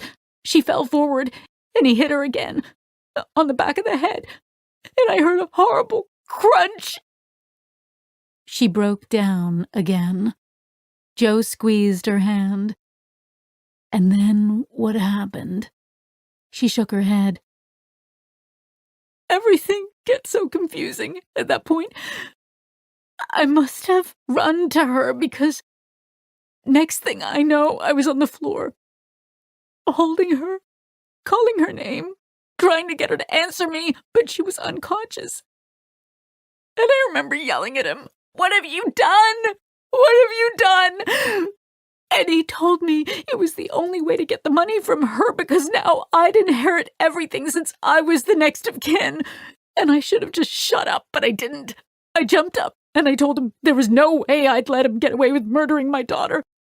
No amount of money was worth that. And he gave me this chilling smile and shrugged his shoulders and said he had a feeling that's what I was going to say. Then he lunged for me. How did you get away? Joe asked. Tears poured down her cheeks. I was facing him, so I saw him coming. I threw up my arm out of reflex, and it knocked the handle out of his hands. That must be where I got the bruise, up here. She pulled up her sleeve and showed a rectangular, yellow-brown bruise on her upper arm. Then I took off out the door. He came right after me and grabbed me from behind by the shoulders, and I fell over by the fire pit. But he fell too and slipped over the steps that led up to the cabin. That gave me a chance to get up and run. I could hear him running behind me, and I knew I wouldn't be able to run for long. And then this guy appeared on the trail in front of us. He took one look and started running toward us, then ran past me. I didn't look back. I just kept running into the woods so I could lose him. But I couldn't see where I was going very well, and I hit a slope, and I just remember this feeling like I was suddenly moving faster than I should be, and then I was falling.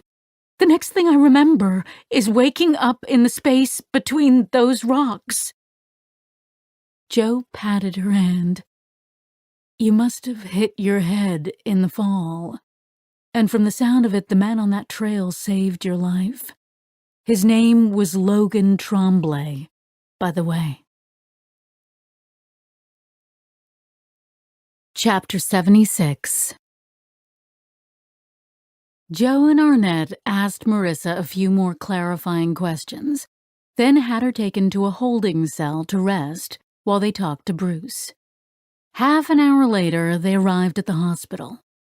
As they neared Bruce's room, Joe became oddly hyper-aware, like the world was lit too brightly, and her palms went cold and clammy. Arnett noticed the shift in her and threw up an arm to stop her. Are you sure you want to do this? I know you're Superwoman and all, but you're as pale as a ghost. I'm not sure it's a good idea so soon. Joe took a long, deep breath and stared down the corridor to the officers seated outside Bruce's door. She had a high tolerance for pain, at least the throbbing throughout her body, but they both knew that wasn't what Arnett was talking about. No, I'm not sure. But if I don't walk through that door and look him in the eye, I think something inside me won't ever be right again. You need to show him it didn't mess with you. She examined the white tile for a long moment, then met his eyes again. No, I need to show myself it didn't mess with me. Arnett searched her face for another moment, then continued down the hall.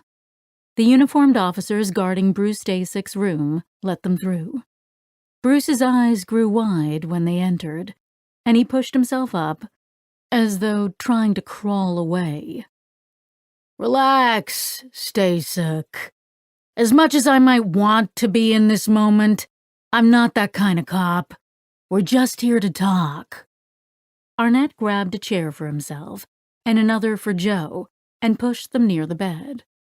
Bruce's eyes flicked between their faces, but he didn't relax. He turned to Joe. I'm glad you're okay. I didn't mean to shoot you, you know. You have to understand, you were coming for me, and you were never going to believe me that I was innocent. The only chance I had was to run. I was scared for my life. Rage and panic wove together and enfolded Joe. Her chest tightened, and the room suddenly seemed too bright again. She forced herself to speak in an even tone. I told you at the lake I'd hear you out. I always keep my word. So tell us your side of the story. What did she tell you? Did she say I killed Sarah? When Joe didn't reply, Arnett took over. Did you? Hell, no. That crazy bitch killed her own daughter, then tried to kill me. Bullshit, Joe thought. But the point now was to allow him enough rope to hang himself. And the more he talked, the tighter the noose would pull. Arnett kept his face passive. Start at the beginning. The beginning is my fault. I have no problem admitting that. I have a gambling problem. I should have called the 800 number years ago. I know that. But I never did. I've been in trouble more than a few times because of it.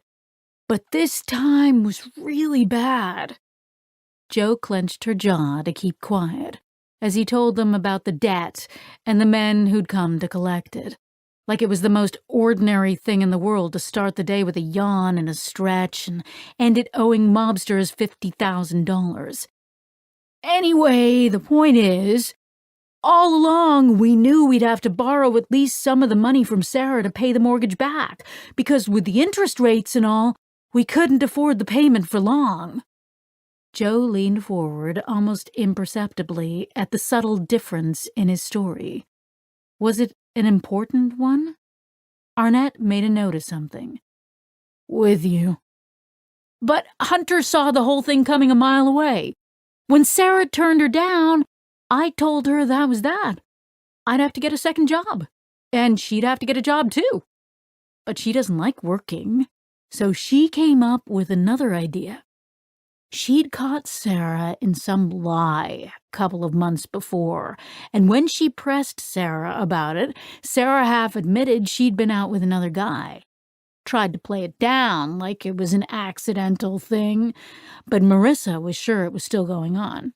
I swear, it's like that woman has some sort of radar. She can smell bullshit a mile away. So she followed Sarah, and lo and behold, Sarah's banging some guy that's not Hunter. She took a bunch of pictures and had a couple sets printed out so we could hand Sarah some physical copies. Then she tricked Sarah into going away on a camping trip like they used to when Sarah was a little girl, figuring when Sarah gets all gushy and sentimental, she'd ask for the money again. But this time, if she refused, she'd hand Sarah the pictures and tell Sarah that families take care of each other, and that if she wanted Marissa to take care of her secret, Sarah needed to help take care of the mortgage. Blackmail, Arnett said. He shrugged. Technically, except you're missing the point. She was never going to tell Hunter. That's far too messy, and what would be the point? If Sarah didn't give her the money, she'd just kill Sarah and inherit. So you knew there was a possibility she was going to kill Sarah when you went on the camping trip? Arnett asked. He threw up his hands, face all wide-eyed innocence. Of course not. I never would have been involved in something like that. I thought she'd show her the pictures and Sarah would either pay up or the whole thing would die right there. But she refused and Marissa lost her mind. Started calling Sarah an ungrateful bitch, yelling about how Marissa had given her everything over the years, and the first time she needed help, Sarah was turning her back.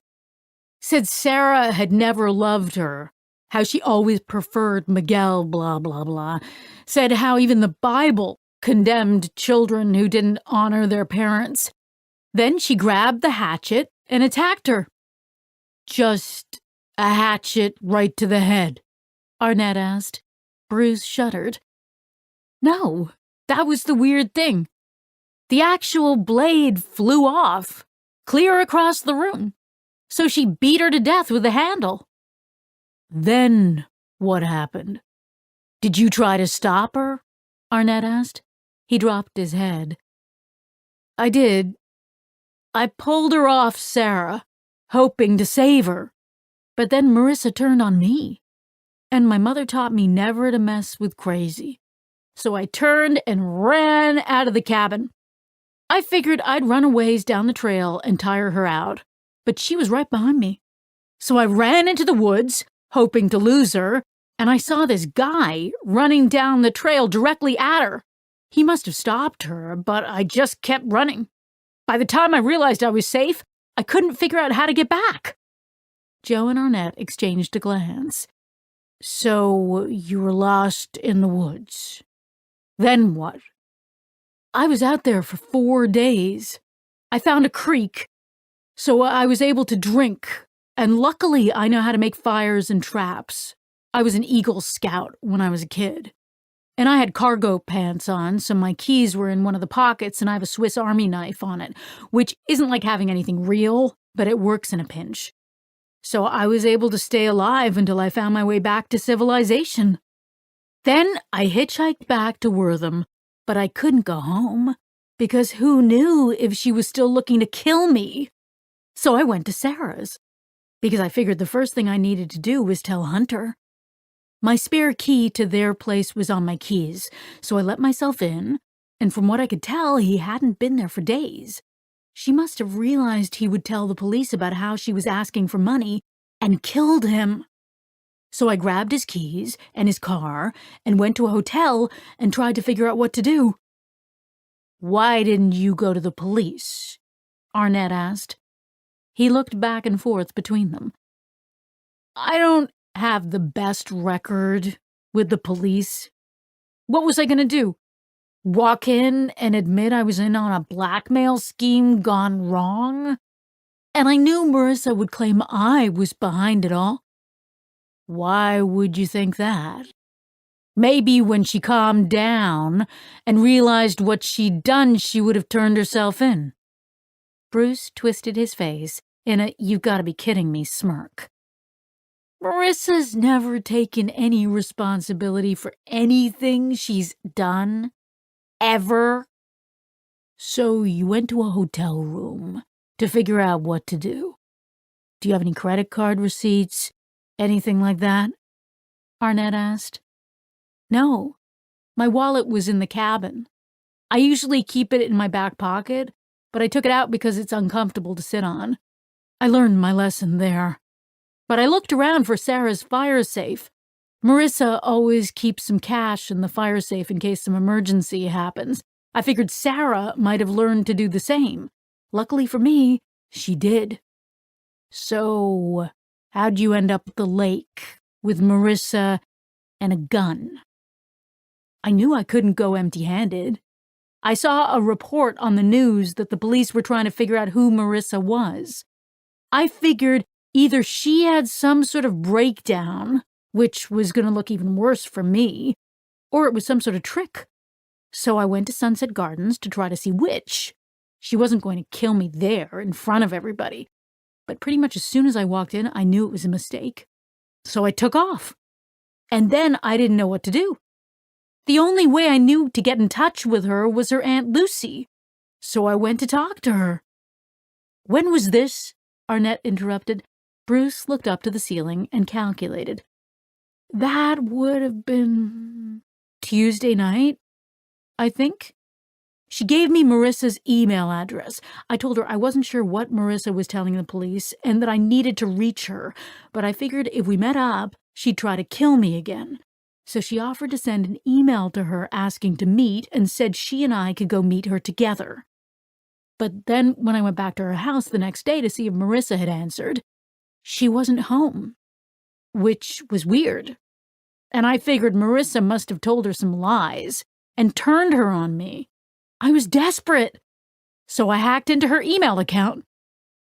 You know how to do that. It wasn't hard. She's only ever had one thing that mattered to her in her life. Her password was her late husband's name. Someone killed Lucy Tuesday night, Arnett said. Bruce's eyes widened. She was alive when I left. Marissa must have done it after I left. Why would she do that? Joe asked. Bruce shrugged. Who knows? My guess is Lucy started asking questions she didn't like, probably wondering where Sarah was, and Marissa decided she had to shut her up.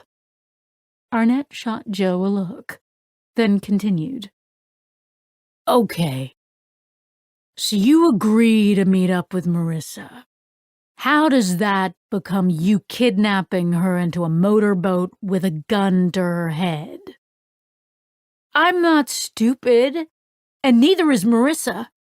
I knew I might be walking into a trap. I waved a wad of cash at some loser at the marina, and he sold me his boat. I knew I had to get her to someplace where I was calling the shots. Then I could talk to her and convince her to go to the cops. So I snuck up on her and grabbed her gun. And then I saw you guys, and I knew it was a trap. So I had to get away, because I knew you were going to lock me up for something I didn't do. Arnett nodded his head. So what happened to Hunter? Bruce turned both palms up. I have no idea.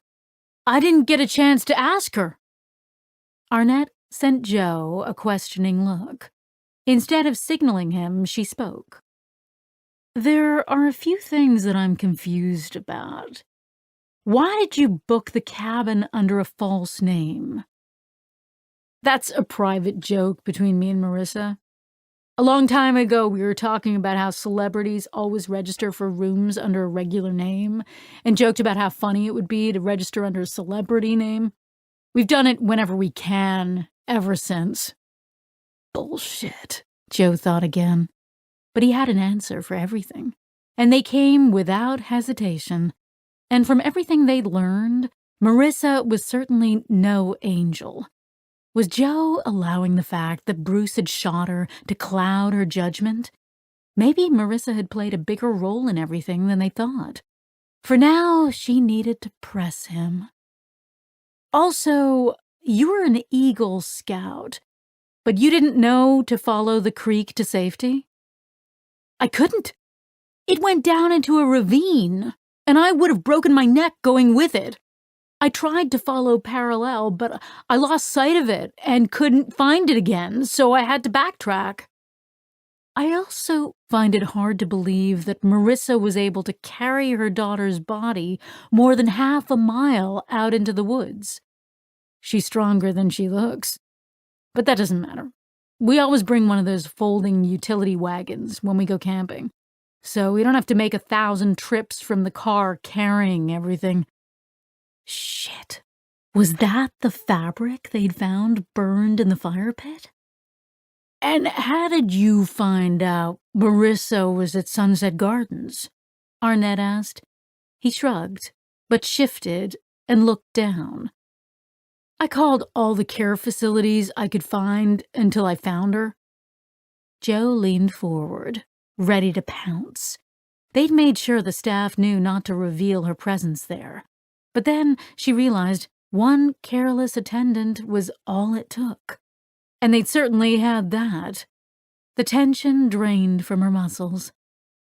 I guess what really surprises me is that Marissa would kill her only daughter to pay off your debt, Joe said.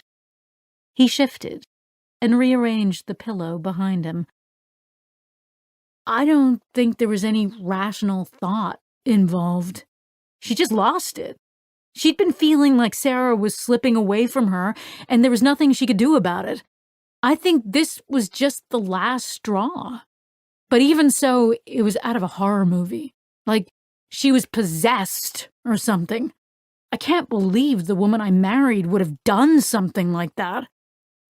A nurse pushed into the room with a lunch tray. Joe gestured toward the door to let Arnett know she was done, and then they both stood to leave.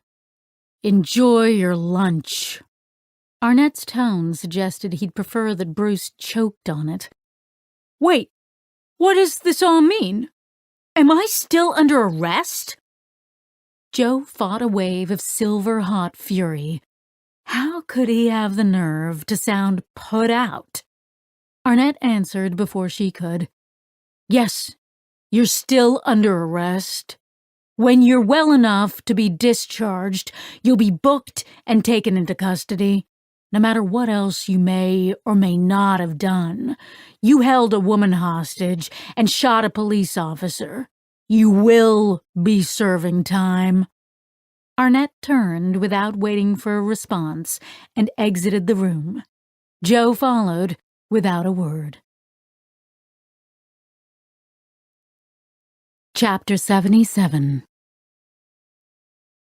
They nodded to the officers as they passed and remained silent until they were back in the car. How you holding up? He asked. She waved the question away. Of course they're trying to point the finger at each other. I have no doubt he's guilty. There's no reason why Marissa would go back and kill Lucy. Maybe they both planned and executed it, and this whole drama is just to create reasonable doubt. Joe rubbed the bridge of her nose. That doesn't sit right with me. If that was the goal, they could have come up with a far simpler plan. You wouldn't draw all this attention by pretending you didn't remember and wrap it all up by shooting a cop. And if that was so, why bother to kill Hunter or Lucy? But I admit, I get the sense that Marissa isn't being fully honest with us either. Agreed, on all counts. He's a slime ball, and Sarah was nothing to him. No matter how this went down, he's behind it. And he had no reason not to come directly to the police if his story was true, no matter how much of a record he has. That whole scene by the lake, that was about shutting Marissa up. He banged his palm on the steering wheel.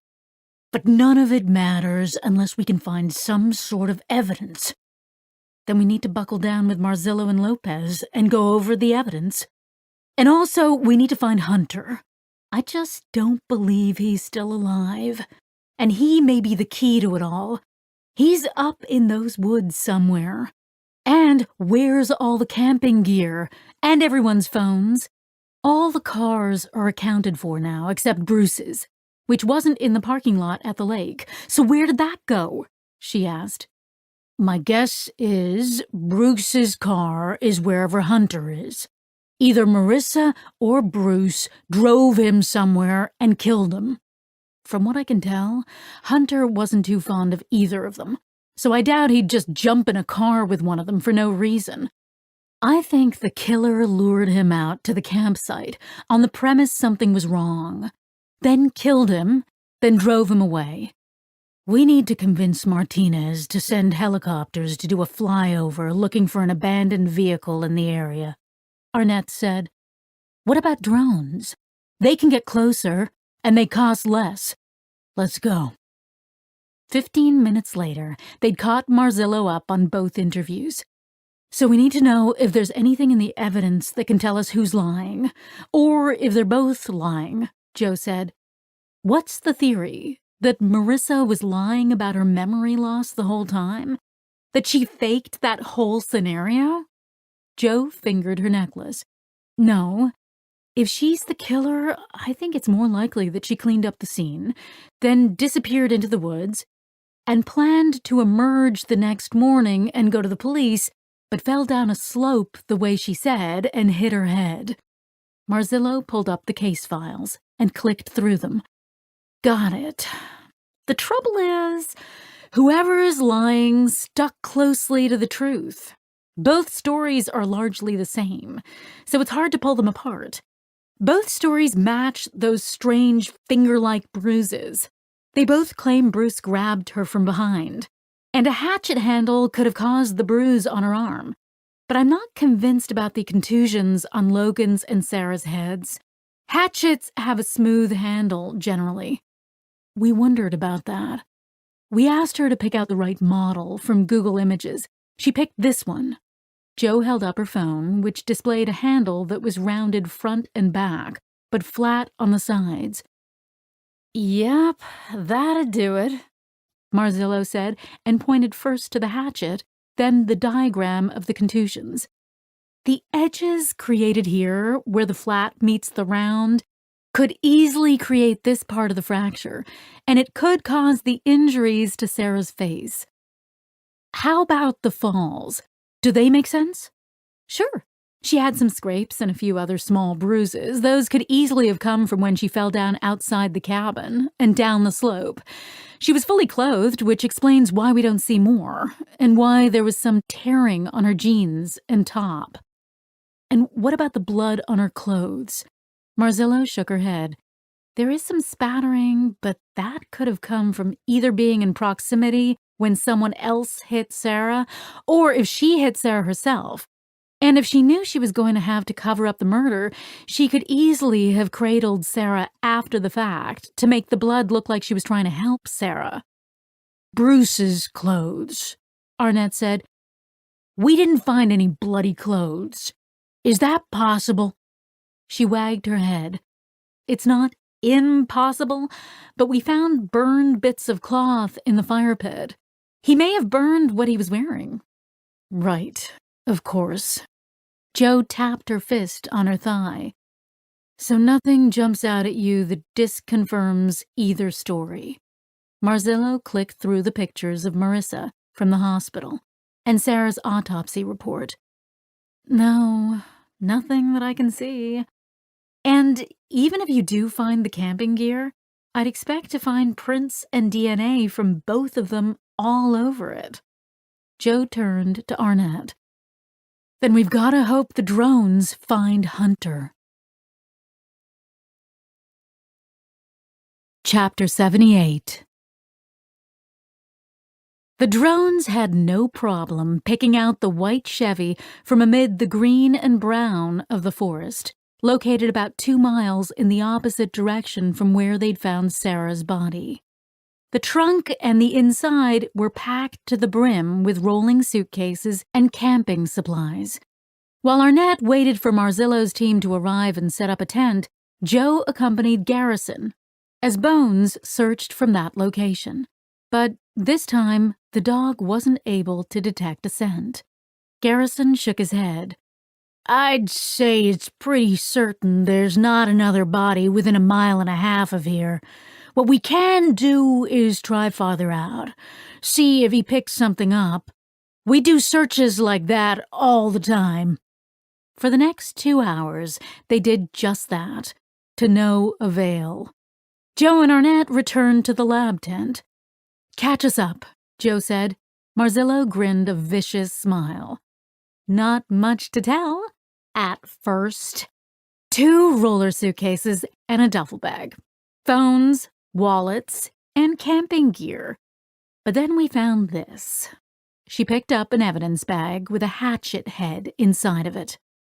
Arnett took the bag from her and turned it all around to inspect it, then pointed to the edge. Holy shit. Is this what I think it is? Do you think it's a bloody partial? She smiled. I'm hoping like hell it is, Arnett responded. Then today's your lucky day. See how the top's smudged here? Someone wiped it down for prints, but missed that part. That's what happens when you clean up in the dark, in the middle of a forest. How soon can we have that matched up to Bruce and Marissa? Marzillo's eyes gleamed. As soon as I get back to the lab. Chapter 79. By the time Joe got home that night, she was so tired she dropped into bed fully clothed and fell instantly asleep. She woke the next morning to a deluge of notifications on her phone. She groaned. Most of them were texts and missed calls from her mother and Eva, progressively more worried about her. She sent both brief texts letting them know she was okay, hurried to get out of the door and over to HQ. She rushed into the lab to find everyone waiting for her. Sorry, guys, I underestimated how long it would take me to shower with one hand and an arm that feels like it's continually on fire. This is why I admire you, Joe. Lopez lifted her rock star in a cheers motion. You're almost as insane as I am. One arm hanging on by a thread and you still make it in. Even on the weekend. That's my kind of badass. Joe smiled, pleased. Not by the compliment, but by the assurance that Arnett hadn't told them about the baby. If he had, they'd be avoiding eye contact or rushing to ask how she was. How can you drink that stuff this early in the morning? Joe asked.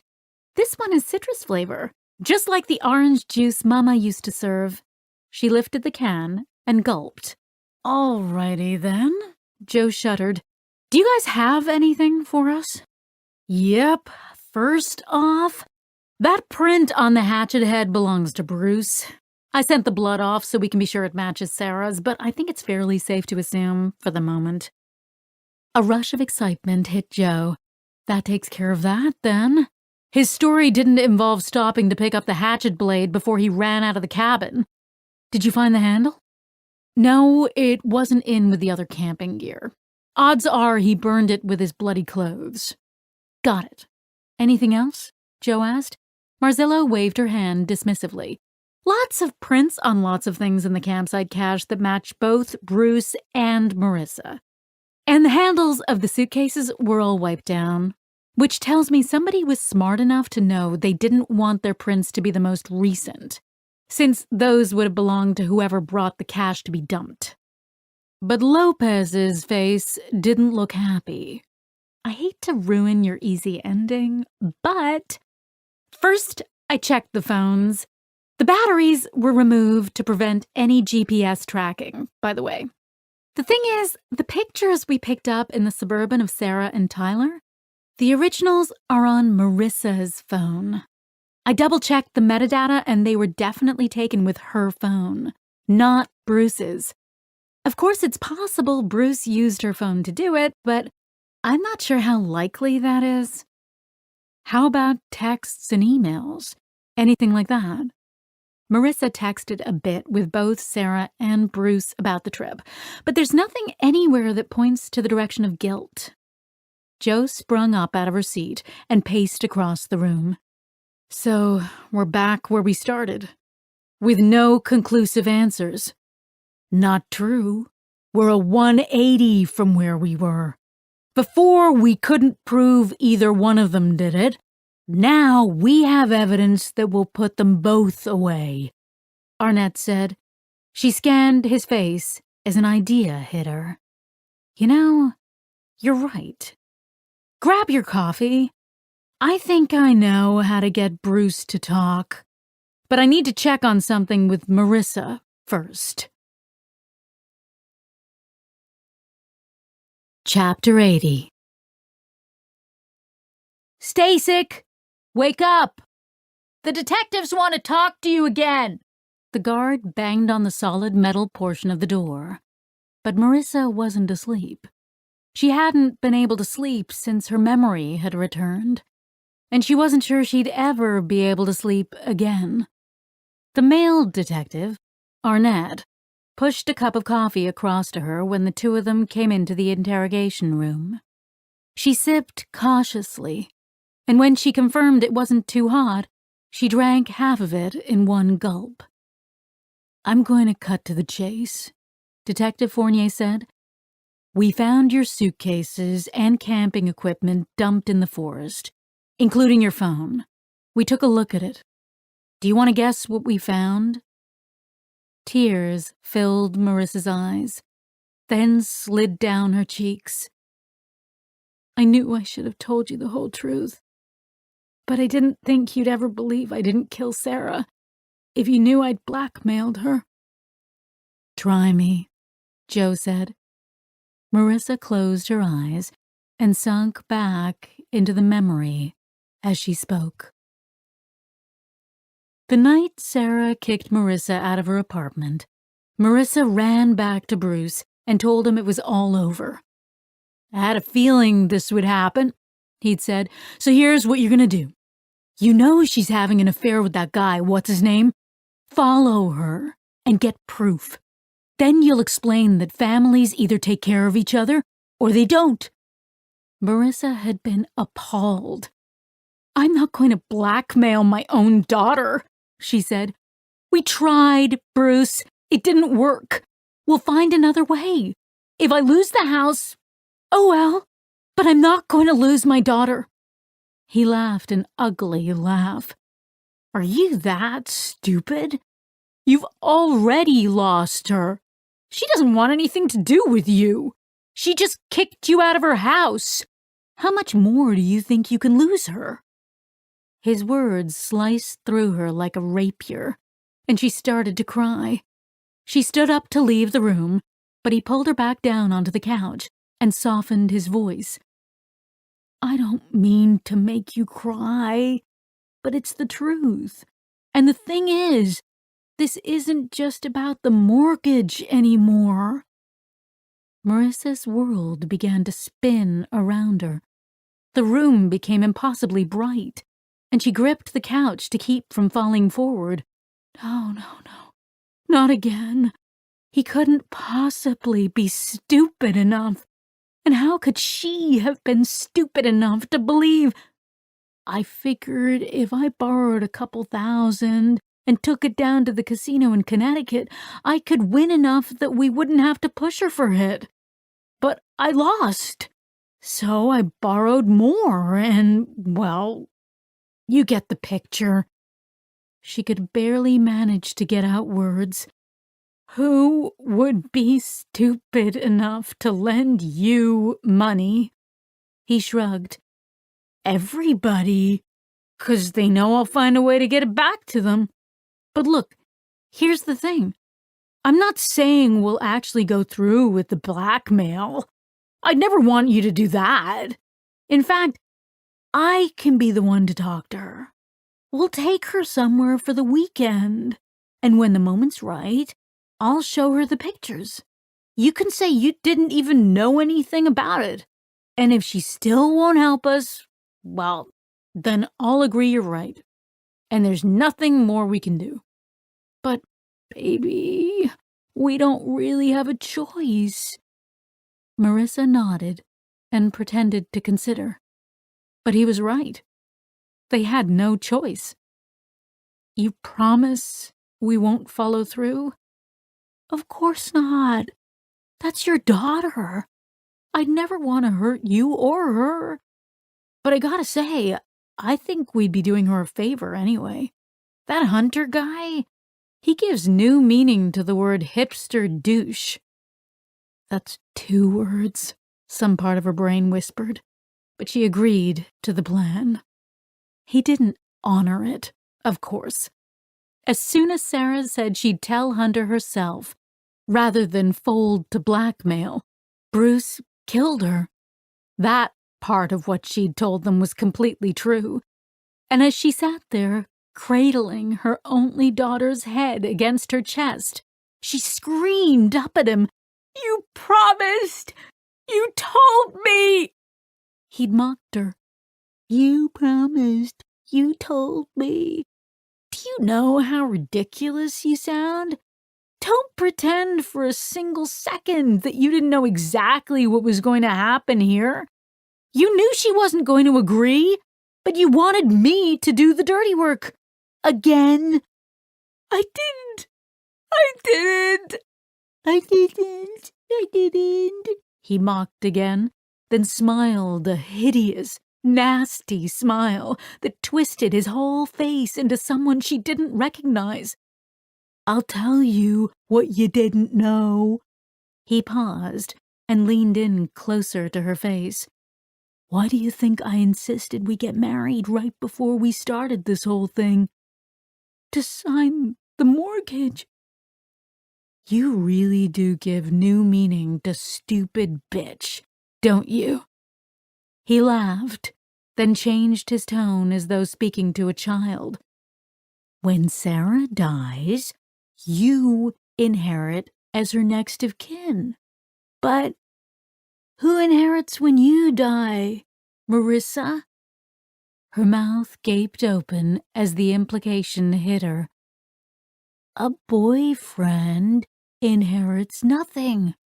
A husband inherits everything. You're going to kill me. He nodded. I am, but I have to do it slowly. Because when I call the police after I return from gathering firewood to discover that some psychopath came and slaughtered you both, they need to be sure you died after Sarah did, or your Aunt Lucy will inherit everything. Bruce took a step back. So, I'm going to back up slowly so I can watch you. But when he took a second step back, he slipped in the blood that had seeped across the floor and crashed onto his back. As soon as he hit the ground, she dropped Sarah and fled. But he recovered quickly and came after her with the hatchet handle, just as she'd told the police. He grabbed her and they fell, but she scrambled up and managed to flee into the night. Chapter 81. Joe and Arnett left with instructions to have Marissa taken back to holding. As they made their way back to the hospital, Arnett scratched the day's growth of beard he hadn't found time to shave. Do you believe her?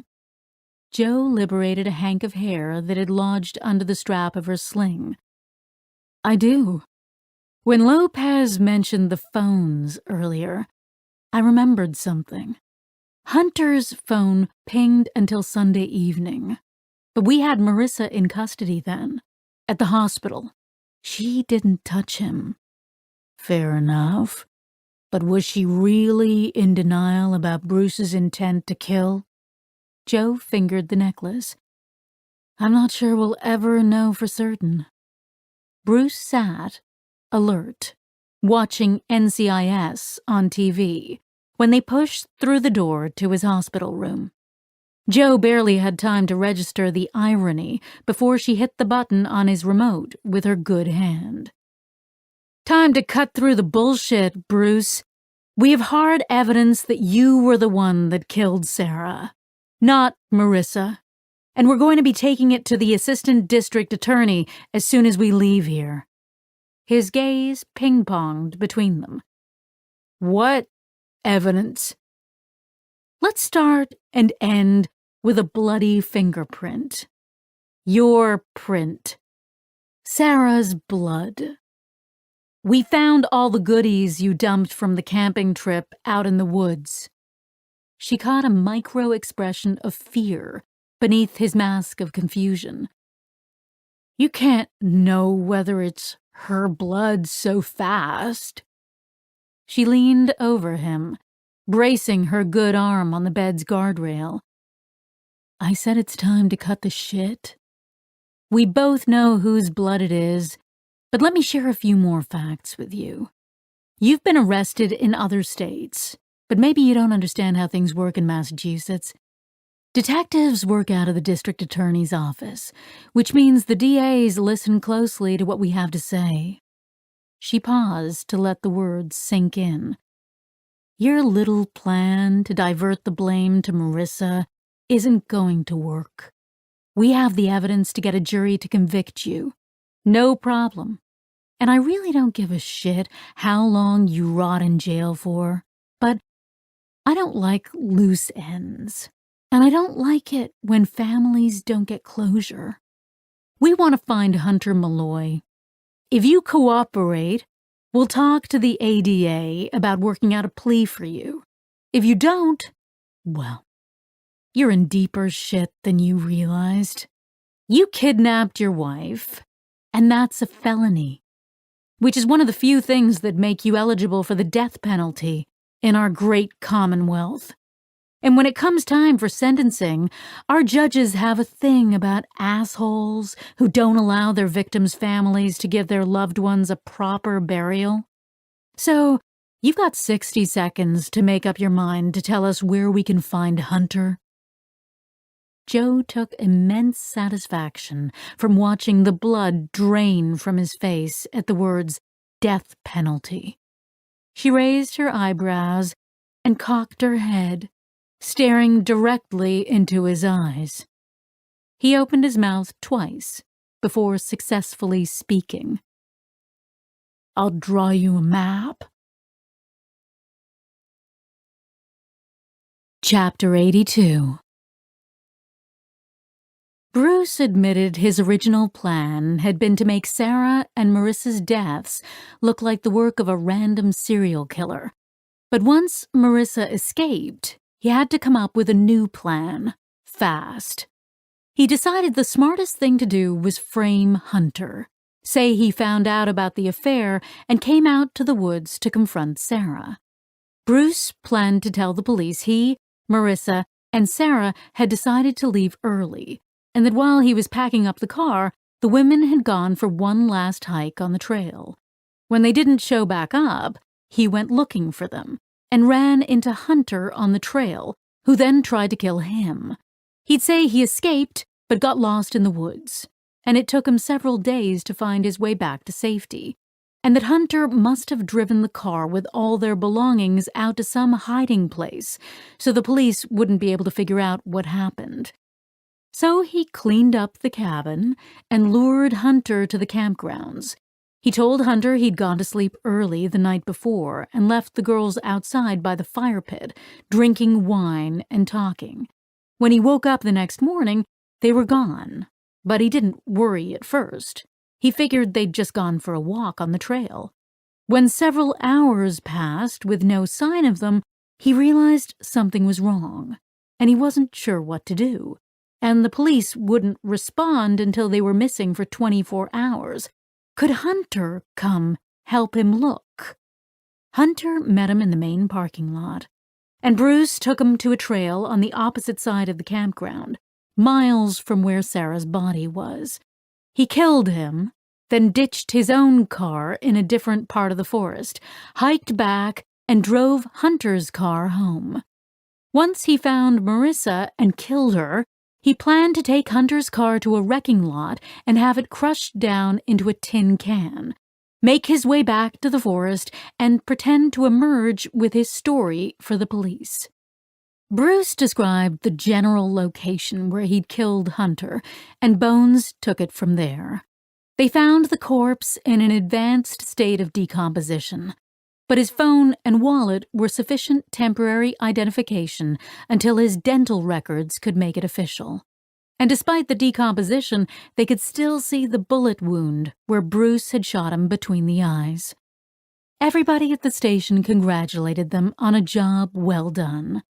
But as they filled out the paperwork and wrapped everything up, something Marissa had said kept rattling through her head like an earworm. I knew what he was capable of. Was it just a turn of phrase, or did Marissa really have reason to believe Bruce was capable of blackmail and worse? Once the bulk of the paperwork was done, she dug into the case file from the day Miguel Navarro had been shot and pulled up the parking garage footage. She played it several times, but couldn't glean anything more from it. The camera was just too far away. But no, damn it. She wasn't going to let it go at that. She grabbed Arnett and the video and marched into the tech lab. Marzillo and her team were still processing Bruce's car, so she grabbed another tech, whose badge identified her as Priscilla Harvey, and asked her if she could zoom in at all on the car. She did her best, but they still couldn't see the driver. What they were able to see was the passenger's hand on the dash, bracing against the momentum of the turn, wearing the same unique figure-8 turquoise ring Marissa wore. Chapter 83. Marissa admitted everything as soon as they asked. She couldn't stand another sleepless night. She needed to be rid of the voice in her head, forcing her to hear the truths she couldn't deal with. Yes, Bruce had killed Miguel. Once the second mortgage paid off the gambling debts, he told her Miguel had to die. Sarah would inherit, and Marissa would ask her for the money. She refused, of course, but he tried to manipulate her emotions, went on and on about how Miguel had abandoned her, and made her go through Sarah's teen years as a single mother, how she should have gotten the house in the divorce, but no, she'd had to settle for a smaller, older dump. Marissa told him if he kept on, she'd leave him. She'd wanted to for some time, anyway, and Debbie had been encouraging her to leave since she married him. But it wasn't that clear-cut. Debbie had a reliable husband who loved her and took care of her.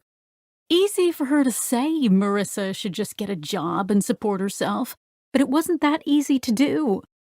Marissa didn't have a college degree, so the only thing she was qualified for was flipping burgers or greeting people at Walmart, and that was the sort of mind-numbing bullshit that would make her want to kill herself.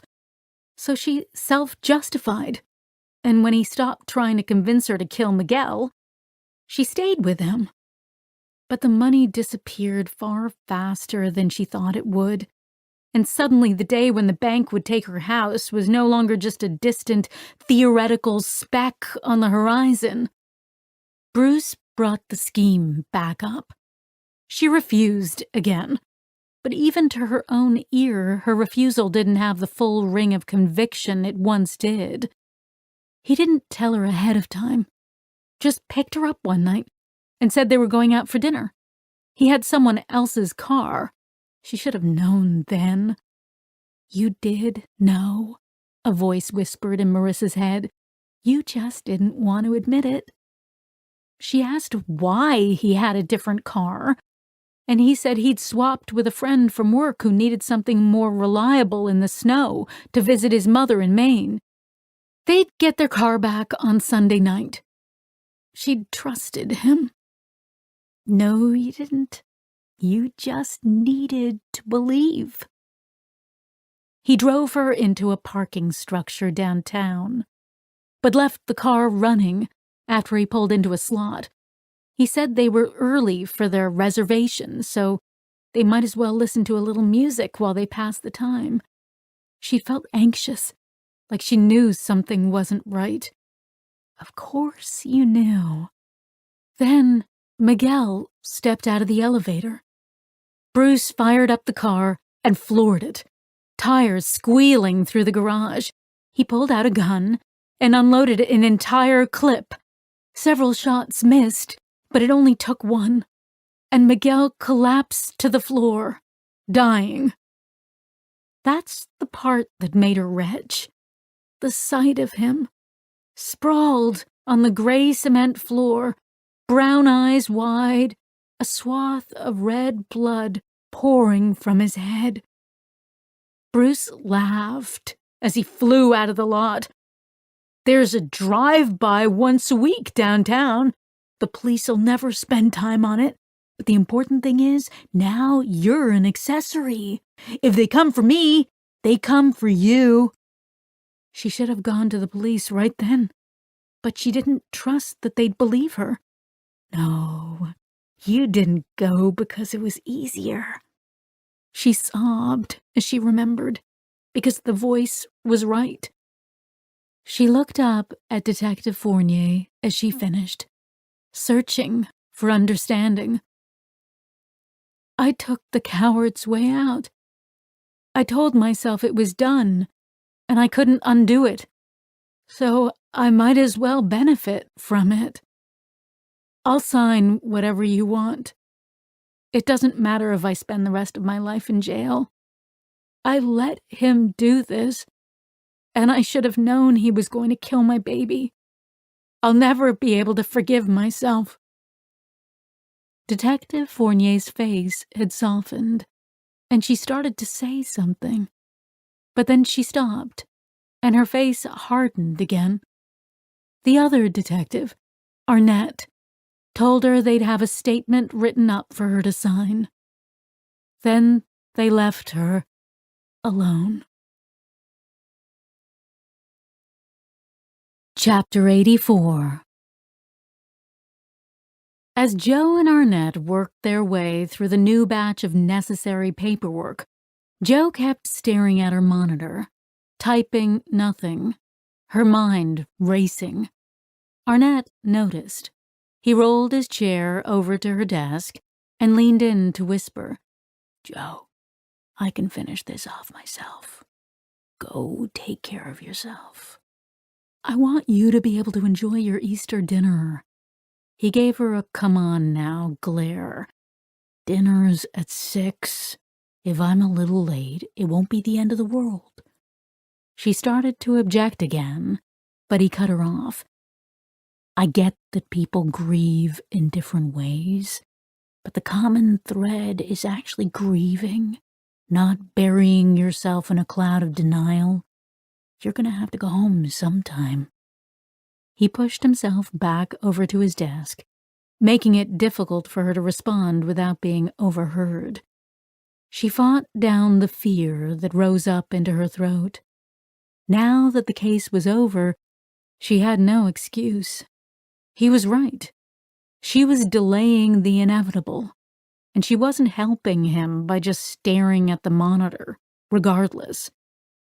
She slipped on her blazer, grabbed her phone and her keys, and left. But her mind kept racing around the same circular track. She couldn't wrap her head around what Marissa had done. She prided herself on trying to understand people, on never judging without walking in their shoes. That was one of the keys to her success as a detective, her ability to recognize that people almost always thought they were good and had done the right thing. People were the heroes of their own stories, never the villains, even if their deeds were judged as villainous by others. And she wasn't a mother. She kept reminding herself of that, vigorously. The week that she was aware of a child growing within her did not qualify her for that.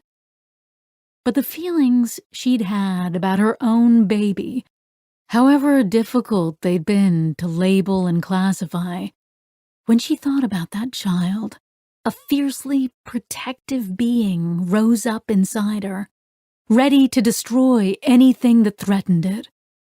She couldn't reconcile those emotions with the idea of using her child as a conduit for a dirty inheritance, let alone blackmailing her, even without the intention of following through. And she'd never, ever put her child in a situation with someone she knew was a dangerous killer, just to make her own life a little easier. She shook her head. She'd seen worse things during her time on the force. Mothers involving their daughters, far younger daughters, in schemes much more nefarious than this. These emotions must be a side effect of the hormones her doctor warned her would be out of balance for several weeks after the miscarriage. Her phone rang, and Matt's number displayed on her dash. Her first instinct was to ignore the call, but this wasn't just a man she was dating. This was also the doctor working on Marissa's case. She pulled to the side of the road and answered the call. "Matt, it's good to hear from you. Happy Easter." "Happy Easter. Are you with family?" He laughed his rich, sexy laugh. "I am. My sister's hosting, and I'm on my way now. You?" "My family celebrated early. We just about an hour ago wrapped up Marissa's case." She gave him an abbreviated recap. "So you nailed it, really. Psychological trauma, and even when her memory began to return, her mind protected itself from the actual murder." His voice turned somber. "I'm glad to hear it turned out that way. What do you think will happen to her?" Joe stared out the windshield. "You know, I usually have a sense, but in this case, I just don't. The DA may decide she's been through enough and let her take a plea. If she goes in front of a jury, it'll be one of those cases that will be won or lost during voir dire. For some people, the video will be damning. Others will see her as a victim." "What do you see?" "I was trying to figure that out when you called." A silence lingered between them for a long moment. "Well, on a different topic, I called to see if you'd like to have dinner with me this week." Joe ran the possibility through her head. She wanted to want to, but just couldn't bring herself to face anyone at the moment. "I'd love to, but I'm going to have to pass this week." He paused another second. "Is this an it's not me, it's you conversation?" She laughed a genuine laugh. "Not in the way you mean. I do want to see you again, but I have some things I need to sort out. I didn't mention it in my recap, but I was injured when we apprehended Bruce and Marissa." His voice took on a doctor's edge. "Injured how?" She hurried to reassure him. "Don't worry, I'm fine.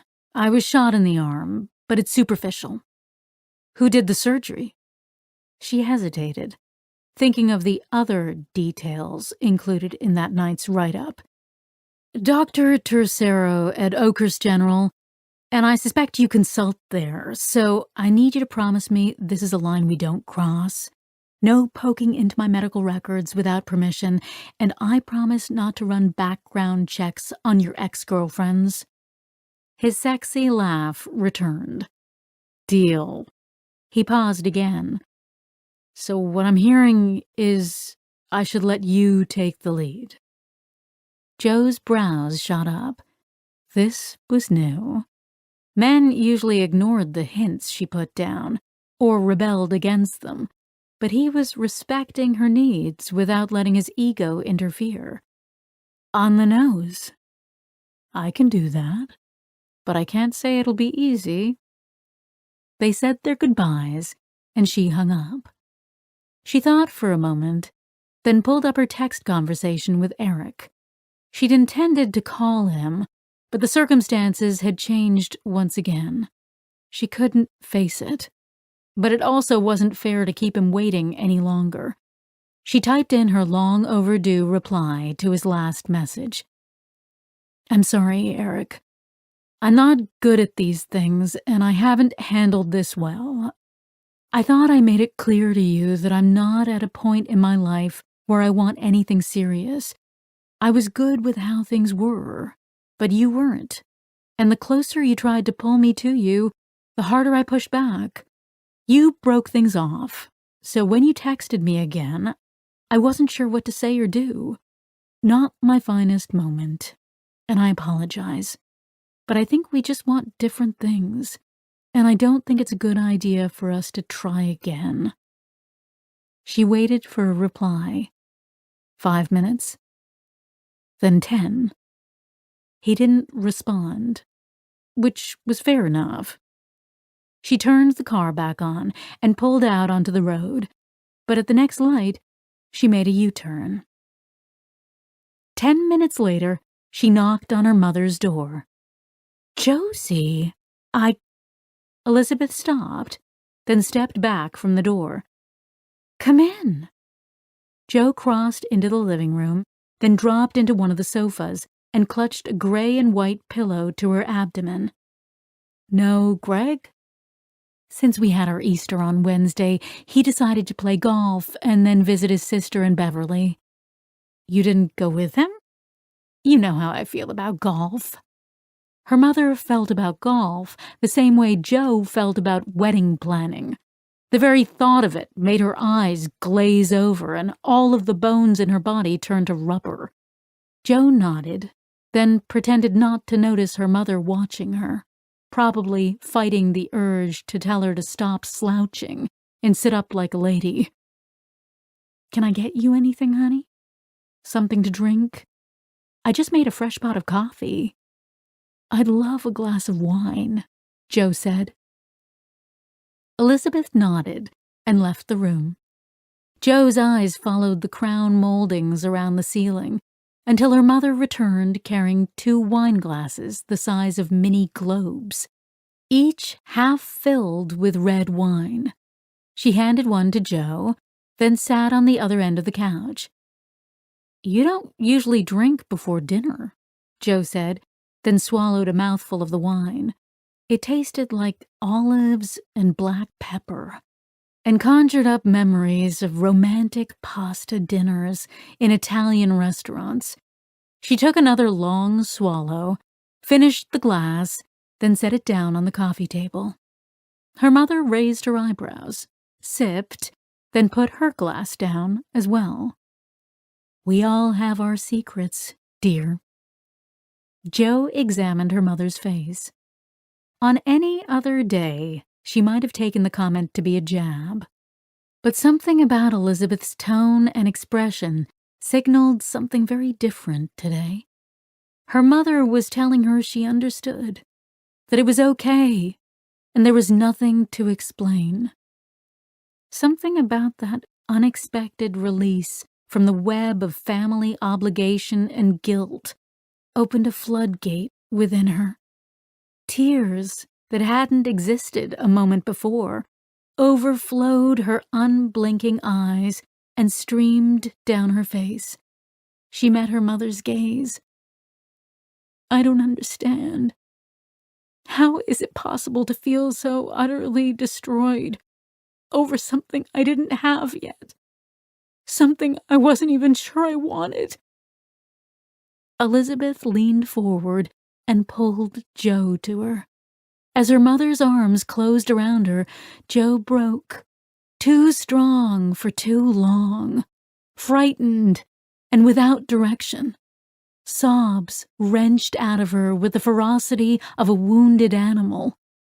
Her mother rocked her gently back and forth. I know, baby. I know. But you're going to get through this. Jo gripped her mother tighter and allowed herself to be enveloped in the childhood faith that her mother could make everything okay again.